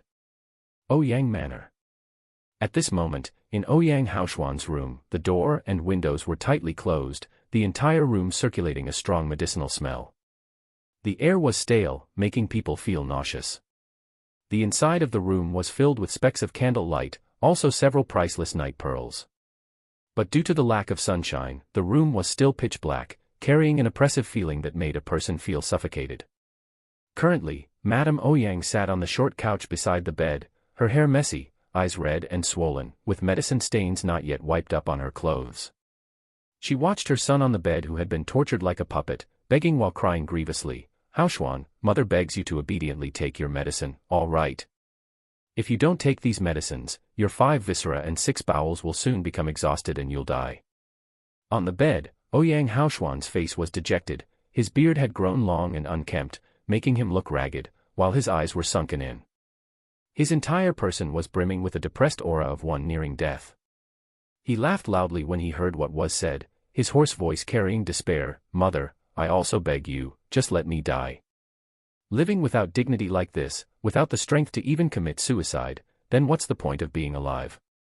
It's better to kill me, let me die a clean death." Heard that, Madame Ouyang's crying became even more grievous, and throwing herself on the edge of the bed, she grabbed her son's hand, murmuring, "Xian heir, your father has already gone to seek help from the Doctors' Association, searching all lands under the heavens for good medicine. In this world, there will inevitably be a person who will be able to cure you, you can't give up now. Mother, you mustn't deceive me and yourself again." Ouyang Haoshuan's throat issued a gurgling noise, like a dying old woman's low cough. "Even Nailan Jingza has come and seen me but couldn't cure me, I absolutely can't be cured, in this lifetime, I've been destined to an early end. Mother, just let me die, okay?" Chapter 73. Chapter 73, Ouyang Haoshuan's Despair. "Mother only has you, this one child." Madame Ouyang wailed, grabbing Ouyang Haoshuan's hands. She didn't want to let go. "If you die, what about mother? What about your father? Xian heir, those people who harmed you still haven't received retribution, and now that Ouyang family's relatives are eager for you to die, are you truly willing to die cowardly like this? Are you in such a rush for your parents to be so full of sorrow and hatred?" Ouyang Haoshuan stayed expressionless, his blank eyes projecting his despair while unwilling tears gathered. Previously, he was Ouyang family's most dazzling genius. Other people looked up to him, envied him, admired him. He was the pride of his parents. He was also Ouyang family's future hope. However, in the blink of an eye, that genius had crumbled into dust. The fine jade was covered in dust and shattered into hundreds of pieces, his cultivation base and body becoming crippled, turning him into a person who couldn't even take care of himself. Every day, besides lying down on the bed, he couldn't do anything. He even needed other people's hands to help him eat, to avoid the food spilling. He has been restricted to laying down in this dark and stale-smelling room for more than a year already. In this 1 year, he has lost all his pride, lost his dignity, and lost his will to live. Every day, he only longed to die quickly, rather than live life like a dead person. However, his mother's words ignited the hatred and wrath lurking deep down in his heart. Those black-dressed people that schemed against him in the magical beast forest, those scums that dragged him into a trap, he still hasn't personally taken revenge, personally making them pay a debt of blood with blood. How can he be willing to die? How can he be willing to give up like this? Inside the room, brimming with Madame Ouyang's weeping sounds, occasionally mixed with Ouyang Haoshuan's destitute beast-like yells, the atmosphere was permeated with despair, enough that it could make a person's heart grieve. Just at this moment, the room's door was suddenly pushed open, and Ouyang Zhixiong entered with large steps. His face was devoid of the usual anxiousness, instead, his eyes shined with astonishment. "Madam, quickly. Quickly help Haoshuan to tidy up. The genius doctor has arrived, he will immediately come to give medical treatment to Haoshuan." Madame Ouyang startled, wiping the tears from her eyes as she asked, "Genius doctor? Could it be an elder you've invited from the Doctors' Association?" Ouyang Zhixiong shook his head. "All the elders from the Doctors' Association are mysterious, their whereabouts uncertain. How could I find them in such a short time? However, this time the one I've found, even though he's not an 8th-rank doctor, his medical skill has reached perfection. Believe me, he will certainly be able to save Haoshuan." Madame Ouyang's eyes shined, and with a trembling voice she asked, Really? My lord, you've truly found a person who is able to save Haoshuan. Father, you don't have to waste your energy." Lying on the bed, Ouyang Haoshuan remained unmoved in the slightest. Instead, the expression on his face became more mournful. "Didn't all the doctors that previously come to Ouyang Manor say that I would live, but that my muscles and bones were dead, resulting in how I am now?" His mouth opened a crack, and chuckling, a sinister expression spread across his face. "Every one of them fled after taking my pulse, especially Jin Ling country's #1 majestic, highly skilled doctor, Nailan Jingza. After he diagnosed me as incurable, he unexpectedly withdrew my engagement between our Ouyang family and his Nailan family. Even more, the news that I had become a crippled person spread everywhere, making me a laughingstock throughout Jinling. Ha ha ha, indeed, he's the country's highly skilled doctor, a very good doctor. When he mentioned the Nalan family, Ouyang Jixiong and Madame Ouyang right away started gnashing their teeth with loathing. Because of their political connections, and because of Madame Ouyang and Madame Nalan's handkerchief friendship, the two families had made an agreement for Ouyang Haoshuan and the second Miss, Nalan Feishue, to marry when he was of marriageable age. Handkerchief friendship, used to describe childhood friends, or friends who share everything, happiness and sadness. Chapter 74. Chapter 74, Genius Doctor is Your Master. Previously, the graceful Ouyang Haoshuan, who was handsome, talented, and outstanding, was a match to Nalan Feishue, who was merely at the foundation establishment stage. Nevertheless, the Ouyang family had still acknowledged this marriage, including the Nalan family, who had regarded it as a decent marriage. But who would have thought that once Ouyang Haoshuan faced difficulties, the Nalan family would turn out to be such hostile people, refusing to acknowledge the marriage, and then spreading Ouyang Haoshuan's miserable condition to the public. Ouyang Haoshuan was once a dazzling star, and now that he had fallen into the mud, naturally, the people who had originally envied him, now threw stones at him, rejoicing in his misfortune. Now branch relatives from the Ouyang family were covetously eyeing the position of the family's master. Even Nalan Feishue's people that had once admired him came to their door just to sneer at Ouyang Haoshuan. Now that he has become a toad that can't climb up from a mud pit, they go so far as to dare clamor around Nalan Feishue, thinking of her as a swan. Afterwards, the Ouyang family had found out that it was Nalan Feishue and Madame Nalan who had spread those rumors on purpose. This left the Ouyang family no choice but to break the engagement, making everyone focus on Ouyang Haoshuan's decline. No one paid any attention to the Nalan family's ungratefulness over renouncing the alliance contract. Due to these events, the Ouyang family hated the Nalan family to the bone. Especially the vicious and shameless Nalan Feishue, they were itching to tear her apart.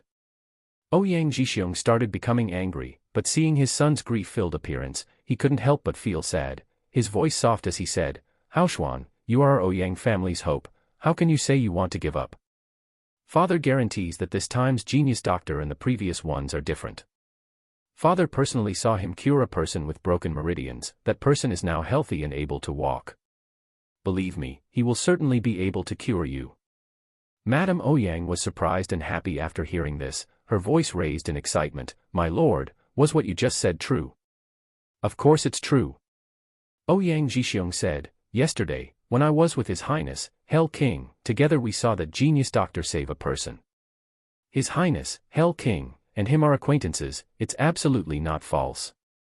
Madame Ouyang suddenly started crying with joy, wiping her tears as she said, "Haoshuan, Haoshuan. Did you hear that? You can be saved, you can be saved. Quickly call someone to come help young master tidy up, invite the genius doctor to come in." Ouyang Haoshuan's eyes brightened, but immediately after, they once again became gloomy. It's not that he didn't want to be cured, it's just that he had experienced happiness turn to disappointment for more than a year already. It caused the little hope he had carried to long be extinguished, changing it into a deep despair.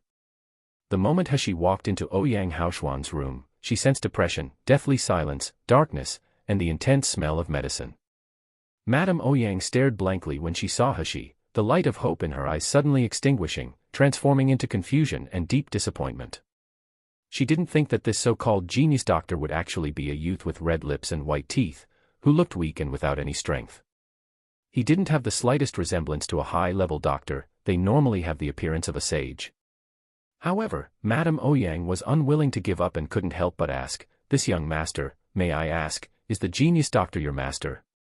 Is it possible to invite him to come save my family's Haoshuan?" Ouyang Jixiong's complexion changed, he glanced at the smile that wasn't a smile on the face of His Highness, Hell King, and quickly took a step forward to stop Madame Ouyang. "Madam, don't talk recklessly, this is the exceptionally talented young genius doctor." Madame Ouyang jumped in shock, and as her heart brimmed with despair and disappointment, tears gathered in the corners of her eyes. She had long become accustomed to this kind of situation, where she was judged by her appearance. Previously, although her medical skills were high, they were often used to kill people, not save people. But even then, there is no doctor who wouldn't get angry from not being trusted. So as a result, instead of becoming unwilling, her gaze coldly swept past the Ouyang couple before she then walked to the front of the bed. 1. That she's better than him. Chapter 75. Chapter 75, If It Can Be Treated. The ambience in the room was already heavy and gloomy, yet on the bed, it seemed to gather 100-fold. The strong smell of medicine mixed together with a sour, moldy smell, as if it was trying to create the world's gloomiest atmosphere. Ouyang Haoshuan had been lying down in this kind of dark room. His features cold, his skin appearing a pale ashen color, while his eyes were bloodshot in deep-set sockets. At this time, these eyes were fixedly staring at her, not a trace of hope visible, only endless darkness filled with coldness and despair. Obviously, compared to Wu Qi, this person's condition was more severe, regardless of whether it was his body or his spirit. As she focused, grabbing his wrist to take his pulse. Once she took his pulse, her eyebrows furrowed. Just like she thought, Ouyang Haoshuan's illness, compared to Wu Qi's, was several times more severe. The meridians throughout his body appeared to be fractured, while several fractures were in extremely crucial places. Once they were severed, forget about only losing spiritual power, just normally sitting or standing up to walk would be unachievable. And most importantly, there was the trace of a highly toxic poison within Ouyang Haoshuan's body, causing his meridians to wither day by day. The poison that resided in his body was the kind that if he attempted to use his internal energy, the poison would feed off it, gradually increasing and spreading. So although fractured meridians would cause the body to be unable to operate and cultivate, a martial artist used their internal energy to live, how could they stop using that? Thus, this poison would keep accumulating until it spread throughout the body, eventually entering the dantian. As she didn't know what kind of poison it was, but she thought that the person who used this poison to sever his meridians was extremely sinister. That person not only wanted to make Ouyang Haoshuan fall, but wanted to make him suffer endlessly painful torture before he died. Now, Ouyang Haoshuan's meridians were already withered, close to the extent of being completely blocked. If it was just a few days later, perhaps even she would have been unable to do anything about it. As he laid on the bed, Ouyang Haoshuan saw the youth's grave face, causing him to clench his hands for a moment without loosening them. He couldn't help but sneer, and with a hiss in his voice said, "Don't waste your energy, since you're unable to treat me then you should quickly get lost, don't come again to Ouyang Manor to swindle us." At this moment, she had already finished taking his pulse. Withdrawing her hands while looking at the man's face filled with anger, she laughed coldly, "Oh. Then if I can treat you." Ouyang Haoshuan was speechless, his expression sluggish as he felt himself being looked at by those cold eyes, his entire body freezing. Ouyang Jixiong quickly said, "Genius Dr. Shi, as long as you're able to cure my son, my Ouyang family is willing to agree to any of your conditions."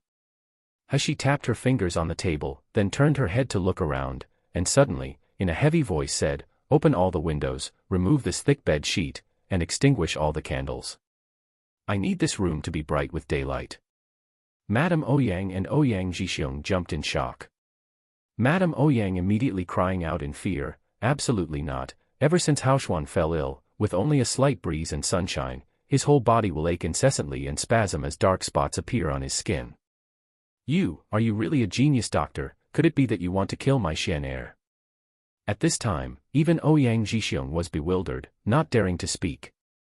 However, she only sneered, and suddenly taking out a medicinal pill, she stuffed it into Ouyang Haoshuan's mouth. "I assure you, even when he is blown by the wind or exposed to the sun, he'll be all right. You can all either choose to believe in what I'm doing, or just find someone better qualified than me." Chapter 76. Chapter 76, Poisoned. Saying that, she then headed to the door to leave without hesitation. Nangong Yu saw her eyes shine with a self-confident light, while his eyes reflected an expression of happiness. His woman should have this kind of spirit and imposing attitude. When asking for a favor, it wouldn't make her look humble, rather, it would make people obediently deliver things into her hands. Seeing Hashi about to leave, Ouyang Jixiong became anxious and glanced at the motionless Hell King. His heart immediately throbbed harshly, and clenching his teeth said, "You've heard Genius Dr. Shi's command, quickly open the windows." "My lord." Madame Ouyang shouted. Ouyang Haoshuan closed his eyes as he lay on the bed. Tightly clenching his teeth with a grim face, he braced himself for the pain to come. Slowly, a gentle breeze blew into the room accompanied by the warm sunshine, both filled with rich spiritual energy. For a moment, the intense smell of medicine and mold in the room were dispersed by the wind. And with the brightness replacing the darkness, it caused the entire room to no longer be covered in a deep haze, one resembling the underworld. Ouyang Haoshuan hesitated before he slowly opened his eyes. The first thing to enter his sight was the glaringly bright yet warm sunshine. In addition, under the glow of the sun, the youth's exquisite and matchless appearance was visible. Hashi's face was without a smile, without a trace of gentleness or softness, there was only icy arrogance and self-confidence. However, Ouyang Haoshuan's heart that was originally desperate and still, now, for no reason, surged with excitement. Xian heir, how are you feeling? Do you feel pain anywhere? Madame Ouyang nervously asked as she rushed to the front of the bed. Ouyang Haoshuan finally reacted. It didn't hurt, he didn't feel any pain. His body was neither spasming or breaking out in dark spots. Furthermore, his internal organs weren't shifting and breaking down from the pain. His astonished gaze fell on Hashi, his mouth opening and closing several times before finally, in a hoarse voice, he said, You're really able to cure me. Hashi crossed her arms in front of her chest, and faintly said, Cure what? Cure your fractured meridians. Wasn't General Ouyang already convinced that I have such an ability, only then inviting me to come? Yes. Yes. Ouyang Jixiong finally responded. His son being able to stand the wind and sun without reacting in pain had caused him to feel like crying tears of joy, his eyes collecting glistening teardrops in their corners. Genius Dr. Shi, please use your miraculous hands of a healer, please save my son. Madame Ouyang also finally managed to react, she no longer doubted Hashi's medical skills. Immediately kneeling on the ground, she cried while beseeching Hashi to save her son. Hashi's expression was without doubt or fear as she signaled for Madame Ouyang to rise, I'll certainly be able to help treat his fractured meridians. However, young Master Ouyang's illness is so severe not because of the muscle and tendon fracture, rather, he was poisoned. Poisoned? Ouyang Jixiong exclaimed, then asked in disbelief, This is impossible. Previously, we had invited countless doctors to diagnose and treat Haoshuan, but not one of them gave even the slightest indication from their examination of Haoshuan that he was poisoned. Is it that in these past few days, someone broke into my Ouyang manor and gave poison to my son? In this world, poisons able to cause harm to martial artists were rare, not just because of the expensive price, but because they were really hard to find. In the end, who was it that was so sinister, being able to see Haoshuan already fallen to such a degree, yet unexpectedly unwilling to let him off? Thinking until here, Ouyang Jixiong glared in anger, his body emitting a strong power pressure. But Hashi was only an ordinary person, and Ouyang Jixiong's cultivation base far exceeded her own. Now that this power pressure was completely utilized, although not aimed at her, it was still enough to make her face pale. Chapter 77. Chapter 77, Medical Treatment. Just at this time, Nangongyu walked to her side, his tall figure enveloping her, like he could protect her against his chest. In the blink of an eye, Hashi felt the power pressure on her body disappear, her pale complexion returning to normal. She raised her head and as her eyes came into contact with his, she suddenly thought that his eyes were beautiful. Her reflection visible in his star-filled eyes, his burning gaze nearly melting her. Hashi suddenly lowered her head, took a deep breath, then looked towards Ouyang Jixiong. No, young Master Ouyang has been poisoned for a very time, it has been at least a year and a half. If my guess isn't wrong, this kind of poison has a 90% possibility of being what caused young Master Ouyang's meridians to be severed in a flash when it was administered into his body. Ouyang Jixiong stared blankly, immediately asking, what kind of poison is that? Even a fourth-ranked doctor couldn't detect it. In this Miluo continent, when a low-ranked doctor examines a sick person's body, they rely on their spiritual power to do the examining. Some don't even know where the meridians are located, while even more are unable to make their spiritual power penetrate into the sick person's meridians. This poison attaches itself to the human body's meridians and becomes extremely concealed. It also moves around the body, so based on an ordinary doctor's examination method, how could they find it? However, Hashi wasn't interested in wasting time to explain, only saying, have any of you seen a person with broken meridians unable to stand a gentle breeze or exposure to the sun? That is a symptom of being poisoned, but this poison is extremely sinister and strange. I'm also still unclear about what type of poison this is in the end. In fact, the things Ouyang Haoshuan couldn't tolerate wasn't the wind and sunshine, rather, it was the spiritual energy that was carried in by the wind and sunshine. The spiritual energy makes the poison within his body spread rapidly and expand, causing Ouyang Haoshuan to experience a pain similar to that of being bitten and devoured.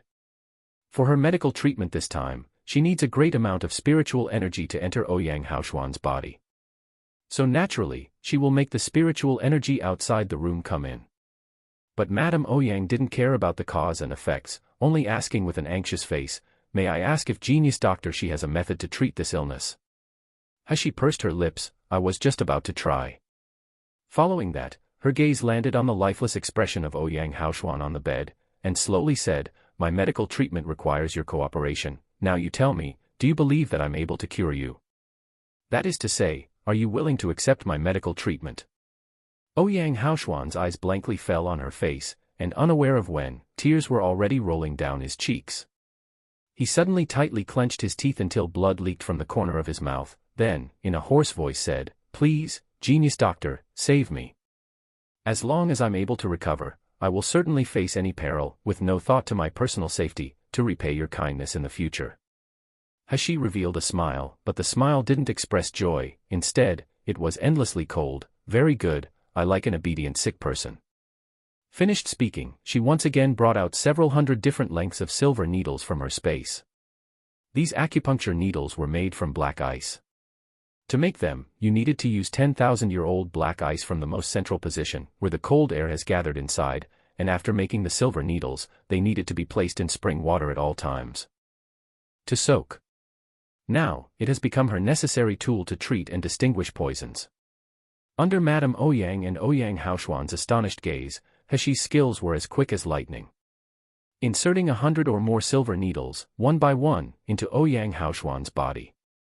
As the number of needles inserted into his body grew, Ouyang Haoshuan's face began to show a pained expression. With his jaw tightly clenched, blood steadily dripped from the corner of his mouth, while bean-sized beads of sweat rolled down from the spot between his tightly wrinkled eyebrows. "Haoshuan, Haoshuan, how is it?" Madame Ouyang stared at his painful appearance, her worried tears streaming down. "Genius doctor she, why is Haoshuan in so much pain?" Chapter 78. Chapter 78, Not Enough Spiritual Power. "Then I'll give you mine." "Mother, I'm all right." Ouyang Haoshuan chuckled, his voice hoarse. This was the first time he had really laughed. He was brimming with incredible surprise and hope. "Mother, my hands, my feet, I feel them. So painful. Ha ha ha, I feel them." He laughed and laughed, his tears falling down to mix with the blood on the corners of his mouth and the sweat collecting on his face, giving him a miserable yet sinister appearance. Who can understand the grief and despair of one who originally had boundless prospects as a star, yet could now only wait every day to die as he laid on a bed?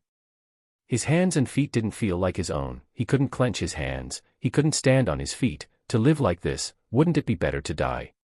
But now, he could finally feel his hands and feet. After a lapse of a year and a half, he finally could feel the existence of his four limbs again. Ouyang Haoshuan cried tears of joy. So what if the cost was great pain? Compared to the despair and humiliation of before, the pain was insignificant. Madame Ouyang and Ouyang Zhixiong's expressions suddenly changed and they wanted to rush over to the bed. Unfortunately, they could only tearfully endure it as they were afraid they would disturb Hashi's movements. Hashi finally finished inserting all of the silver needles, feeling exhaustion throughout her body. However, the treatment had just begun. The next part was the crucial point. She discovered that perhaps because the people in this world were all martial cultivators, their bodies could endure more. Resembling tempered and refined magical items, the internal energy running in their meridians was much stronger, so compared to her previous life, it was 100 times more difficult, causing her internal energy to be greatly consumed. Ouyang Haoshuan's body had been slowly consumed by poison for more than a year, causing him to become weak. Otherwise, even for her, being able to finish inserting the whole set of 108 silver needles would be a problem. Next, she had to force the poison out through the silver needles, but this was a very difficult process. You can try to use spiritual power." A gentle and low voice suddenly sounded in her ears. As she startled, and turning her head, she saw Nangong Yu's dazzlingly bright handsome face, making her heart unconsciously palpitate. "It's impossible." With difficulty, Has she made up her mind, shaking her head? I'm unable to transfer enough spiritual power. It's not that she hadn't thought of using this method, anyone would think of testing it out first. But if she wanted to hasten the expulsion of the poison, she needed to pour internal energy into the countless meridian branches. During this process, if she missed even one spot, the poison would instantly gather, causing Ouyang Haoshuan's body to explode. Using spiritual power would of course be much simpler and more effective than using internal energy, but she simply couldn't store spiritual power. Depending only on the tiny bit she had to penetrate into his meridians and survive, how could it be enough? Still, Nangongyu only raised a corner of his mouth, laughing slightly. If I tell you try, I'll naturally ensure a way for your spiritual power to be sufficient. Finished speaking, Hashi felt a wide palm press on her sleeve. And from the palm, a warmth was transmitted through her thin clothing to her skin, making her body quiver and stretch closer. Nangongyu's low laughter, deep and full of magnetism, reached her ears carrying clear delight. Hashi's face darkened, and just when she was about to step away from him, she suddenly sensed refreshing spiritual power slowly infuse her body. The exhaustion in her body instantly disappeared without a trace, and even her originally dried-up dantian began to stir. In a flash, Hashi realized Nangongyu's intentions. She only needed to continue the treatment, and if she didn't have enough spiritual power, he would replenish it. That sort of lofty and domineering attitude. Hashi's face reddened, however, she no longer refused. Instead, she concentrated, removing a silver needle that was longer than a foot and slightly thicker than hair from her space.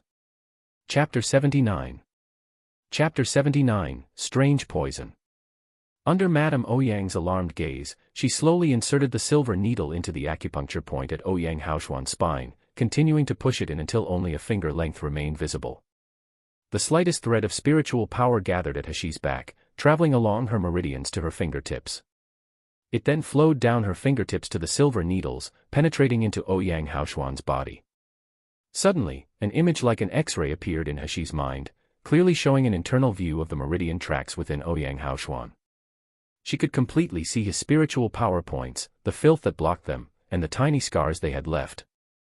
Under the pressure from the spiritual power, the silver needles inserted into Ouyang Haoshuan's body trembled, and slowly, like rising water, the spiritual power spread and began to repair Ouyang Haoshuan's fractured meridians. Unable to bear it, Ouyang Haoshuan issued a shrill scream.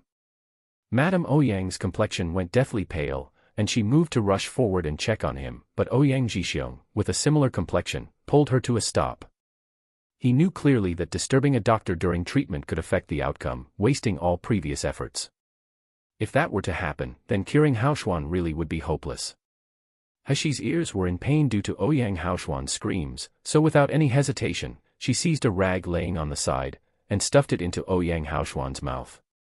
Immediately, the only sounds remaining in the room were Ouyang Haoshuan's muffled screams, and Madame Ouyang's stifled sobs. Behind Hashi, the corner of Nangongyu's mouth raised, revealing a slight smile as he pressed against her back. But Hashi didn't care about their reactions, beginning to seriously examine Ouyang Haoshuan's meridians instead. Along with the fractured meridians being repaired, the spiritual power began to move normally again, causing the poison in the meridians to flow quicker. The poison certainly wanted to spread and grow, however, the medicine that Hashi had recently fed to Haoshuan restrained the tiny organisms from reproducing.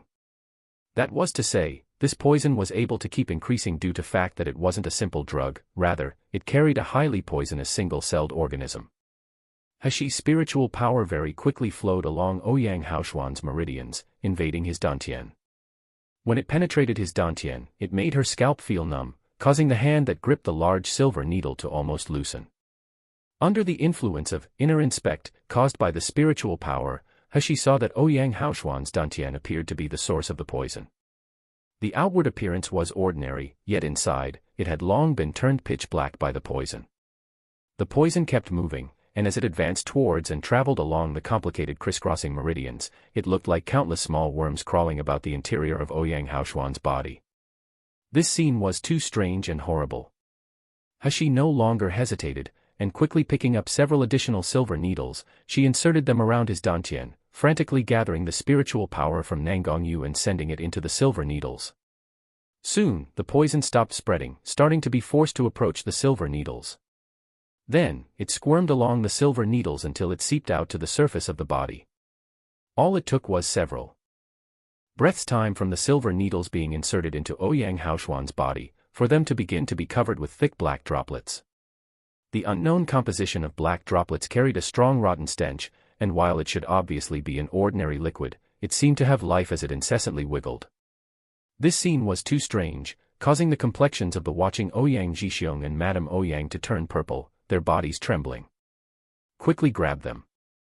Hashi's words were unfinished when Nangong Yu had already taken out a porcelain bottle, and with the spiritual energy still entering the room, the black liquid was caught without any resistance. It took more than an hour for those silver needles to no longer exude black liquid, but by the end, Ouyang Haoshuan's face that had originally been in pain, had gradually relaxed into a tranquil expression. Chapter 80. Chapter 80, Compensated Kindness. Hashi heaved a long sigh of relief, and began to pull the silver needles out of Ouyang Haoshuan's body one by one. Only after the last silver needle was replaced into her space, did she then remove the rag in his mouth. "How are you feeling now?" Ouyang Haoshuan gasped heavily, lingering traces of fear remaining on his face from the severe pain, but even so, his eyes were shining brilliantly. No longer were filled with the despair and lifelessness from a few hours ago. "Pain, I can feel pain all over my body, my hands and feet, meridians, even dantian, all feel a sharp biting pain. But I can sense spiritual power, the spiritual power is surging into my dantian, ha ha ha, I can sense my spiritual power moving again." Madame Ouyang exclaimed in surprise and rushed to Ouyang Haoshuan's side, crying, "Xian Er, is what you say true? Genius Dr. Xian Er has been cured." Hashi replied indifferently, "How could it be so easy? The accumulation of poison in his body is very large, it can't be entirely removed in an hour or two. The meridians in his body are also only tentatively repaired. At most, he can only sit, he will also still be unable to walk, and even more, he will still be unable to cultivate." Pausing here, under the husband and wife's hopeful gaze, she continued, "In the future, I will need to come here every 3 days to administer acupuncture on young Master Ouyang to continue removing the poison, and repairing his meridians. The most dangerous treatment time has passed, there will be no more difficulties when removing the remaining poison. Only that, during treatment, General Ouyang may need to transfuse spiritual power to young Master Ouyang's body to ensure that after the poison is expelled, his dantian won't be exhausted." "No problem. No problem."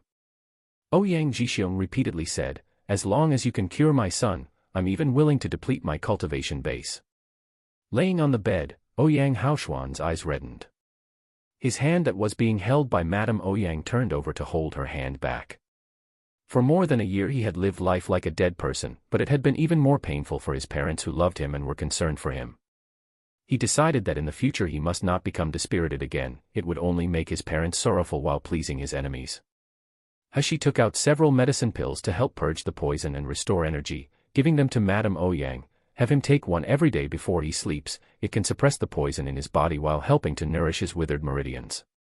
With difficulty, Ouyang Haoshuan stretched out his hands, his eyes filled with glistening teardrops. Supporting himself by holding onto Madame Ouyang, he sat up and looked gratefully at Hashi. "Young Master Shi's kindness has given me a new lease on life. I, Ouyang Haoshuan, will remember this as long as I live. In the future, if young Master has any request, I, Ouyang Haoshuan, will tread water and walk through fire, unafraid of any difficulty, as long as I can accomplish it." At this time, Ouyang Haoshuan's cheekbones were deep set and covered by a long beard, and with his face so haggard, his appearance was anything but handsome. However, those eyes he used to gaze at Hashi with were shining, causing Nangong Yu to narrow his own in displeasure. Yet Hashi didn't care in the slightest, only coldly saying, "You all don't need to thank me, because for me to expend a great deal of effort to save people is only natural if I have a request. I heard your Ouyang family have yuan-yang fruit." All of a sudden, Ouyang Jixiong came to a realization as he recalled what Hell King had said before, about him having something the genius doctor was seeking. Quickly, he ordered people to take out his collection of yuan-yang fruit. Yuan-yang fruit was precious and rare, it possessed a powerful effect of assisting people in advancing a rank. But when it was compared to the safety and life of his son, he regarded it as nothing. Without hesitation, Ouyang Jixiong handed an exquisitely carved jade box over to Hashi. She opened the jade box and suddenly felt a blazing flame directly hit her face, causing her complexion to instantly change. But the next moment, an invisible barrier was set in front of her and a slender hand reached out to gently close the jade box. Then, a gloomy voice sounded in her ears, be careful.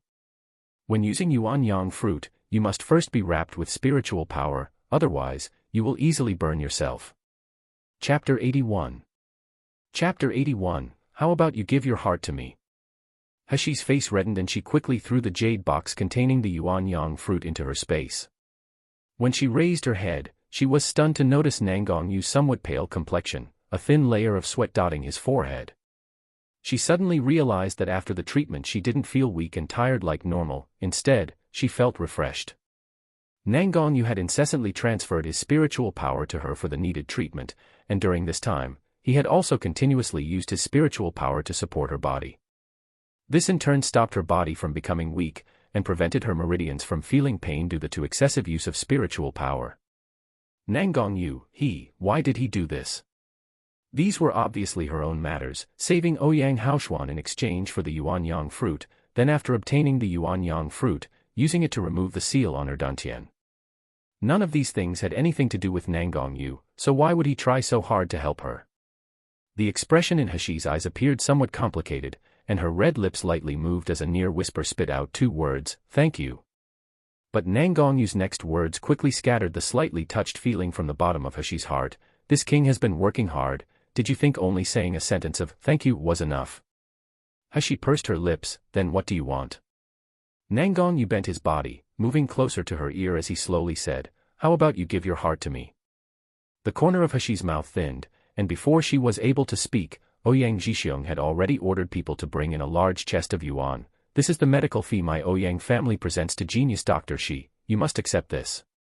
After saying that, he picked up a jade tablet and handed it to Hashi, then patted his chest as he said, "In the future, if there is anyone in this Jinling country who is disrespectful towards genius Dr. Shi, don't hesitate to take out this jade tablet.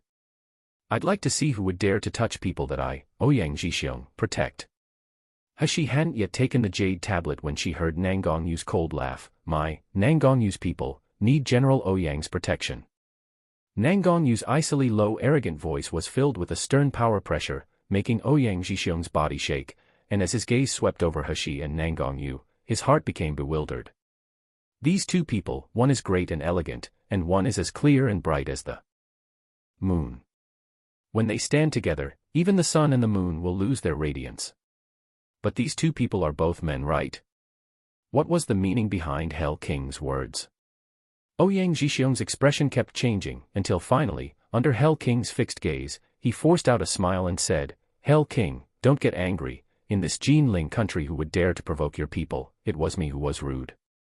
This jade tablet is just a meeting gift between genius Dr. Shi and I, please don't be offended." Hashi cast a glance at Nangong Yu, and taking the jade tablet, sneeringly said, "I accept the jade tablet, but as for the yuan, that's not necessary. I've said that the Yuan Yang fruit is what I want, just make it the medical fee. The transaction is now complete, we're even." Finished speaking and without hesitation, she turned around to leave Ouyang Manor. Nangong Yu looked at her confident back with his eyes shining brilliantly, then quickly moved his feet to follow her out. Left behind, Ouyang Zhixiong stood alone as he stared at the empty gate, his emotions fluctuating for quite a while before he then turned around, heading back towards his son's room. Hashi had arrived at the Ouyang Manor early in the morning, and now that the treatment was finished, going by the color of the sky, it was already late evening. She was worried about wet Nurse Chin waiting for her with the evening meal, her heart also somewhat anxious. The internal energy within her body fluctuated, stretching like a shadow as she prepared to use Qing Gong to quickly return home. Her figure had barely moved several steps when suddenly, before her eyes, she ran into a wall of flesh. Hashi moaned softly, feeling the tip of her nose ache, while a familiar scent that was clear and cold lingered. Chapter 82. Chapter 82, Unworthy to Associate with. The man's deep voice sounded in her ear, "Little thing, am I a bother to you, for you to go so far as to leave without even informing me? How can you destroy the bridge after crossing the river?" 1. Hashi clutched her aching nose, her watery eyes looking towards the men blocking her path. "Then if I inform you now, will that do?" Finished speaking, she waved her hand and without expression said, "Nangong Yu, goodbye." Nangong Yu, due to this heartless little guy, gave a mixed angry and happy laugh. Then, grabbing her white wrist that had just waved at him, he pulled her to his chest, and with a faint laugh in his voice said, "If you say goodbye just like that, then how can this king have any face?" At this time, the two of them were standing very close together, Hashi nearly pressed up against Nangong Yu's chest. They were also still in front of the Ouyang family's gate, so the people passing by in West Street were all suddenly watching them as they walked past. Those gazes contained astonishment, curiousness, puzzlement, but even more, contempt. Two men unexpectedly embracing in the middle of the street, this was simply an injury to public morals, they have no sense of shame. Hashi's cheeks blushed, and despite not caring about other people's gazes, she was now somewhat ashamed, desperately struggling to break free from his arm. The more she struggled, the tighter Nangong Yu embraced her, ultimately ending with one of his arms around her slender waist, firmly locking her to his chest. "You, let go," Hashi said in a fluster. "What do you want?" Nangong Yu wasn't the slightest bit concerned about passing people's gazes. Whilst their gazes became more vague, his actions became more intimate, just like she was swearing sovereignty to him. "Tell me, why was your attitude so cold towards me all of a sudden this morning?" Nangong Yu lowered his head, gently whispering in her ear, "If you tell me the truth, I'll let you go, Hashi clenched her teeth tightly as she recalled Zhu Kei's arrogant words towards her yesterday, and thinking of the sharp warning, she couldn't help but sneer, "You're the high and mighty, your highness. Hell King, and I'm merely a concubine-born daughter abandoned by the Nayland family. How could I be cold towards you? However, I do not dare to seek a friendship with somebody of a higher social standing, I'm just being respectful and polite, that's all." Nangong Yu's hands that were around her waist suddenly tightened, his cold eyes falling on her opening and closing red lips. He really wanted to seal closed this small mouth that spat out words that could make people angered to death. He is the dignified Hell King. For the purpose of winning her over, he had accompanied her to Ouyang Manor, not even hesitating to use his own spiritual power to help her with the treatment. But unexpectedly, what she gave him in exchange was a sentence of, "I do not dare to seek a friendship with somebody of a higher social standing." As Nangong Yu's eyes became colder, Hashi couldn't help but tremble. She remembered that this man had helped her when she was pale and weak, and couldn't help but feel somewhat guilty. But just when she went to say something to make up with him, the sudden sound of crisp bells was heard by her ears. As she turned her head, she saw a luxurious carriage stop in front of them. Pulling the carriage was a fine snow-white horse, its white hair shiny and smooth without a trace of impurities, its eyes clear and bright. Sitting on the carriage was Nangong Yu's trusted subordinate, Qing Long. At this moment he was slightly panting, his face looking eager. "Master, young Master Shi, please get on the carriage to continue chatting." His gaze nervously swept all around, his heart extremely glad that his master usually kept a low profile. So although he was famous and outstanding to the general public, only a few people were able to recognize his appearance. Otherwise, the rumor of Hell King is a homosexual, Hell King and a man were intimately embracing each other will spread, causing an uproar. At that time, not just Master's reputation would suffer damage, all the young ladies throughout Jinling infatuated with Master would be driven mad. 1. To abandon one's benefactor upon achieving one's goal. Chapter 83. Chapter 83, indeed, the taste is really good. When Qing Long thought of that horror scene, his whole body felt unwell, so he drove the carriage with the fastest possible speed from Hell King's other courtyard nearby to here. "Only, unruly master, if you don't want to shock the world, please, by all means, don't cause an uproar known to everyone." Nangong Yu showed a sarcastic smile as he glanced at the nervous Qing Long, releasing a chilling aura. Hashi however coldly said, "No need, I can go back by myself. Then, we'll separate here." Finished speaking, she turned around to leave, not even managing 2 steps before she unexpectedly felt a strong force on her waist pull her body straight up into the air. Hashi had no time to cry out in surprise before she was stuffed into the carriage, the door blocked by Nangong Yu. The carriage swayed as it moved forward, and after traveling several paces, it suddenly sped up, the speed almost reaching that of a car from her previous life. Hashi's expression was ugly as she glared at Nangong Yu, the mighty Hell King. "How can you force a little girl?" Nangong Yu leisurely smiled, "Which rules say this king can't force a little girl?" After saying that, he leaned forward slightly, and slowly said, "Moreover, I only forced you." Hashi's heart jumped and she turned her head to avoid his gaze. However, unaware of why, she was filled with an unidentifiable happiness. The corner of Nangongyu's mouth raised, and taking out several refreshments, he arranged them on a small table, then softly said, "You were busy all of today and haven't eaten yet, right?" Hashi stared blankly, the sweetly rich fragrance of spiritual energy assaulting her nose. Turning her head to look around, she discovered that the outward appearance of this carriage was nothing out of the ordinary, but that the interior decorations were extremely luxurious. The furnishings inside the carriage were all refined using spirit tools, so they carried faint spiritual power fluctuations.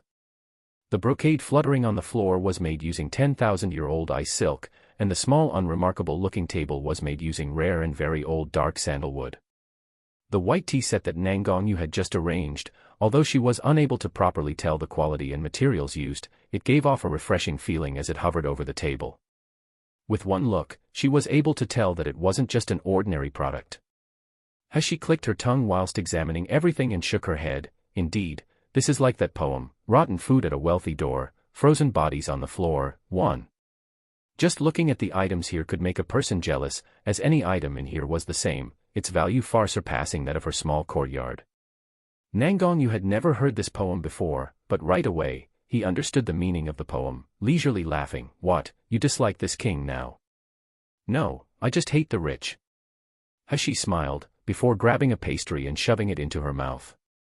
The sweet fragrance spread between her lips and tongue, and although it couldn't compare with her own cooking, 90% of the pastry's spiritual energy remained. This can be considered as her having eaten this world's best food. Hashi's eyes lit up as she exclaimed, "The taste is really good." Nangongyu's luminous eyes were glued to her mouth, her pearly white teeth hidden behind soft red lips, just like snow on a red plum flower. His heart that had been silent for many years suddenly began to throb, a burning desire within his body beginning to stir. Suddenly extending his arm, he gently captured Hashi's hand that was still holding half of the pastry, and pulling her towards him, he slightly lowered his head. The pastry that was still held in Hashi's hand entered his mouth, along with one of her fingers which he gently nibbled. Hashi's whole body stiffened, as if it was struck by lightning. "You." Nangongyu swallowed the pastry, not completely understanding about what tasted good. However, he laughed devilishly. "Indeed, the taste is really good." 1. Poem about the deep disparity between the rich and the poor. While the rich wine and dine, the poor die of cold by the roadside. Chapter 84. Chapter 84, Yes, I'm a pervert. Hashi felt uncomfortable all over, her lips parted halfway as they slightly trembled. Yet, she was unable to say a word for a long time. The fire in Nangongyu's eyes became more passionate, causing his body to move forward, and grabbing her wrist, he pulled her even closer. As he leant his body over hers, he kissed those slightly parted red lips. WTF? What is this man doing? Hashi suddenly came to her senses and struggled to break free with all her might. However, Nangongyu effortlessly pressed down on her nape, rendering her unable to escape. A burst of strong wind erupted from Nangongyu's palm, causing the small table that was originally standing between them to now be pushed away. There was now no longer any barrier between the two of them. Invisible needles appeared in Hashi's palm, and just when she was about to launch them, her hands were suddenly restrained behind her back, the invisible needles quietly falling to the floor.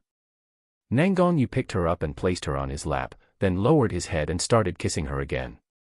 This time it wasn't a light kiss, like a dragonfly gently skimming the water. Instead, it was like a stormy sea, the heat and aggression slowly trying to engulf her. Hashi felt as if she was melting, every cell in her body burning. Her mind was so muddled that she couldn't think clearly, and she didn't have the slightest ounce of power to strike back. Then, after a good while, when Hashi was close to suffocating, only then did Nangongyu release her. His usually clear and melodious voice now hoarse and low, full of passion. "It tastes really good, and very sweet." Hashi all of a sudden sobered and raised her hand to slap Nangongyu. "You, pervert, bastard, asshole." Hashi was so angry her whole body was trembling, never before had a man been so daring towards her like this. This man had unexpectedly dared to disrespect her, snatching away her first kiss. He could just be damned to die 1,000 times, 10,000 times. However, Hashi was unaware that her voice wasn't cold and stern, like it usually was when she was disguised as a man. Instead, it was delicate and soft. If people heard it, it would sound like a spoiled child acting coquettishly. Nangongyu held back her hand that wanted to slap him, and confined her in his arms while laughing lightly. I am a pervert. Although he had never heard the word pervert before, it was very easy to understand its meaning, wasn't it? Finished speaking, the smiling expression in his eyes intensified, and bowing his head, he lightly pecked the side of the girl's red and somewhat swollen lips. However, I'm only doing this with you. For a moment, Hashi felt bewildered. She was extremely angry, itching to slaughter this man. Yet, besides the anger consuming her, she could feel a warmth spreading from the bottom of her heart that she herself failed to understand. Hashi had never experienced such feelings before in the 19 years that she had lived. Furthermore, she had never been so flustered or weak. You shameless bastard. Let me go. Hashi struggled firmly, wanting to push Nangongyu away. But in regards to her resistance, how could Nangongyu care about it? Effortlessly confining her in his arms, he lowered his head, then leaning close to her flushed earlobe, he whispered, I am shameless, but recently you obviously like that, isn't that right? At first, he had only wanted to scare this emotionless little girl without a conscience. Yet when her soft lips had touched his, he suddenly felt heat rise within his body like a wave, causing him to lose all reason and become unable to suppress his desires. He couldn't help but want to devour this girl, to mark her with his scent, making her completely his. Nangongyu had lived for 20 years and never experienced this kind of feeling before. Furthermore, he had never felt such an intense desire towards any girl in the past. From this moment on, he completely regarded Hashi as belonging to him. He would never allow others to covet her, nor would he allow her to escape. Chapter 85. Chapter 85, I'll kiss you until you like it. Hashi felt agitated, causing her heart to pound, her face unyielding. Who likes it? Disgusting. As soon as she finished speaking, she raised her hand and wiped her kiss-swollen red lips. The next moment, she felt the air around her suddenly become dark and violent, as if a whirlpool was forming, preparing to swallow her. Nangongyu's face was overcast yet calm and collected as one hand hooked her nape, his frosty eyes staring at her. You said, disgusting. When Hashi looked at the expression on Nangongyu's face, she instantly wanted to retreat, her face turning pale. Of course she felt guilty, it was like she wasn't clear and had made him misunderstand. But he was the one who did the wrong thing first, breaching her heart so her attitude wouldn't be so cold towards him. However, just as Hashi moved to retreat, Nangongyu reacted first. He abruptly pressed her body closer to his, one hand holding her nape as the other hand tightly wrapped around her slender waist. Once she was firmly confined in his arms, he lowered his head, seizing her small mouth and kissing her once again. The kiss this time was more frantic than the first, as aggressive as if he was trying to devour her soul. Hashi was firmly captured in Nangongyu's arms. Her body felt like it had become liquid, so she had no other choice but be forced to accept his passionate kiss. When the kiss ended, she only had enough strength left to gasp for breath, her pink and tender cheeks turning red like a ripe apple. Nangongyu gently stroked her cheeks, feeling their satiny warmth, and with a husky voice lightly laughed, Little thing, your mouth says no yet your heart says yes, but even then, you still dare to say you don't like it. Hashi gnashed her teeth as she raised her head to glare at him, You. Without waiting for her to rage and curse, Nangongyu laughingly said, If you still dare to say it's disgusting, I wouldn't mind kissing you until you like it. You want to try it? Hashi, who had been on the verge of rage, held it back. Her anger creasing her long and shapely eyebrows, making her beautiful small face turn grim. Nangongyu couldn't help but laugh when he saw her angry kitten-like appearance, his expression full of affection and happiness as he looked at her. How can you look so adorable? You're adorable. Your whole family is adorable. Hashi gnashed her teeth once again, and quickly retreating, she escaped from Nangongyu's arms. Her left hand secretly raising the curtain as she considered jumping from the window. But as a result, Nangongyu's next words made her obediently sit back down. You don't want to know how to use the yuanyang fruit. Nangongyu spoke casually, but the listening Hashi was seething with anger, itching to beat his annoying laughing face into a pig head. Good. Very good. You hold the information that I need, and a hero doesn't suffer from one loss, so, I admit defeat this time. Life had its ups and downs. She didn't believe that after she was able to cultivate, that Nangongyu would still have ways to threaten her. At that time, she would let him know why the flowers were so red. She took a deep breath, then another. It was only after taking that second deep breath was she able to push down the resentment in her heart, placing a fake smile upon her face. In that case, may I ask Hell King, Nangongyu, to tell me how to use the yuanyang fruit? The tips of Nangongyu's eyebrows, and the corners of his eyes, rose as he smiled. He thought that the girl before him was cunning yet adorable. Especially due to the pain her wrist must in from when he had grabbed her before. Her appearance was of one wanting to resist rubbing it but being unable to, and that made him itch to take her into his arms again, firmly rubbing and pinching her. Nangongyu laughed, and only when he saw that she was getting angry again did he stop, saying in a serious voice, "Yuanyang fruit will work more effectively if you use it directly, rather than refining it into a medicinal pill. The only condition is that your body needs to resist the yang attribute of the yuanyang fruit. Otherwise, your body will explode, but, unfortunately, it's the only way." Chapter 86. Chapter 86, Do You Believe Me? The corners of Hashi's mouth puckered as she fiercely said, "So, what should I do to be able to resist the yuanyang fruit's yang nature?" Nangongyu coughed before slightly smiling. In order to neutralize the yang in the yuanyang fruit, you must use the coldestine object, the yuanyang fruit's counterpart. This way, it will help guide the yuanyang fruit's heat straight to your dantian, but cooling it enough so that it won't be more than your body could bear. Hashi frowned. Then what's the coldestine object? Nangongyu again smiled slightly. Take out the yuanyang fruit first. Hashi glanced at him suspiciously, but without pause, she still withdrew the jade box containing the 2 yuanyang fruit from her space. The one sitting in front of her was the great Hell King. An insignificant 5th-rank yuanyang fruit was nothing in his eyes. Nangongyu saw that she had no hesitation when she brought out the yuanyang fruit, and the dazzling radiance in his eyes shone brightly. Taking the jade box, he gently opened the cover, and a blazing heat burst forth. But as if it was nothing, his slender fingers gently stretched, grabbing one of the yuanyang fruit. The next moment, the yuanyang fruit in his hand disappeared before Hashi's eyes. Nangongyu had just clearly deposited it into his storage space. Hashi blinked, momentarily not understanding what it was that Nangongyu was doing. Nangongyu's eyes deeply looked at Hashi, but instead of explaining to her, he gently reached out his hand to tuck her disordered hair behind ear, then slowly said, "I'll take this yuanyang fruit as a reward. In a month, I will bring you the coldestine object. After that, you will be able to remove the seal on your dantian and become a cultivator." Hashi stared blankly, almost blurting out the question of why he was helping her to this extent. In regards to him taking a yuanyang fruit as a reward, she didn't mind, as it should be his. However, Nangongyu's burning gaze made her voice sluggish, so no matter how hard she tried, her voice wouldn't come out.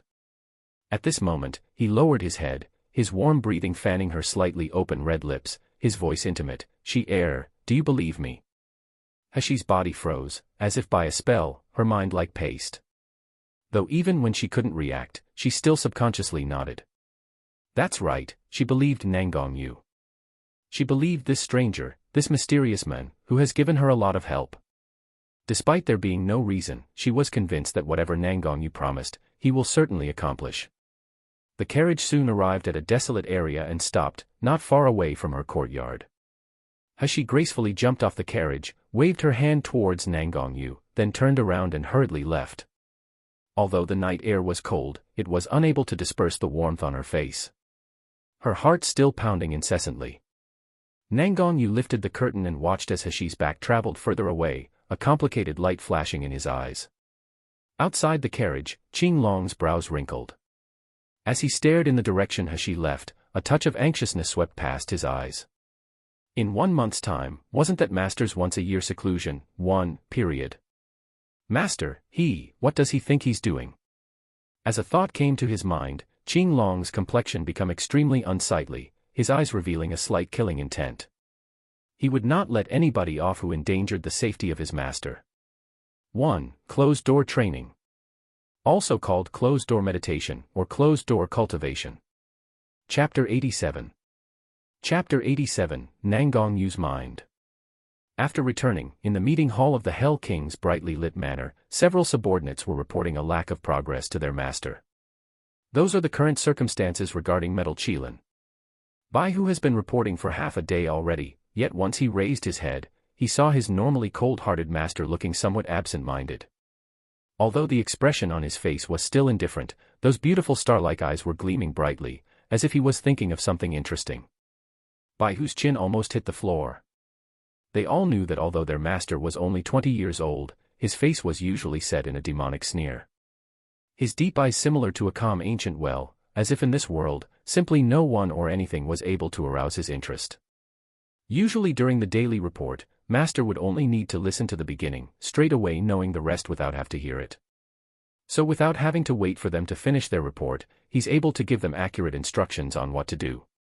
But today, Master was actually absent-minded. Baihu had finished his report and Master's orders still couldn't be heard. This was simply too unimaginable. What was Master thinking of? Baihu was uncertain, and he couldn't help but secretly cast a glance towards Master's slightly pursed lips. That spot of light peach color on his lower lip, it seemed to look like bite marks. Baihu's heart palpitated. Master is on the nascent soul stage. With his spiritual power, he would be able to heal this minor cut, but now Master had kept the wound. In the end, who caused it? He vaguely cast a glance towards Qing Long, who was standing behind Master like an invisible person, asking with his eyes, what happened with Master today? Qing Long's expression was cold, a trace of confusion and anger visible in his eyes.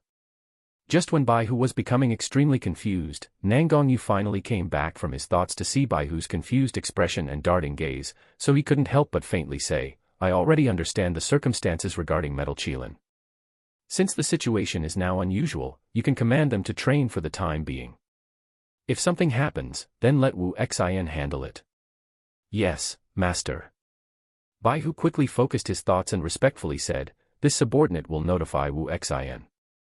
If there is nothing else, you can all withdraw. Nangongyu said with a wave of his hand. They quickly answered, and under Baihu's lead, they quietly withdrew from the hall, Qing Long following as he was also ordered to leave. Nangongyu sat alone in the large hall, and as his hand reached out to lightly touch the small cut on his lower lip, the corner of his mouth lifted into a light smile. What is that little thing doing now? Were there any thoughts of him? Before Nangongyu's eyes, an elegant and beautiful image slowly appeared. Obviously it's a teenage girl, yet even though she was disguised as a man, there wasn't the slightest flaw in her disguise. Even Ouyang Jixiong, one of the top experts in the country, was unable to see through her disguise.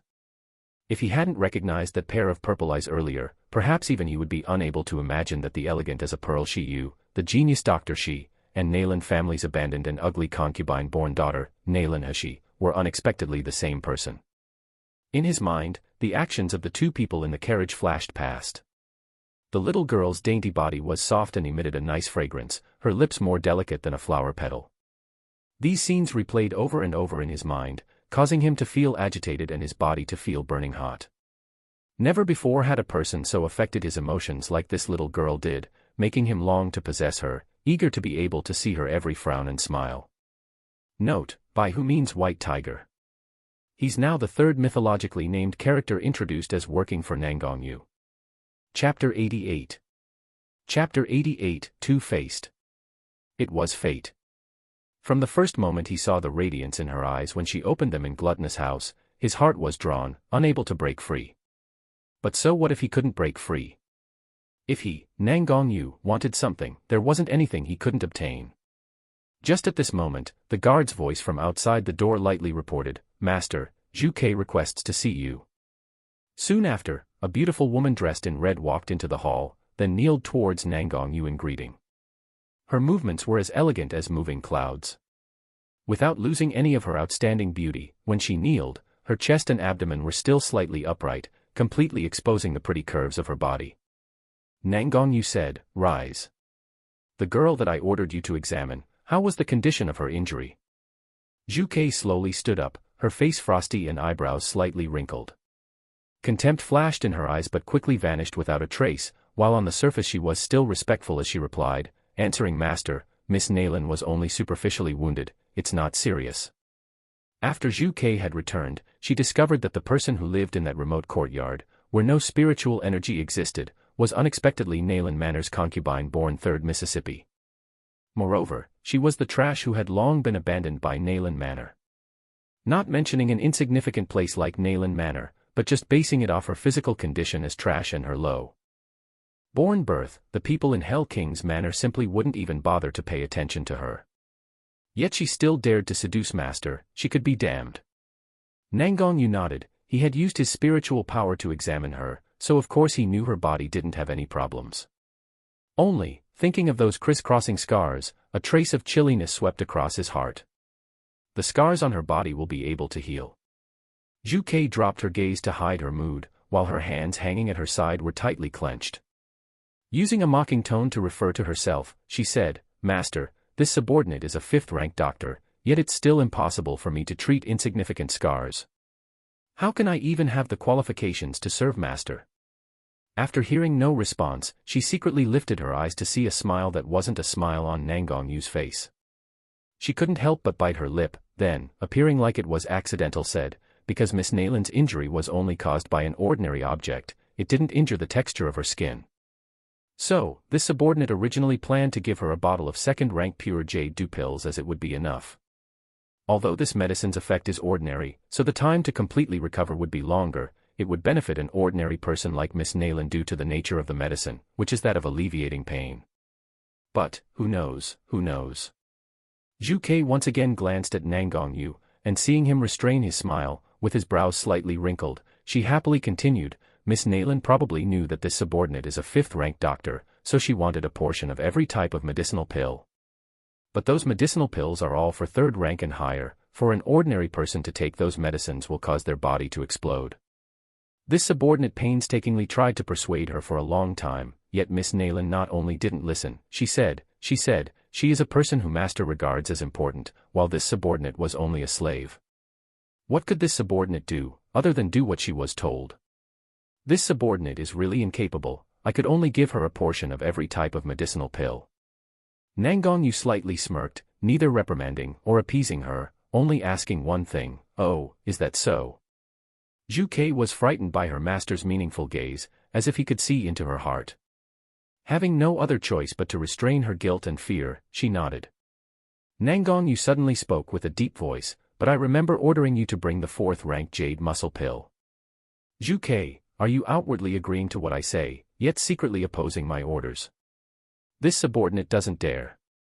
Zhu Kei was so frightened, her whole body was trembling as she fell to her knees.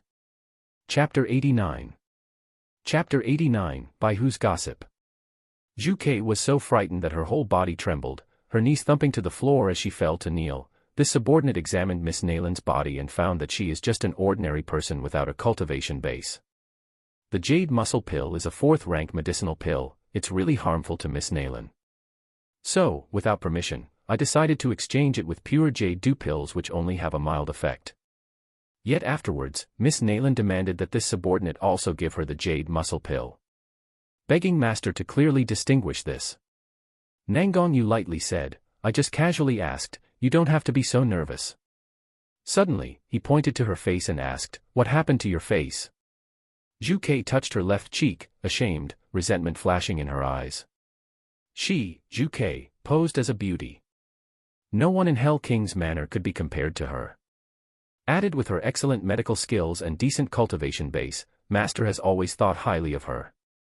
Apart from herself, there has been no other woman who could get close to Master. But now, that immature ugly girl had dared to injure her cherished face, causing the hatred in her heart to rise in turbulent waves.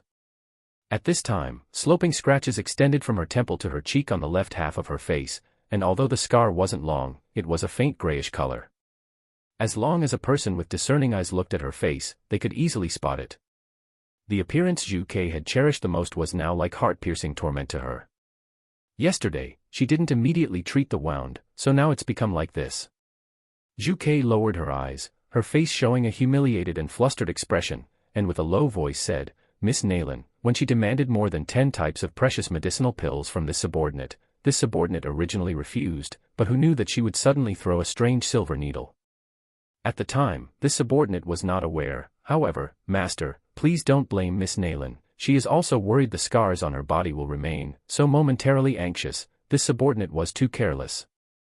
This subordinate is obviously a cultivator of gold core stage, yet still managed to be injured by an ordinary person's hands. Zhu Kei lifted her head, concealed the radiance in her eyes, and with an enduring and humiliated expression, she looked at Nangongyu. She just couldn't believe that Master would be seduced by such a greedy and vain woman. But who knew what Nangongyu was thinking as he just casually smiled, his pitch-black eyes like calm ancient wells, not revealing a trace of his emotions. An incense stick of time later, Zhu Kei left the hall, her face livid. She touched the wound that was still faintly painful and itchy, her heart full of hatred. She had exposed all of Nailan Hashi's wicked conduct to Master, yet, unexpectedly, Master didn't say anything, only waving his hand for her to withdraw. Could it be that Master truly liked that smelly girl? Zhu Kei gnashed her teeth while thinking, and Bai Hu, coming from the opposite direction, saw her ashen complexion and the scar on her face. He couldn't help but be surprised as he asked, "What happened to you? How come your complexion is so unsightly? Did Master reprimand you? Furthermore, why does a scar still remain on your face? Aren't you a grand fifth-rank doctor? Such a little wound, yet you still can't treat it." Zhu Kei's complexion immediately became gloomier, coldly saying, "You don't need to be so meddlesome, manage yourself instead."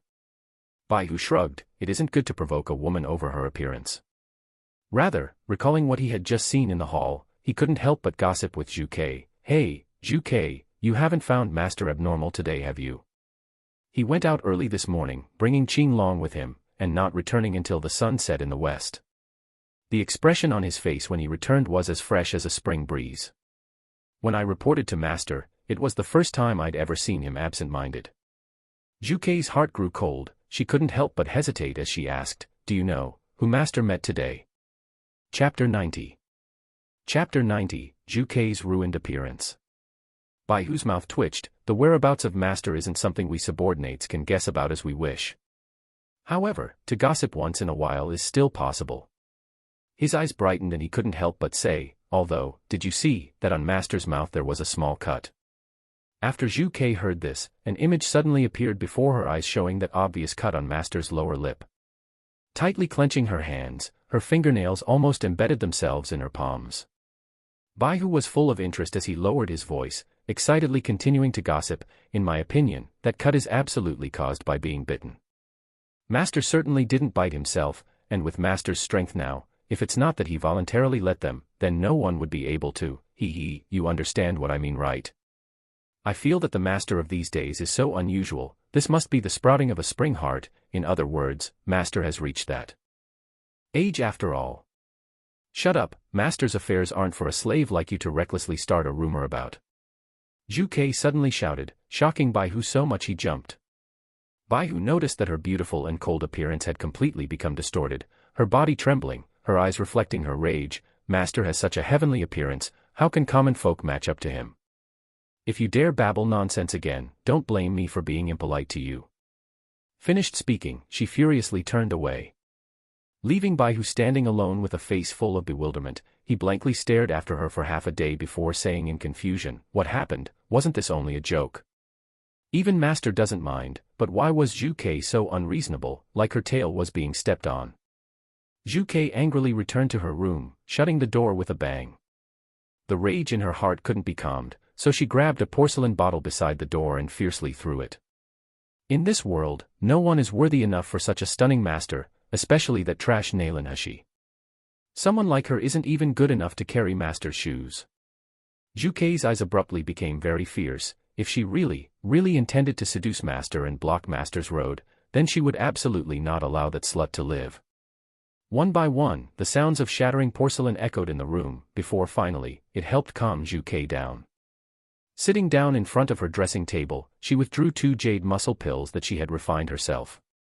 One she used orally, and the other was dissolved into a liquid, which she then gently applied on her face. She only needed a quarter of an hour and her face would be restored to its original smooth and beautiful complexion. Zhu Kei sat anxiously in front of the glass mirror, looking at her own cold and elegant facial features. Time passed, minute by minute, her eyes staring at the scar on her face so long she was nearly getting double vision. However, a quarter of an hour passed, half an hour passed, an hour passed, yet the scar on her face didn't have the slightest sign of recovery. Moreover, it was originally just a faint grayish color, but now, it had turned a thick gray-black color. And the most frightening part is that before it was only slightly itchy, now it had become painful and severely itchy. In the mirror, that thin scar had spread in the blink of an eye. Although there was no decay, it was as if it had been rubbed, the skin around the scar appearing bumpy and uneven with deep wrinkles. In such a short time, that originally thin and small scar had suddenly become extremely obvious, as if a small centipede had run across Yuke's soft and white face, leaving a very horrible and disgusting mark. Ah, dash. My face. My face. Yuke's eyes widened as she stared at the gray-black scar on her reflection in the mirror. Her face twisted and frightening, she issued a miserable scream. Chapter 91. Chapter 91, Organizing Her Space. At this time, the Hashi that was being hated and cursed by Yuke had long forgot about this woman. Although she was unable to remove the seal, she was still busy rushing back and forth every day. First off, it was to experiment by planting spiritual herbs in her space. In order to become familiar with the spiritual herbs' medicinal properties and growth characteristics, Hashi had ordered Mo-san and the others to collect all kinds of basic lists on spiritual herbs from outside. These lists were mainly composed of commonly seen spiritual herbs, spiritual insects, spiritual beasts, and medicinal pills found in the Miluo continent. They didn't have detailed prescriptions and attributes, only rough explanations, some even had physical descriptions. For a common doctor in this world they were just like entry-level encyclopedias, without any real use, but for Hashi, they were a big help. Relying on her own large sum of money to last, Hashi brought the spiritual medicine lists, some spiritual herb seeds to be planted in her space, and didn't return. The ancient rhyme spiritual field in her space is able to shorten a plant's growth period 100 times. Just seeing the planted seeds begin to sprout a glossy green color and emit fresh spiritual energy made Dan so happy. Mother, there's so many types of herbs that the air in Shumi Palace has become good enough to eat. Dan wants more herbs, mother, plant a little extra okay. Hashi lazily stretched her body, and after drinking a mouthful of spring water from the spiritual spring, sighed, and unhappily said, I've been so busy these past several days and with difficulty have finally managed to plant so many hectares. You must really think of me as an old farming ox. Wah, but Dan needs a lot of spiritual energy to be able to come out and meet mother. Dan really wants to see mother and help mother beat bad people. Hashi was most afraid of Dan when it began to act cute, like a spoiled child, so heaving a sigh she said, Okay, but these spiritual herbs have just started to sprout, wait until they mature, then they'll release a richer spiritual energy. At that time, apart from what I need for my medicine, the remaining spiritual herbs will all be given to you to eat, that's pretty good right? Once Hashi had managed to console Dan, he finally stopped disturbing her. So after resting for a while, she continued to plant in a few areas. Looking at the field in her space, that was at this moment verdant and lush, Hashi's face showed a smile. Apart from those areas of spiritual herbs, Hashi had also planted a range of edible spiritual fruits and spiritual vegetables. These spiritual fruits and vegetables didn't have any special attributes, and they also didn't contain much spiritual energy, but as for taste, they were easily the most delicious. Because the time in her space didn't follow reason, the crops she had planted were already nearing maturity and she would be able to harvest them that night.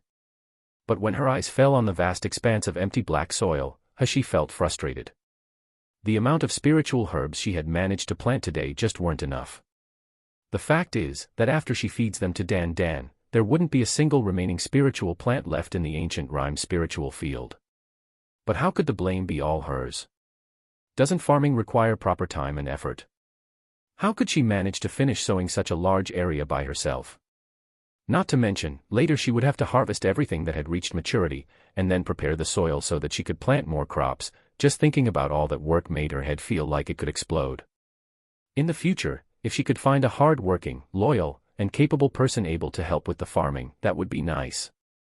Hashi had barely withdrawn from her space and opened her eyes, when she saw Shaoli enter the room, staggering as she carried a large basin filled with hot water.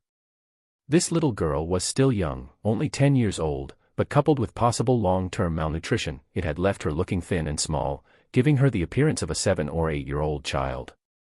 Chapter 92. Chapter 92, Very Delicious. At this time, Xiaoli walked in while carrying a wash basin that appeared like it was more than half her size. She quickly grabbed the basin, and removing a package of pastries from her space, she passed it to Xiaoli, only saying, "Eat it." These days, she had often been making food in her space. With the large supply of food ingredients and seasonings available to her, she was able to make many different kinds of foods. Unfortunately, due to the existence of Dan Dan, that big stomach, no matter how much food she made, it was all devoured.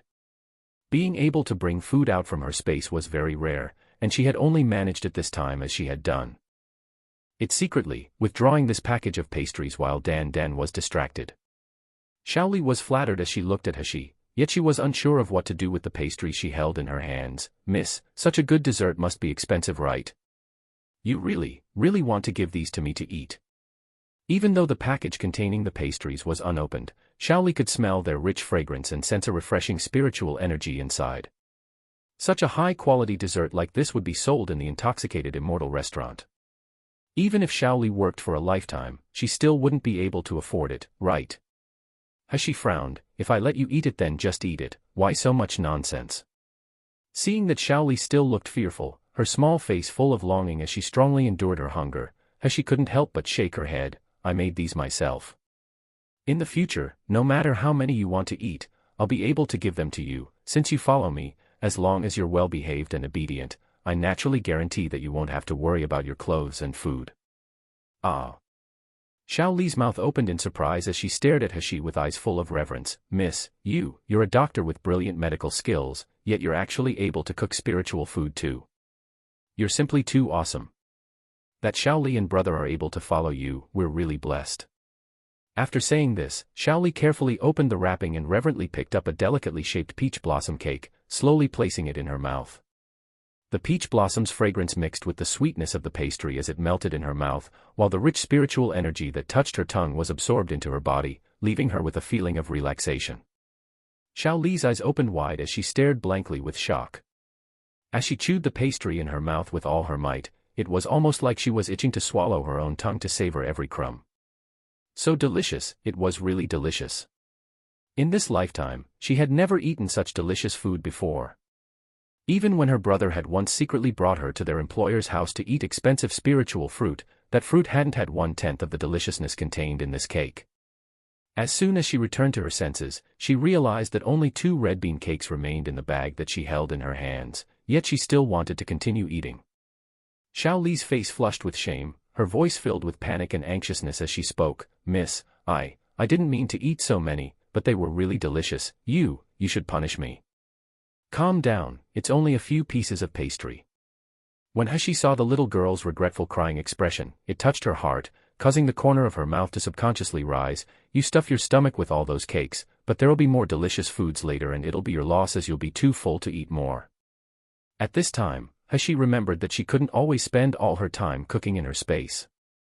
It wasn't just Dan Dan, the big stomach king who devoured everything she made to look after, there was also wet nurse Chen. Her body was so weak, and having been nursed back to health after not being able to treat the illness for so long, it now appeared that rather than medicine to help her recuperate, it would be better to use healthy food. Of course, if Hashi could take advantage of this situation to teach wet nurse Chen how to cook, in the future everyone's meals would improve, while allowing for her to be lazy and cook less. In regards to wet nurse Chen's recovery, just as Hashi expected, the healthy food was very beneficial.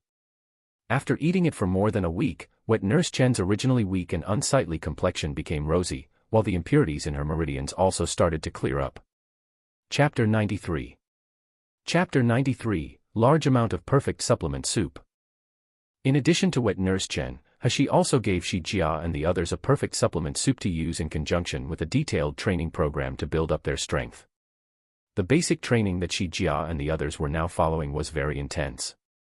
Every day they got up at Mao Shi 1, and weren't able to rest until Yu Shi 2, in the evening. Hashi was teaching them the Special Forces basic training methods from her previous life. These training methods seemed simple at first glance, but in fact, they would cause the body to reach its limits time and time again, so that on a battlefield of death they would fight to live. In this way, step by step, their physical strength slowly became stronger. So every night, after they finished training, they were each served a bowl of the perfect supplement soup. It was the final step to help refine their bodies, a support to strengthen and stabilize the training. It is reasonable to say that Shi Jia and the others' training was very bitter, but they not only hadn't complained, instead they were full of anticipation every day. Every evening after training, their eyes as they looked at He were shining, brimming with reverence and gratitude. In the spacious dining room, Shi Jia gulped down the last of the huge amount of prepared supplement soup. Still not completely full, he licked the bowl clean of soup, then reluctantly put down the big bowl. Beside him, Shi's actions were almost the same, and in the end he couldn't help but sigh, young master's cooking skills are really amazing. Such a delicious soup, even if he were to make me drink it for a lifetime, I would still be willing. Shi Jia sneered at him, do you think this soup is just delicious? If it was only delicious, it wouldn't be young master personally cooking it. Don't tell me that all of you haven't discovered it yet, that since we've been drinking this soup our body's conditions have improved. Every day they become better, with our strength also advancing and experiencing changes. I dare say that after half a month, I wouldn't have any fear even if I fought with a 9th-rank martial artist of the qi refining stage. That's right. Shi Bing, sitting across the table excitedly exclaimed, young master is really too amazing. How can the spiritual energy in the food be so rich, the effect so miraculous, and even the taste be so good? True, although young master has instructed wet nurse Chen and Miss Xiao Li on how to prepare the food, the taste of their food can't be compared with young master's.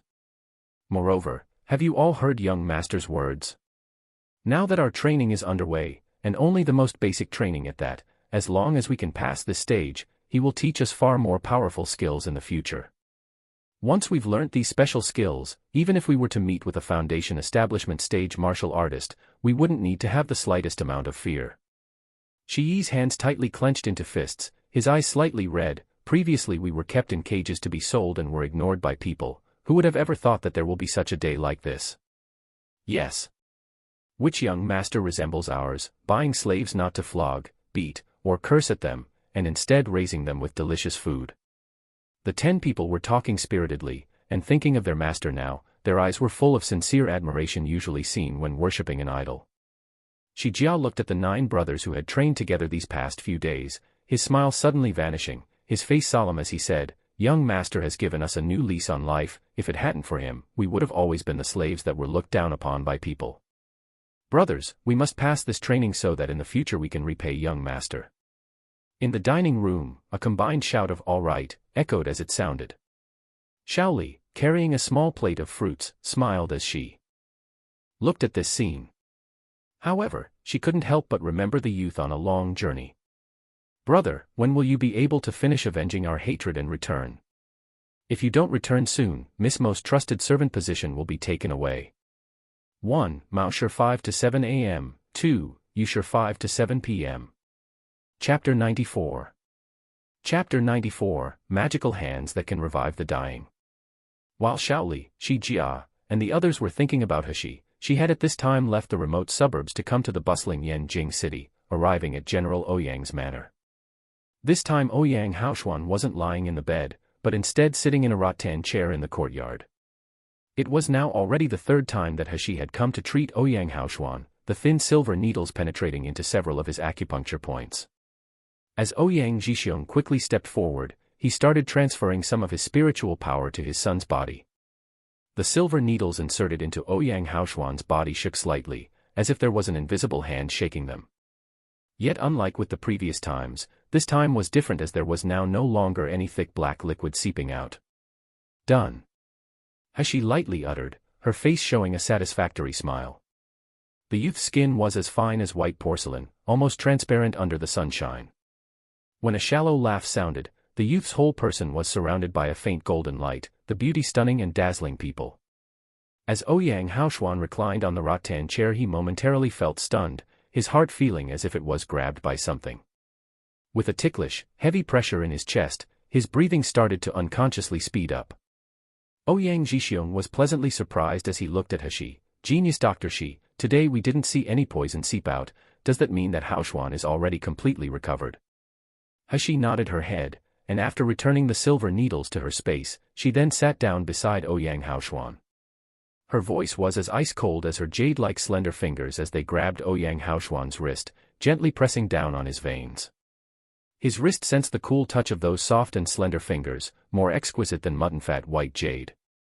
Ouyang Haoshuan suddenly felt his whole body tense, and feeling like the hand on his wrist was actually pressed against his heart caused him to be unable to suppress the shudder that shook his body. She glanced at him strangely before she then withdrew her hand, saying, "The poison in young Master Ouyang's body has been completely removed, his broken tendons repaired, and his dantian is now able to once again accumulate spiritual power. Unfortunately, due to the fact that young Master's body has been declining for more than a year, his body is now extremely weak.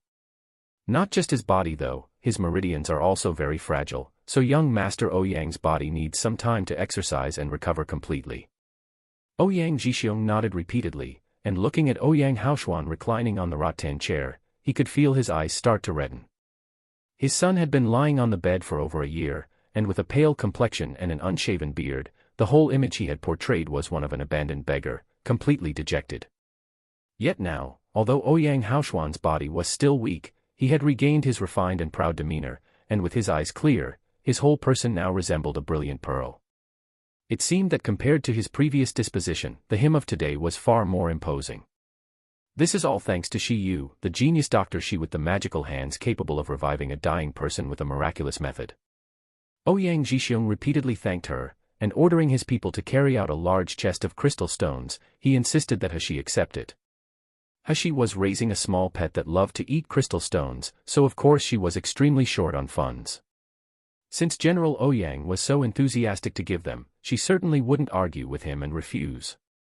Yet it was now only proper to return politeness for politeness, so He treated Ouyang Haoshuan's body extra carefully. Not only did she leave a lot medical pills for Ouyang Haoshuan to take to restore his meridians, she also wrote out a detailed recuperation program to help return him to peak physical condition. Of course, those medical pills were something she had learned to make in her previous life using a refining method unknown in Mi-Luo continent. After all, she couldn't use spiritual power, so of course she wouldn't be able to refine pills by controlling fire. Ouyang Jixiong's mind was finally at peace after He had accepted the remuneration, but he couldn't help but think that the black poison had almost completely eroded his son's body, making it near impossible for him to ever fully recover. Chapter 95. Chapter 95, Devouring Spirit. Genius Dr. Shi, do you know what kind of poison was in Haoshuan's body? Shi's movements slightly paused and she was silent momentarily before finally saying, the poison found in young Master Ouyang's body was devouring spirit. This poison is extremely rare in Jinling country, it's colorless and tasteless, so it's very difficult to detect this poison in an ordinary martial artist. Once this poison is administered, it nourishes itself on the body's spiritual power, rapidly spreading throughout the entire body. For people infected with this poison, the meridians will rot inch by inch, while the dantian will gradually wither until all that remains of the person is a layer of skin, only then will they stop breathing. During this process, the person will feel like they're slowly being devoured by 1,000 ants, in such unbearable agony that they would wish for death. An ordinary person would absolutely be unable to endure it. When saying these words, Hashi's face had slightly blushed. This was because she wasn't able to find out any information about the devouring spirit poison. Rather, the information had come from Nangong Yu, who had taken the bottle of poison with him, and several days later had ordered people to deliver a jade slip detailing the poison to her. Recorded on the jade slip was information regarding the devouring spirit's prescription and toxicity, with even a few detailed cases attached. With such a rare poison, she knew that within such a short period of time that she wouldn't have been able to find out such knowledge. Yet just recalling the shameless words that person had attached at the end of the jade slip caused Hashi's heart turn from gratefulness to resentment. That shameless bastard, who would like to think of him while lying awake restless and worried at night? Just dream on. Ouyang Jixiong's and Ouyang Haoshuan's faces changed after hearing Hashi's explanation. Ouyang Jixiong fiercely attacked a rock nearby, and after just hearing a bang, that rock that was as tall in height as half a person, instantly collapsed into dust. Who would be this vicious as to actually use devouring spirit to deal with my Ouyang family? He not only wanted to destroy Haoshuan, but also wanted to make our Ouyang family sink into a situation devoid of hope. Ouyang Haoshuan slightly moved his mouth as he sneeringly said, no matter who is it, since they dared to plot against Ouyang Haoshuan, then there will be a day where I must make them repay what they owe 1,000 times. Hashi wasn't interested in participating in the Ouyang family's revenge, and since the illness was already cured, she was naturally ready to leave. However, just when she was about to go, she heard Ouyang Haoshuan gently call out to her, "Genius Dr. Shi, please stay a moment." As she turned around and saw the man who had been reclining on the rattan chair slowly stand up, his slender body appearing thin and weak under the sunshine, yet his back was quite straight. "Genius Dr. Shi, can I call you Shi-yu?" The man's low and quiet voice was slightly hoarse, causing Heshi to raise her eyebrows yet not answer. Ouyang Haoshuan also didn't intend for her to respond, his mouth lifting into a shallow smile as he said, "Maybe Shi-yu didn't take me seriously, but I still want to say it to you again. Young master, you have graced me with a new lease on life, so I, Ouyang Haoshuan, hereby vow that in the future if Shi-yu has any requests of me, as long as it doesn't bring disaster to my Ouyang family, I will certainly to go through any difficulty to accomplish it for you. If I violate this oath, let me be struck with divine punishment." Heshi stared blankly, while Ouyang Jixiong was shocked, but immediately thinking of his son, who just half a month ago was dispirited and desperate, he felt relief. It wasn't an exaggeration to repay this life-saving kindness by willing to risk life and limb. Heshi was surprised by Ouyang Haoshuan's eyes, they were too bright, too cold. They somewhat resembled an aurora blooming between glaciers, obviously dazzling to look at, yet without a trace of emotion. Subsequently, Heshi felt a smile burst across her face, and without hesitation, she turned around and left Ouyang Manor. No matter what promises or oaths she heard, for her, it was all meaningless. After all, the partner who had previously accompanied her for 10 years had easily betrayed her, isn't that so? Chapter 96. Chapter 96, Close Relationship. Heshi hadn't left Ouyang Manor for long when a carriage suddenly came from behind, rushing to catch up, before finally stopping in her path. A familiar snow-white horse stood in front of her, kicking its front hoof as it snorted arrogantly with its nose. The corner of Heshi's mouth flattened and sure enough, soon the carriage's curtain lifted, revealing Nangongyu's face which could turn all living things upside down. "The distance from Yanjing City to the remote suburbs is quite far, it would be better to let me send you Xi'er." Heshi didn't hesitate in refusing, "We're not going in the same direction, it's too troublesome." Nangongyu slightly smiled as he leisurely spoke, "Who's not going in the same direction? This king just happens to be going to Tsang Mountain to attend to some business. Xi'er, if you're not going to get in, then this king will just have to force you like last time." Heshi felt the veins in her forehead pop, and eventually unable to resist a certain shameless man, she jumped onto the carriage with a cold face. Before getting on though, she couldn't help but glance towards the man driving the carriage. Rather than seeing Qing Long, a refined-looking gentleman wearing moon-white brocade robes was sitting in the driver's seat. Compared to Qing Long, this man's facial features were far more outstanding, with sparkling eyes and a vivid and lively face. He and Qing Long were like polar opposites. Noticing Heshi studying him, the man quickly hid his shock and displayed a carefree smile, saying, "Hello, I'm one of Master's personal servants, Bai Hu." Heshi nodded to him without speaking, instead hopping straight into the carriage. Bai Hu's smile vanished as he murmured with astonishment, "My God, Master's sweetheart is actually a man. A delicate youth on top of that, this news is really too much." Bai Hu's heart longed to gossip about this news while he quickly drove the carriage forward, soon leaving behind Yanjing City and arriving outside Heshi's shabby courtyard.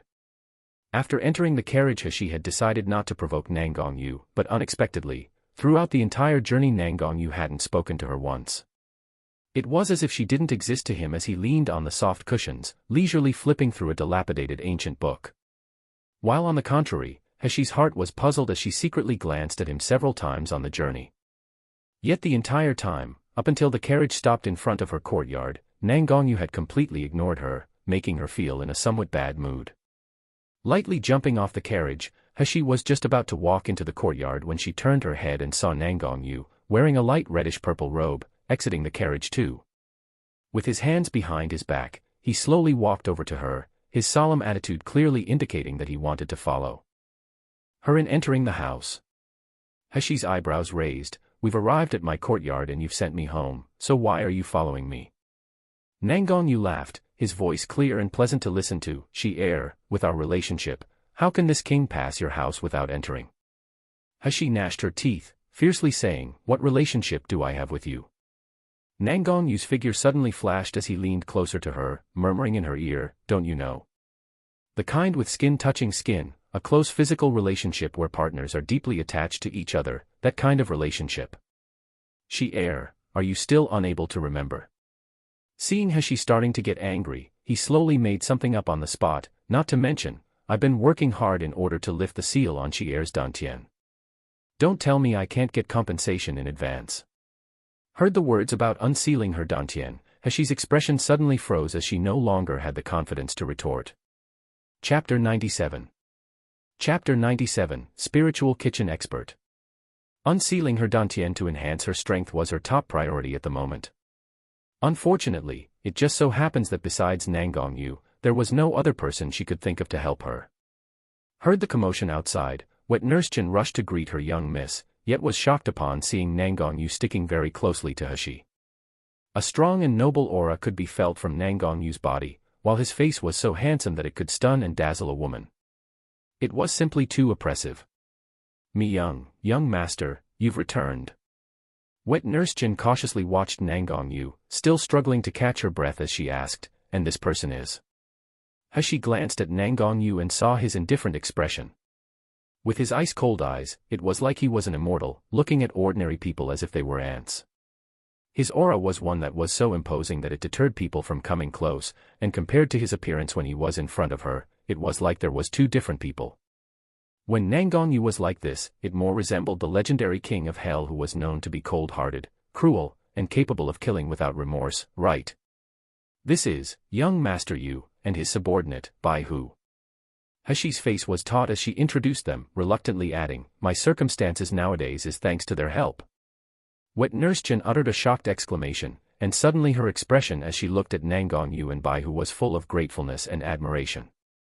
Hashi had purposely spoken vaguely, letting Wet Nurse Chan mistakenly believe that Hashi was able to escape from Gluttonous House, and to now also be able to have such strong skills, due to Nangong Yu. This was her Mrs. Savior. Suddenly, her instinctual fear of Nangong Yu was forgotten as she politely invited the two guests to enter the house. Even Hashi was thrown to the back of her mind. Young Master Yu, since you've come all this way to this small and remote courtyard, then it would be better if you could stay and have a meal. We don't have much, but I can assure you that we have the most delicious spiritual foods in the entire Jinling city here. Young Master Yu, you must taste it. Following behind Nangong Yu, Bai Hu finally couldn't help but laugh. The most delicious spiritual food, hee, which type of most delicious food in this Jinling city hasn't my master yet tasted? Wet Nurse, isn't your boast a little too big? Especially looking around at this small shabby courtyard where there is no spiritual power fluctuations. This courtyard also didn't have a protection spell, how could they have enough crystal stones to build an expensive spiritual kitchen? When Wet Nurse Chin heard this she didn't feel the slightest bit humiliated or angry. Instead, she proudly turned her head to look at Hashi's cold face, then mysteriously said, Young Master Yu and Young Master Bai Hu wouldn't know, but our family's young master is a spiritual kitchen expert. I even dare to say that the delicious food she can make can't be matched by the top chef from the intoxicated immortal restaurant. Bai Hu's face still showed ridicule as he didn't believe her in the slightest. However, Nangong Yu raised his brows in interest, and with a smirk, he looked over at Hashi. Why didn't this king know that Chier also had this kind of skill?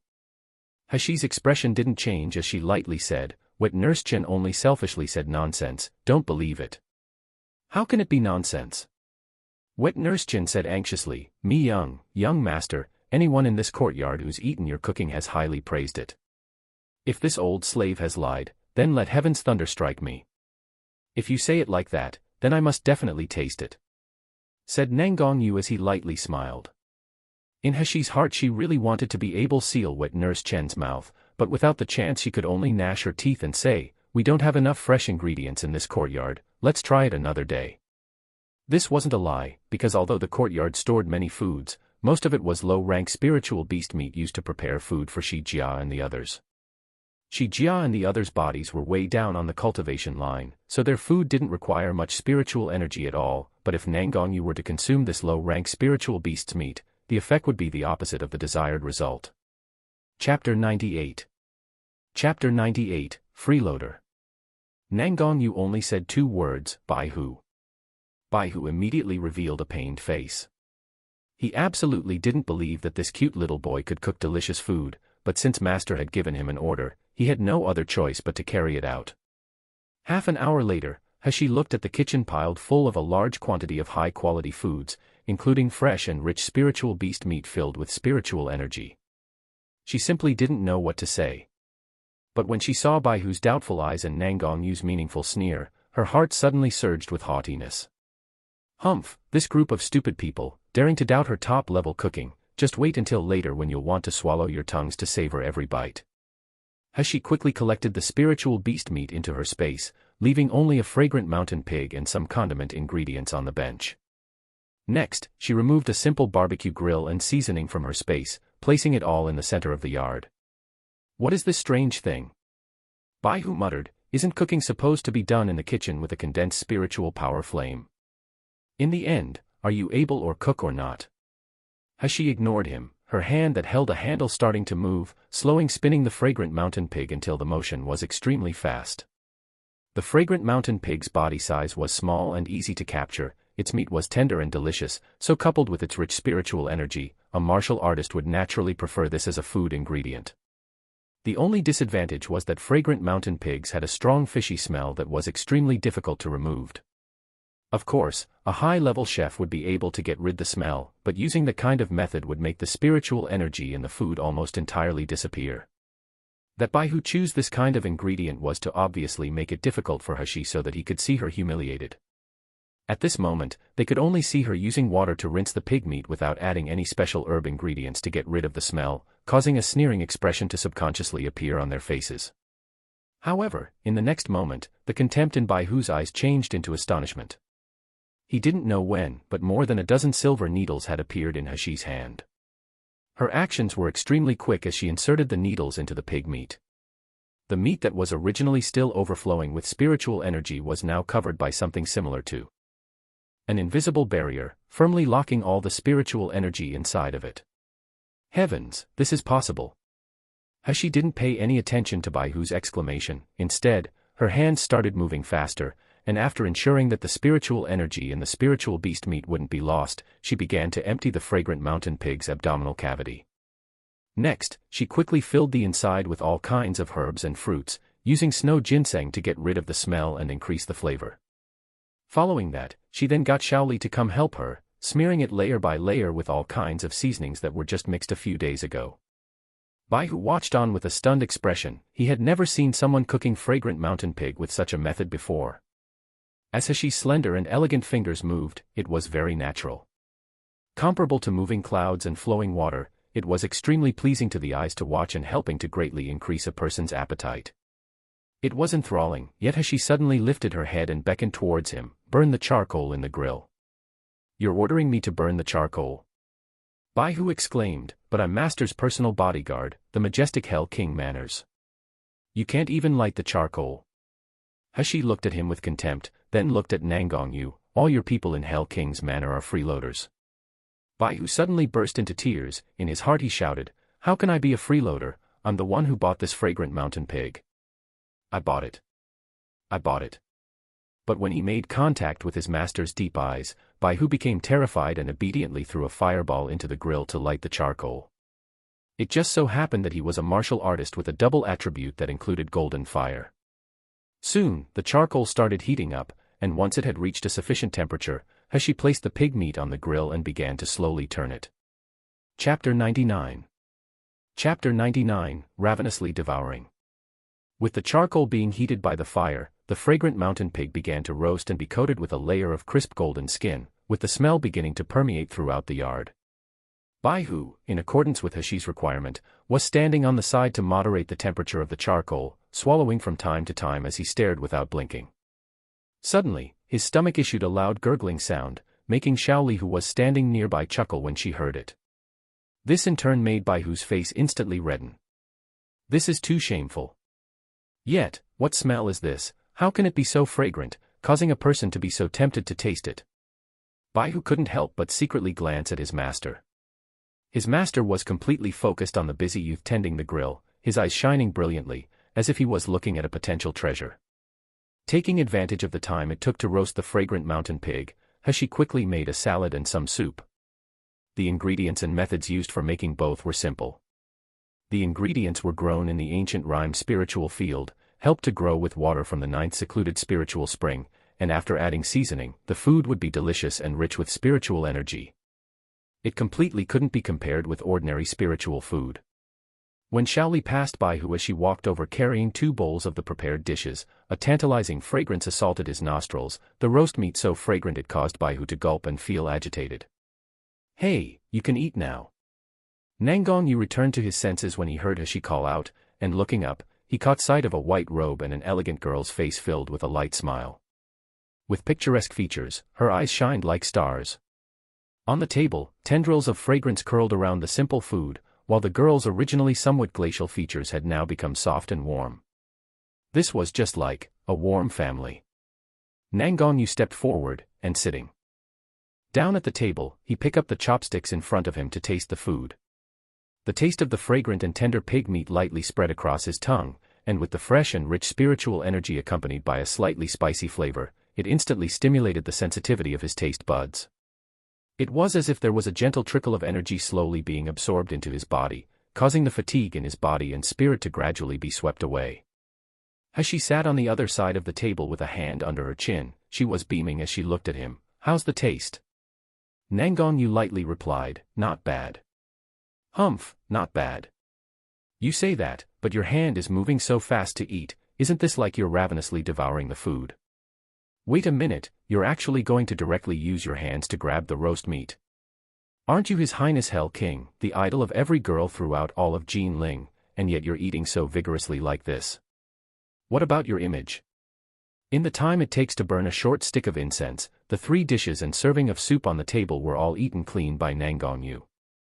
Bai Hu sullenly scowled, "Master, I helped to roast the food for so long and yet you couldn't even leave a little bit for me." Even such a person like Master had kept eating, forgetting about everyone else. In the end, how delicious had those dishes been? He also would have liked to try tasting it. Woo-woo. Shaoli saw him looking so pitiful, and only then did she carry out prepared food for Shi Jia and the others from the kitchen to give to him instead. Of course, this food couldn't be compared in terms of taste and spiritual energy to the food that Nanggong Yu had eaten. It wasn't until the sun had started setting in the west that Nanggong Yu decided to take his leave. As she sent them to the door and was about to return when Nanggong Yu suddenly tugged on her wrist, causing her petite body to be tightly enveloped in his embrace. "Bastard, you, let go." Wet Nurse Chen and Shaoli were still watching them from behind. Nanggong Yu leaned closer to her ear and whispered, "Tomorrow I want to eat bergamot gold rolls you were mentioned earlier, so remember to prepare it." As she glared at him, "What reason would I have to do that? This guy is insatiable." Chapter 100. Chapter 100, People from Nalan Manor. Nanggong Yu looked down at her with a gentle and warm smile. "Also, the snacks that your little servant had spoken, I want to try every type of them. That's all for now." Finished speaking, and without waiting for He to answer him, he turned around and entered the carriage. He was alone as she stood by the courtyard gate, angrily gritting her teeth. "That's all for now. Who does this bastard think he is?" What made He depressed was that one word from the Hell King really carried an enormous weight, completely preventing people from going against it. From that day forward, every few days, Nanggong Yu would come to her small courtyard to be a freeloader. He claimed it was an advanced reward for his services. Even if he himself didn't have the free time to come, he would order Bai Hu to come collect the packed food. This caused Bai Hu, the gossiper with a big lively stomach, to become familiar with the people in this courtyard. Since eating Heshi's finely made dishes, Bai Hu had admired Heshi. Previously he had despised her, but now he flattered her to curry favor with her. Things continued like this for more than half a month, until one day, news from Nanggong Yu stopped arriving. Even Bai Hu's visits started decreasing. When she asked Bai Hu about Nanggong Yu's whereabouts, all she got in return were vague responses. His eyes showed his alertness and suspicion that he was excluding her, making Heshi feel bad. Today when Bai Hu came to collect the food, he noticed that both Heshi and Shaoli refused to acknowledge him, so he moved closer to them in embarrassment. "Young Master Shi, these days Master is really busy, so he's unable to come over. In the midst of his busy schedule though, he still found time to order me to look after you, young Master Shi." Heshi uttered an indifferent, "Oh." It was neither angry or happy. In fact, it was as if they were only talking about an insignificant person. When Bai Hu remembered that his master really valued this youngster, his heart couldn't help but tighten, while cold sweat dripped down his back. This is all Qing Long and Zhu Kei's fault. Those two guys would repeatedly caution Bai Hu to be wary of unknown people scheming against master. Coupled with the fact that master was now in his most critical time, it had made Bai Hu's attitude towards this young master Shiyu somewhat cold. The result was that when he went to deliver the food to master that day, master's expression had unexpectedly sunk. Obviously when he looked at the spiritual food it was exactly the same. Smell, look, and taste were all great, while the spiritual energy was also rich, yet in the end, just how could master tell that the taste was different? He was even able to feel that young master Shiyu was unhappy just by the taste of the food. Since then, despite how much slandering Qing Long and Zhu Kei would do, Bai Hu no longer dared to ignore this young master Shiyu even a little bit. He has never seen master so attached to a person before, regardless of whether that person was a man or a woman. So, as long as he is master's sweetheart, he, Bai Hu, swore to protect him. Not to mention, young master Shiyu's foods were so delicious, that if he offended him, wouldn't that mean no more food for him in the future? Bai Hu was lost in his thoughts when suddenly, he noticed wet Nurse Chen hurriedly running over. Instead of her usual kind expression, her face showed panic as she called out, "Miss. People from Nayland Manor have come." Wet Nurse Chen's heart was very panicked, as the terror caused by Nayland Manor had left a deep-rooted scar. Even now, though her miss has become stronger, she was still unable to control her fear of Nayland Manor. So being that she was in such a hurry, she didn't pay attention to Bai Hu and shouted out Hashi's usual address. Bai Hu opened his eyes wide in surprise as he looked at Hashi. Although he had long suspected, especially after Zhu Kei's implied words, that young Master Shiyu is a girl, but how could there be such a magical technique to change one's appearance in this world? Chapter 101. Chapter 101, Damaging Nayland Manor's Reputation. His cultivation base is so high, yet he unexpectedly couldn't tell at all that this person is a woman disguised as a man. Hashi didn't panic, because for her, Bai Hu knowing her true gender was simply an insignificant matter. However, just thinking about Nayland Manor, and also Nayland Feishue, who caused the death of Nayland Hashi, the corner of her mouth raised slightly, revealing a cold expression. Her hand gently moved, like the flutter of a thin cicada wing, and suddenly a human skin mask appeared in her hand. After lightly wiping her face, she then applied the mask. In the next moment, her youthful delicate skin, with an elegant and beautiful appearance, had now transformed into that of an ugly girl. Her complexion was now malnourished and sickly, with her skin dried up and swollen around her eyes. Bai Hu looked stunned as he pointed at Hashi's face, speechless for half a day.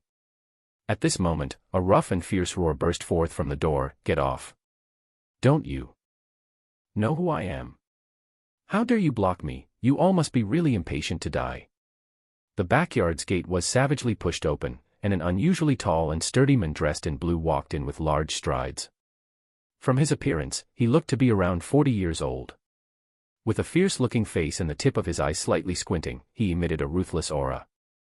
This man's name is Qin Lu. He's a slave from Nayland Manor and was one of Zhang Dezhong's men. Due to the disappearance of Zhang Dezhong some time ago, Qin Lu had filled the gap of his absence and was promoted to head butler. He was currently very proud of his success. However, once Bai Hu saw him, his face revealed nothing but disdain. This man was merely trash on the third rank of the qi refining stage. If he were to be assigned a place in Hell King Manor, he wouldn't even be able to find work sweeping the floor at the most remote courtyard. Wet Nurse Chen was terrified, yet still quickly walked forwards and blocked him, saying, "Butler Qin, we are honored by your presence, but whatever is the matter? It's better to tell this old slave will then pass it on to Mississippi. Get out of the way, damned old woman." Qin Lu raised his foot and kicked Wet Nurse Chen, then said with disdain, "Who do you think you are? What sort of qualifications do you have to speak to me? Quickly call Nayland Hashi out here. I came here with orders from Madam." Finished speaking, he no longer looked at Wet Nurse Chen and taking big strides, he walked into the backyard. Yet just as he entered the backyard, Qin Lu's footsteps halted, his face showing a surprised expression. Not only was Hashi sitting in the yard, casually drinking tea from a cup she held, but standing beside her there was a little girl who was arranging refreshments for her, while several tall and strong men were guarding her. Close by her side, there stood a graceful and outstanding man who was unfamiliar to Qin Lu, yet he had a sinister-looking smile upon his face as he looked at him. Qin Lu couldn't believe his eyes. Is she really that third Miss, Nalan Hashi, who would only keep her head down while shrinking her shoulders and crying? He looked carefully at her again. If it's not third Miss, then who else could it be? Who else had that same pale complexion, with the same ordinary physical body without spiritual power? Humph, she's only trash. Did she think she could threaten me just by gathering some ordinary people to fill this yard? She's dreaming. Thinking till here, Qin Lu's anger increased, so walking forwards in large strides he arrogantly faced Nalan Hashi and sneered, "Third Miss really has great style. I haven't seen you in a few months, yet from where did Third Miss manage to hook these wild men? Clearly you aren't afraid that your reputation as a fickle woman would spread to the public, damaging Nalan Manor's good reputation." Chapter 102. Chapter 102, Properly Teach You a Lesson. Hashi hadn't yet responded when Baihu suddenly burst into laughter, "Nalan Manor's good reputation. I'm really sorry, but how come I didn't know about Nalan Manor's good reputation? Didn't the second Miss from your Nalan Manor, Nalan Feishue, seduce young Master Zhu Zhongba from the Zhu family? The news that she stripped him using violent means has already spread everywhere. Still using her strength against him, even though you can tell with one look that Zhu Zhongba is trash, TSK, the people from Nalan Manor are really well educated." Once Qin Lu heard Baihu's words, his face turned red. With his eyes expressing how humiliated and angry he was, his body slightly trembled with his rage. Even Hashi wore a surprised expression on her face. Oh! It was unexpected that the rumor had spread to such a wild degree that it has already reached Yanjing City. This news really pleased her because if it wasn't thanks to Baihu, she never would have heard such amusing news as she had been busy lately with sorting out her space and helping Shi Jia and the others with their training. Thinking of this, she raised her head and glanced at Baihu with appreciation. Baihu straightened his posture, immediately beaming with joy. Young Master Shiyu, wrong, it should be Miss Nalan. She's finally not angry anymore, there'll be no problem with the food in the future now. Qin Lu finally recovered his wits and wanted to rush over to give Baihu a lesson right away. However, the atmosphere focused around Baihu couldn't help but cause him to shudder. Although Baihu had restrained the power in his cultivation base, due to his rank, it was impossible for it not to make an impact, resulting in Qin Lu instinctively feeling fear. He was used to being the one who took unfair advantage of a situation to bully others, so in the face of Baihu's aura, he had no courage, immediately choosing to rush towards Hashi instead. "Little slut, isn't it you who incited your pretty boy to slander our second Miss and Nalan Manor? Nalan Manor raised you for so many years, yet you're a slut who kicks their benefactor. Not only do you not know how to be grateful, you even let your lover slander Nalan Manor. On behalf of Madam and second Miss, I will now give you a proper lesson." Previously, when Qin Lu had followed Zhang Dezhong to this courtyard to deliver food, he had also used the opportunity to torture this third Mississippi. Because although Nalan Hashi had the noble title as the third Miss of the Nalan family, her nature was one of an incompetent coward, and when facing a beating and getting scolded, she could only weep. Whenever he thought of himself beating the third Miss, seeing her shivering pitiful body, his tyrannical heart would become excited. Therefore, when he thought he would get to beat her again, with this third Miss curled at his feet and begging for mercy, his face flushed while his body trembled due to excitement. Baihu noticed the evil glint in Qin Lu's eyes, which made his own eyes turn cold. She is the person Master cares about and cherishes, yet unexpectedly this guy dares to be so arrogant and humiliate her. He should just die 1,000 times. However, before Baihu could make a move, Zhang San, who had been standing on the side, suddenly rushed forward. With his hands as fast as lightning, he pressed down on Qin Lu's shoulder, buckling it as he forcefully poured in his spiritual power. Qin Lu felt a sharp pain in his meridians, making him unable to move even a single step. Then, Zhang San lifted his foot, ruthlessly kicking Qin Lu's knee. With a heavy-sounding thump, Qin Lu was forced to kneel on the ground, while his head was also pushed down, resulting in him kowtowing to Hashi. A piercing pain came from his knee, and following that pain, his meridians being invaded by spiritual power caused him to release a pained howl. Hashi, who was still sitting beside a stone table, was acting like she didn't hear or see any of it. Leisurely, she reached across, and grabbing a piece of sugar-steamed cheese that Shaoli had prepared, she gracefully placed it into her mouth. Chapter 103. Chapter 103, I'll Let You Die Ugly. This sugar-steamed cheese made use of the spiritual fruit and spiritual flowers from her space. Specially mixed with water from the ninth secluded spirit spring, its flavor was fresher and more delicate compared to the famous desserts from her previous world. Most important of all, was that it also helped in nursing the spiritual energy to circulate in the body, and stabilizing the endurance of the meridians. Recently this has become the favorite dessert of Xiao Li and He. Bai Hu watched helplessly on the side as He and Xiao Li were eating. As the fragrance of the food reached his nose and distracted him, his stomach began to rumble. Finally, Xiao Li couldn't stand his pitiful expression any longer, and after obtaining permission from He, she then carried a few desserts over to him while beaming. At this time, Qin Lu, who had been howling due to the sharp pain he felt, slowly came to his senses. Struggling with all his might, he twisted around to see who the person was that had pressed him into the ground. His face was distorted from his anger, but suddenly, shock was visible in every feature instead. Zhang San, unexpectedly, it was Zhang San. However, his cultivation base was only at rank 2 of the Qi refining stage. How could he beat him? With a sneak attack, right? This must be because he was momentarily unguarded, so Zhang San used that opportunity to smoothly attack him, that's all. Thinking till here, Qin Lu shouted loudly in anger, "Zhang San, you dog, don't you know who I am? I'm currently the external manager for Naylan Manor. Did you dare touch me because you've eaten leopard guts? Release me immediately, did you hear me? Otherwise I will make it so that you die in an extremely ugly way." Qin Lu's duty as an external manager is to manage this outside courtyard, so it can be said that every slave belonging to Naylan Manor staying in this courtyard, including Zhang San and the others, were all his subordinates. It was up to him how he wished to handle them, therefore he was furious. Zhang San's eyes showed a carefree smile, and with a deep voice he said, "Qin Lu, who do you think you are? I now only recognize young miss as my master."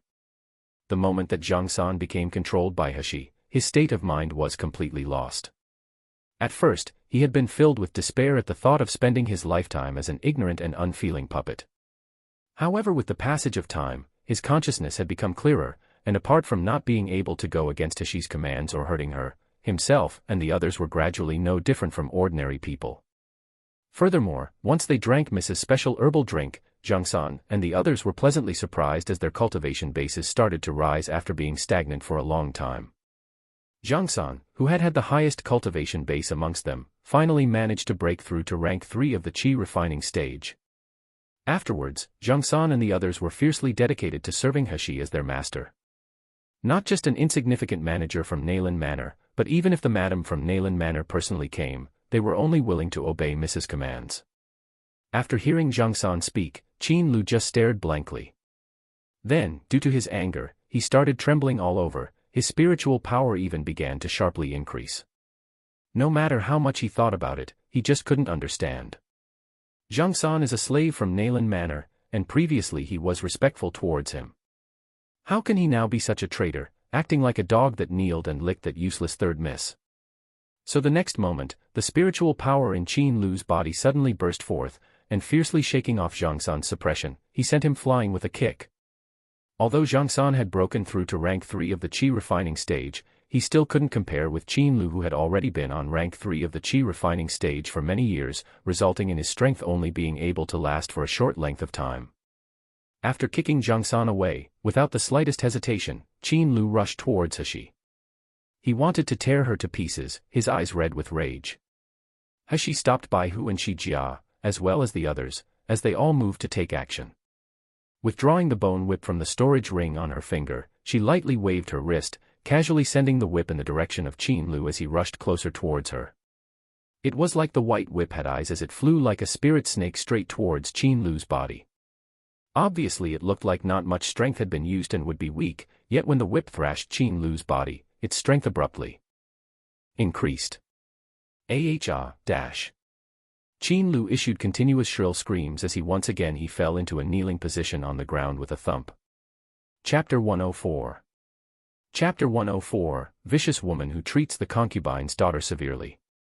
The whip landed accurately on Qin Lu's body like rain, and no matter how much he used his spiritual power to dodge, he was unable to avoid the whip that made him feel like his flesh was being torn. This kind of torture continued for half an incense stick length of time before it ended, and by now, Qin Lu was lying in severe pain on the ground, tears and mucus running down his face. Bai Hu looked at Hashi playing with the whip as it flashed through the air like a dance, and his admiration towards her increased. Obviously she is an ordinary person who lacked a cultivation base, yet by just relying on a bone whip, she was able to beat up a martial artist on the chi refining stage until he was scared witless. Young Miss Naylan, your method of disciplining slaves is extremely brilliant. Hashi raised her head and noticed Bai Hu's fawning smile, so she faintly said, then how about I teach this method to your master too? Bai Hu's expression abruptly froze, and quickly lowering his head, he no longer dared to speak. If this method was taught to master, then who would be the people he would discipline? Wouldn't it be them, his subordinates? Miss Naylan was really too sinister. At this moment, Qin Lu gradually returned to his senses, and stubbornly supporting his sore body, he slowly got up from the ground, fiercely saying, "Third Miss, for what reason do you beat me? I was personally appointed by Madam to manage the external manners affairs, and Madam ordered me to come here to find you. You've so arrogantly humiliated me, do you want to disgrace Madam's face by stepping on her with your foot?" Hashi sneered, her face not showing the least bit of fear like Qin Lu had anticipated. Instead, there was only coldness and contempt. Who do you think you are to be able to stand on behalf of Madam's face? Seeing the displeasure revealed in Qin Lu's expression, the contempt in Hashi's eyes increased. I'll tell you now, you're merely just a dog from Nayland Manor, and I, even if not favored, is still Nayland Manor's third Mississippi. You, as a dog, has dared to run in front of your owner to bark. I'm simply teaching you what is right and proper, so even if you were to complain in front of Madam, what do you think what she can do for you? Hee hee. Wouldn't it be better if I ordered people to make this matter public? I can tell them that the Madam of Nayland Manor incited butler Qin Lu to come to my courtyard to behave atrociously, even threatening to beat me up. We'll see at that time if the people of Yanjing City feel that I am arrogant, or comment that the kind and virtuous Madam Nayland is in fact actually a black-hearted and vicious wife who treats the concubine's daughter severely. Bai Hu standing on the side excitedly volunteered himself, I'm an expert in spreading gossip for this kind of matter. Miss Nayland, you just give this matter to me to handle. I promise that in less than half a day, Madam Nayland's new reputation will be known by everyone, even the people in Imperial City won't be left out. Hashi almost choked on the tea she was drinking when she heard what was said. She really hadn't expected that the Hell King's personal bodyguard would have a hobby of gossiping like a meddling old woman. Whereas for Qin Lu, once he heard these words his complexion became extremely ugly, his heart filling with panic. Madam Nayland maintained a noble and benevolent appearance in Yanjing City. If her reputation was ruined because of him, he didn't dare imagine the consequences. Moreover, this time the Madam had purposely ordered him to ask Third Miss to return. This Third Miss currently still had value as a commodity. So Madam would absolutely not dispose of her yet. Ultimately, the only one with bad luck is him. Thinking of this, Qin Lu felt cold sweat drip down his forehead, his eyes flashed, and finally he lowered his head, unwillingly saying, Third Miss, please don't talk nonsense. Madam is most fair and benevolent when handling affairs, she absolutely wouldn't treat a concubine's daughter severely. Just a moment ago, I was the one who was too rude and impetuous, offending Third Mississippi. I ask Third Miss to please forgive me. Chapter 105. Chapter 105, Return to Nayland Manor. After saying all this he straightened back up again, and with an aloof manner said, I came today to present to you Madam's order. Madam said that during childhood Third Miss made a mistake, so she assigned you to live in this remote courtyard as a punishment. Now that you've lived in this courtyard for many years already, it can be considered that you've learned your lesson. Therefore, Madam and Master have kindly sent me to come take Third Miss back to Nayland Manor. Qin Lu finished speaking, his face proud as he waited for Hashi to shed tears of gratitude and kneel as she thanked him. One must know that returning to Nayland Manor, or remaining in this courtyard, the treatment she would receive is like heaven and earth. Nayland Hashi was abandoned from an early age and lived a life worse than the servants. Now that she was finally able to return, she would definitely be insane if she wasn't happy. Wet Nurse Jin, who was standing nearby, gently exclaimed in joy, her eyes tearful as she murmured, Miss, did you hear that? Master is finally taking you back, Master is finally acknowledging you. The expression in Qin Lu's eyes became more arrogant, it faintly carried contempt over her misfortune. Nayland Hashi and this old woman didn't know, but how could she live comfortably after returning to Nayland Manor? It would be like dying without a burial place instead. At that time, his suffering and humiliation from today could be repaid. Qin Lu grew excited as he thought of this, but after waiting for a long time, the anticipated gratitude didn't come. As he raised his lowered head, he came into contact with the sarcastic expression in Hashi's eyes. Obviously that was the same thin and shallow face as a moment ago, yet unknown when, those eyes had become as sharp as a cold blade, radiating a chill capable of absorbing a person's soul. Qin Lu's whole body felt like ice as he shuddered, and before he had a chance to speak, Hashi had already started to unhurriedly talk. "Oh, receive me back at Nayland Manor. This is Madame Nayland's order, right?" Yes, that's how it is, so." Qin Lu's heart felt frozen as he was watched by those sharp eyes, causing him to stutter. "Madame has kindly graced you a favor, you should just obediently accept it. Not too early, not too late, yet it's only now that she shows her kindness. Does she regard Hashi, as a 3-year-old child?" Hashi laughed coldly. "I'm unsure though, is this act done out of kindness, or maliciousness?" The next moment her voice was filled with killing intent. "Unfortunately, it's merely an insignificant Nayland Manor, yet now they want me to return. That all depends on whether I'm willing to return or not." Qin Lu's complexion changed as he bellowed, "Third miss, you've been given face by Madame allowing you to return, but you have no shame. You're just an illegitimate child from a lowly and shameless woman. You're one who still kneels at our feet asking for food, or have you forgotten that? You still think of yourself as a miss from Nayland Manor? Pooh. Wait for a bit and Nayland Manor will remove you from the family registry. We'll see how long it will take for you to die then." Qin Lu's voice was cut off with a grunt, his body forcefully lifted off the ground by a single hand at his throat.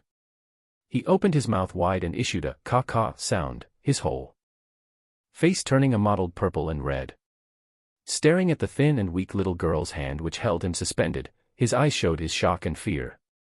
Hashi smiled slightly at Qin Lu and asked with a gentle voice, "By who, your master? How does he deal with insubordinate slaves who bully their master?" Bai Hu gazed coldly at Qin Lu whose throat was still gripped by Hashi, and sinisterly said, "It's execution by 1,000 cuts of course, then crushing the bones and scattering the ashes. This kind of filthy guy, don't tell me he will have to remain and keep dirtying my eyes." Qin Lu suddenly opened his eyes wide. They were filled with fear as he struggled with all his might and shouted with a hoarse voice, "You wouldn't dare. Madam will not let you off. We still don't know who's willing to let who off." Invisible needles appeared like magic in Hashi's hand, then suddenly, she jabbed them directly into his brain. Chapter 106. Chapter 106, As She Wishes. Qin Lu desperately struggled, however his eyes soon became expressionless, his consciousness disappearing. Hashi coldly asked, "Tell me, why did Madame Nayland order me to return?" Qin Lu opened his expressionless eyes wide while answering, "Madame didn't want to let the second miss marry the young master of the Zhu family, but second miss's reputation has already been ruined and the Zhu family is refusing to let the matter go. So Madame thought of letting the plum tree wither in place of the peach tree, by getting the third miss to replace the second miss in marrying the young master of the Zhu family.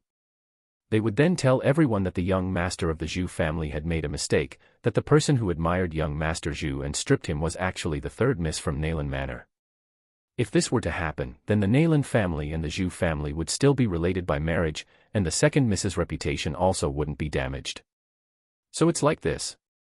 The corner of Hashi's mouth raised into a sneer. "Zhu Zhongba is a cruel yet stupid fatty, moreover, he's also a womanizer. How was Madame Nayland going to ensure that I agreed to be married off as Nayland Feishue's replacement?" Qin Lu responded, "I don't know. All Si Lu said was that Madame already had an absolutely sure method so that the third miss would get married, even if she wasn't willing." After Hashi heard all the information Qin Lu had to give, she withdrew her invisible needles, then threw him off to the side. Shi Jia bowed before Hashi, "Young master, do you need me to clean this up?" Hashi nodded, and watching Shi Jia drag the disabled Qin Lu away like a dead dog, her eyes didn't show the slightest trace of emotion. Once she turned her head, she came into contact with Bai Hu's shocked gaze. "Miss Nayland, aren't you without a cultivation base? How are you able to control a person's consciousness?" Hashi returned to her seat, and picking up the tea once more, she drank a mouthful before faintly saying, "Have you forgotten what my job is? As long as you're familiar with the human body structure, you'll naturally be able to control other people as you wish." Bai Hu's heart trembled with fear. His whole body was taut, and the admiration and fear in his eyes became more pronounced. Right. Miss Nayland is the genius doctor that cured the meridian fractures of the Ouyang family's young master. Of course an insignificant person like Qin Lu wouldn't enter her eyes. But as an ordinary person who lacked a cultivation base, just relying on knowledge of the human body to control a martial artist's mind, Miss Nayland is really too shocking. Mustn't say it out loud though, it would shock everyone under heaven. Ah, really a person worthy of master taking a fancy to them. Thinking of this, Baihu stared at Hashi with a gaze brimming with passion, and eagerly said, Nayland Manor's people actually dared to bully Miss, and now they even want to deceive Miss into marrying that nuisance. That young master from the Zhu family. For that crime they ought to die 10,000 times. It would be better to let me go to properly give them a lesson, letting them know that they shouldn't overestimate their capabilities again. Hashi smiled a chilling smile as she glanced at him, causing the watching Baihu to become scared. Shaking her head, she said, It's not necessary, I've already decided to go back to Nayland Manor. Doesn't Madame Nayland want me married to Zhu Zhongba? I can do as she wishes, moreover, I'll properly repay her kindness. How can that be possible? Baihu roared, his face anxious as he said, Master definitely won't allow you to marry another person, you are masters. Under Hashi's cold gaze he automatically fell silent, even retreating back 2 steps due to fear. Baihu's heart was full of grief. Obviously he is an expert on gold core stage, yet why when he confronts Miss Nayland who lacks a cultivation base, does he always feel that his imposing manner means nothing to her? Instead, he would even be filled with a slight trace of fear. Hashi ordered Shaoli to pack the food for Baihu, then coldly snorted as she said, Whoever I marry, it's up to me to choose. People who disappear without a trace, neglecting to inform me beforehand, what qualifications do they have to control my decisions? Chapter 107. Chapter 107, I'll go back with you. As soon as she finished speaking, instead of letting Baihu continue stammering as he thought of what he could say, he was ruthlessly driven out of the courtyard. After dealing with Qin Lu and sending Baihu away, Hashi didn't immediately return to her room. Rather, she chose to continue sitting in the yard, calmly waiting. An hour later, as expected, someone came to visit this remote courtyard. It was Nayland Manor's butler, Wang Zhong. From his appearance, it seemed that Wang Zhong was no more than a simple and honest middle-aged man, possibly somewhere between 30 to 40 years old. With thick eyebrows framing big eyes, it would be easy to think that he was unsophisticated judging by what he was wearing. In reality though, his cultivation base is the highest amongst the slaves in Nayland Manor. He had already reached the peak of the foundation establishment stage, and soon, he would be able to break through to the meridian stage. As he walked over, his gaze swept over the pool of blood on the ground, his eyebrows wrinkling slightly. In the courtyard there still remained the aura of an expert far higher than himself, causing fear to rise within Wang Zhong. While he was looking around, his gaze finally landed on Hashi who was still leisurely drinking tea, and the suspicion in his eyes became more pronounced. This is that legendary incompetent and cowardly third miss of Nayland Manor who was judged as trash and driven away. Yet seeing her appearance now, although she was malnourished and sickly, without a trace of spiritual power, the expression in her eyes was radiant. Where does she resemble a weak and cowardly person? Could it be said that because there's an expert who's supporting this third miss from behind the scenes, that she was able to be so arrogant? Even Qin Lu had suffered under her evil scheme. Humph. She really has an exaggerated opinion of her abilities for a young girl. Did she think that just because she had managed to find a patron that she would be able to confront Nayland Manor? This being said, it's only an ordinary person who would be taken advantage of. Wang Zhong's heart was full of disdain, but on the surface he acted respectful. This old slave has come carrying Madame's order. Third miss, please return back to the manor. Hashi placed the cup of tea down, lightly laughing, if I don't return. Wang Zhong's eyes narrowed, and without any warning, severe power was suddenly flowing from his body. The power pressure belonged to a high-level martial artist, causing the complexions of Zhang San, Shi Jia, and the others who were originally guarding Hashi to change. Some of them with a relatively weak cultivation base even felt their knees turn soft as they fell to the ground with a thump. Even Hashi's complexion somewhat paled, her body sitting beside the table stone slightly trembling. Wang Zhong became pleased as he looked at these weak people, they were like ants as they trembled in front of him. Slowly, he withdrew his spiritual power. A respectful smile was still plastered across his face, but his eyes showed his contempt and a promise for violence. This old slave came with Madame's order. I must bring Third Miss back. If Third Miss insists on being disagreeable, then this old slave will have no choice but to tie Third Miss up and return with you bound like that. She slightly lowered her eyes, the expression on her small shallow face unreadable. Yet, as if she was intimidated and fearful, you could see her hair slightly trembling. After a long while, Wang Zhong finally heard her quiet voice. Okay, I'll go back with you. Wang Zhong nodded his head in satisfaction. His opinion of He had lowered even more, and he now firmly believed that she was still just a coward and incompetent trash. At most, she only hugged a thigh that wasn't thick enough, it was simply too weak to be feared. As for Qin Lu, who knew whether he was killed or injured. He was trash with no strength that only knew how to flatter people. No one in the manor was worried about his life or death. He was just about to jump into the carriage that Wang Zhong had arranged, when from behind, wet Nurse Chen anxiously called out to her, Miss, let this old slave and Shaoli accompany you back. In the future, you shall stand in Nayland Manor, becoming a genuine young Mississippi. What will you do if you don't have a wet nurse and servant girl beside you? Wet Nurse Chen's eyes were full of hope, as if longing for He to become a miss of Nayland Manor so that she could have a promising future. The corner of He's mouth revealed the trace of a cold smile as she slowly said, Since wet nurse wants to go with me, then I'll bring you. Shaoli, you stay here to continue monitoring the training of Shi Jia and the others. Wait here until I come back. Chapter 108. Chapter 108, Madame Nayland. Shaoli promptly answered yes, not doubting He's orders at all. Without waiting for wet Nurse Chen to respond, He quickly pulled her into the carriage. Since wet nurse still had delusions about Nayland Manor and her cheap father, then this time she'll give wet nurse's naive hopes the opportunity to vanish. In Yanjing City, as one of the four great families, Nayland Manor's reputation could be described as outstanding. When you add to this that Nayland Jingze is the highest-ranking doctor in all of Jinling Kingdom, and that he's a junior member of the Doctors' Association, many people would beseech Nayland Jingze for treatment. Therefore, since Murong Yaru, now Madame Nayland, had married into the Nayland family, she had been enjoying the admiration and envy of others as part of a noble family. Wherever she went, people would fawn upon her, giving her respect. However, Madame Nayland had recently been worried about the rumors surrounding Nayland Feishue, giving her white hair. Spending all day inside Nayland Manor, she didn't dare go out to attend any parties. This is because the rumors about Nayland Feishue had now spread throughout all of Yanjing City, causing the Nayland family to look like a joke. What? Nayland Feishue took a fancy to the young master of the Zhu family, and failing to seduce him, she used force. What? Nayland Feishue's innocence was taken by the young master of the Zhu family, so due to rage out of humiliation, she whipped the young master of the Zhu family to vent her anger.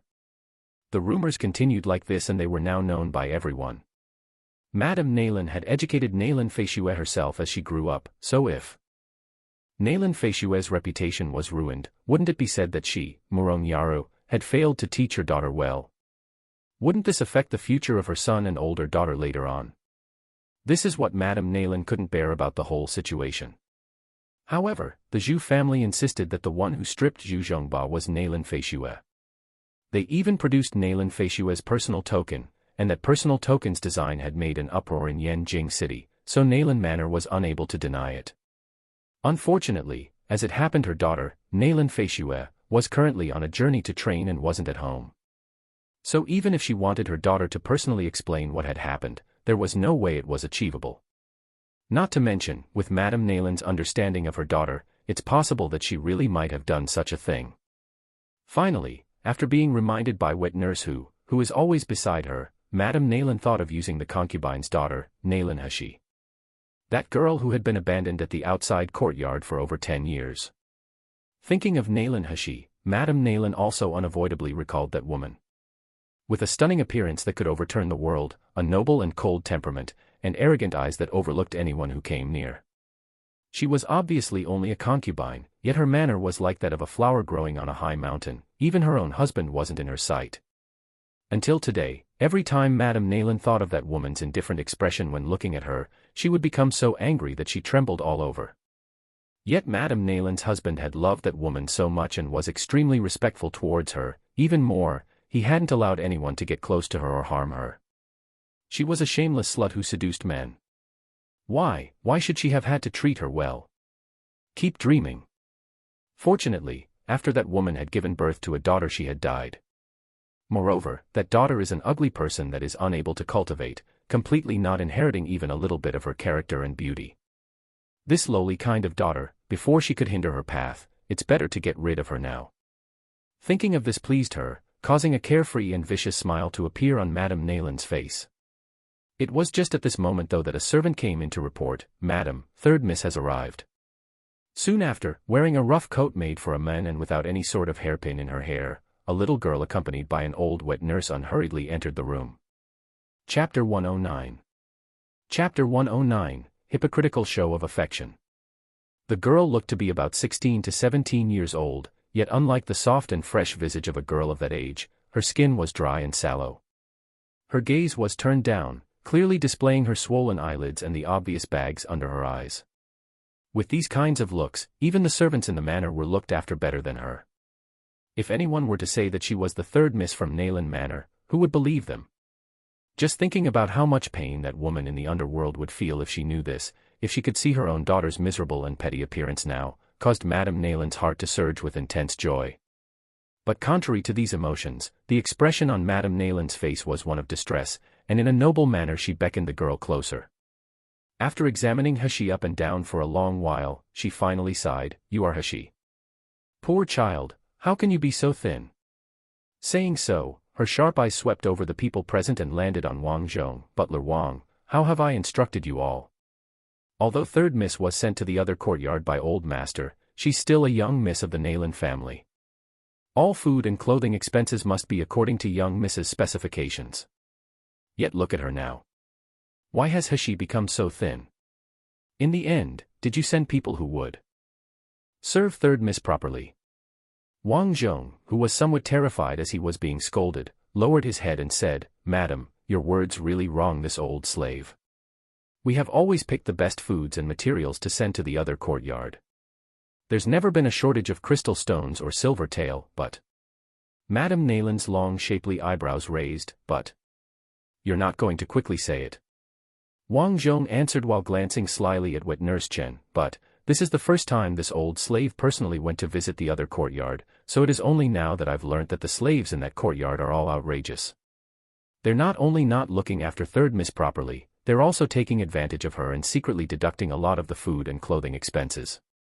This is the reason why third miss has fallen to such a degree." Madame Nayland's eyes flashed, her gaze falling on wet nurse Chen as she stood behind Hashi. Suddenly, she shouted loudly, "Such a daring old slave, still not kneeling down quickly." Wet nurse Chen was so scared by the shout that she was trembling, her face completely terrified. Two servants quickly approached, and standing on her left and right, they forced her to kneel. The corner of Madame Nayland's mouth raised slightly before quickly vanishing into a grief-filled expression, and she said in a disgusted tone, "Wet nurse Chen, in the past when you harmed my Xian heir, I only punished you by letting people disable your cultivation base. You were sent to the other courtyard to atone for your crimes by properly serving third Mississippi. Yet, you actually haven't changed and neglected your care of third Mississippi. At that time I tolerated you, but this time, for my pitiful Hashi, I definitely won't spare you. Servants, drag this wicked slave away and flog her 100 times, regardless of whether she lives or dies." Wet nurse Chen was currently an ordinary person without spiritual power. If she were to be flogged 100 times, she wouldn't be able to protect herself. "Yes, dash." The two servants that were holding wet nurse Chen down replied loudly, and started to drag her out of the room. Wet nurse Chen suddenly returned to her senses and fiercely struggled, "Madam, I didn't do it. I didn't harm young Master Xian. I didn't betray young Miss. Don't believe these vicious lies attacking me." Wang Zhong coldly snorted from the side, "When I went to the courtyard, I personally saw you ordering people about while acting all arrogant and bossy towards third Mississippi. You simply have no respect for third miss, and now you still dare to lie in front of Madam. Quickly drag her away." Wet nurse Chen struggled with all her might while shouting, but she was no match compared to the strength of the two servants. Her eyes slowly showed despair. Chapter 110. Chapter 110, Nayland Manor's Demons. "Wait." A clear and beautiful woman's voice suddenly sounded. That voice wasn't heavy and the tone was calm, but it echoed in everyone's ears, causing the two servants' movements to halt. As she lifted her head, her tranquil and deep eyes looked at Madame Nayland's surprised expression, and the corner of her mouth lifted into a faint smile. It said that Madame Nayland is benevolent and noble, so why must she see a bloody scene on arrival?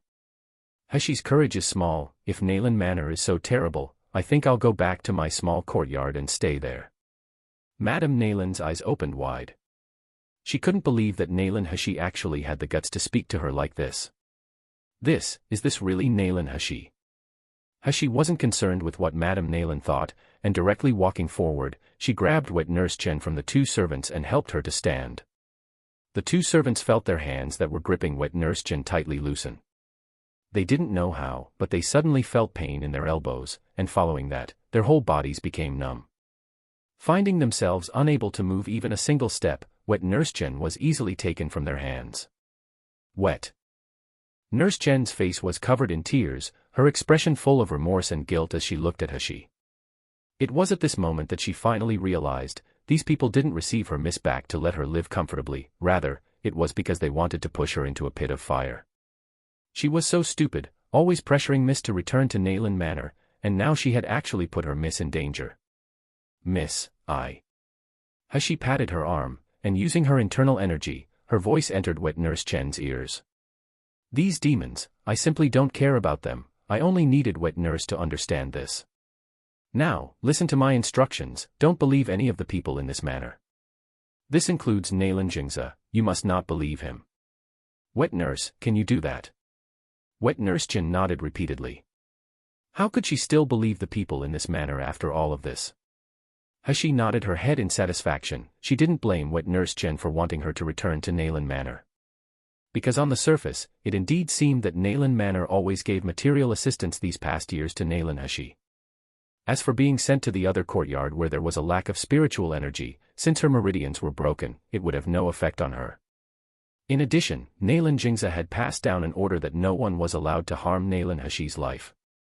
This had led to Wet Nurse Chen and the original Nayland Hashi to have delusions about this father, believing that his decision was because he cared about their father-daughter bond. However, Hashi snorted at this way of thinking. If he really cared about their father-daughter bond, would he have thrown away his own daughter to a remote area, never meeting her for many years, unconcerned about her welfare? Then the feelings of this father for his daughter were too cheap. As for not allowing anyone to harm Nayland Hashi's life, that was most likely because she still had some value.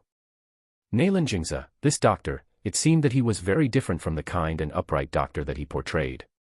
Hashi turned around, and coming into contact with Madame Nayland's shocked expression, she couldn't help but lightly lift the corners of her mouth, revealing a faint smile.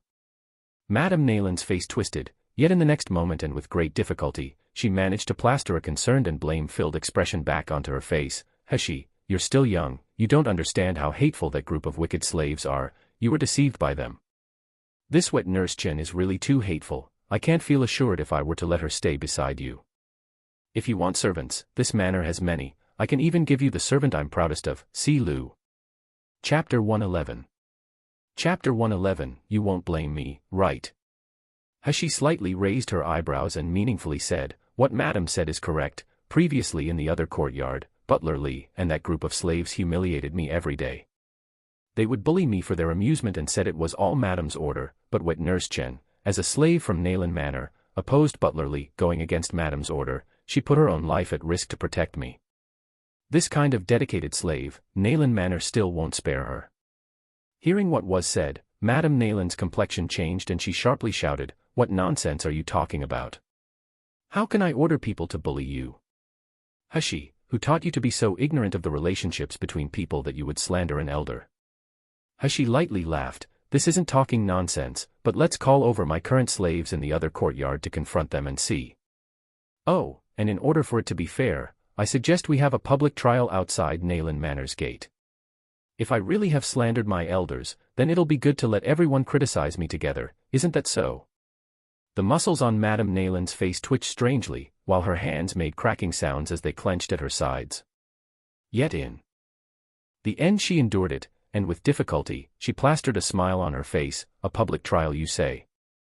I love you dearly and regard you as my own daughter. How can I not believe that what you have said is true? Those slaves used my name to deliberately make things difficult for you, that group of damned slaves. Indeed, a group of damned slaves.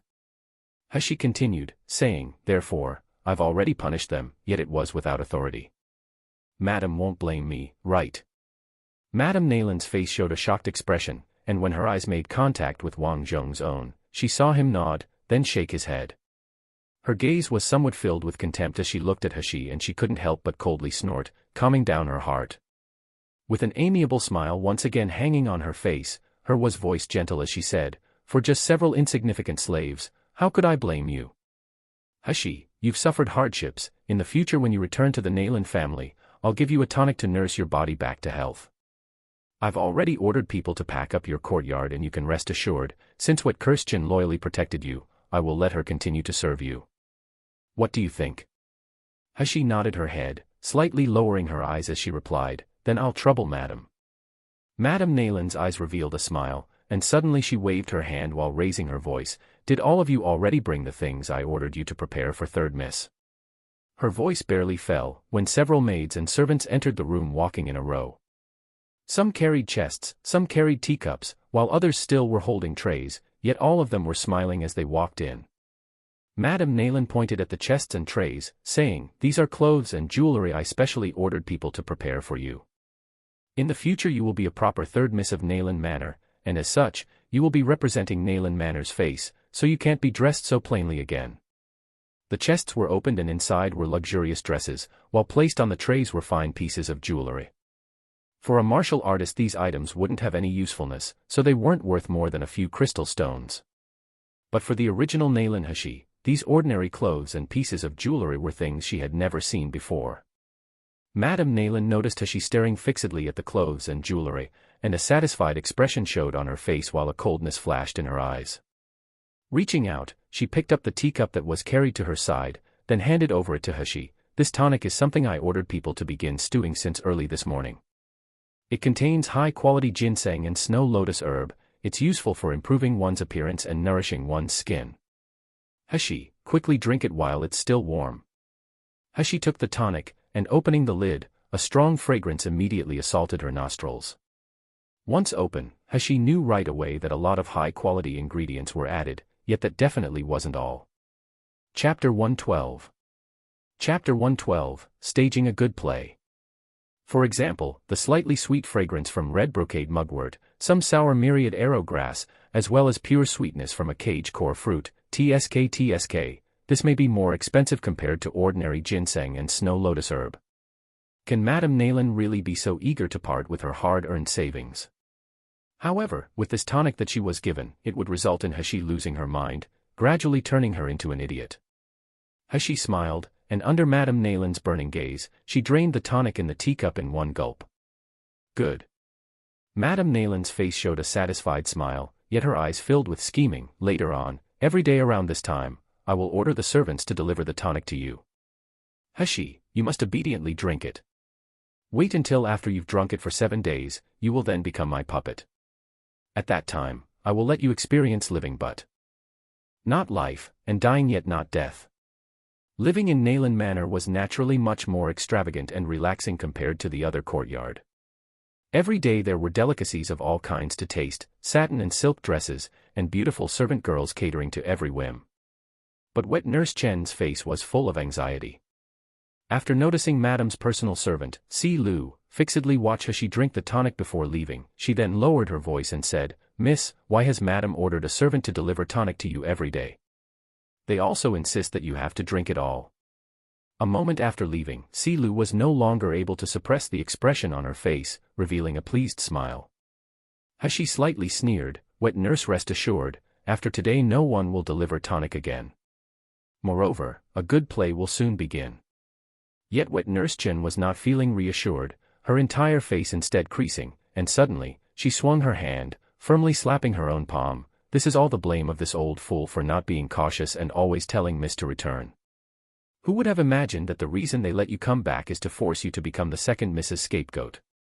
Miss, I'm really sorry, even more, I've let Madame down. Hashi had no idea how to comfort her, and showing a disdainful smile said, With this small scheme she wants to push me into a pit of fire. Madame Nayland really underestimates me too much. Wet nurse, don't forget, I'm a person who has crawled back from the gates of hell. Hashi's words were not at all gentle and soft, but miraculously, they caused wet nurse Jen to settle down. Looking at the young Miss's indifferent expression, she felt that in just over a month young Miss had matured and grown stronger, becoming a master that everyone in the other courtyard relied on. If Madame's soul in heaven could see Miss like this, she would probably feel very happy. Just as Hashi expected, after she drank the 7th cup of tonic, Madame Nayland thought she now had a foolproof plan and began to arrange for the Zhu family's father and son to visit once again. The Zhu family can be considered as a well-known and wealthy family in Jinling Kingdom. Zhu family's master, Zhu Yichun's madam, came from an outstanding and famous sect, while his younger sister, Zhu Raorao, married into the royal family and became an imperial concubine.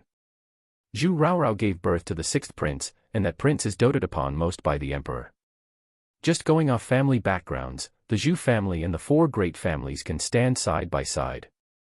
Unfortunately, the shrewd and powerful Master Zhu happens to have a stupid pig for a son. Not only was he weak, he was also ugly. Every day he would frequent brothels and kidnap women from lower-class families. He didn't yet have a main wife, but he already had 7 to 8 rooms full of concubines. With him resembling an ignorant and incompetent pig like this, which decent family's young miss would be willing to marry him? As it happened, only young women from small families would be interested, which Master Zhu despised. This had resulted in Zhu Zhongba's marriage been delayed. Chapter 113. Chapter 113, How could you be here?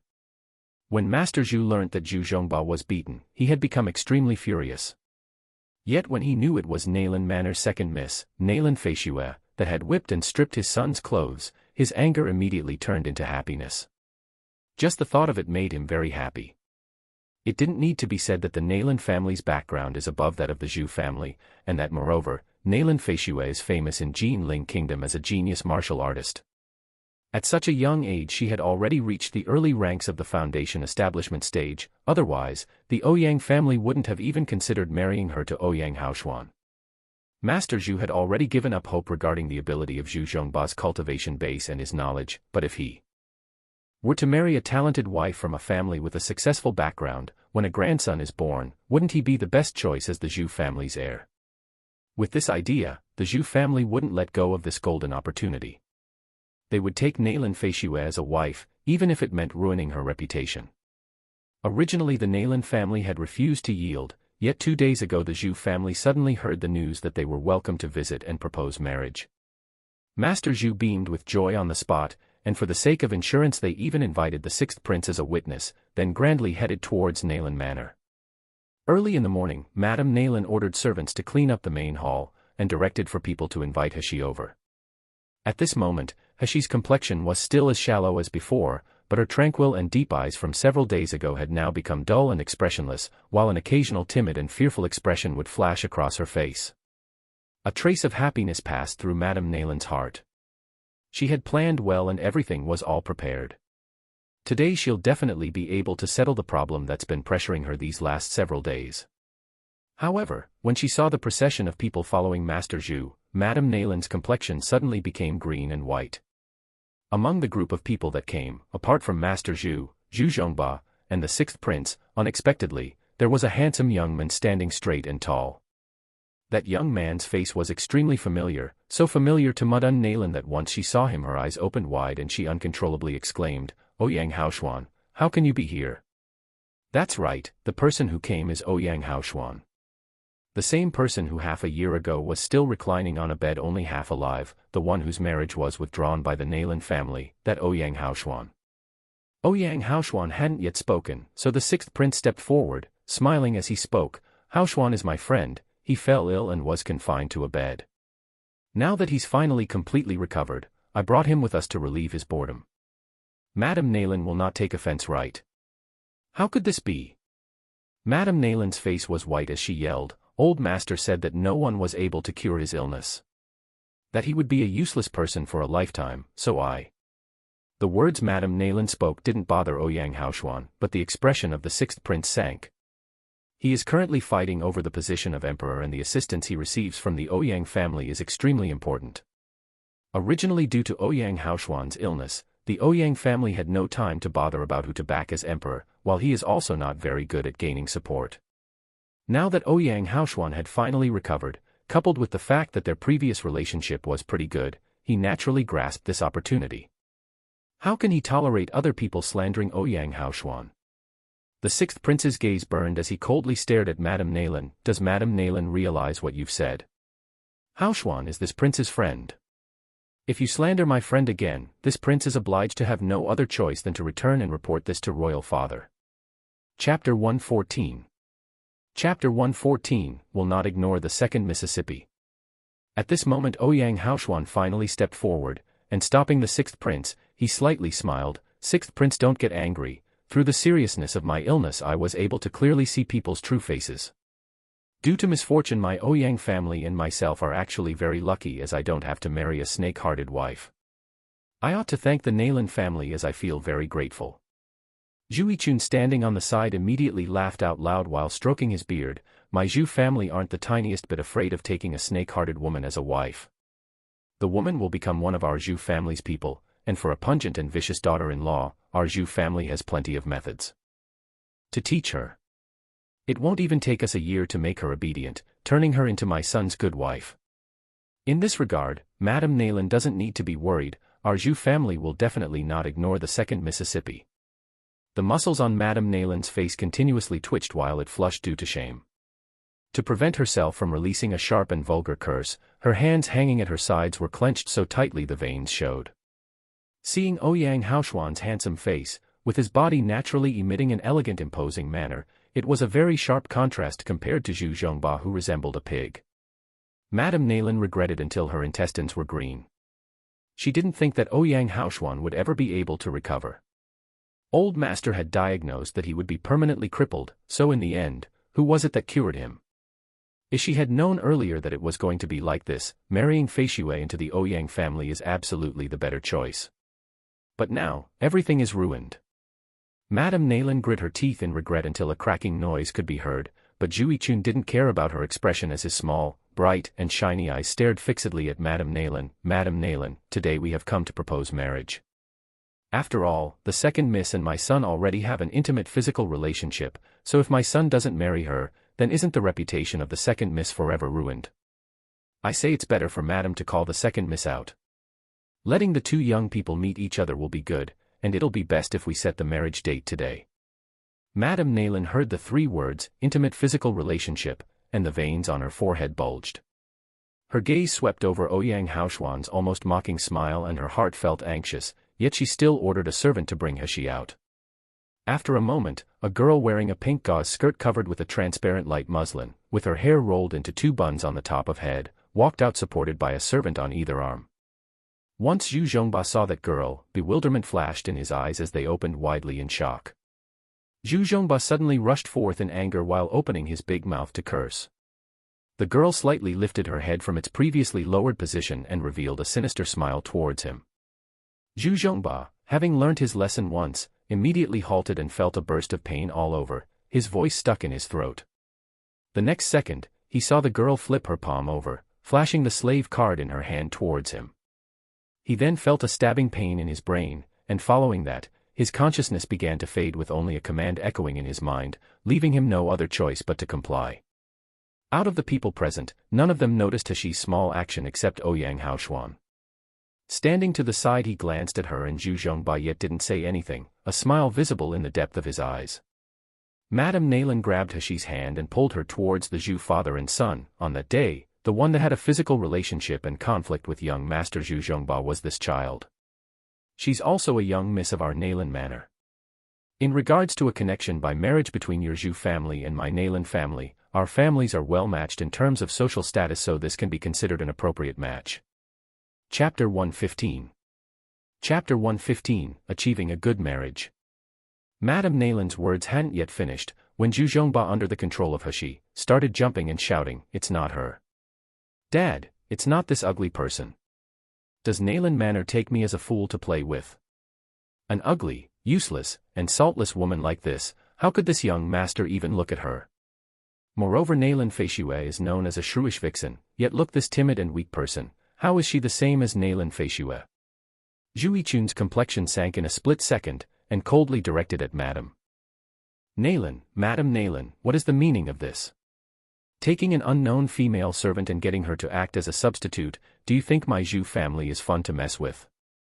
With that being the case, don't blame me for becoming hostile. Your Highness Sixth Prince, when we return I must meet with Gui Fei, 1, to inform her about Nailan Manor taking advantage of their position to bully my Zhu family. We'll see if your Nailan family's daughter will still be able to be married off in the future or not. Sixth Prince smiled and nodded, his expression was of one watching a good play. Madame Nailan became anxious, quickly saying, this is Hashi, our Nailan Manor's third miss, definitely not an unknown female servant. If Master Zhu does not believe me, you can go to the city to check the household register. You'll then be able to see whether or not Nailan Manor has a third miss called Nailan Hashi. Pausing, Madame Nailan slowly released a sigh, her face showing remorse and grief. This is also my fault for not strictly teaching my daughter.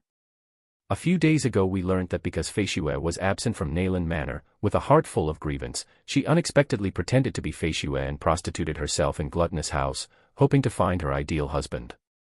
We and Feishue were unaware of this matter until a few days ago when Hashi's personal servant revealed everything. Only then did we know that she and young Master Zhu already had a close physical relationship. Although this is unreasonable, it can be considered that the Zhu family and our Nailan family were predestined to have a relationship. To be able to achieve a good marriage by fate would be beneficial for both of our families, right? Hashi felt like applauding when she heard Madame Nailan's words, because as to the truth of this matter, she had guessed about a lot of it. Moreover, these words also hinted to Zhu Yichun that if the Zhu family wanted to form a connection by marriage with the Nailan family, they would have to accept Hashi. In the first place, with the Nailan family's background and Nailan Jingza's medical expertise, the benefit of a marriage between the two families would be great, while neither parties would suffer a loss. So why would he be confused about which young miss of the Nailan family his son should marry? Zhu Yichun showed a contemplative expression on his face. Was he beginning to consider this proposal? However, will Hashi let Madame Nailan succeed? Of course not. Suddenly, they heard Zhu Zhongba once again shout, Nailan Hashi. Isn't that the famous trash of the Nailan family, without a cultivation base and an ugly appearance? If I married her, who knows what sort of son would be born, wouldn't he be useless trash? Dad, I don't want to marry her. You see her cowardly and useless appearance, how could she have managed to beat me up into a pig? No matter what, my cultivation base is still rank 9 of the chi refining stage, so how could I be beaten all over by this woman who doesn't have even the littlest bit of spiritual power? If this were to be spread in the future, how would I conduct myself? Dad, Nailan Manor simply want to substitute in shoddy goods, making fun of us, so Dad, you absolutely cannot agree to them. Zhu Yichun's expression sunk in a flash. Although his son's words were unpleasant to hear, they are still true. Noticing the young girl's lowered head and her dim-witted appearance, one look was all it took for him to know that she wasn't favored in the Nailan family. Even if his son were to marry her, how much assistance would the Zhu family actually be able to obtain? It's simply a child thrown out by the Nailan family. 1. Gui Fei means senior concubine, here it's referring to the sixth prince's mother, Zhu Yichun's younger sister, Zhu Raorao, who married the emperor. Chapter 116. Chapter 116, Nailan Jingza. Thinking of this, the expression in Zhu Yichun's eyes became gloomy and cold, and with a stern voice he said, "Where's Nailan Jingza? I want to ask him if he still wants his reputation as the #1 doctor of Jinling Kingdom." Unexpectedly he condones his wife and child's behavior of fooling and deceiving my Zhu family. I came today to propose marriage and give your Nailan Manor face in accepting Nailan Feishue as a member of my Zhu family. Yet if we were following tradition and only bringing a small sedan to receive her as a concubine, no one would dare say anything. You dare. Madame Nailan screamed, no longer able to tolerate his words. You should take a look at what kind of a person your Zhu family's son is. He's now almost 30 years old and hasn't even reached the foundation establishment stage, whereas my daughter is a peerless talented who is only 18 years old and has already reached the foundation establishment stage. Your son wishing to marry my Feishue is like a toad wanting to eat swan meat, don't even think about it. I'll warn you now, either you set the marriage between your Zhu family and Nailan Hashi today, or you can get lost.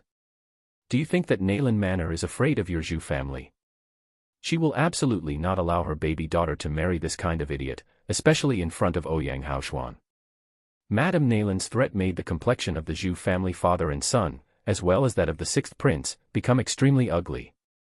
Madame Nalin even resorted to shoving He herself, roaring, "Quickly speak, say that you admire young Master Zhu and want to marry him as a main wife. A few days ago, wasn't it you who told me that you fell in love at first sight with young Master Zhu at Gluttonous House, so therefore you followed him to Zhu Manor?" After He was pushed, she staggered a bit, and with her legs soft, she simply sat down on the chair beside her. Since the beginning her head had been hanging low, her body shivering, while a timid and pitiful expression was frozen on her face.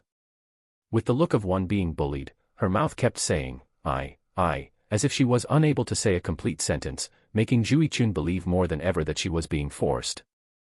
Only Ouyang Haoshuan had slowly seen the clues of what was happening, but for him to be able to see the Nalin family and Nalin Feishue have bad luck, of course he wouldn't expose it. Instead, he added fuel to the fire. He laughed lightly, and as if he was gossiping to the sixth prince said, "I'm still unsure of when Madame Nalin become Nalin Manor's master. At the time they withdrew marriage it was like this, and now with the Zhu family, it's exactly the same situation. Dr. Nalin never actually shows his face by being present, so people who know him will say that Dr. Nalin is busy, but people who don't know him will think that Dr. Nalin is a weak and incompetent man, relying on his wife and child to act as the bad people." The sixth prince laughed when he heard this and was about to reply when a servant suddenly started calling in a panic from outside the door, Master, you've come." Madame Nalin's complexion changed while panic and fright swirled in her eyes one after another, and suddenly grabbing He's clothes, she abruptly started twisting the fabric. All this time Nalin Jingza had actually been in the manor, but he was in his basement researching medicine. Regarding the matter of Nalin Feishue, Madame Nalin had mentioned it to him, yet he had been unwilling to respond. So Madame Nalin had no choice but to think of a way to restore her daughter's and Nalin Manor's reputation by herself. In fact, there is no way that it was possible for He to be a substitute, as Nalin Jingza had already ordered earlier, that without his permission, no one was allowed to use He. If he knew of what she was doing now.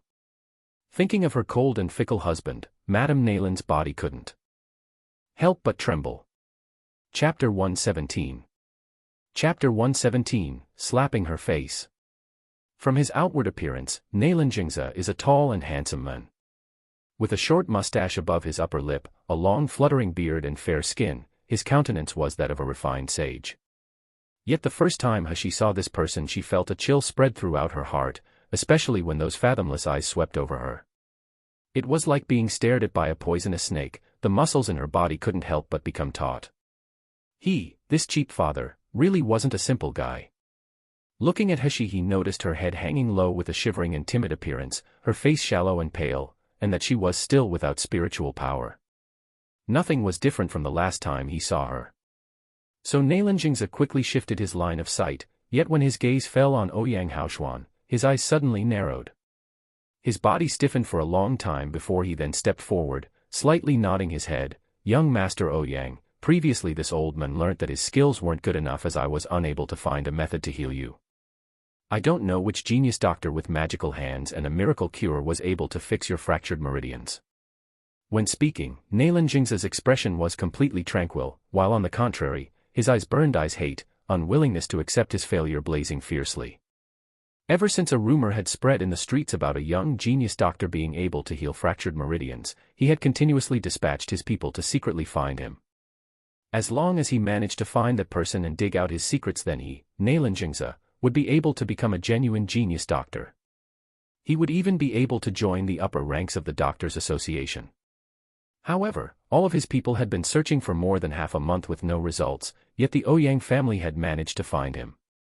For this genius doctor to cure Ouyang Haoshuan that he, Nalin Jingza, had diagnosed as certainly going to die, it is simply slapping his face. Ouyang Haoshuan calmly looked at Nalin Jingza, laughing lightly as he said, "There's no need for Dr. Nalin to be modest, your medical expertise is excellent.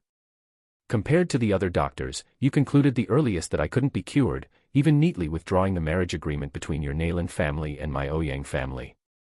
This judgment and decision-making ability, how can it at all compare to an insignificant genius doctor?"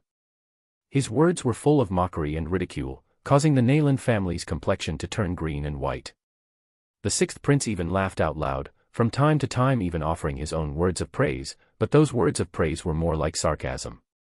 Rage flashed across Nalin Jingza's face before he quickly recovered, and turning his head, he faced Zhu Yichun. I was unaware that Master Zhu had paid a visit and was unable to welcome you. I'm very sorry. Zhu Yichun was roared at by Madame Nalin just a moment ago, so with his displeasure still written across his face, he coldly said, Dr. Nalin doesn't have to speak so politely, today I'm only here for an answer. Your daughter Nalin Feishue and my son Zhu Zhongba have an intimate physical relationship, my son was even whipped by her. Nalin Feishue belongs to us of the Zhu family. Today I ask the sixth prince to be a witness as we propose marriage and to give your Nalin family face, yet who would have thought that your good wife would unexpectedly bring out a useless concubine's daughter instead? Using this third miss to fool us and wanting to make her act as a substitute, is this you wanting to step on my Zhu family's face? The more Nalin Jingza heard, the uglier his face became. After hearing everything he suddenly turned around, and swinging his hand, he ruthlessly slapped his palm on Madame Nalin's face. Madame Nalin was completely caught off guard, her body falling to the ground with a thump. Clutching her red and swollen cheek with one hand, her eyes showed her shock and fear, her voice shaking, My lord, you, how can you hit me? Chapter 118. Chapter 118, Foolish Woman. Nalin Jingza's eyes were ruthless as they swept over her and he spoke only one sentence, I'll settle this with you later. Then looking at Zhu Yichun again, with his face set in one of apology, he said, My wife has behaved outrageously, acting like Master Zhu and the sixth prince are a joke. Regarding Feishue's matter I've already investigated it, and since the Zhu family has Feishue's personal token, then it can be seen that the Nalin family and the Zhu family have a relationship. Since that's the case, for the two people involved to be able to form a connection, Feishue is honored.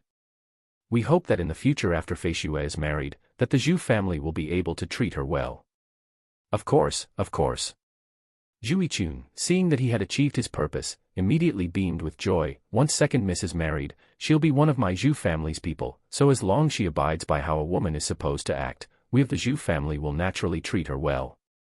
Then since the marriage of our two families is decided, I also brought an invitation card for Zhongba's birthday celebration. I thought that it would be better to set the marriage for the same time. My lord, you're crazy.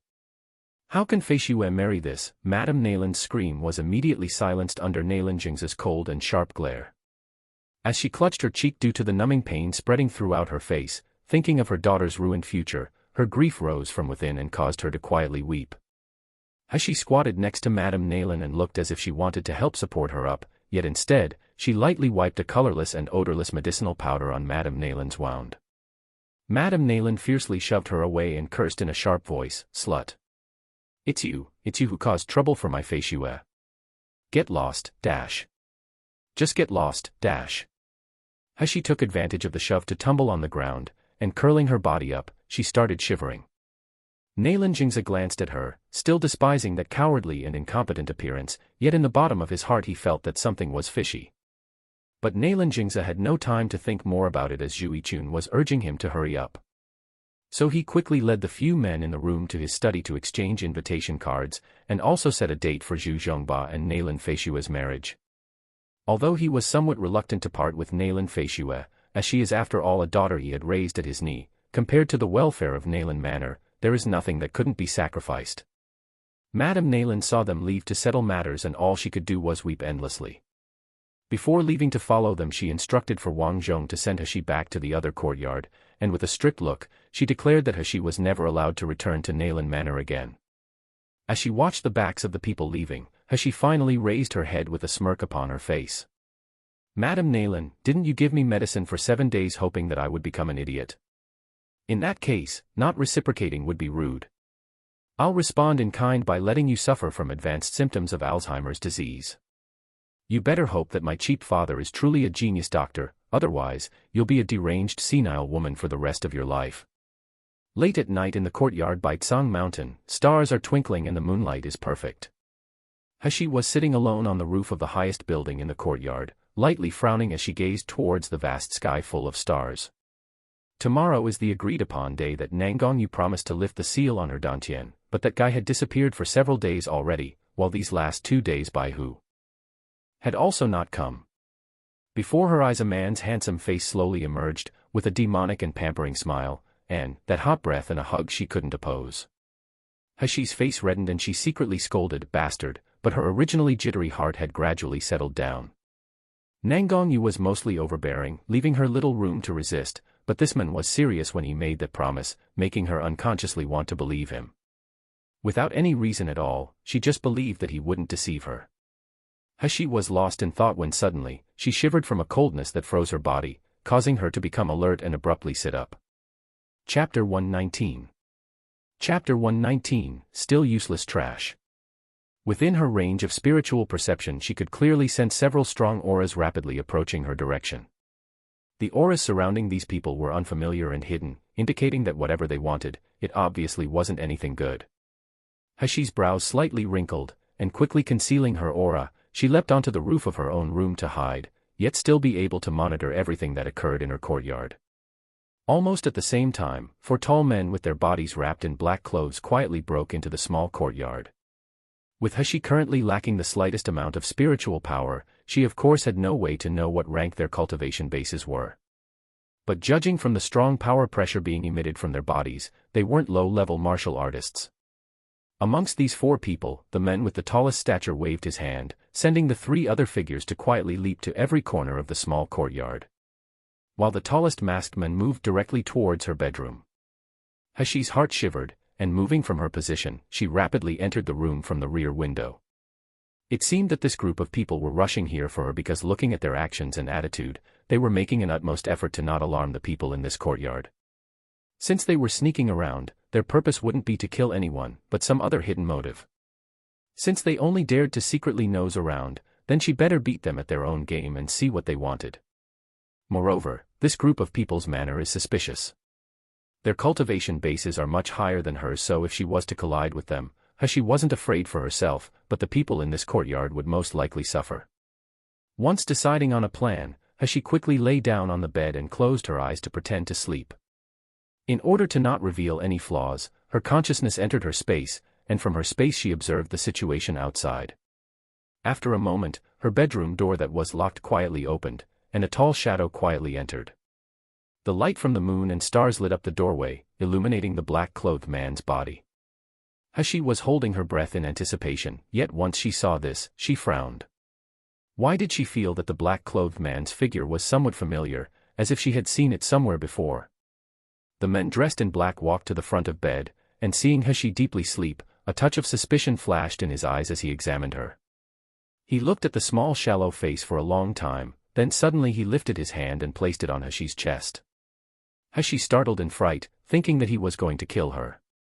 Yet within the next moment, she felt a trace of icy cold spiritual power enter her body through the palm on her chest.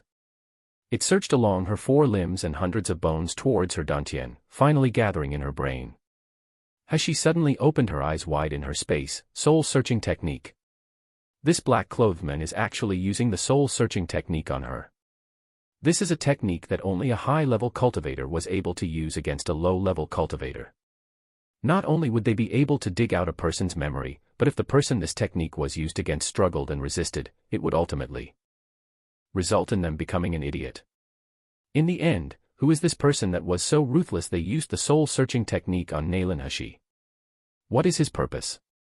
Hashi rejoiced that fortunately her mind is hiding in her space, so even if this black-clothed man searched through every memory in her brain, he would only be able to sense her sleeping and nothing else. Sure enough, after the time it would take to burn half an incense stick, the black-clothed man began to exude a ruthless and irritated aura. There's nothing. Unexpectedly there wasn't any useful information. As well as being unable to cultivate spiritual power in her dantian, this girl sleeping on the bed was clearly still useless trash. Chapter 120. Chapter 120, Nalan Hashi's mother. Just then, the other black-clothed men that had been searching the small courtyard rushed in, conveying their results to the men standing over Hashi. This place is a spiritual energy wasteland, so even though they searched such a big courtyard, they couldn't find even one spiritual plant or a piece of crystal stone, let alone something like a jade slip. The black-clothed man glared fiercely at the sleeping soundly Hashi, and suddenly raising his hand, he reached down to strangle her. Hashi was scared as she watched from her space. At this moment, she clearly sensed the man's killing intent. He exuded loathing and detest, as if he was itching to dismember her body into pieces. All of Hashi's soft hair was standing on end as she resisted the almost unbearable urge to exit her space.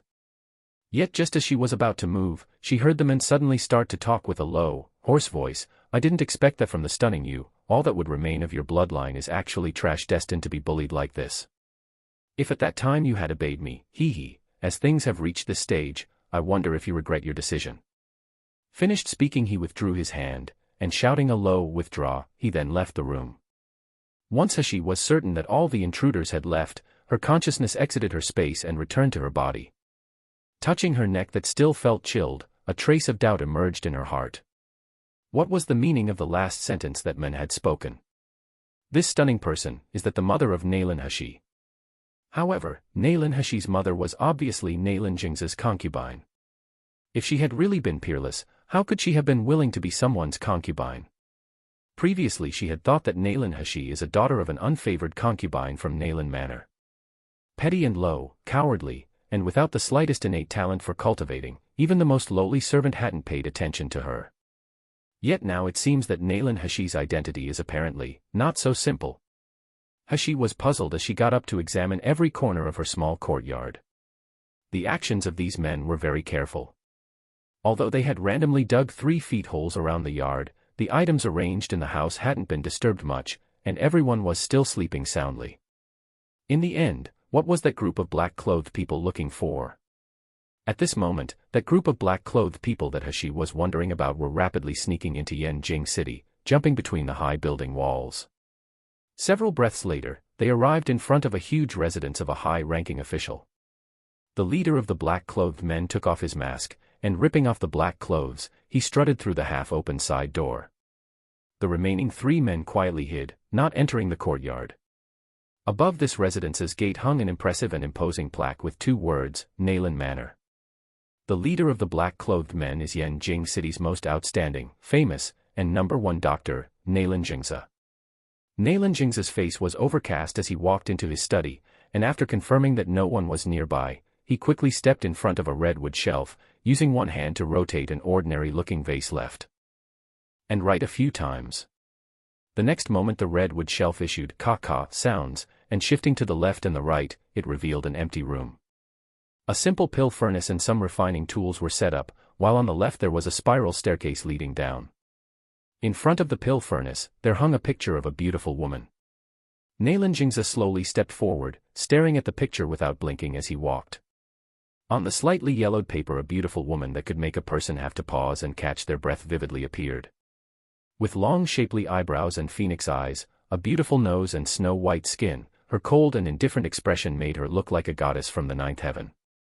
Such a lofty woman would of course not bother with ordinary people. Chapter 121. Chapter 121, Black-Clothed Men. If Hashi were here now, she would have been shocked to find that the woman in this picture is a 7 out of 10 in similarity with her transformed appearance. Ling Yue, Nalan Jingza repeated the woman's name over and over again. With an intoxicated expression on his face, he kissed the lips of the woman in the picture and murmured, "Ling Yue, do you know how much I miss you?" He had barely spoken when suddenly, an hysterical-like light shone in his eyes born from insanity and hate. Retreating back a step, he roared, "You're just my concubine, but why do you look down on me? Why don't you obey me?" At this moment, a crackling sound could be heard coming from below the spiral staircase. Following that, a beast-like roar with banging and scratching sounds echoed. Nalan Jingza's lips raised in a smirk, and laughing twice, he looked at the stunning woman in the picture, his face twisted with an evil smile, Ling Yue. Aren't you so proud and strong? But did you ever think that the child you would give birth to would fall into my hands for me to take advantage of? Ha ha ha ha. Because of the intrusion of the black-clothed men, Hashi didn't go to sleep, rather, she meditated in her space. She discovered that although she is unable to store spiritual power and advance cultivation bases, with the spiritual energy entering her body repeatedly, it cleansed her meridians. So whether it is in strength or speed, she has the qualifications to advance. Regarding internal power and martial arts, she is now 1 rank higher than she was in her previous life. As for the skill to conceal herself, she's already at a much higher rank than the low-level martial artists in this world. While cultivating, time passed slowly, and soon, the pitch-black night sky outside her space slowly lightened, and streaks of golden light colored the eastern sky. She lazily stretched her body, and just as she was about to exit her space, a sudden chill flashed through her body, leaving her slightly numb. It was like there were countless insects crawling along her spine, causing every nerve in her body to become taut. The black-clothed men, it's those black-clothed men again. Moreover, there's still 4 of them. However, the difference between the group from last night and the group now is that this group of black-clothed men have a frightening manner about them. They weren't concealing the sharp killing intentions they exuded. Even if these people were still far away, she was able to smell the strong reek of blood their bodies carried. No one was more familiar than she about what those kind of people were like. Those kind of people were without the slightest scruple, becoming joyful at the thought of slaughter. Her complexion changed, and quickly getting up, she ordered Shi Jia and the others to flee with Wet Nurse Chen and Xiao Li into Tsang Mountain. Wet Nurse Chen was reluctant to escape and leave He alone, but she was efficiently knocked out by He, who then threw her to Shi Jia, properly protect Wet Nurse Chen and Xiao Li. Without my order, no one is allowed to return. Shi Jia and the others hesitated, as they worriedly looked at He, but their instinct to obey made them grit their teeth and nod. Tears clung to Xiao Li's face, and choking back sobs she said, "Miss, have I brought trouble to you? I'm not leaving, I want to stay with you." He sneered, "Do you want me to knock you out too? No matter who the people are that come, I have a way to deal with them. I don't need you all to worry about it." Pausing, she then continued and said, "Keep watch over our home for me." Chapter 122. Chapter 122, Powerless Ant. Right, our home, although it has only been a short time period of little more than a month, she has regarded this courtyard as home, the people in this courtyard as her family. She will not allow her family to meet with mishap. For any person who dares to touch those she cares about, she will definitely let them pay a painful price. Xiao Li's face gradually showed a firm look of dedication, and wiping her tears, she repeatedly nodded her head. Her expression of one making a promise. Shi Jia, Xiao Li, and the others had just left, when several black-clothed men using flying swords rapidly descended on the empty ground of the small courtyard. They of course saw that weak old woman and child running to hide in Tsang Mountain, so one person amongst them who was fiddling with a dagger in his hand sneeringly asked, "Do I need to rush over and get rid of those useless people?" Another person replied with, "Our boss's order was that the patron only wanted Nalan Hashi's life, we don't have any business with the rest." Did he think our drought demon organization, full of gold medal assassins, was a vegetable market? That when we receive a mission we also include a service of giving a gift? The 2 other people burst into loud laughter, their gazes landing on one of the small houses in the courtyard. The person who was previously talking slightly raised an eyebrow as he said, "I really didn't expect that the 3rd miss, the legendary trash of Nalan Manor, would have such courage. Letting her servants leave first and staying behind to throw her life away. Tisk tsk, so interesting." Another young voice couldn't help but grumble, "I don't know what our boss was thinking. She's only trash without a cultivation base, that's all, she hasn't even reached the chi refining stage. Is it necessary to use all 4 of us together to dispose of her? Alright, our boss decided it like this, so naturally he has reason. As long as we obediently obey his orders then that will be enough. Xiao Ba, you go, efficiently bring the young Mrs. Severed Head out here, we'll wait for you. If people knew that we, 4 Grand Meridian stage martial artists, killed an ordinary person together, wouldn't we be a laughing stock?" Xiao Ba, the youngest martial artist muttered as he obediently pushed the door open and walked to where Hashi's room was located. The 3 other assassins remained in the small courtyard, leisurely chatting. They were completely unworried about whether Xiao Ba would be able to kill that girl or not. After all, one is a Meridian stage martial artist, while the other one is an ordinary person without a cultivation base. It was like a human and an ant, if stepped on, the ant would die, so how could be afraid of a powerless ant? Xiao Ba flipped the dagger in his hand, and without even bothering to conceal his figure, he entered the plainly decorated woman's bedroom with loud footsteps. Yet the next moment, Xiao Ba suddenly sensed the coldness of a hidden weapon directly shoot towards him. Not good. Xiao Ba thought gloomily, and moving sideways, he dodged countless hidden weapons that swept over his cheek, but some still directly pierced his body. As the hidden weapons reached his body, Xiao Ba discovered that they were silver needles, as thin as a strand of hair. When these needles touched his body, he found that they contained an icy spiritual power that made him, this Meridian stage martial artist's entire body, grow cold. However, Xiaoba simply didn't care about these small lousy needles with weak icy spiritual power. With this attack though, it did arouse the bloodlust within his body. Little girl, if you had just obediently died, I could have made it fast and painless. But since you want to resist, then you can taste my 18 cruel methods. Saying so, he gathered all his spiritual power, then rushed towards the girl hidden in the shadows. But soon, Xiaoba's expression changed to one of alarm. He was shocked to find that his dantian was being sealed by something. So he was unable to move the spiritual power in his body. Chapter 123. Chapter 123, Beheaded in One Strike. You.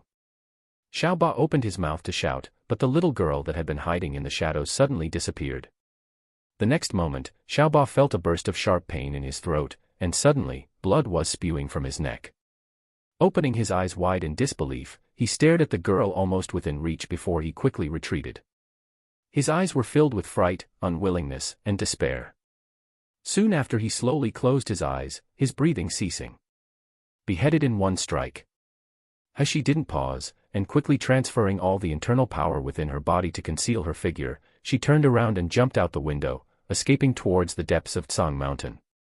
In fact, Hashi's current strength could in no way compare to a group of assassins, let alone 3. She hadn't even had the confidence that she would win a one-on-one fight. Just a moment ago, if that assassin hadn't been so careless, or if he hadn't tried to use so much spiritual power after being hit by the invisible needles, he would have discovered that it was just a thin layer of internal power sealing his dantian.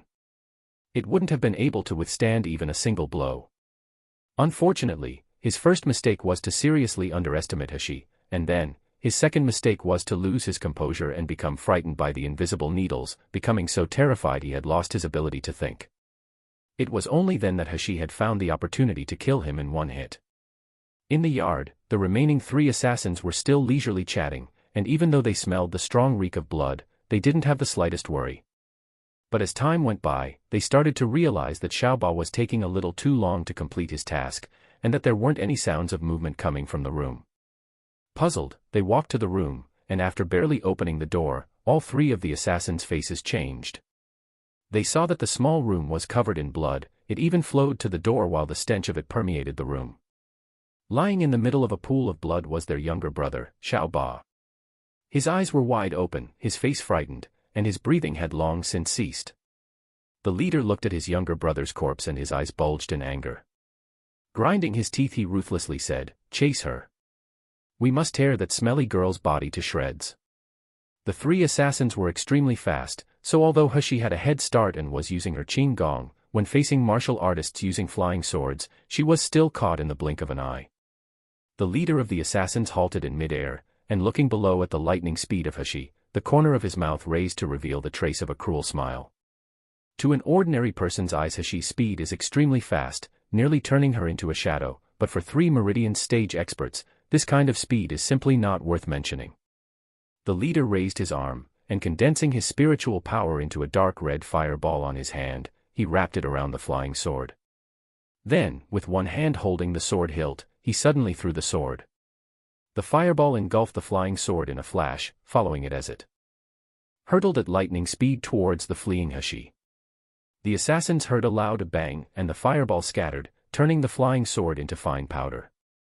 Yet the expected outcome of Hashi being torn apart into hundreds of pieces didn't occur.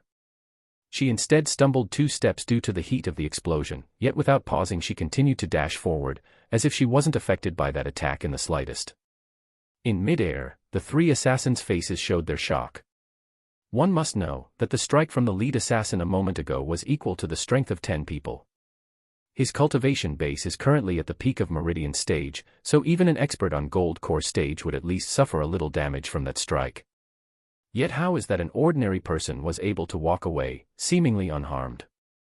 Chapter 124. Chapter 124, Piercing the Heart. So thinking about it, there is only one explanation: this girl's body possessed a treasure. Moreover, it must be a rank 5 or higher magical tool. The assassins looked at each other in dismay, greed evident in their expressions as they suddenly accelerated the speed of their flying swords to catch up to Hashi. While Hashi was fleeing she touched her hair, and when she felt the remnants of a fine powder in her hand, her heart soared. Just a moment ago, it wasn't any sort of treasure that had blocked the assassin's attack, rather, it was the imprint that Nangongyu left on her body. It was only at a time when her life was at risk that the imprint would transform into a protective barrier, keeping her safe from harm. Nangongyu, seems like I already owe him too much. Unfortunately though, it seems that today might be her funeral. She was afraid that perhaps she wouldn't have the opportunity to repay him in the future. This thought had just flashed through Hashi's mind, when before her eyes those assassins suddenly surrounded her. The leader's gaze was filled with fake kindness as he looked at her, yet he coldly said, "Nailin Hashi, if you hand over the treasure hidden on your body, I'll make your death less painful, otherwise, based on the hatred we have for you after you killed Xiao Ba, we will certainly have you begging for death before we're through." Hashi slightly panted, her gaze cold as she studied the three people before her without the slightest trace of panic or fear. "Who ordered you to kill me?" Standing on the left side of the leader, one of the assassin's expressions abruptly twisted, and pulling out his long sword he shouted, "Smelly girl, still unwilling to shed tears without seeing a coffin. You even dare to adopt a high attitude with us when it's just you alone, do you think you're a match for us?" Hashi's figure suddenly flashed as she disappeared from where she was originally standing, and with lightning speed due to her internal power, she rushed towards the assassin on the left. The assassin's face slightly changed, and condensing a thunderbolt on his palm, he fiercely threw it towards Hashi's chest. A crack could be heard, and Hashi felt a sharp scorching pain, causing all four of her limbs to spasm. But she didn't retreat, instead, she continued forward. After being struck by the thunderbolt, her face showed a strange smile as she rushed towards him. The assassin on the left suddenly uttered an exclamation, and slowly bowed his head. Looking down, he saw a slender dagger accurately stabbed into his abdomen, blood steadily seeping from the wound. Yet the frightening part is that when the blood made contact with the air, it suddenly turned a dark green color that could cause a person's hair to stand on end.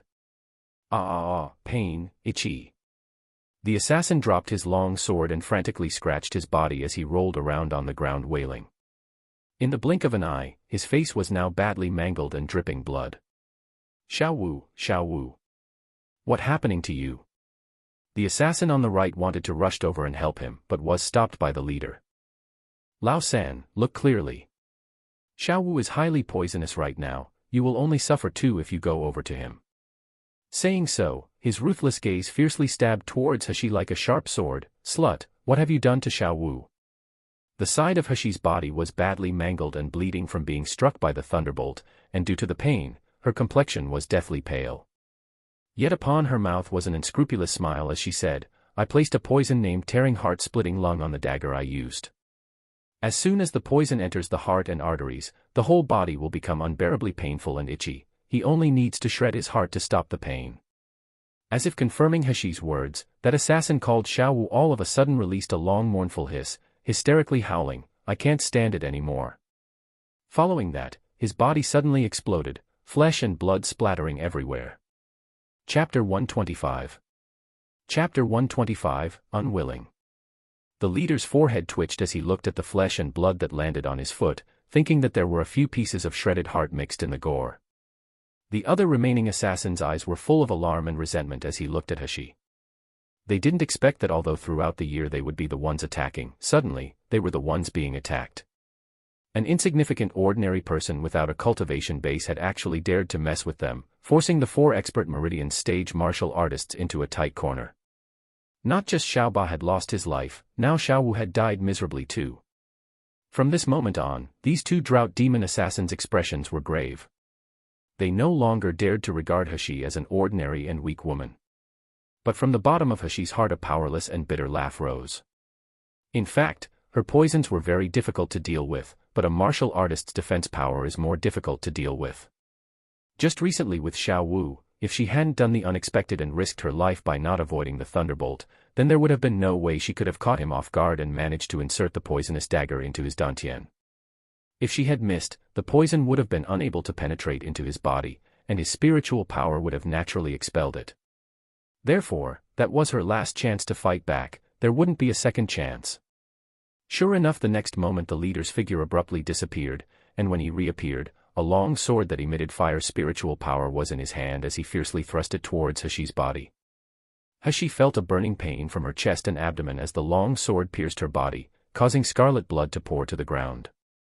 Her body slowly became limp and she started to collapse, her eyes blurry. She could almost sense the vitality draining from her body bit by bit, while the Grim Reaper's sickle edged closer. Was she going to die? Just when she has started her new life, she is destined to quietly die in this wilderness. Unwilling. Really, unwilling. She still hasn't become stronger, her dantian still hasn't awakened, still haven't repaid Nangongyu for helping her. How can she die like this? The lead assassin had a thought, then the long sword that was stabbed into Hashi's body suddenly flew out, returning to his hand. The bloodstains on the long sword had evaporated due to the fire, however, Hashi's body was now completely limp, and she toppled to her knees onto the pool of blood at her feet. Until this moment, the two assassins hadn't been able to relax, and the assassin on the left released a sigh. She was really just an ordinary person, so she didn't have any ability to resist Big Brother's sword. Unfortunately, Xiao Wu and Xiao Ba fell to her tricks. The lead assassin that was called Big Brother walked forward, and towering above the dying Hashi, he looked at her with an arrogant expression, his eyes full of hatred. Then, with a stern voice he said, "I said before, that since you dared to kill my younger brother, that I would certainly tear your body to shreds, leaving you to die without a burial place. So slut, go die." Holding the long sword covered in flames up high, he suddenly brought it down, aiming towards Hashi. The assassin on the left excitedly retreated 2 steps, shouting loudly, "Chop off her 4 limbs first, cut this swine apart. I would like to see what tricks she can play then." Seeing the long sword heading towards her, and knowing that she had no hope of survival this time, Hashi desperately closed her eyes and gently pinched the throat-sealing blood poison in her hand. Rather than meeting her demise by assassins, she would rather end her own life. However, just when Hashi was about to swallow the poison, an overwhelming amount of spiritual pressure abruptly fell from the sky. Hashi's body that was almost touched by the long sword was now like a kite with its string snapped. After swaying side to side, she then fell to the ground with a crash. The assassins who just a moment ago were shouting in excitement, now felt the blood in their veins freeze. Due to the extreme fear of a strong martial artist, their whole bodies shivered, and with a pop, they landed on the ground in kneeling positions. Chapter 126. Chapter 126, Drought Demon Organization. Hashi, dash. A frightened and angry roar sounded at her ears, the voice so familiar yet so distant. Hashi was only half conscious, and as her body grew colder, she could feel that someone was holding her in their arms, gently removing the skin mask on her face.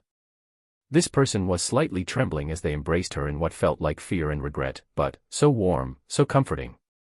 The corner of Hashi's mouth raised into a faint, gentle smile, before she then lost consciousness. Nangongyu hugged Hashi tightly. Examining her heavily injured body, he didn't dare believe his own eyes. The girl's features under the mask were still delicate and beautiful, but her complexion was deathly pale, nearly transparent. Her phoenix eyes that always captivated him were now dull, devoid of light, as if at any time she would disappear from this world. A few days ago he was listening to Baihu's report, eating her specially prepared foods, and imagining her proud and playful appearance. He has always been looking forward to the day he would be able to meet with her. The day he would be able to lift the seal on her dantian, letting her depend on him more so that they would be inseparable. However, when he awoke this morning, what was waiting for him? It was to an alert from the imprint he left on Hashi's body, letting him know that she was being attacked. After he hurriedly rushed over, what he found is her dying. Nangongyu's hands clenched tightly into fists, the light in his eyes scarlet flames that burned fiercely. At this moment, he was strongly trying to suppress a heaven-destroying, earth-extinguishing fury. He wanted to dismember the people who injured Hashi, crushing their bones to dust. You'll be fine. Nangongyu gripped Hashi's hand, quickly transferring the pure essence of his spiritual power to her. "You have me here, I definitely won't let something happen to you." The transferring of spiritual power to Hashi helped her weak breathing slowly become stable, while the fatal wound in her chest and abdomen indicated some signs of healing. Once he was sure that Hashi's life wasn't in immediate danger, it was only then that Nangongyu raised his head, his scarlet eyes burning as he glared at the 2 assassins not far away. His icy voice contained a promise of deadly violence as he spoke. "Drought Demon Organization, very good. In this world, there have been very few people who have been able to provoke me to anger, and yet you've managed it. Hell King, you are, Your Highness Hell King." The leader saw the Hell King's evil demon-like smile, and suddenly his eyes opened wide as he released a horrified shout. Isn't this the one who was called the #1 genius in Jinling Kingdom countless times the past few years? And when he reached Gold Core stage, the 9th heaven's black thunder fell, that His Highness Hell King.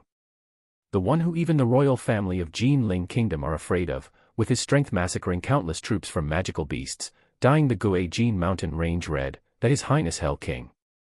That one who was bestowed the name, King of the Underworld, ruling over the life and death of the human world, controlling the 6 paths of reincarnation, completely ruthless when killing his enemies, that His Highness Hell King. The assassins sat blankly on the ground. Under Nangong Yu's fierce gaze, their bodies began to tremble all over. Heavens!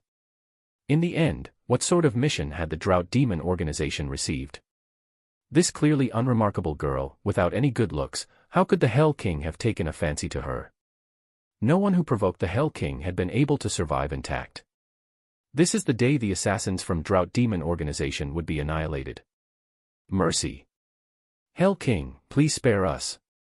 The cultivation base of the leader was too low, so he couldn't help but feel fear in his heart, and crawling to Nangong Yu's feet, he said in a trembling voice, "We only received a mission, and we accepted money from that person, so on behalf of that person we were to kill her. We didn't really want to intentionally dispose of Miss Naylan. Please Hell King, spare us assassins from Drought Demon organization." Chapter 127. Chapter 127, Annihilated. Nangong Yu looked down at them with an indifferent expression, his bloodshot eyes covered with a layer of frost. "Speak. If you tell me who the mastermind is, I'll let the assassins from Drought Demon organization off." That means that he really intends to destroy all of the assassins from Drought Demon organization if they don't reveal anything. The hopeful expression on the leader's face crumpled, changing into one of utter despair. But, when facing this excessively strong young man, he didn't have any courage to resist answering, We don't know who requested the mission. All the Drought Demon organization deals with is receiving the mission from the black market. We just take the money without asking questions." Since this is the case, the corner of Nangong Yu's mouth raised into a cruel smile, "Then your existence is unnecessary."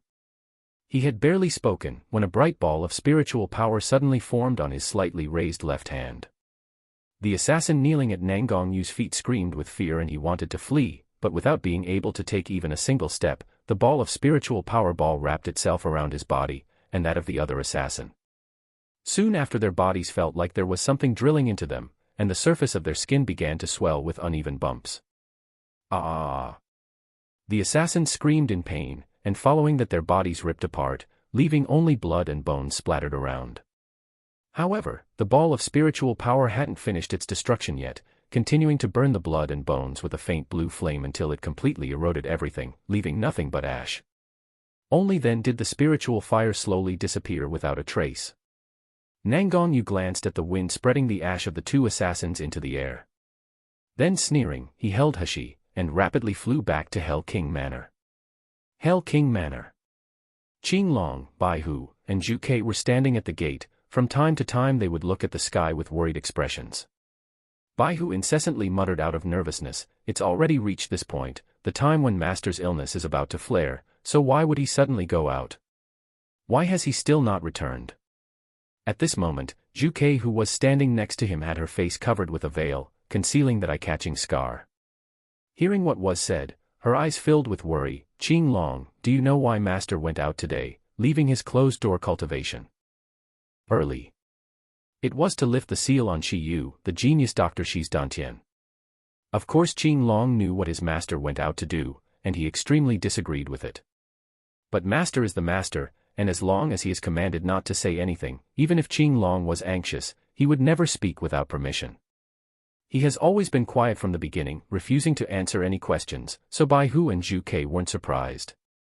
However, as Qing Long looked at the sky for a long while, a gloomy expression covered his face and he opened his mouth to say, "Bai Hu, Zhu Ke, if someone's existence will harm Master, but Master wouldn't hesitate to protect him, what would you do?" Bai Hu answered, "Of course Master's will is the priority." While Zhu Ke answered, "Of course the cheap person who will threaten Master must be killed." The 2 people almost responded in unison, and after they finished speaking they looked at each other in dismay, each with a complicated expression on their face. Even Qing Long's eyebrows were creased, his face twisted. Just then, Qing Long's expression lit up and he shouted with a low voice, "Master's returned." The next moment, Nangongyu descended from the sky with his robes floating around him, landing by Hell King Manor's big gate. Qing Long was just about to come forward, wanting to follow, when suddenly he looked at the bloody figure in Master's arms, his eyes opening wide. "Master, this genius Dr. Shi." Chapter 128. Chapter 128, Closed Door Healing. Hashi's appearance at this time was still bright, elegant, and exquisite, but because her disguise was removed, coupled with her hair loose and blowing in the wind, with just a glance Qing Long was able to see that this is genius Dr. Shi, and that she is a girl. Moreover, her appearance is so devastatingly beautiful that it is capable of causing the downfall of a city. It was even more impressive when you factored in that she is only a young girl yet has peerless medical expertise. Qing Long sucked in a gulp of cold air. He was always calm and collected yet couldn't help but blurt out, "Genius Dr. Shi is a woman." It's no wonder then. No wonder that Master cared about and cherished her so much, no wonder that on the carriage Master was like that, with her. Standing on the side, Zhu Kei was also able to recognize Hashi's identity with just a glance. Yet when she noticed that Hashi's sallow and ugly face has now become so beautiful, both her hands clenched tightly, while her heart raged the words, "Impossible, impossible," repeatedly. This abominable slut. First she destroyed her appearance, making her ashamed to appear in front of Master. Now she exposed a delicate, pitiful, and charming fox-like appearance to seduce Master, so shameless. It's simply too shameless. Zhu Kei's eyes reddened, and firmly glaring at the unconscious Hashi, she was unaware that the veil on her face had slipped off. She wanted to rush over and tear that face apart, pull her out from Nangongyu's arms and ruthlessly throw her to the ground. The hate born out of jealousy in her heart was like a burning flame, causing the scar on her face to constantly twist. Resembling a centipede crawling on her beautiful face, it made her features look distorted and hideous. Yet why would Nangongyu care about the reactions of his subordinates at this time? Glancing at the girl in his arms whose breathing was gradually growing weaker, his eyes darkened as he coldly said, "I will heal she ere behind closed doors, prepare the best medicinal pills and send them in. Qing Long, you guard the door, without my order no one is allowed to enter." Qing Long always obeyed Nangongyu's orders, yet when he heard what was he said his heart thumped loudly, and looking at Hashi he murmured, "Master, it's time for you too." Nangongyu's icy gaze sharply swept over Qing Long, instantly silencing him. His eyebrows creased as he followed behind Nangongyu. Yet Zhu Kei was finally unable to bear it any longer and rushed over, landed to her knees with plop in front of Nangongyu, and cried as she said, "Master, you are now at the moment between life and death, you absolutely cannot harm your body for an insignificant person. If Master wants to save Miss Naylan, you may hand her over to this subordinate. This subordinate is a 5th-ranked doctor, I'll certainly be able to heal Miss Naylan's injury." "That's right, Master." Even Bai who could no longer endure it and said, "Genius, Miss Naylan seems to have only suffered superficial wounds, and Zhu Kei's medical expertise is excellent, so there'll definitely be no problem for her to treat her injury. Master, you should quickly return to closed-door cultivation, otherwise. Other people may not have realized, but they were trusted subordinates. They were able to clearly detect that Nangongyu's originally fair skin had now become more transparent, and that the blood flow in his body had also begun to slow, causing his hands and feet to gradually turn cold.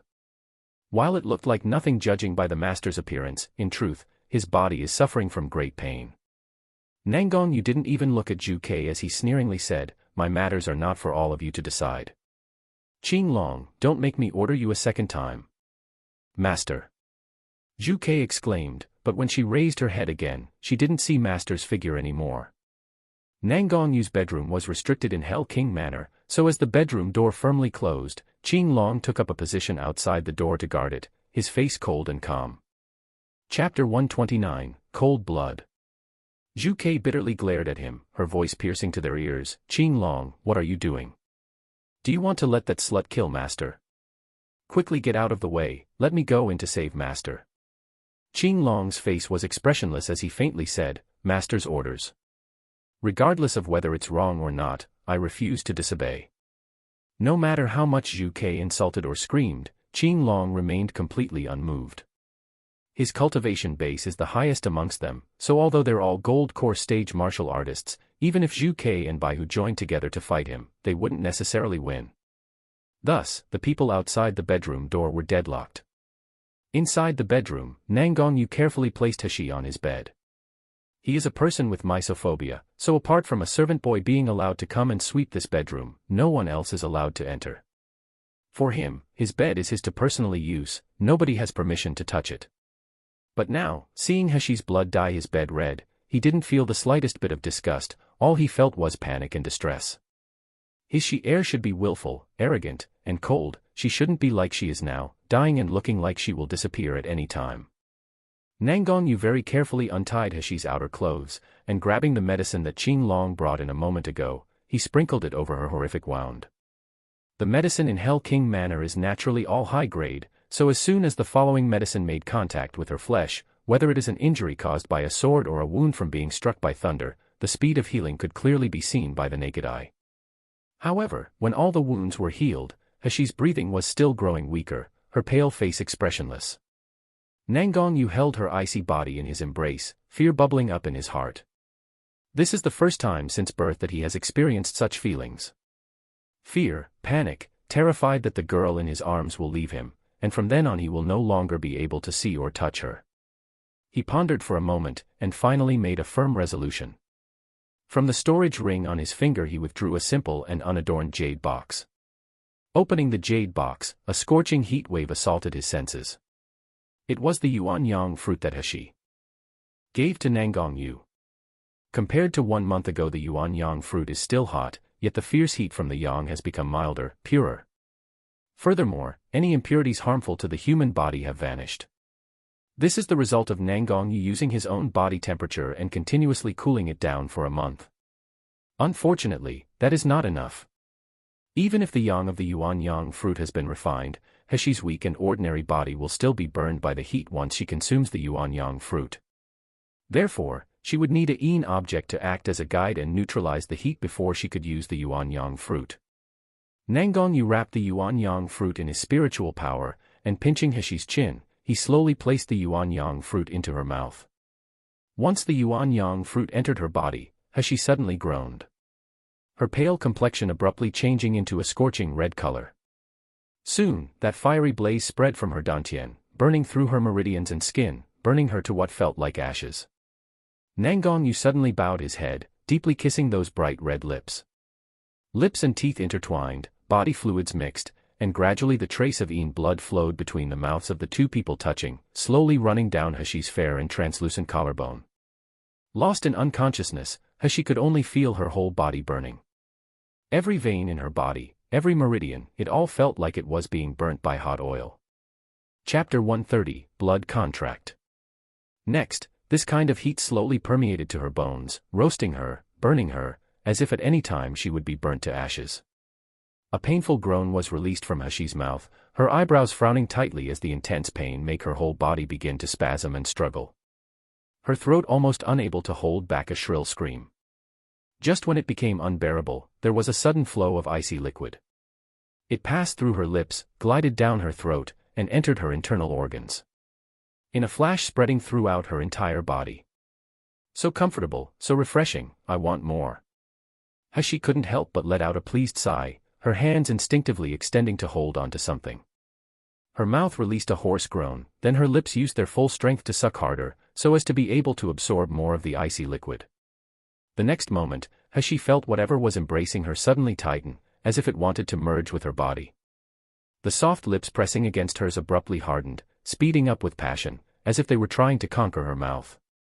The icy liquid slowly infiltrated her body, making the blood in her veins heat up. But this kind of heat didn't cause her pain, instead, it made her cling harder as she lost herself to the comfort she was feeling. Indulging in their fiery passion, Hashi and Nangongyu hadn't yet realized that along with the Yang spiritual power being neutralized by the Yin blood, the essence of the Yuan-Yang fruit began to slowly be absorbed by Hashi's dantian. Hashi's dried-up dantian that had been oddly sealed firmly, had now become a huge spiritual power vortex. The whirlpool steadily grew larger, picking up speed. Suddenly, a glaring white light burst from Hashi's body, soon after spreading throughout the vast world. As Qing Long stood guard outside the iron gate, with Zhu Kei and Baihu standing opposite him, the faint smell of blood leaked out from the crack under the gate. Abruptly, their expressions changed. The spiritual power within the three people's bodies burst forth, while the blood essence in their chests surged forward, as if it wanted to fly into the room. Zhu Kei's face distorted once again, and hissing she said, "It's Master. Master's using his blood essence to treat that slut. They all have a permanent master-servant contract with the Hell King. It wouldn't matter whether their master's chi energy was weak or strong, or if they were thousands of miles apart, they would still be able to sense him. A martial artist's blood essence, one, also known as heart blood, represented their life. If Master gave his blood essence to Hashi, he would be dividing his own life and chi energy, giving half to her. The three people's expressions become extremely unsightly, and when they looked towards the tightly closed gate, their eyes filled with anxiousness and anger. Zhu Kei rushed to Qing Long, screaming, "Qing Long, do you know what it means for Master to lose some of his blood essence now? It's almost time for his illness to show up. If Master does this again, he'll be unable to survive. Do you still want to block us? Are you still not letting me go in to kill that slut?" Qing Long's face showed his internal struggle. His expression was of one experiencing pain, while the veins on his hand that was holding a sword bulged, his joints cracking. Zhu Kei still wanted to say more, when suddenly, several figures quickly descended from the sky. Without waiting to properly land and gain their balance, the people immediately rushed over to the three people standing by the gate and shouted, "We sensed Master's chi dwindling and our blood contracts flared. What has happened to Master?" The people that had arrived were several other contract servants under Nangong Yu that had been away from Yanjing City recently, Xian Wu, Tu, Wu Xin, and Wu Yu. Once Zhu Kei saw Wu Xin and Wu Yu, she immediately couldn't help but start crying, "Big brother Wu Xin, big brother Wu Yu, Master is inside currently using his own blood essence to save an ordinary woman. But it's soon time for Master's illness to show up. If he's not stopped and treated, I'm really afraid that Master, Wah." 1. Blood essence, also known as heart blood, is basically lifeblood or life force. Powerful techniques sometimes require cultivators to expend their essence, shortening their lifespan as a result. 2. Xian Wu equals Black Tortoise. He is the fourth mythological named character, joining Zhu Kei, Vermilion Bird/Phoenix, Qing Long, Azure Dragon, and Bai Hu, White Tiger. Part 1 of the series ends here. Thank you for watching and listening. If you find it interesting, please give us a like, a comment and a subscription so that we have the motivation to make the next videos.